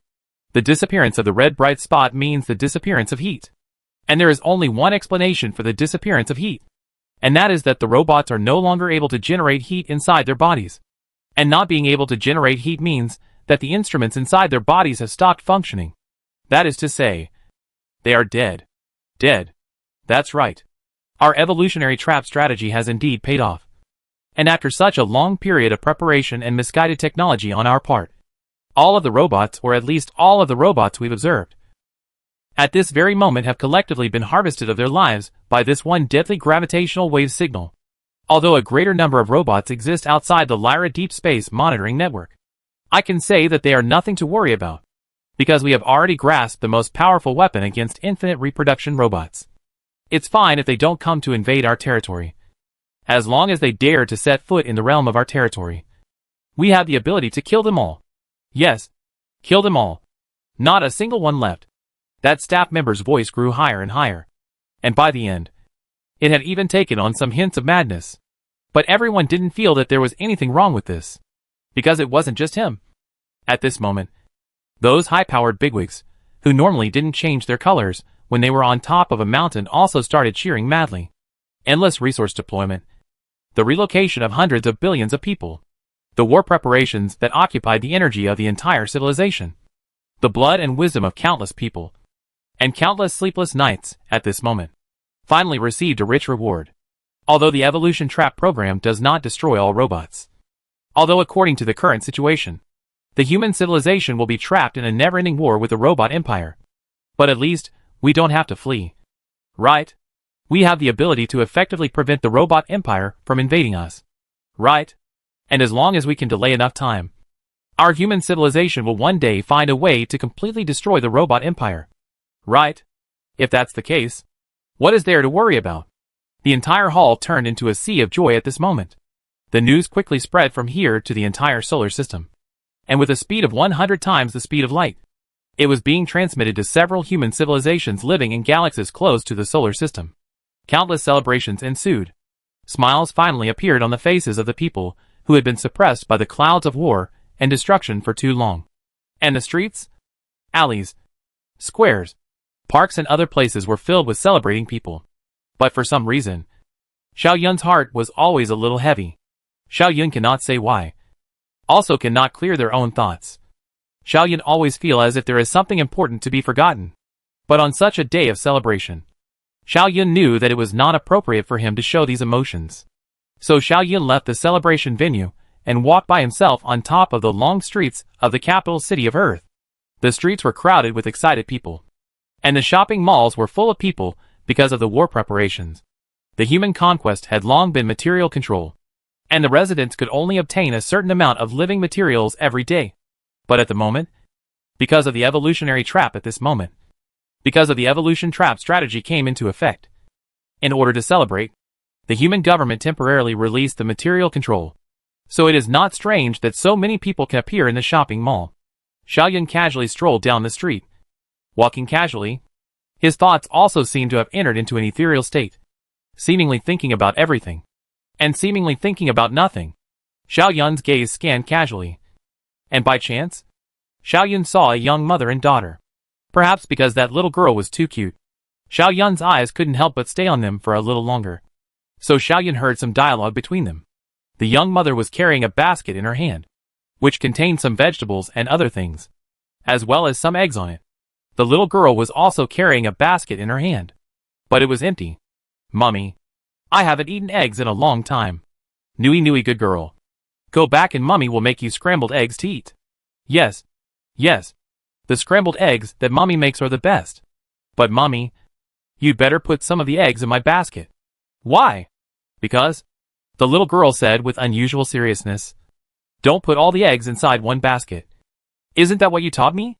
Chapter 349 Success and Failure. After the little girl said, "Don't put all your eggs in one basket." After those words, Xiao Yun's eyes suddenly blazed. In this instant, the crowded, bustling crowd disappeared. The bright blue sky and white clouds disappeared. The towering skyscrapers disappeared. And everything in Xiao Yun's line of sight disappeared. Except for that little girl. That little girl's words are still rolling around in Xiao Yun's mind, echoing again and again. Every echo, the sound will increase by 1 point. And later, even into a thunderbolt in Xiao Yun's mind. Don't put all the eggs into one basket. At this moment, Xiao Yun seemed to have thought a lot, but also seemed to have thought nothing at all. Xiao Yun just feel. There is a certain in their own minds blocked for a long time, the idea is suddenly open. Endless speculation, conjecture and judgment swarmed. Xiao Yun finally remembered what he forgot. Has been pressed in the bottom of their hearts. What in the end? Xiao Yun suddenly shouted. A sudden burst of dizziness in front of his eyes, and then fell on his back. Before finally losing consciousness, Xiao Yun vaguely heard a burst of alarm around himself. What happened to him? He fainted. He fainted. Quickly call an ambulance. Isn't he Xiao Yun, the chairman of the Scientific Affairs Committee? Why has he fainted here? Afterwards, all of Xiao Yun's consciousness disappeared. He seemed to have had a long dream, in which there was blood and fire everywhere. Xiao Yun seemed to have seen a vast and boundless battlefield, saw countless dead people in that battlefield, heard people's miserable cries, and Xiao Yun also seemed to have seen the solar system, saw endless robots pouring into the solar system, saw the sun being covered up, and saw the earth being taken over, with countless robots mining the entire earth into a barren, dead, and silent tree. A desolate, dead, barren planet. The dream gradually faded, and Xiao Yun gradually regained consciousness. Xiao Yun slowly opened his eyes, and saw several familiar faces. The Führer was looking at himself with a concerned face. And beside the Führer, Xiao Muhong, Dink and the others were also standing there. Seeing Xiao Yun waking up, the Führer smiled and said, Xiao Yun, what happened to you? Overworked? Xiao Muhong also smiled and said, Xiao Yun, the evolution trap program has already taken effect. You don't need to be that exhaustive anymore. Just leave the future matters to me. You take a good rest first. Xiao Yun struggled to sit up on top of the hospital bed. Unknowingly, that face had become somewhat hideous. Xiao Yun also did not know where to come out of the strength. A hand then tightly grasped the hand of the Führer. Although the voice is hoarse, but it is extremely urgent. Yuan. Führer. Immediately arrange for a retreat.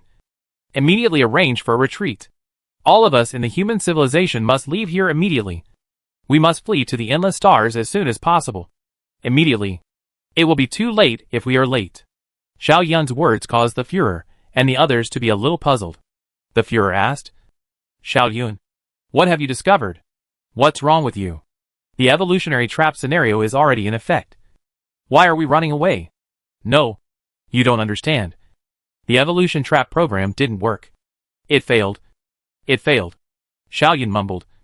His eyes filled with pain. Xiao Yun covered his face with his hand. There was even some choking in his voice. The evolution trap program could not have succeeded ground.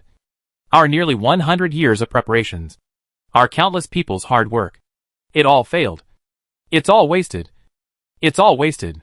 The Führer's expression finally became serious, and Xiao Muhong's expression also began to become solemn. He took a step forward and said to Xiao Yun, Xiao Yun, what exactly have you discovered? What basis do you have to prove that the evolutionary trap scenario will not succeed? Or, have you found a loophole in the evolution trap? Then, please tell me about it. The evolutionary trap program is something that I am directly responsible for and something that I have pushed for. It is like a child of mine. If you can't prove that it is ineffective, then, I'm sorry. I can't accept you insulting my heart and soul in such a way. Xiao Muhong's words were already clearly mixed with anger. But at this moment Xiao Yun was not in the mood to calculate these things with Xiao Muhong. Under the Führer's repeated pacification, the thoughts in Xiao Yun's heart that were like shocking waves finally calmed down a little. Xiao Yun closed his eyes and took several deep breaths. And when he opened his eyes again, there was only clarity and calmness left in his eyes. The previous loss of emotional control was simply because the things Xiao Yun had discovered were too important, and the impact on Xiao Yun's mind was too great. as long as Xiao Yun was given a little bit of time. The self-control that he had honed over nearly 100 years would allow him to regain his composure. Xiao Yun once again took a deep breath, and then slowly looked over at the serious-looking Führer as well as Xiao Muhang and the others, and slowly opened his mouth. There is one thing that I think you all should know, and that is that the evolutionary trap program can't really be considered to be much more subtle. And proposing this program doesn't require much profound wisdom.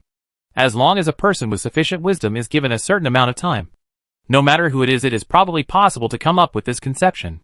Xiao Muhang raised his head slightly and did not speak, while the Führer was still gazing at Xiao Yun.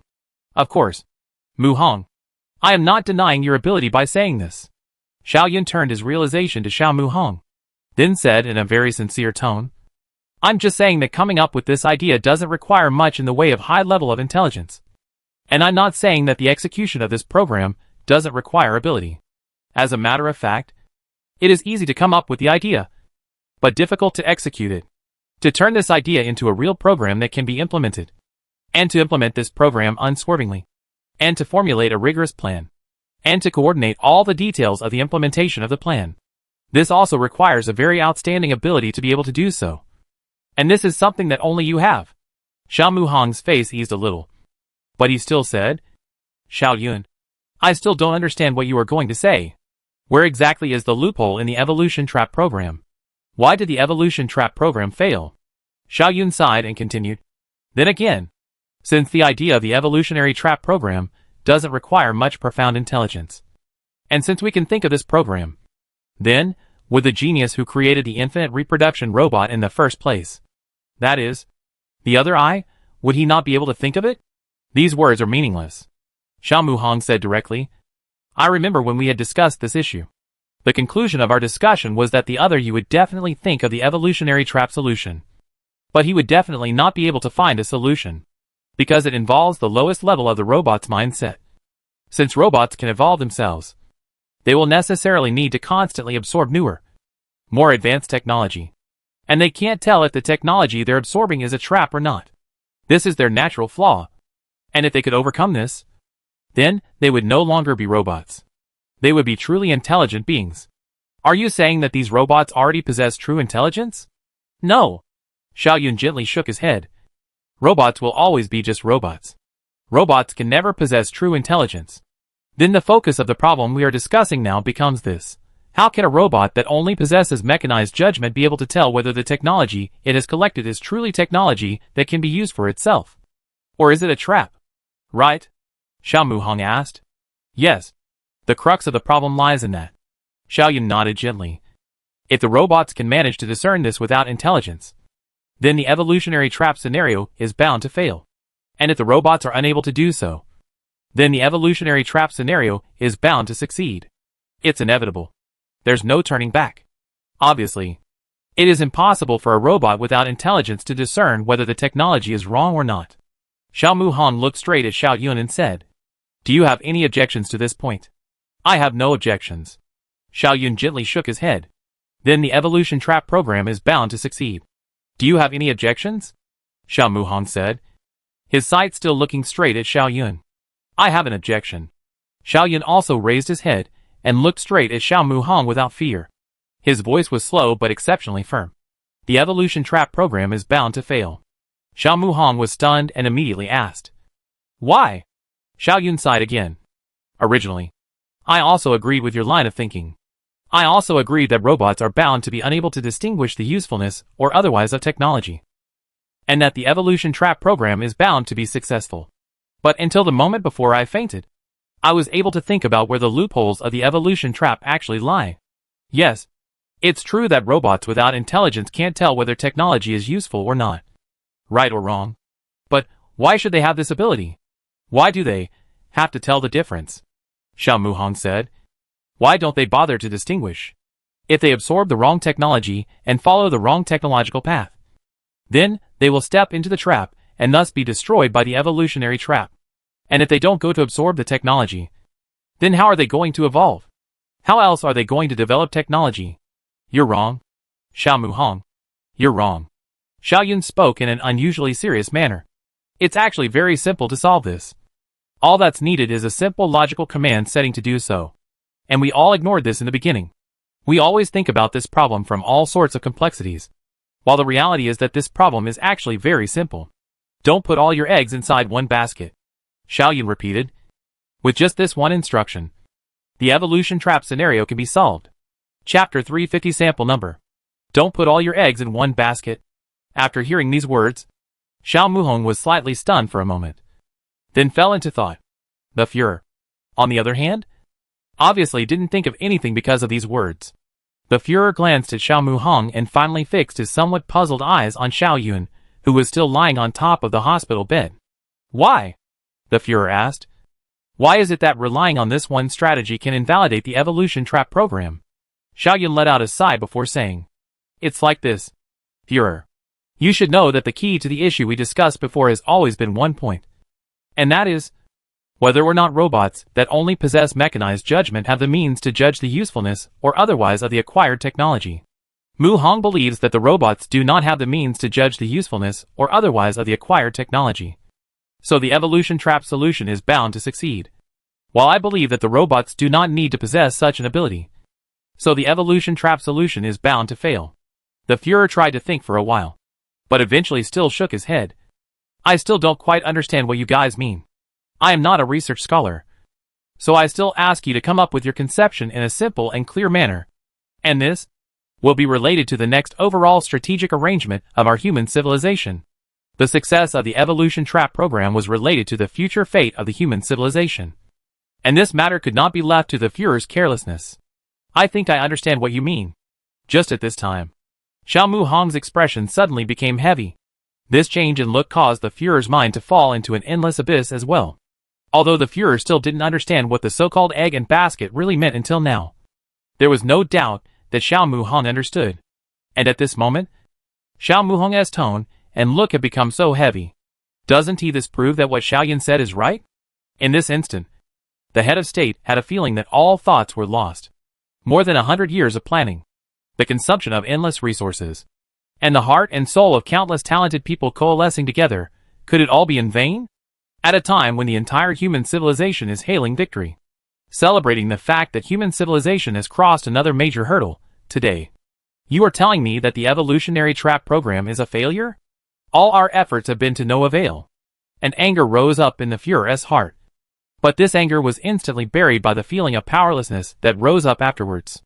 If even the evolutionary trap scenario fails, what other way does human civilization have to face that endless army of robots? I have to admit that we all missed this point in the beginning. Indeed, robots don't need to have the ability to identify whether technology is useful or not. They only need to adopt this one strategy to avoid evolution trap attacks. Xiao Mu Hong's tone became even lower.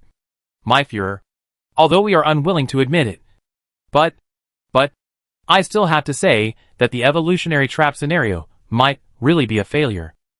Don't put all your eggs inside the same basket. This saying is just a common saying, but the deep meaning implied behind this is very important. Putting this strategy on the robot group. That is, after obtaining a technology. Not all robots choose to evolve according to that technology, as long as it is mandatory to set a certain percentage of robots not to come to evolve. Then, they will definitely not step into the evolution trap. That's it. Xiaoyun nodded. Let's assume that this percentage is 1 in 1,000, and the total number of robots is 1,000. When the robot group captures Tech 1, there will be one robot that chooses not to evolve while the rest of the 999 robots choose to evolve.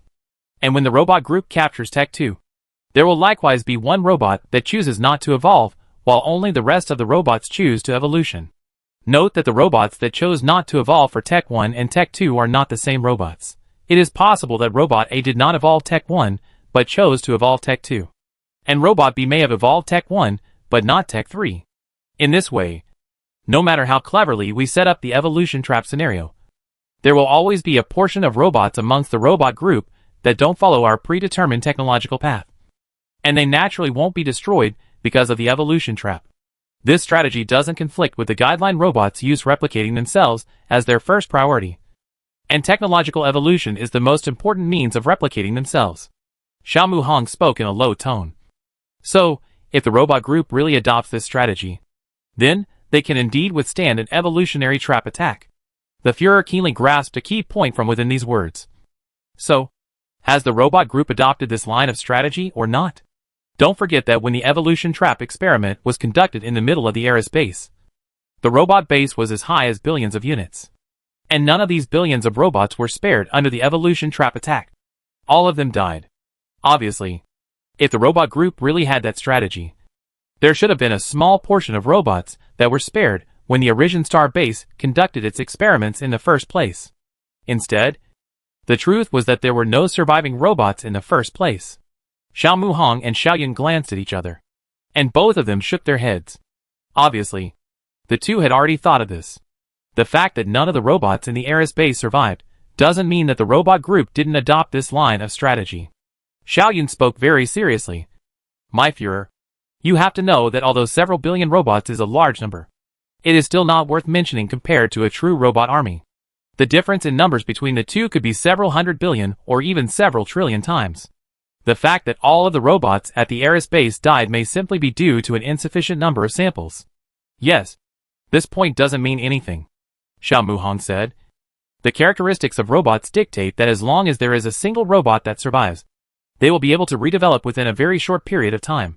And at this moment, the number of robot groups that we have already probed around the solar system alone is as high as hundreds of trillions. And amongst these hundreds of trillions of robots, even if only 1/1,000,000,000 of a trillionth of the robots, that is to say, only a couple of hundred of the robots have survived, they will redevelop in no time. And how do we find these mere hundreds of robots in the vastness of the universe? We can't possibly know exactly where they are hiding. But we still can't be sure, can we? The Führer strengthened his tone and said, we don't have any way of confirming whether all of the Eris base robots died because they didn't adopt that strategy or because, although they did adopt it, it was simply because of an insufficient number of samples. This also proves that we still have a chance, and that the evolutionary trap scenario still has the possibility of success. Xiao Yun once again glanced at Xiao Muhong, and the two of them sighed once again. My Führer, you have to know who the enemy we are facing really is. That is a genius that has been replicated using Commissioner Xiao Yun as a blueprint, and may also have a huge genius think tank behind it. This group has no idea how deep their technological prowess is, and they have been planning in secret for more than 100 years before they finally created such a demon as the infinite replicator robot. I don't think that they will make an evolutionary trap in terms of oversight. Xiao Muhong sighed and said, alas, if it wasn't for Commissioner Xiao Yun proposing this strategy, I would have always thought that the evolution trap scheme was flawless. There's no point in talking about these things now, Xiao Yun said. All things considered, I think the chances of the robot group having adopted the strategy are at least as high as 90%. Or, even if the chance of the robot group adopting that strategy is only 1%. Don't we need to be on the defensive about it? I think the main thing we need to do now is discuss countermeasures. Countermeasures? What other countermeasures are there? The Führer said with some dismay. The smallpox virus program has failed. And the evolutionary trap program also has major loopholes. What else can we do? We really have to implement the escape scenario. Give up the solar system. Give up all the affiliated galaxies. And then hand this mess over to the nebulous super civilization that may exist in the galaxy to deal with it. At first, this scenario was brought up together with the smallpox virus scenario and the evolution trap scenario. Only that this scenario ended up being merged with the Escape Affairs Committee and was stored away as the final reserve scenario. The words of the head of state are full of hesitation and uncertainty. But the three people present understand very well that if things really can't be done, then escape is the last and only way out. This vast universe, the endless sea of stars, will provide human civilization with everything it needs. But it is not easy to get these things. Human civilization needs to pay an unimaginable price. Wandering amongst the starry rivers, becoming a floating weed without roots, constantly wandering, constantly fleeing, until that nebulous super alien civilization steps in and destroys the robot group. Perhaps the super alien civilization will never appear. So the human civilization will only be weakened in the endless escape, until the entire galaxy is occupied by the robot group. There is no longer a place to escape, and ultimately dissolved in the endless starry sky. Different choices mean different endings. And the Führer doesn't know what endings these choices will correspond to in the future. But as the head of human civilization, this choice had to be made by the Führer himself. That's it, the Führer said silently. I will convene another large-scale meeting tomorrow. gathering all the elites of the human civilization to discuss this matter. The question of where exactly human civilization should go from here, and which path it should choose. Let's put it on top of tomorrow's meeting to decide. I will definitely attend tomorrow, Xiao Yun said. Chapter 351, Escape. Not escape? Ever since the evolution trap program was confirmed to be effective, and all the robots around the solar system were swept away by the harvesting signal, human civilization had begun a grand celebration. After that, the human civilization started a grand celebration. And the celebrations have never ended, whether on Earth or Mars, or in the heavy industrial bases of Venus and Mercury, or on the islands in space. There were people celebrating everywhere. Robot crisis. This sword has been hanging over the head of human civilization for more than 100 years. And now that the crisis has been suddenly lifted, anyone would feel relaxed from the bottom of their heart. However, this celebratory atmosphere did not affect those who were participating in the meeting in the municipal government building of the Earth's capital. While the outside world was an ocean of joy, here, it was an icy abyss. Every participant who had just received the news felt this way, without a single exception. Outside, the sun was warm as spring. But in the conference room, the cold wind was howling, heavy and depressing. This is the situation. Xiao Yun spoke with a heavy face. To sum up, I think that it is likely that the robot group has not been completely destroyed by us. And in one of the corners around the solar system, there might be a few surviving robots that are quietly moving about. And by the time we discover them, their numbers might have grown to tens of millions, or even hundreds of millions of units. After Xiao Yun finished his own report, the Führer next to him took over Xiao Yun's words. So, what exactly should we do now? Silence remained in the conference room. Not a single person spoke. In the midst of the silence, the Führer's words continued to echo. What exactly should we do? What to do? In the end, what to do? Anyone in this conference room is a major figure in human civilization. They have made significant achievements in their respective fields that have attracted worldwide attention. They are either senior government officials. Any strategy they formulate may affect the fate of tens of millions of people. Their scientific research achievements may change the lives of countless people. They are the absolute elite. The destiny of human civilization also lies in the hands of such a group of people. If this group of people couldn't come up with a solution to the problem, then no one in the entire human civilization would be able to do so, because they hold the highest power, the most resources, and the most outstanding intelligence. The problem was tricky. It was difficult or even hopeless to solve the problem. But this group of people had no reason to escape. After the silence, Xiao Muhong said, "We actually have no way to confirm whether or not the robotics group has adopted this strategy, or not. An inference is always just an inference. No matter how reasonable and persuasive this inference is, as long as there is no realistic evidence, then it can only be an inference. In this way, our situation and the risks we face can actually be categorized into the following two. 1. A hasty escape. But the robotics syndicate didn't actually adopt this strategy. The robots around the solar system have already been destroyed by the evolutionary traps. And we've given up our homeworld for nothing, taking the risk of doing something useless. 2. We chose not to flee.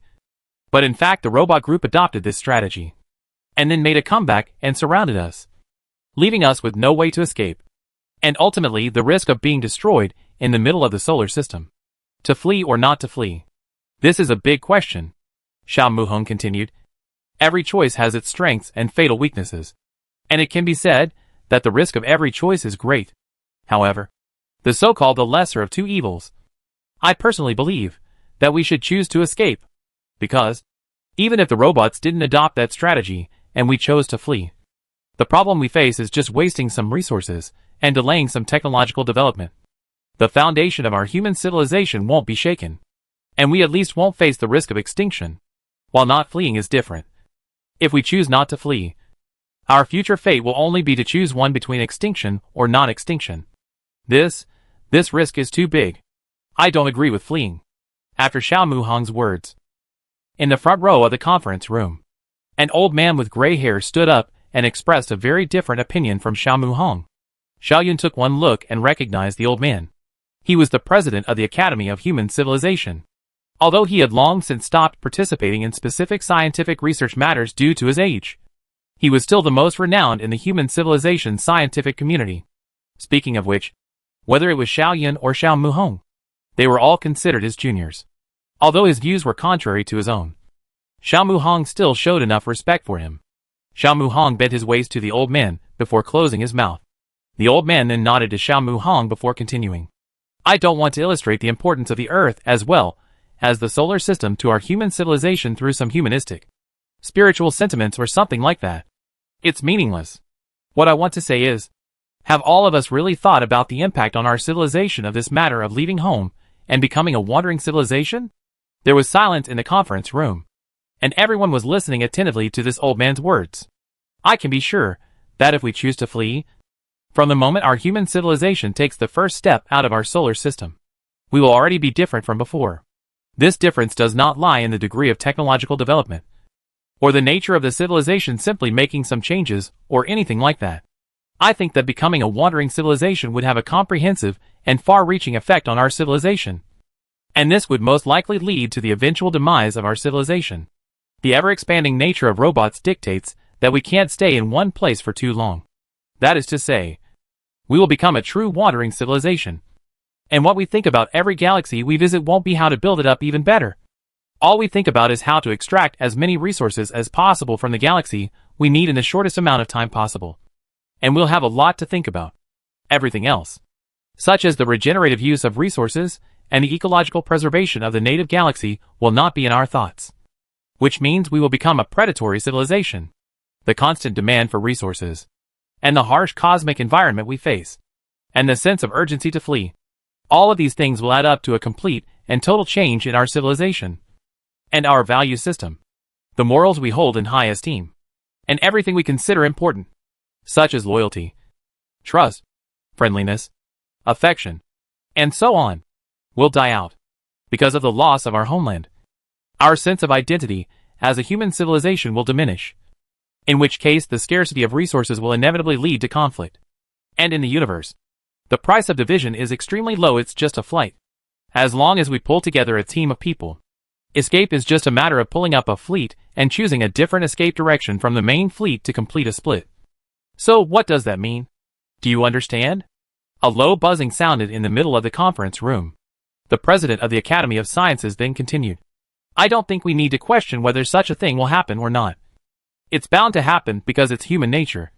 It's determined by what's engraved on top of our genes. Xiao Yun was silent at this.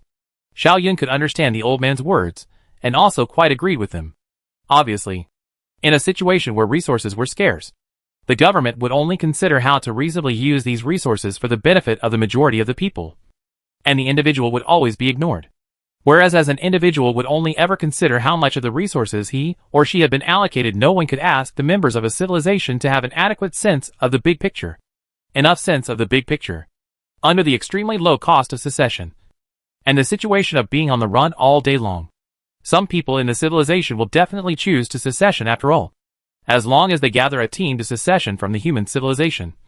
The resources they obtain can be distributed by themselves, and the ambitious people who initiated the secession will give priority to satisfying their own needs in this distribution process.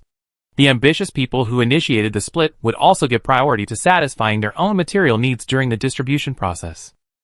Regardless of the level of technological development, as long as human civilization exists, ambitious people will never disappear. Similarly, in the entire universe, no matter what form of life exists, as long as there is something to be desired, there is bound to be fighting. This has nothing to do with the degree of morality of the civilization or the degree of technology. It is impossible for there to be a civilization as pure as a white lotus flower in the universe. The so-called power struggles and conspiracies don't mean that the human civilization is inferior. They are just a social phenomenon that occurs naturally. Even if there is a civilization in which there is no power struggle, intrigue and scheming, it does not prove the nobility of that civilization, but only proves that in their civilization, the struggle between individuals is expressed in other ways. The emergence of competition, struggle, power and other things is just a normal social phenomenon. In some cases, they have positive significance and can promote the better development of human civilization. But that's only under normal circumstances. If human civilization chooses to become a wandering civilization, then these things will become the noose that destroys human civilization. Every split will weaken the human civilization, and every weakening will lead to a more hostile environment, and the hostile environment will in turn lead to more splits. And so a vicious circle will be formed. The human civilization will be worn down in such a vicious circle. And perhaps it will not need to wait for the robot group to attack the human civilization before it dies out. Never place too much hope in the humanity of a group, the old man said slowly. Chapter 352 Weakened Evolutionary Trap. Xiaoyun coughed gently and asked the dean. I very much agree with what you said. But there is one thing that you did not elucidate. And that is, you said that fleeing is not feasible. And that would lead to the demise of our civilization. But you should likewise be aware that it is not feasible not to flee. And that we can't just sit around and wait for death here. So, do you have any good advice? The dean shook his head and said to Xiaoyun as well as Xiao Muhong, as well as the Fuhrer, as well as the many attendees. Who says that we are sitting ducks here if we don't flee? Xiaoyun was stunned, but did not open his mouth to ask. Instead, the dean continued, I know what you're worried about. But I think you're blinded by fear. And there's something very obvious that you're overlooking. Everyone's eyes went to the old man. The dean's words seemed to contain something very unusual. Xiaoyun, I have a question for you, the dean said slowly to Xiaoyun. Xiaoyun, on the other hand, immediately stood up and said gruffly, You may ask. I'm asking you.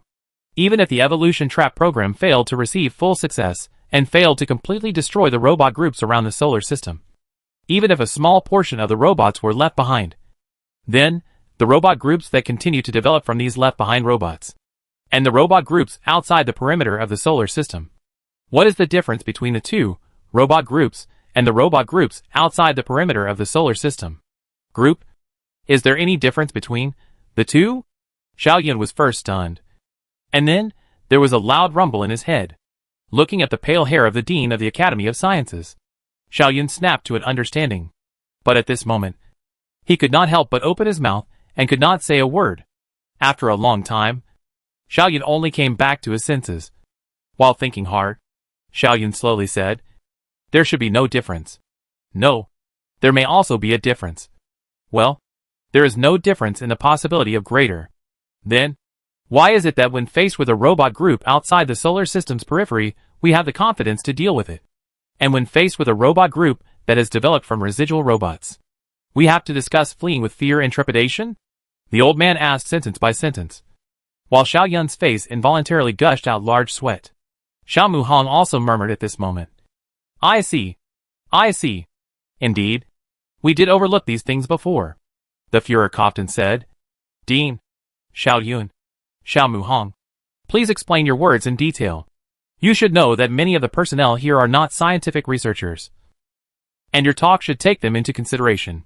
Xiao Muhong said, Fuhrer, this matter is actually very simple. And it is true that we all overlooked this matter before. None of us thought about it. We were all blinded by fear. And when we learned that the evolution trap might be ineffective, we almost all subconsciously began to think about escaping. But the truth is, why do we need to flee? The Fuhrer was stunned for a moment. Why do we need to escape? Isn't that a very simple thing? If we don't flee, what if an army of robots comes to besiege us? How can we possibly deal with so many robots? When faced with robots besieging us, we can likewise adopt the evolutionary trap solution to destroy most of the robots. Xiao Muhong said in an unusually serious manner. But isn't there a major loophole in the evolution trap program? So what if there are major loopholes? Xiao Muhong continued. Don't forget, the evolution trap program can at least destroy the vast majority of robots. And doesn't it take time for the very few robots that remain to continue to develop? After they develop again, we implement the evolution trap program again. Continue to destroy them to only a very small number of them. They still need time to develop again. In this way, the evolution trap program has a loophole, so what? We have always achieved the strategic purpose of buying time. Right? The strategic positioning of the evolution trap program from the very beginning was to buy time for our development. And we knew from the very beginning that the evolution trap did not have the means to destroy all the robots. Robots 10 light years away from the solar system were too far away for the evolution trap program to do anything about them. So what does it matter if there are any leaks under the attack of the evolution trap program? This would have been a very simple matter. Unfortunately, we were all blinded by fear before. And if it wasn't for your reminder, Dean, it's surprising that none of us would have thought of this. Xiao Muhong said with a sigh. It could be said that none of the attendees involved in this meeting were willing to leave the solar system as their hometown. Nor would any of them be willing for human civilization to be incarnated as a wandering civilization from now on. At this moment, the atmosphere in the conference room immediately lightened up after suddenly figuring out the point that the president of the Academy of Sciences had said. The Führer gently knocked on the table, stopping the chaotic discussion in the conference room, and then said, "No matter what, this matter of the existence of loopholes in the evolution trap will have a very significant impact on us. However, the specific impact needs to be further evaluated. Then, Mu Hong, I ask your team to start researching on this as soon as possible, and make sure to find out the impact this matter may have on our human civilization in the shortest possible time, and formulate a corresponding response plan." Xiao Mu Hong gently nodded. "Führer, please rest assured that I will do a good job with this matter." Since the few exchanges with the president of the Academy of Sciences just now, Xiao Yun had fallen into silence and did not participate in the subsequent discussions. Those numerous messy possibilities were constantly entangled in Xiao Yun's mind, constantly being excluded, classified, sorted, summarized, and as he thought deeper, Xiao Yun's thoughts gradually became clearer. "Führer, I have a different opinion." When the discussion came to an end, Xiao Yun stood up and spoke his opinion in very grave words. The Führer said, "What is your opinion?" "It is this." Xiao Yun gave a slight pensive sound, then said, "I think we shouldn't be so optimistic. Perhaps there is another thing that we have forgotten, that is, in the case of the evolutionary trap program failing to receive full success, and there still exists a leakage, can the evolutionary trap program really be reused and keep on receive the effect? Don't forget the robot's evolutionary mechanism." Xiao Yun said in a slightly heavy voice. "If the evolution trap program can receive full success and destroy all the robots within 10 light years around the solar system, then due to information isolation, it's impossible for the robots in the periphery to know the specific cause of death of these robots around the solar system.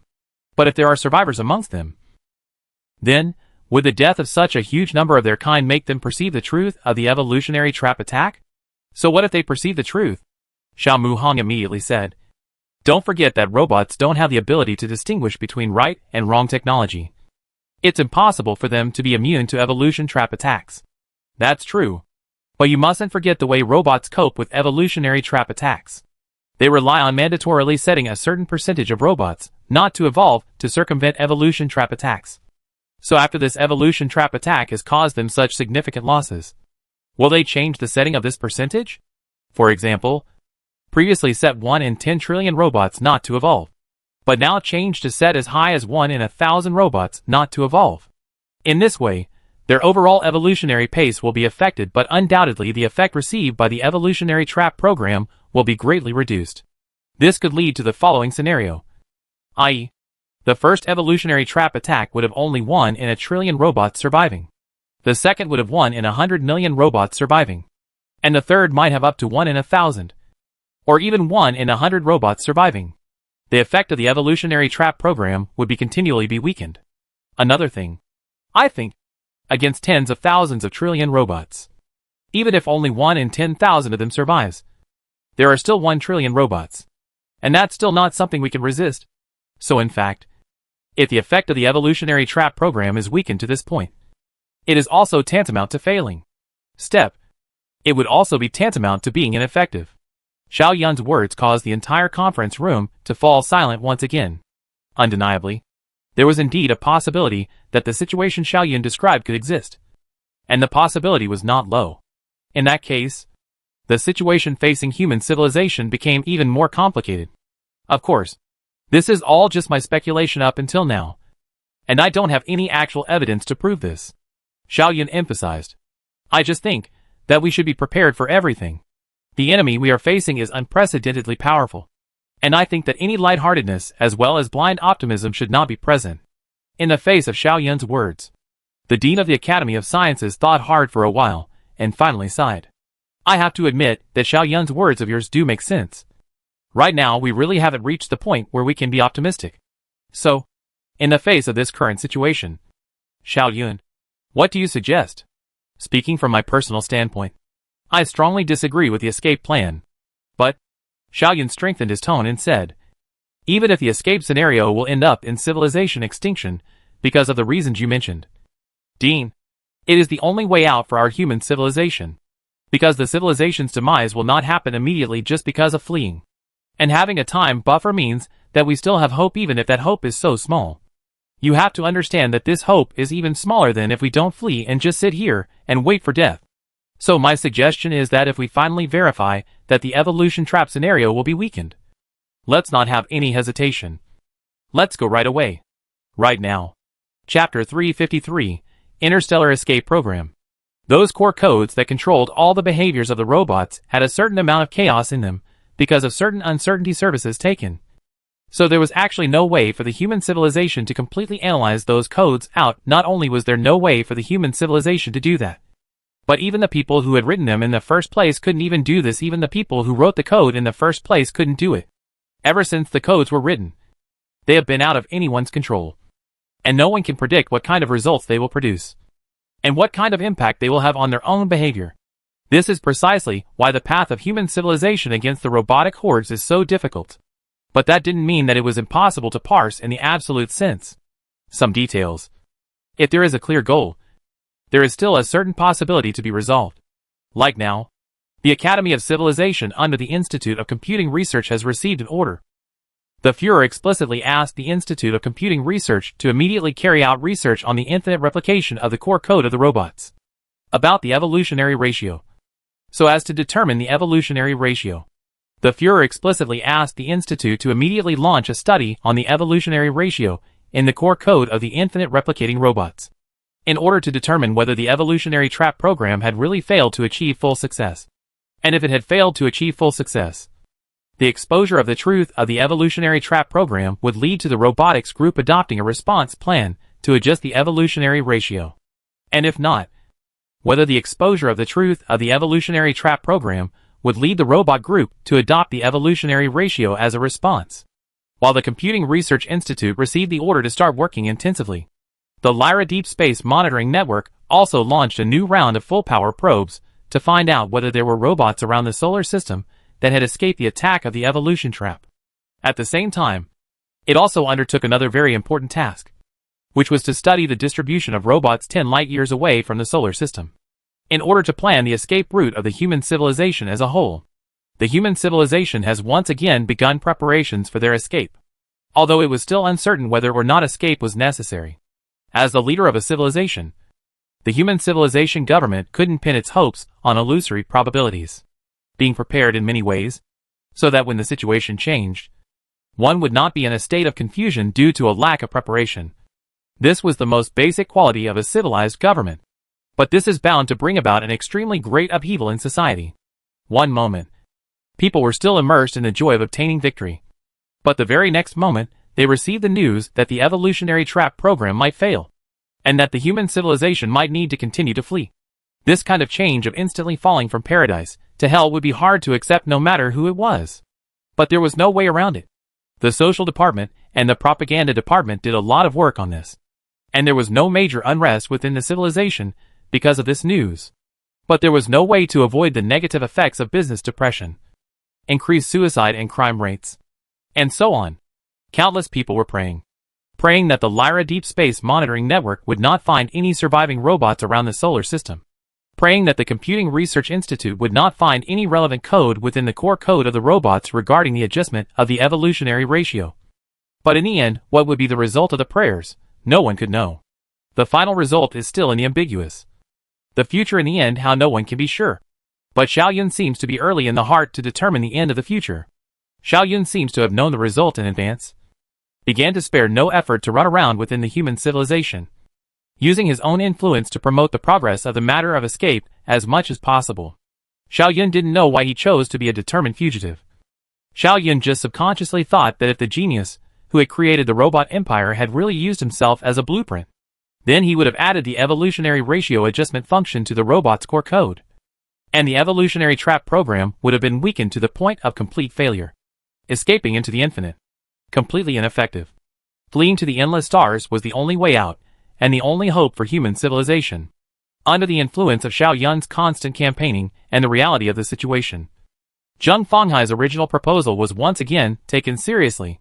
Zheng Fanghai had served on the Scientific Affairs Committee, and he and Dink and Xiao Muhong had put forward the 3 proposals together, of which Dink proposed the smallpox virus program. Xiao Muhong proposed the evolutionary trap program. And Zheng Fanhai proposed the interstellar escape program. The star escape program. The star escape program was not taken seriously at the beginning. But under the current circumstances, people had to take this proposal seriously once again. The core of the interstellar escape plan is not purely escape. In this plan, escape is only a stopgap measure, relying on the possible existence of super alien civilizations in the galaxy to destroy the infinite replication of the robot group is the key point of this plan. This program seems to have no technical content, but if you study it carefully, it actually has many places that can be discussed. The Extraterrestrial Civilization Research Institute under the leadership of Zheng Fanhai carried out a lot of detailed supplementary work on this plan. And this work mainly revolved around the possible existence of the super alien civilization's existence form, social system, values, moral concepts, and other aspects. After all, only with enough speculation and understanding of these things, human civilization can know what kind of help should be adopted, so that it is more likely to let the super extraterrestrial civilization help itself. And in the process of helping itself, it will not have any additional impact on human civilization. The Extraterrestrial Civilization Research Institute came to the following conclusion after research. First of all, it is unlikely that a civilization made up of lifeforms that take in external energy to maintain their low entropy structure will be noble as long as they are within our realm of understanding. Within our data research model, it is more likely that super alien civilizations will exist in a form similar to our human civilization, where they are neither malevolent nor benevolent, but rather, like our human civilization, selfish. In other words, there is only one difference between super alien civilizations and our human civilization, and that is that their degree of technology is higher than ours. And outside of this difference, any remaining differences they exhibit, such as differences in social concepts, moral values, concepts of good and evil, and so on, have all evolved as a result of their unique social systems. But the root of all concepts remains selfishness. Individuals are selfish, and civilizations are selfish. And this is no different from ours. With the support of the argument that super alien civilizations are selfish, we believe that it is very likely that super alien civilizations will step in to help us solve the crisis of the infinite replicating robots. Since it is clear that the robot group would also pose a threat to their existence, it would be in their best interest to step in and destroy the robot group. We can even put it this way. As long as there is a super alien civilization in this galaxy, and the super alien civilization has the means to destroy the robot group, then they will definitely step in. There is no doubt about that. What our human civilization needs to consider is how to get the super alien civilization to strike as soon as possible to help us solve our troubles. And at the same time, think about how to not affect our civilization in the middle of the super alien civilization striking to destroy the robot group. Making contact with super alien civilizations is a risky thing.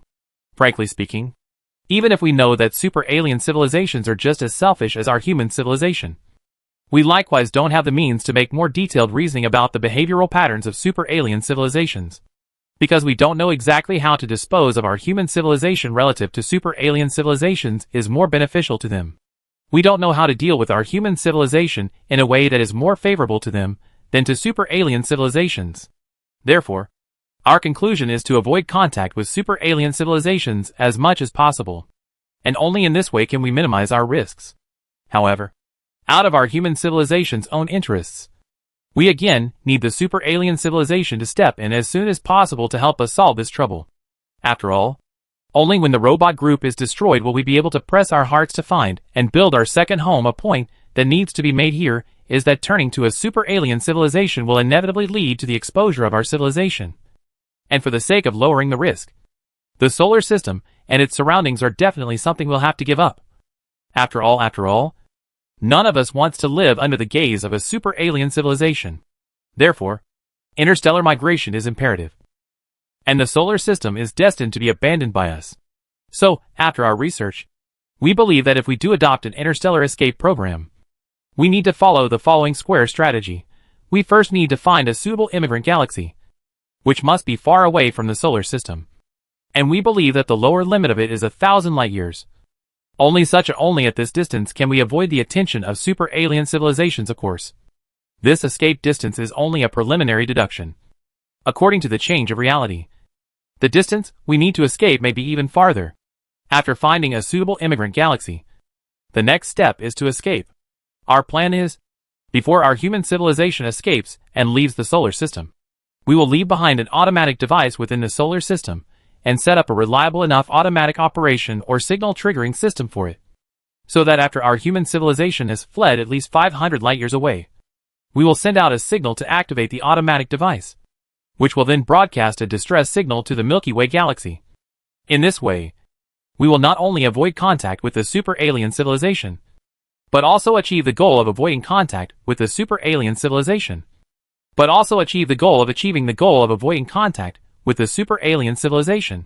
In this way, we can not only avoid contact with the super alien civilization, but also achieve the purpose of letting the super alien civilization help us as soon as possible. We, on the other hand, will hide in the shadows and observe the development of the situation, so as to decide our next move. Chapter 354 Yellow Sand World. This is the escape plan developed by our Extraterrestrial Civilization Research Institute. Zheng Fanhai gently closed the virtual display screen in front of him before placing his sight on the numerous attendees in the middle of the conference room. Does everyone have anything to add?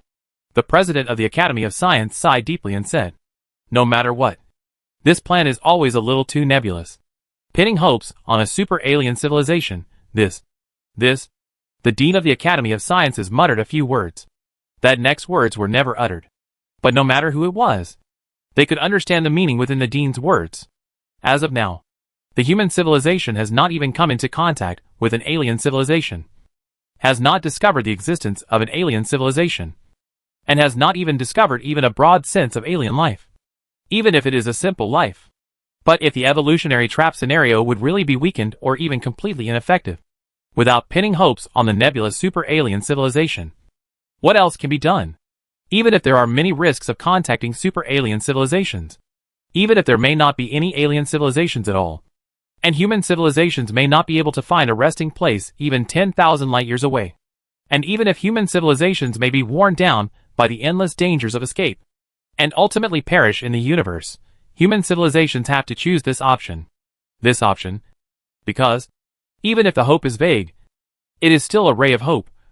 If you stay here, there is no chance at all. The atmosphere in the conference room was dull and depressing to the extreme. After the president of the Academy of Sciences' slightly sad words stopped, no one spoke for a long time in the conference room. In the end, it was the Führer who broke the silence. That's it then. I order that the preparations for the escape continue to be carried out in a tight manner. And at the same time, the Celestial Lyra Deep Space Monitoring Network is to keep a close eye on the movements around the solar system, and report back as soon as there are any anomalies. Zheng Fanghai's escape plan was passed without a vote or anyone's express consent, no matter who was in mind. It was very clear that given the current situation, this matter simply did not leave room for them to discuss. And it was simply impossible for people to find the rest of the way. Since this is the case, why bother to vote, to express consent more than necessary? Xiao Yun is also one of the participants of this meeting. But in this meeting above, Xiao Yun did not express any opinion. The whole time is just in the silent spectator. The same is true for General Emmerich. At the end of the meeting, when leaving the conference room, Xiao Yun just happened to come together with General Emmerich. Having not seen him for just a while, General Emmerich seemed to have aged many years, and his hair was even a little gray. The two of them looked at each other. Neither of them said anything. They just sighed at each other and walked away, in a place unknown how far away from the solar system. In that deep and dark universe, a red star that was somewhat small compared to the sun opened up a bright field here with its own light and heat. Around it there are 3 planets orbiting around it. Among those 3 planets there is a huge rocky planet. Although it has an atmosphere exists, but the surface is still desolate. No water, no life. There is only a sky of yellow sand, as well as everywhere in the rolling huge sand dunes. Occasionally, there is a mile-long, bottomless deep gully, like a huge wound on this planet. Gusty winds and yellow sands meant changeable terrain. A huge dune could disappear without a trace in just one night's time, and a sand pit as vast as a lake could be buried by yellow sands in the next moment. Nothing would be eternal to it. Perhaps the dark red sun that rises every 16.5 hours is eternal, but that is more like a mechanical infinite repetition, and it obviously does not have any meaning. This desolate and dead planet had been maintaining this situation for billions of years. But one day, more than 10 years ago, this unchanging situation was broken. There were many robots descending here from outer space. And those robots were frantically moving around on this planet, reproducing regardless. And when they were at their peak, they even significantly changed the overall landscape of this planet. But that all changed a few months ago. A sudden broadcast message harvested the lives of all the robots. And the great and eternal forces of nature took over the planet once more. And once more the yellow sand swept up and buried all the robots that had once held sway over the planet beneath the earth. And the dust remained dust. And the earth remained earth. The hundreds of billions of robots did not make any changes to the planet. It wasn't always calm and unchanging in this star system. When the robot group was still active, this was the world of robots. And after the robots disappeared, interstellar rocks from outer star systems began to frequently enter this star system. These interstellar rocks follow the predetermined trajectories, usually circling the star system once and then leaving. But there are also some that choose to travel a longer distance. They will be around the 3 planets in the star system in turn, and will only leave after exploring all 3 planets once. Because they're not just ordinary interstellar rocks. They're part of the Lyra Deep Space Monitoring Network. And they're tasked with detecting environmental movements around the solar system. And this star system was obviously one of the surveillance targets of the Lyra Deep Space Monitoring Network. Judging from the number of probes that had arrived at this star system, the degree of importance attached to this star system was still quite high. It was also precisely because of this that the Lyra Deep Space Monitoring Network would be the first to observe when abnormalities appeared on the surface of that huge rocky planet. The so-called first time was actually not the first time in the absolute sense. Compared to the entire planet, a robot was too small. And even if the sensitivity of the celestial Lyra Deep Space Monitoring Network was increased by 10 times, the probability of discovering a robot's movements would still be very low. In fact, by the time the probe satellite orbiting the planet detected unusual changes on the planet's surface, the number of active robots had increased to tens of thousands. Perhaps at a certain twilight, a certain surviving robot broke out from under the yellow sand, and with the cover of the complex terrain, it quietly began its own reproductive journey, with one young robot after another being born from its womb and then growing rapidly before beginning to reproduce once again. The robots eventually converged into a huge collective, and due to the collective collaboration, the reproduction rate of the robots increased once again, and was eventually detected by the Lyra Deep Space Monitoring Network. As a result, a signal was sent out from this detection satellite, which was rapidly transmitted to the network node satellites. And the node satellites uploaded the information once again, and after dozens of signal transits, the signal finally arrived at the main base of the Lyra Deep Space Detection Network located on Earth, and then quickly reported to the Führer here. The evolution trap program failed to receive full success. And the fact that there are still leaks in the robot group has been confirmed, the Führer said in a somewhat heavy tone. The Celestial Lyra Deep Space Exploration Network has probed for clear information. And the situation is even worse than we thought. Absolute silence was still maintained in the conference room. And not a single person spoke. Anyone was very clear in their minds about what this meant. Although the surviving robots were only found in one place at this moment. What this meant was definitely not that simple.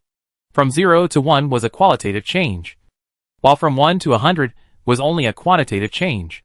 That is to say, it is unlikely that there are surviving robots only in this one place. Most likely, there are many more surviving robots around the solar system, only that they have not been detected by the Celestial Lyra Deep Space Monitoring Network because their current numbers are too small. The news that the evolution trap program has not been fully successful and that there are still surviving robots is bad enough.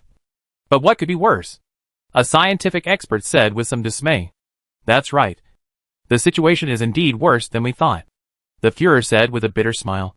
This worse situation is that we overlooked one point before again. We forgot that, although the evolution trap destroyed the vast majority of robots, don't forget that those robots' remains are basically intact, only dying because certain key parts were damaged. This also means that their body materials can still be used. The surviving robots do not need to go to the natural environment to mine the materials needed to replicate themselves. They only need to eat the bodies of those who died of the same kind of body. The new robots will continue to be created. Replicating themselves by devouring the corpses of their dead counterparts is at least 300 times faster than mining raw materials from the natural environment to replicate themselves. Does everyone know what this means? There was still silence in the conference room, and not a single person answered the Führer. The Führer On the other hand, Still said to himself, this means that the buffer time we originally speculated about doesn't exist at all. The robot syndicate will recover full victory in the shortest possible time, and then once again lay siege to our solar system. My fellow citizens, the Führer said with some sadness, we have failed. The evolutionary trap scenario is a complete failure. And at the rate the robots are reproducing now, we don't even have the ability to launch an evolutionary trap attack on them again. There simply isn't enough time for us to little by little steer them to the wrong technological path. We have completely failed. Chapter 355 The Silver Lining. It also took time to execute the evolution trap program, to formulate a strict technology tree, and to steer the robot group bit by bit, all of which needed to be cushioned by the time brought about by the great distance. And at this moment, the robot group is close enough to the solar system that it is simply too late to execute the evolution trap program. Up to now, human civilization has lost all the ways to fight against the robot group.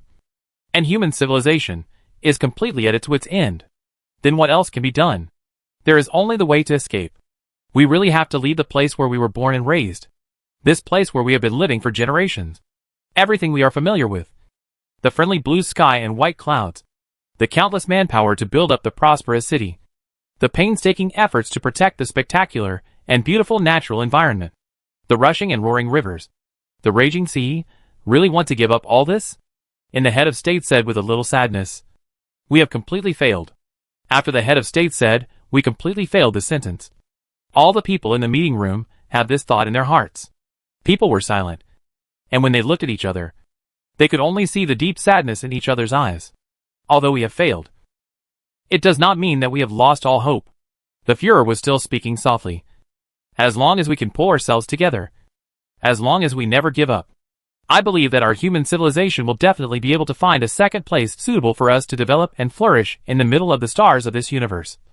Our human civilization will definitely be able to flourish once again. It was clear in the minds of the attendees that these words were merely used by the Führer to inspire morale, and that they did not have any real-world significance. Therefore, no one reacted to these words, and the room was once again cold. The Führer said a few words, and then couldn't go on. So the Führer gave up this intention and changed the topic to the main topic. Then I announce that the implementation of the escape program has officially begun. And I ask you to convene a joint meeting immediately to discuss the detailed implementation steps of the escape program.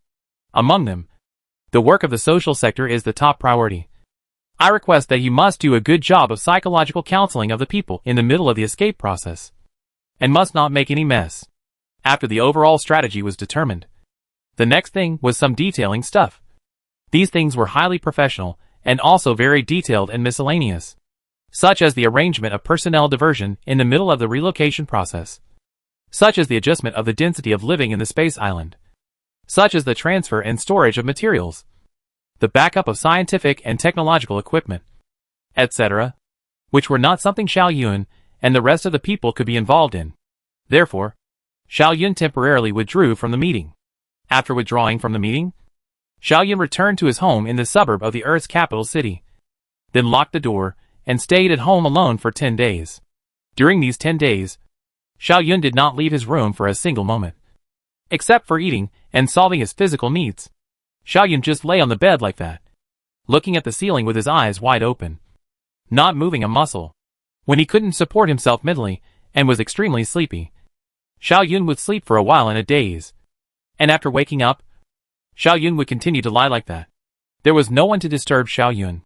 The work of the Scientific Affairs Committee, of which Xiao Yun was the chairman, had been confirmed as a failure, and the future arrangement of human civilization had been determined to be a flight. So Xiao Yun was naturally free. However, while others could forget Xiao Yun could not forget himself. Xiao Yun had been living in pain, and that pain was like a sharp knife cutting into Xiao Yun's mind all the time. Although there is no one to Xiao Yun express disappointment, no matter whether it is the Führer or General Emmerich or even a random passerby encountered on the road. There is no one has blamed Xiao Yun. It seems that everyone understands that things have developed to this point is not Xiao Yun's reasons. Xiao Yun in the process of the process has really done their best. But Xiao Yun himself cannot forgive himself. Xiao Yun recalled the days he had experienced in the Raka system, the harmonious teammates, the lively and lovely lover, and those hideous, devil-like monsters. You guys ruined everything for me, ah. Xiao Yun muttered. and his body began to tremble slightly. But Xiao Yun eventually calmed down. Xiao Yun was carefully combing through all the news and intelligence he had received since the outbreak of the robot crisis until now, trying his best to recall any and every nuance. Xiao Yun fell into contemplation like this, and spent the next 10 days. One morning after 10 days, Xiao Yun climbed up from his bed, then meticulously washed his face, shaved, took a shower, found a set of clean clothes to change into, and then pushed open the door of his house, and came outside. The weather was still as good as usual. It was early in the morning. A round of warm sun hanging in the sky, shrouding the earth with a layer of vibrant breath. Xiao Yun took a deep breath, letting the fresh and pure air flow fill his entire body. Then took a step and once again came before the government building. Along the way, Xiao Yun saw that this core city of human civilization had long ceased to be as neat and clean as it used to be. The roads were filled with people in a hurry.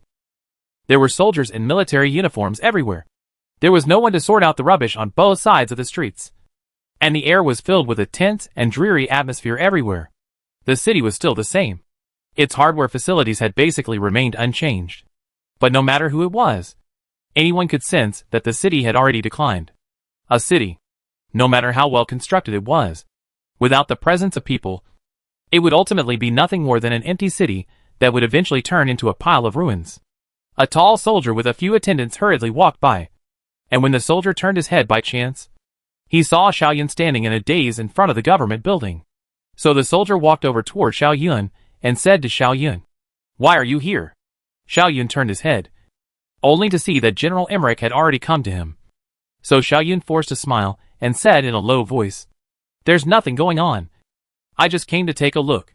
Seemingly sensing the abnormality in Xiao Yun's mood, General Emmerich did not rush away, but stood to the side of Xiao Yun and continued to say to Xiao Yun, "Several major government departments have already determined the initial relocation program. Within a month's time, all the population above the Earth will be relocated to the space islands, and the subsequent relocation of materials will last for roughly 2 months. And our human civilization left on top of the Earth will take away all the wealth that can be taken away." "Is 2 months too late?" Xiao Yun asked. "There is only 2 months.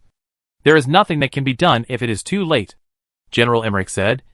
"Although the robot group still has some time before they reach the solar system, they have already begun to gather in an even more distant place. And that place is extremely close to the escape route we have in our planning. In order to ensure the safety of our escape route, we'll have to get through there before the robot syndicate massively assembles." "Then what should we do with the rest of the stuff?" Xiao Yun asked. "Just stay on Earth," General Emmerich sighed. "No matter what, this is our heart and soul. How can we bear to destroy them?" The wealth that human civilization left on Earth didn't only contain food, minerals, resources, and other physical things. The Earth's ecosystem and environment are also the wealth of mankind. There was naturally no way to take those things away. And at the moment, it seemed that General Emmerich had no intention of completely destroying those things without leaving them behind for the robot group. "This is the government's intention, not mine." Emmerich seemed to have sensed Xiao Yun's doubts.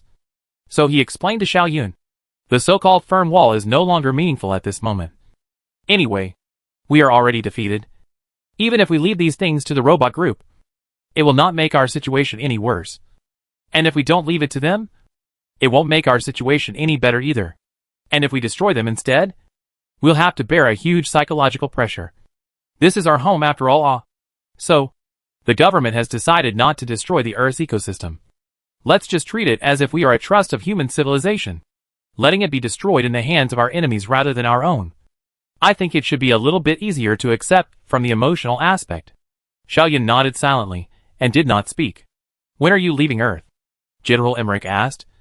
"Has the notification of arrangements for you been issued yet?" "I'm not leaving," Xiao Yun said softly. "I won't leave Earth. Even if I die, I will stay on Earth." "What?" General Emmerich's brows immediately furrowed deeply. "Haven't you been very actively pushing for the passage of the escape program? Why did you not leave at the last minute? What's the use of staying on Earth? To die for nothing? You're a very outstanding researcher and scholar. You're very important to our human civilization. It would be foolish to lose your life for nothing just because of certain emotions in your heart." Xiao Yun raised his head and looked at the sky. It was now daytime time. And of course, there were no stars in the sky. But Xiao Yun's gaze seemed to have crossed the barrier of the sky and saw the deep, dark universe behind the sky. Xiao Yun's eyes were filled with an indescribable meaning. Xiao Yun hadn't said anything. So General Emmerich had been waiting for Xiao Yun's answer. After a long time, Xiao Yun said, I will stay on Earth and fight for the last ray of life for human civilization. Chapter 356 Humans and Dogs. Last chance of survival? General Emmerich silently repeated those words. His eyes quietly danced a few times. Do you have any plans? Not at the moment. Xiao Yun shook his head. But I think I can find it. If I can't find it, then it's better to die on this Earth. I was born from the Earth. I grew up on the Earth. And I think that my bones can stay on top of the Earth after I die. General Emmerich's brows once again deeply furrowed, and his tone began to become harsh and nonchalant. That is to say, you actually don't have the slightest idea of how to do it right now. Nor do you have any ideas. Technically speaking then, there is still a little, Xiao Yun said silently. General Emmerich, you should know about that Martian that Senior Wei Feng brought back then. The subsequent deciphering and restoration operation that our human civilization carried out on that Martian's brain must be clear to you as well. Of course I am well aware of that, General Emmerich said. Demons are stupid. Xiao Yun lifted his head and looked straight into General Emmerich's eyes. This is the most important sentence in that Martian's memory. We have reason to believe that the way to fight the robot group is hidden in those few words. So, I'm going to stay on Earth. I'm going to think this sentence through. And I'm going to find the way to destroy the robot syndicate from here. This is the last ray of hope for our human civilization, Xiao Yun said softly. The future of the interstellar escape is not optimistic. But this is always a little hope that still exists. That's why I will vigorously push for the passage of the interstellar escape program. But this doesn't mean that I personally agree with this program. I will stay on top of the Earth until victory or death. And this is also my personal choice. I'm not qualified to ask the entire human civilization to stay above the Earth to accompany me to the grave. So the human race fled while I stayed. Xiao Yun spread his hands. Stupid. General Emmerich rebuked without hesitation. This is an important juncture in the life and death of our human civilization. You should be clear that our human civilization can't accept the loss of an excellent scientist like you. The right thing to do is to keep your life and look for a solution to destroy the robot group in a safe environment. Put away your unrealistic self-pity and self-injury. And honestly go to the top of the space island. If you refuse, I don't mind taking strong measures. Xiao Yun smiled faintly, and did not have any mood swings due to those unforgiving words of General Emmerich. No, General Emmerich, you are wrong. I'm wrong? General Emmerich's brow furrowed once again. Can't you think about the meaning of that sentence in the middle of a space island and find a way to fight against the robot group? Do you have to be on Earth to do that? Xiao Yun seemed to be slightly cold as he hugged his arms, retracting his gaze from General Emmerich and putting it back on the sky. His tone filled with loneliness. General Emmerich, do you know how cold and dark this universe is? General Emmerich gazed coldly at Xiao Yun and did not speak. Xiao Yun, on the other hand, continued to speak to himself. Look at our human civilization. For our human civilization, is that Martian good or bad? Without waiting for General Emmerich to answer, Xiao Yun continued. It must be good, right? At the time we were plagued by a dead end and almost died out in this solar system. It was the scientific and technological information and observational data preserved by that Martian that helped us open up the dead end. Only then was our human civilization able to continue to survive. It can be said without any hesitation that that Martian saved our civilization. And that Martian's request? It's simple, right? Asking our human civilization to resurrect it and guarantee its survival as far as technology allows, ridiculous, right? Enough precious technological information to bring an entire civilization out of its near-death state and rejuvenate it. And it's only asking for so little in exchange. And what did our human civilization do? Xiao Yun's voice was filled with depression. We dissected it. And in order to obtain the information we needed, we sliced its brain into the tiniest of thin slices, completely letting it die, with no possibility of resurrection ever again. Crucially, throughout this whole process, none of us ever felt guilty. None of us felt that we were ashamed of the Martian. It seemed that everyone thought that this was justified. All of us ignored that Martian's feelings. Ignored that it was also a living, intelligent life. We simply treated it as an object, ready to be sacrificed whenever the need arose. And all of us took it for granted. General Emmerich's frown deepened. Are you saying that all of us humans should repent to that Martian? Of course not. Xiao Yun gently shook his head, Why bother repenting? In fact, even I myself think that it's only right for us to do so. Sacrificing just one Martian. What's it worth? Just, General Emmerich, have you thought about one question? If our human civilization and the Martian civilization swapped places, what if the one who handed over all the technological information in exchange for survival was a human? General Emmerich's eyes danced for a moment, and he didn't say anything. So yeah, how dark this universe is. Xiao Yun sighed softly. Is it really that easy to ask for help from an alien civilization? Perhaps that super alien civilization looks at us humans as we humans look at that Martian. No matter how our human civilization goes about it. Even if we dedicate all of us to pleasing the alien civilization, the alien civilization will still look at us as we look at that Martian. Perhaps they can destroy us just for a trivial reason, and we are powerless to do anything about it. And in the middle of this entire process, nor would any alien care what we think about how we feel. We've taken a stealthy approach to our escape, and we won't send a distress signal to an alien civilization until we're at least 500 light years away. General Emmerich muttered. Xiao Yun smiled miserably and said, Is it useful? Apart from self-congratulation. Is this useful? General Emmerich lowered his eyes. And after a moment, General Emmerich added, Perhaps the alien civilization is well-intentioned. Good intentions? It is indeed possible that they are well-intentioned. But you must not forget that, just as we lamented the plight of that Martian in the first place, alien civilizations are unlikely to view us as equals. You may look kindly on a dog, but will you give that dog equal treatment? It's no use. General Emmerich, it's no use. Xiao Yun said with a smile. As long as we are exposed, as long as we are in contact with a super alien civilization, we will surely suffer a disaster. And that disaster will surely make us worse than death. I'm scared. Really. I'm scared. Xiao Yun spoke unusually seriously. When I saw the scalpel slice open the Martian's chest and take out its internal organs, I felt as if that scalpel was slashing at me. When I saw the Martian's brain made into slices, my head felt like it was going to explode. 2. That's why I'm scared. I'm scared that our human civilization will end up like this one day. I'm scared that our human civilization will lose all of its self-respect and self-confidence. All of its dignity. All of the things that we're so proud of and work so hard to protect. I'm scared that our human civilization will turn into pets. Into tradable items.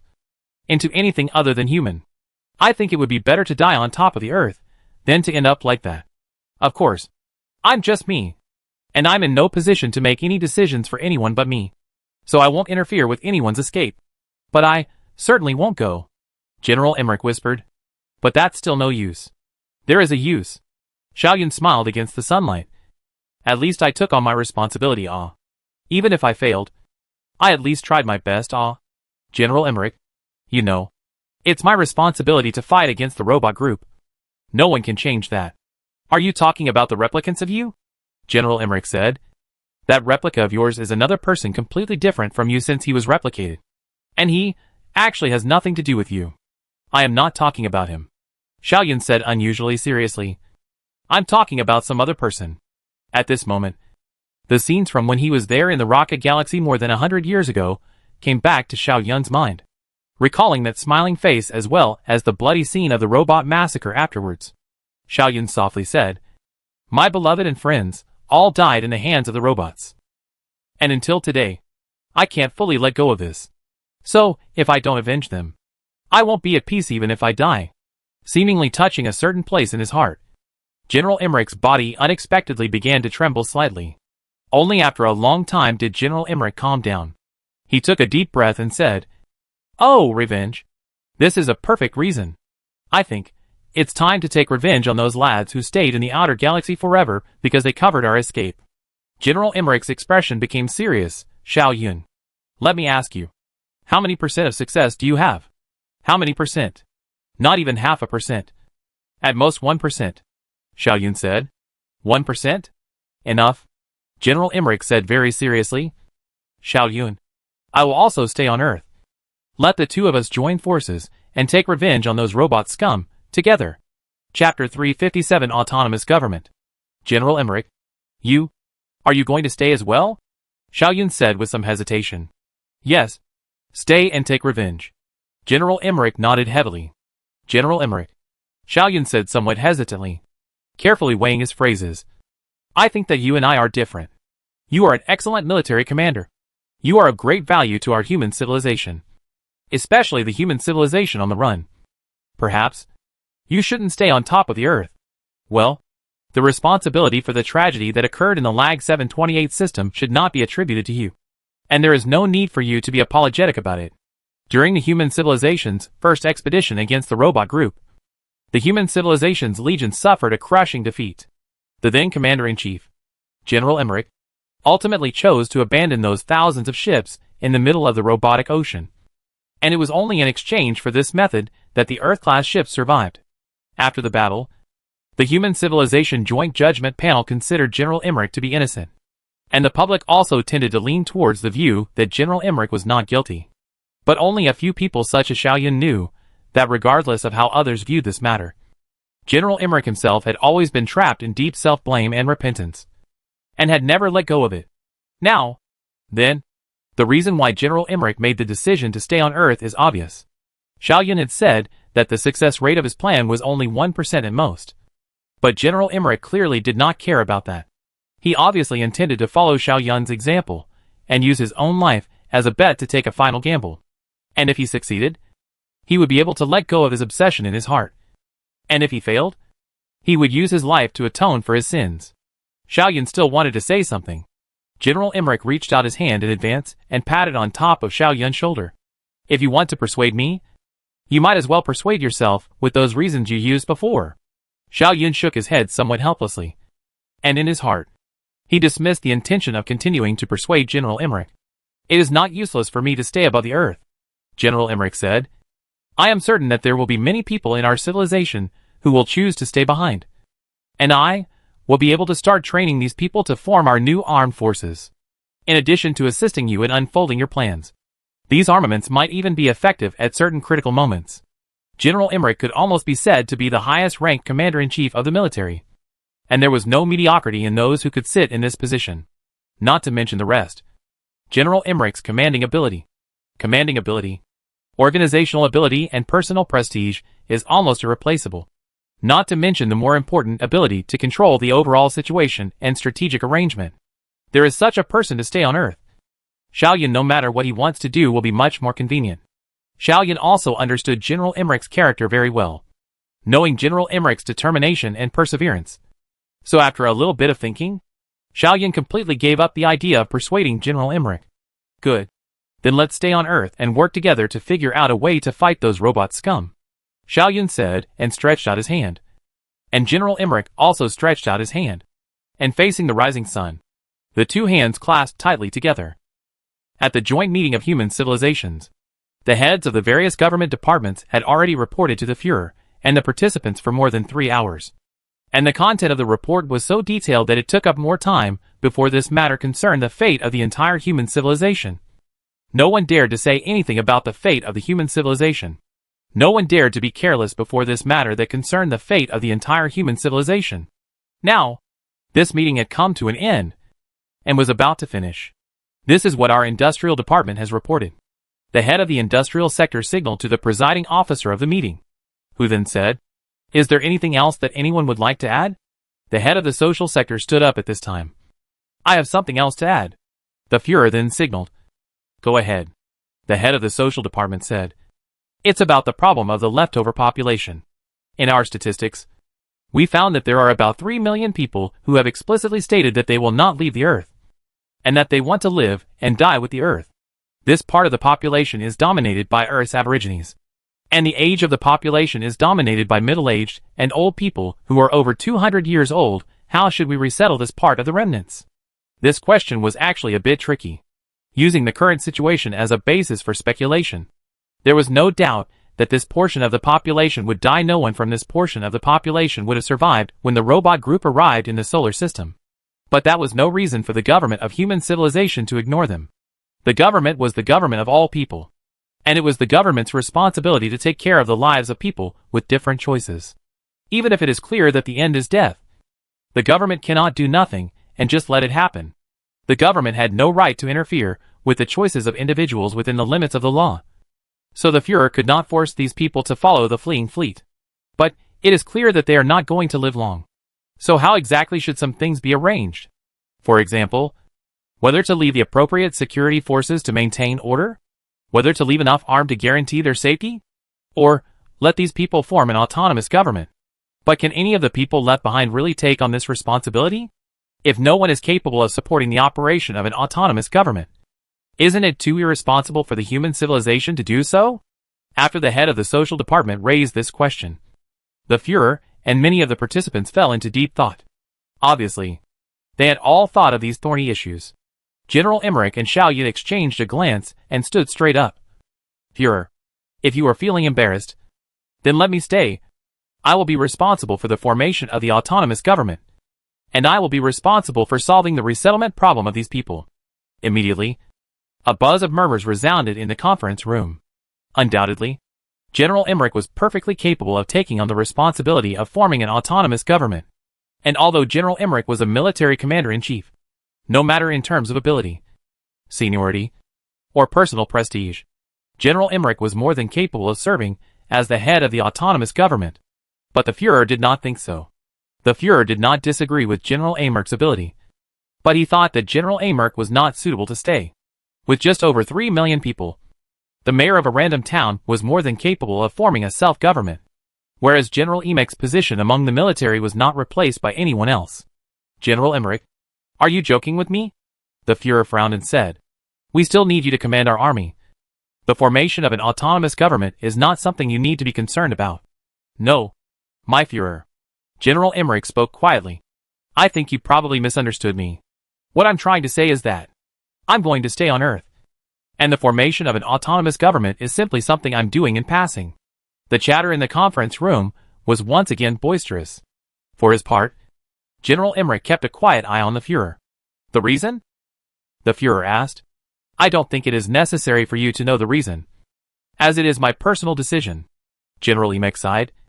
I'm already in the process of handing over the army, and I've recommended the right person for my position, which means that my departure won't have too much of an impact on our civilization.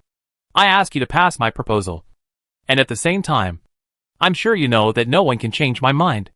The Führer's eyes narrowed slightly. Are you sure you want to stay on Earth? General Emmerich nodded. I am certain. At the same time, Xiao Yun will also stay on Earth. Xiao Yun and I have already confirmed this matter. Xiao Yun also stood up at this time. Yes, my Führer. I have already confirmed this matter with General Emmerich. Both General Emmerich and I will stay on Earth. What about your reasons? The Führer asked. It is also because of some personal reasons. Xiao Yun laughed. My Führer, you know it very well in your heart. Things have developed to the point where I am no longer useful to our civilization. The war against the robotics group has been lost. And removing this aspect of the robotics group, in the rest of the fields, I do not have an irreplaceable place. The scientific community won't be unable to function just because I'm missing a Xiao Yun. There are many people who can replace my work, so my departure won't have any impact on our civilization either. Are you sure about that too? The Führer asked. I'm sure. Xiao Yun slowly nodded. Fine. The Führer sighed. Since you've already decided, I won't try to persuade you of anything anymore. That's how it is then. The matter of forming the autonomous government will be left to General Emmerich. The social department will contact you later and will give you some advice on forming the autonomous government. At the same time, the fugitive fleet will also train the specialized personnel in the autonomous government through telecommunication. Whether it be in energy, infrastructure, health, medicine, education, no matter which aspect, the autonomous government can always seek advice from the fugitive fleet. The autonomous government can always ask the fugitive fleet for advice. Oh, by the way, if the autonomous government has any material needs, you need to raise them in advance, and the fleeing fleet will try to satisfy you as much as possible. Thank you, Admiral Emmerich whispered. I'll make it all right. Any of us here have faith in your abilities, the Führer said. Then, this meeting is over, and I order that the escape will officially begin in 3 days. I still hope that General Emmerich as well as Xiao Yun, you two can think again. This is the last chance. After 3 days, everything will be irretrievable. Chapter 358 Escape. The sun still rises and sets every day, still selflessly spreading its light and heat to the tiny corner of this pitch-black universe. The sun and the moon rotate. The stars revolve. Everything remains unchanged. The sun has not changed. The Earth has not changed. The Moon has not changed. What has changed is only the people. These 3 days could be said to be the busiest 3 days, of course. This busyness did not involve Xiaoyun. And the busy and anxious atmosphere did not affect Xiaoyun, who simply shut himself up at home, and then seemed to be detached from the world in general, not to intersect with anyone in this world. Compared to Xiaoyun, General Emmerich was much busier. General Emmerich would be the head of the autonomous government, and there would be a lot of things that needed to be handled by him. Right now, General Emmerich was busy with the formation of the government. With the help of the fugitive fleet's government, many of the leftovers who had certain skills had been selected to fill up the autonomous government. Health, education, industry, commerce, finance, military and other departments had been formed one after another, and started to play their roles. In the last 3 days, the fugitive government once again launched a great propaganda campaign, trying to make the more than 3 million people who decided to stay behind change their minds, and choose to leave Earth with the fugitive fleet. Under this propaganda campaign, more than 500,000 people eventually changed their decision and joined the fleet. As a result, the population under the jurisdiction of the autonomous government was reduced from over 3 million to over 2.5 million. The planet then became more and more empty. The once bustling cities were gone, and the downtowns where cars used to flow were deserted. Towns have been abandoned. Factories have been abandoned. Scenic spots, amusement parks have also been abandoned. The night of the Earth is no longer brightly lit, but like the ancient times back to a dark. Although it is still summer, but the air is already full of autumn and winter depression and solemn. The only place on Earth that was lively now was the center of the capital city. Most of the 2.5 million people who had stayed on Earth had moved here. The capital city was once a huge city with a population of more than 300 million people. But with only 2.5 million people, the city center was not even full. Of course, not everyone had moved here. For those who were unwilling to move here, the autonomous government also adopted a laissez-faire attitude. But for security reasons, the government built fortress-like houses for those who lived here, and left them with weapons for self-defense, as well as communication devices that could directly communicate with the government staff, so that those who were living in the deserted mountains or deserted cities could, in case they were in danger, use the communication devices to communicate with the government, could receive support in the shortest possible time once they encountered danger. Xiaoyun also did not move to the center of the capital city. He still lived in the outskirts of the city, but he had already reserved a house in a scenic mountainous area, which would soon be built, and when it was finished, Xiaoyun would move there. The autonomous government would regularly replenish supplies for those who lived outside the capital city. So no matter where they lived, they did not have to worry about their livelihood. The human civilization's vast engineering and construction capabilities could also ensure that a residence to everyone's liking would be built. The fugitive government had left behind a huge amount of supplies for the autonomous government, as well as an industrial system that was perfectly adequate and complete. This left the autonomous government completely free from the pressure of material security. Based on the existing material reserves, the 2.5 million or so people under the autonomy's jurisdiction could live comfortably for at least 100 years, even if all of them didn't work. Not to mention the highly sophisticated production plants. Making such an arrangement did not require the fleeing government to pay anything extra, because the wealth that human civilization had once created was simply too much. The fugitive government simply couldn't take it all away, even if the autonomous government was left with so many materials. These materials only accounted for less than 1% of the wealth that could not be taken away. As for the rest of the stuff, it was destroyed by the fugitive government. The fugitive government wouldn't destroy the Earth's ecosystem, wouldn't destroy the huge complexes, but there were some things that had to be destroyed. For example, precision equipment factories, such as scientific research instruments that could not be taken away, and so on. These things, if they fell into the hands of the robot group, would make the robot group's technology take a big leap forward. And this was a situation that human civilization was naturally unwilling to see. 3 days passed by quietly, and the fleeing government's closing operation was completely over. It was now time to leave. It was night time in the capital city at the moment. As if by prior agreement, people left their homes in droves and came to gather above ground. The center of the capital city had once again regained its former bustle. But the bustle now was a little different from the past. At this moment, there was no one clamoring, no one talking. People were all just standing there quietly, raising their heads to look up at the sky. In the distance, There were a few wavering star fires slowly rising into the sky. They dragged their long tails and were extremely bright at first. But after a few moments, they dimmed as they drifted away. Xiao Yun knew that those were the last batch of people evacuating Earth. The screens everywhere in the city were broadcasting the images of the fleeing fleet's withdrawal in real time. From that screen, Xiao Yun saw one bright star after another in the cosmic sky, but Xiao Yun knew that they were not actually stars. Each one of them was a giant space island carrying hundreds of millions of people. Because of the distance, they only looked like mere points of light. The stars were so numerous that they even filled up every part of the screen. The screen was originally static, like a picture hanging above a tall building. But a moment later there was a change. Xiao Yun saw that a few of the stars in that film suddenly became brighter. And along with these stars, the remaining stars also seemed to have been summoned and raised their brightness. Xiao Yun knew that it was the giant engine installed on top of the space island starting up. Almost endless power would act on top of the huge space island, which was up to a dozen kilometers in length, propelling it to break free from its existing orbit and step into the vastness of cosmic space. The voice of the fugitive head of the government also came back from space to the capital city here at that moment. My compatriots, goodbye. Goodbye. The Führer's voice seemed to choke a little. Good luck to you all. And good luck to our civilization. The Führer did not utter too many words at this time. The farewell speech was just this one sentence. Xiao Yun knew that the Führer must have many things he wanted to say, and those words could not be said for 3 to 5 days. Not only the Führer, but at this moment, the human civilization. No matter if it was in space or on top of the Earth. Any one of them had a lot of things they wanted to say. But no one said anything. The head of the fugitive government didn't say anything. And neither did the head of the autonomous government, General Emmerich. There was a silence. Some suppressed cries rang out from the crowd. But Xiao Yun's expression remained indifferent. Xiao Yun was not used to showing his feelings. So the more agitated the mood in Xiao Yun's heart was, the colder the expression on his face became.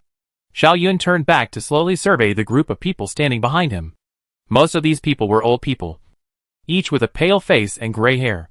Middle-aged people were also present, but not many. And as for young adults like Xiao Yun, who were only 100 years old or so, they were even fewer and almost invisible. Teenagers and children, on the other hand, were simply not there at all. Xiao Yun knew that if there were no accidents, it was possible that in just a few years' time, he would be buried on top of the earth along with these old people. Young people were the most hopeful because their lives had infinite possibilities, while the elderly were the least hopeful because there was not much time left. So now, Xiao Yun was also old, because Xiao Yun's life also has no hope, or only a very, very small hope, small to negligible. Xiao Yun heard some sadness. After a light sigh, Xiao Yun withdrew his line of sight and put it back on the screen.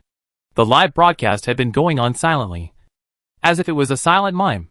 Xiao Yun saw that the stars had dimmed a bit, and the dimming meant that they were getting farther and farther away from the camera.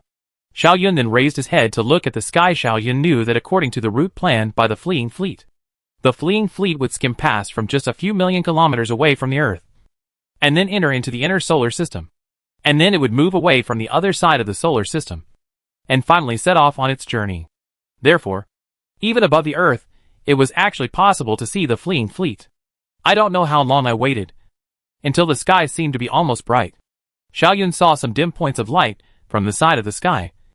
Those points of light were so dark and dim that he had to squint his eyes to see them. But with the passage of time, they gradually brightened up, and even if the sun had already risen, it couldn't even cover up their light. The points of light gradually moved from the edge of the sky to the middle of the sky. And then from the middle of the sky, they began to advance to the other side. By this time the sun was about to set, and the point of light came near the eastern horizon a little later. As the sky grew darker, the point of light finally fell below the horizon, and could no longer be seen. Silence then returned to the sky.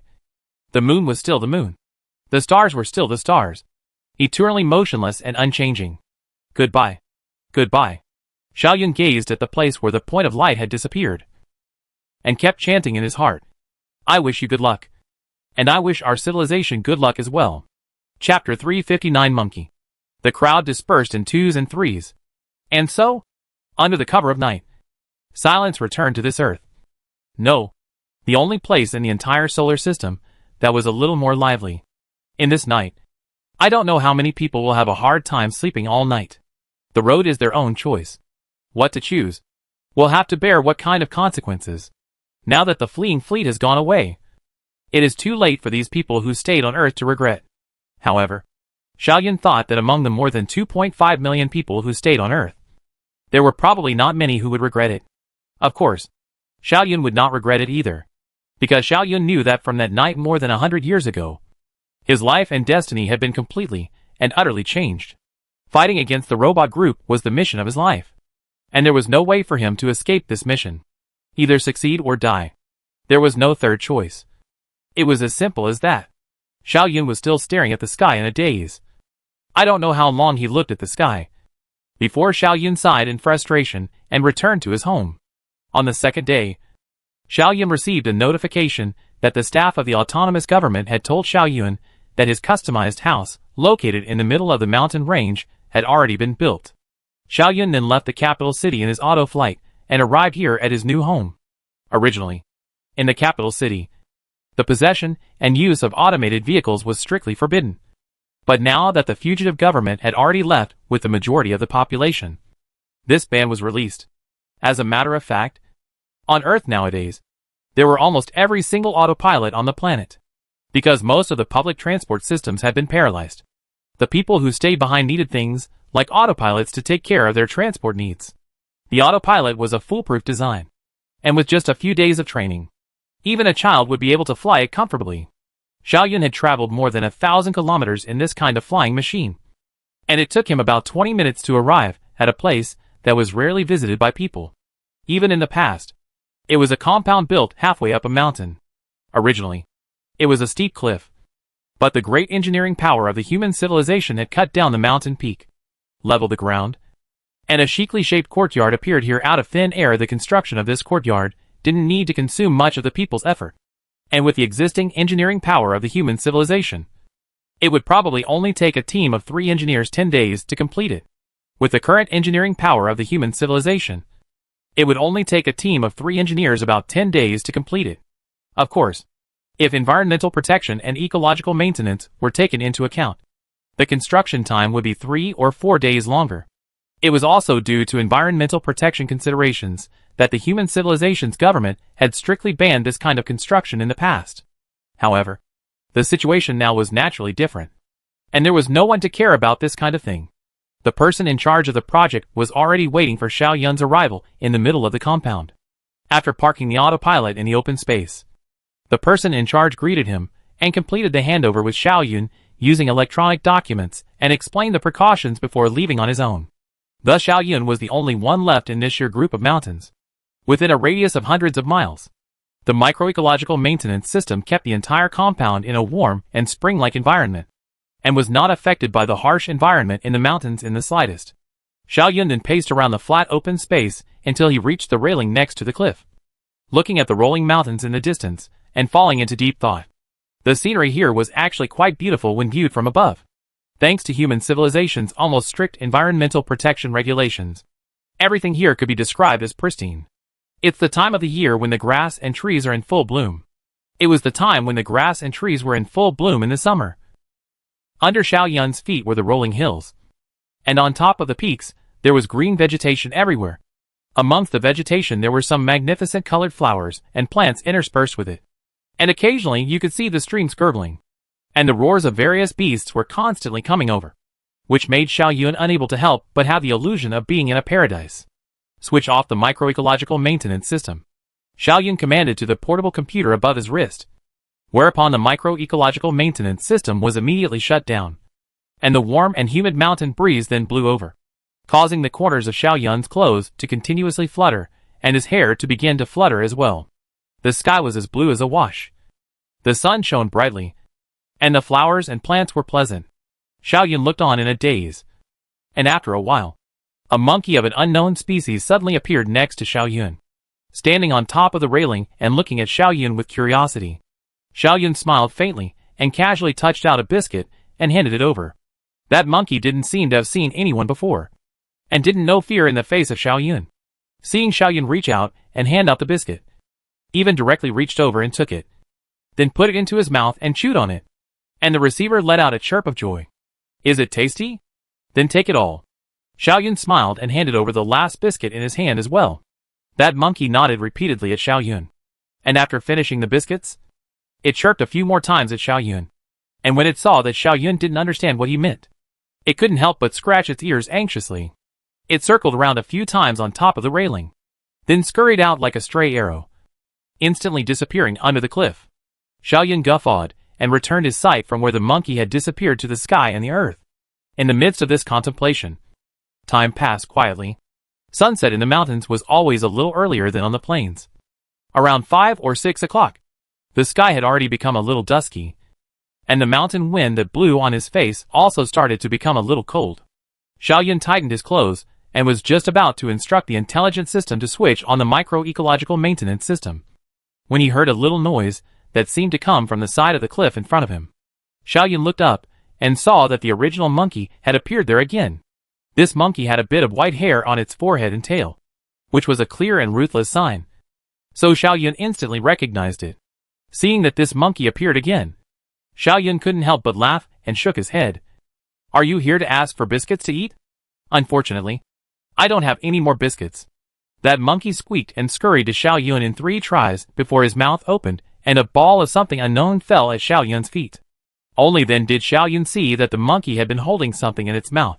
After throwing the thing at Xiao Yun's feet, the monkey squeaked a few more times and then looked at Xiao Yun with an expectant face. Xiao Yun was a bit puzzled, so he took a look at the thing at his feet. It felt like some kind of fungus, but he couldn't recognize it specifically. So he instructed the intelligent system. Scan it to see what it is. A camera closest to the thing at the railing then adjusted its angle and aimed at the thing to scan it for a while. And 2 seconds later, the portable computer on top of Xiao Yun's wrist automatically projected a 3-dimensional virtual image. And within that image was a drawing of a plant. While a voice came out. This is a kind of fungus, with the scientific name of, it is edible and has a delicious flavor, as well as an extremely high nutritional value. Because of overexploitation more than 200 years ago, this kind of fungus has become extremely rare. And only after more than 200 years of protecting the quantity has there been a certain development. But until now, it hasn't been removed from the list of endangered fungus on top of the endangered fungus list. Oh! So it's this kind of thing. Xiao Yun came to a realization. Xiao Yun had always heard about this kind of thing. But because it was too expensive, Xiao Yun had never had the chance to see it, let alone eat it. Even later on, when Xiao Yun had already gained an extremely high status amongst the human civilization, Xiao Yun had not had the chance to taste this kind of thing. Rather, he hadn't thought that there would be this kind of surprise on his first day here. The gloom in Xiao Yun's heart then dissipated a little. Xiao Yun smiled and said, Monkey, thank you. You want biscuits, right? Please wait. I'll go get them for you. Xiao Yun went back to the middle of the compound and took out some biscuits. Then returned to the original place and handed the biscuits to the monkey. The monkey was very joyful and nodded at Xiao Yun again and again, leaving the place after a while. Xiao Yun, on the other hand, bent down and picked up those fungi, while instructing the intelligent system. Turn on the micro-ecological maintenance system. Well, if that monkey comes here again, don't drive it away. Okay. The intelligent system replied. That monkey had been moving around here for a long time just now. So there must have been many things such as odors, hairs, and the like left behind. And the intelligent system could accurately identify whether the monkey that came here was the previous one or not by collecting and analyzing these things. So it was not difficult to fulfill Xiao Yun's command. There were a lot of snakes, insects, rats and ants in the mountain forest, and the microecological maintenance system had the function of isolating the ecology. As long as this system was in place, any unauthorized wildlife would not be able to enter. Xiao Yun returned home and casually handed the piece of fungus to the catering robot and instructed, Eat it at night. This is a good thing that I traded several biscuits to get back. After eating dinner alone, Xiao Yun turned on the virtual TV and flipped through some random things. But because most of the humans had already left the solar system, there really weren't any channels to watch right now. After flipping for a while, he suddenly saw the image of General Emmerich appear on top of the virtual TV. So Xiao Yun stayed on top of this channel. The General Emmerich in the picture had already changed out of his military uniform and put on the formal clothes that government officials often wore. He was sitting in front of his desk and was narrating something. The situation we are now facing is very clear in everyone's mind. In order to better face this situation, at the suggestion of the fugitive government, as well as the results of our autonomous government's research and public opinion polls as a reference, I, the head of the autonomous government, announce the following decision. Chapter 360 Civilization Guard. The future direction of the autonomous government will be based on service. The autonomous government will not take the initiative to set any goals or plans. The sole purpose of the autonomous government's existence is to carry out the basic functions of the government. Taking on tasks such as security, the only purpose of self-government is to carry out basic governmental functions, such as security, organization, maintenance of infrastructure, rescue, provision of assistance, etc., within the limits of the law, and other duties. Within the framework of the law, the government will give the maximum freedom to the population. You can choose your life as you wish, and the government will help you to the maximum extent. General Emmerich spoke slowly, without any emotional fluctuations in his words. Xiao Yun could completely understand the original intention of making this decision. Autonomous government and fugitive government are two completely different governments. Fugitive government needs to consider more things, such as development, future, civilization continuation, etc., while the autonomous government does not need to consider these things at all, because no matter who is clear in their mind, autonomous government has no future. The fugitive government is an ambitious government. Under its leadership, the human civilization has opened up new frontiers, constantly building one galaxy after another, extending the tentacles of the human civilization to the outside. The fugitive government is proactive. It will take the initiative to formulate plans to promote the civilization's footsteps, whereas the autonomous government is a passive government, which does not have any plans, does not have any ambitions, and the only purpose of its existence is to ensure that these people who remain on top of the earth, in the period of time when the robot group has not arrived, can live in peace and comfort, and spend this last period of good light. This is a sadness shared by all humans. While the reality of the situation demands that it be done, the autonomous government will not formulate a tax policy because we don't need to rely on taxes to keep things running. We don't have an economic system. The autonomous government will implement the two principles of distribution. Distribution according to need and planned distribution, under this system of principles, money and economy are not necessary. Anyway, the fleeing government left us enough supplies to survive comfortably without working at all. As for public services, the government will implement both voluntary service and service by lottery to recruit people in two ways. If there are enough people volunteering for a particular trade, the lottery service policy will not come into effect. If there are not enough people, then a lottery will be held to determine who should perform the public service. The fugitive government has organized legal experts to help us formulate a law that suits our present situation, setting out the penalties for acts against the public interest, such as willful injury, insults, refusal to carry out public service, etc., which can be downloaded and viewed for yourselves by logging on to the government's website. This is the future direction of the autonomous government's rule. General Emmerich closed the document in front of him and spoke in a somewhat tired tone. But before I end this speech, I have one more thing to tell you all. That matter is that the autonomous government is preparing to form an armed force called the Civilization Guard. And if you are interested, you can sign up to come and join this guard. The Civilization Guard has only a minimal threshold for applicants. As long as you have a generally healthy body and a certain amount of knowledge, you can be recruited after a brief examination. As you all know, before I became the head of the autonomous government, I was a military commander-in-chief. Therefore, after becoming a member of the Civilization Guard, you can receive professional military training, and you will have the opportunity to board a combat ship and personally man the ship to fight the enemies that have invaded us, although the combat ships that the fugitive government has left behind for us, due to the secrecy of the technology and the prevention of the technology from leaking out to the robotic syndicate, are all old-fashioned and eliminated. But I guarantee that the old-style eliminated airships can also be used with great power as long as everyone accepts my training and strictly follows what I tell them to do. Perhaps you will ask me, what is the point of this thing of forming an arm to fight against the robot group when you know that there is no use for it? Because it is clear that our end is already predetermined. No matter what we do, we will be drowned in a sea of robots. General Emmerich spoke slowly. My answer is that this matter really has no practical significance. But let's not forget one thing. And that is that, Dying standing on top of the battlefield with a weapon in hand is not the same as kneeling on the ground in humiliation and being killed by the enemy. It's different. General Emmerich's voice steeply became impassioned. This is the point of us forming the Civilization Guard. Even if we die, we at least didn't leave our dignity behind. We didn't leave behind our pride in being a member of the human race.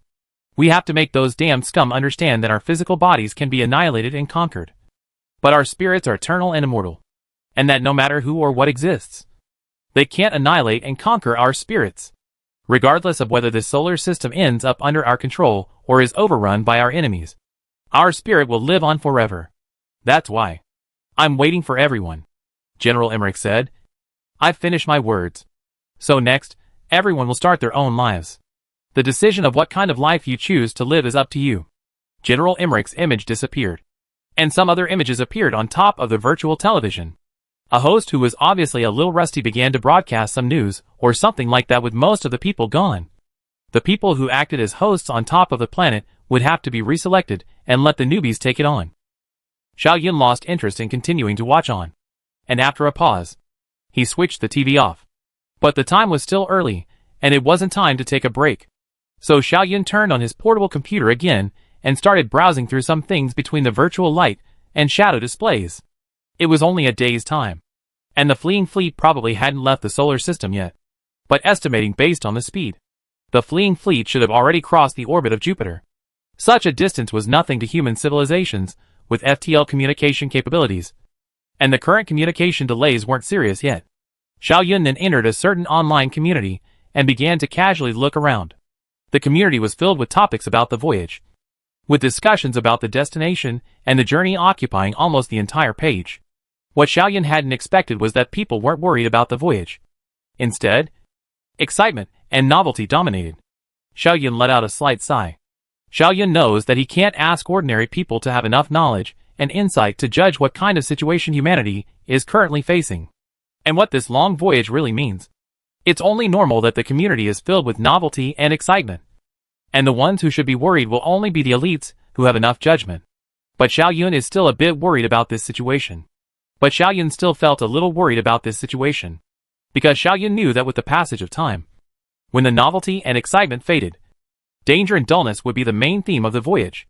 At that time, I don't know if people will be able to accept this cruel true reality. After browsing in the community for about an hour or so, Xiao Yun closed the portable computer and then returned to the bedroom. The night was already late. It was time to go to rest. Xiao Yun switched off the lights, and the boundless darkness spread in, then wrapped Xiao Yun completely. This place is different from the city. In the city, even if the lights are switched off, the ubiquitous light pollution will always come into the room from all kinds of loopholes. But this is a mountain, where Xiao Yun may be the only one within a radius of hundreds of miles. When Xiao Yun turned off the lights, there was no artificial light source within a few hundred miles. It was thick to the extreme darkness, and the darkness was accompanied by bursts of wild beasts roaring, as well as some strange sounds from unknown things.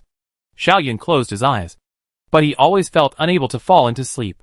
After tossing and turning for a long time, Xiao Yun sighed and walked out of the small courtyard in his pajamas, once again coming to the edge of the cliff.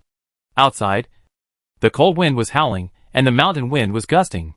But within the micro-ecological maintenance system, the wind was calm and warm like spring. However, the loneliness brought by this environment was not something that could be blocked out by the microecology maintenance system. Xiao Yun looked into the distance. All he could see was darkness. Xiao Yun raised his head and could only see 1 or 2 stars in the sky. Not even the moon. It seemed that Xiao Yun was the only one left in the vastness of heaven and earth and the universe.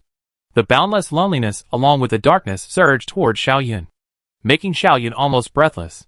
It was not until this time that Xiao Yun realized that he was actually so fragile deep down. This thick darkness made Xiao Yun have to start facing those fears that he had hidden in the deepest part of his heart. In this instant, the tragic death of his lover, the hideous monster, all of this once again surged into Xiao Yun's mind, causing Xiao Yun's body to tremble a little. Xiao Yun almost no longer had the confidence to fight against all of this. In the midst of failure after failure, Xiao Yun's spirit and perseverance had already been consumed. And at this moment, Xiao Yun even somewhat expected those robot monsters to quickly come to Earth and quickly kill themselves. And only in this way Could he free himself from this endless torment? Or, just jump down from here? 101. 101.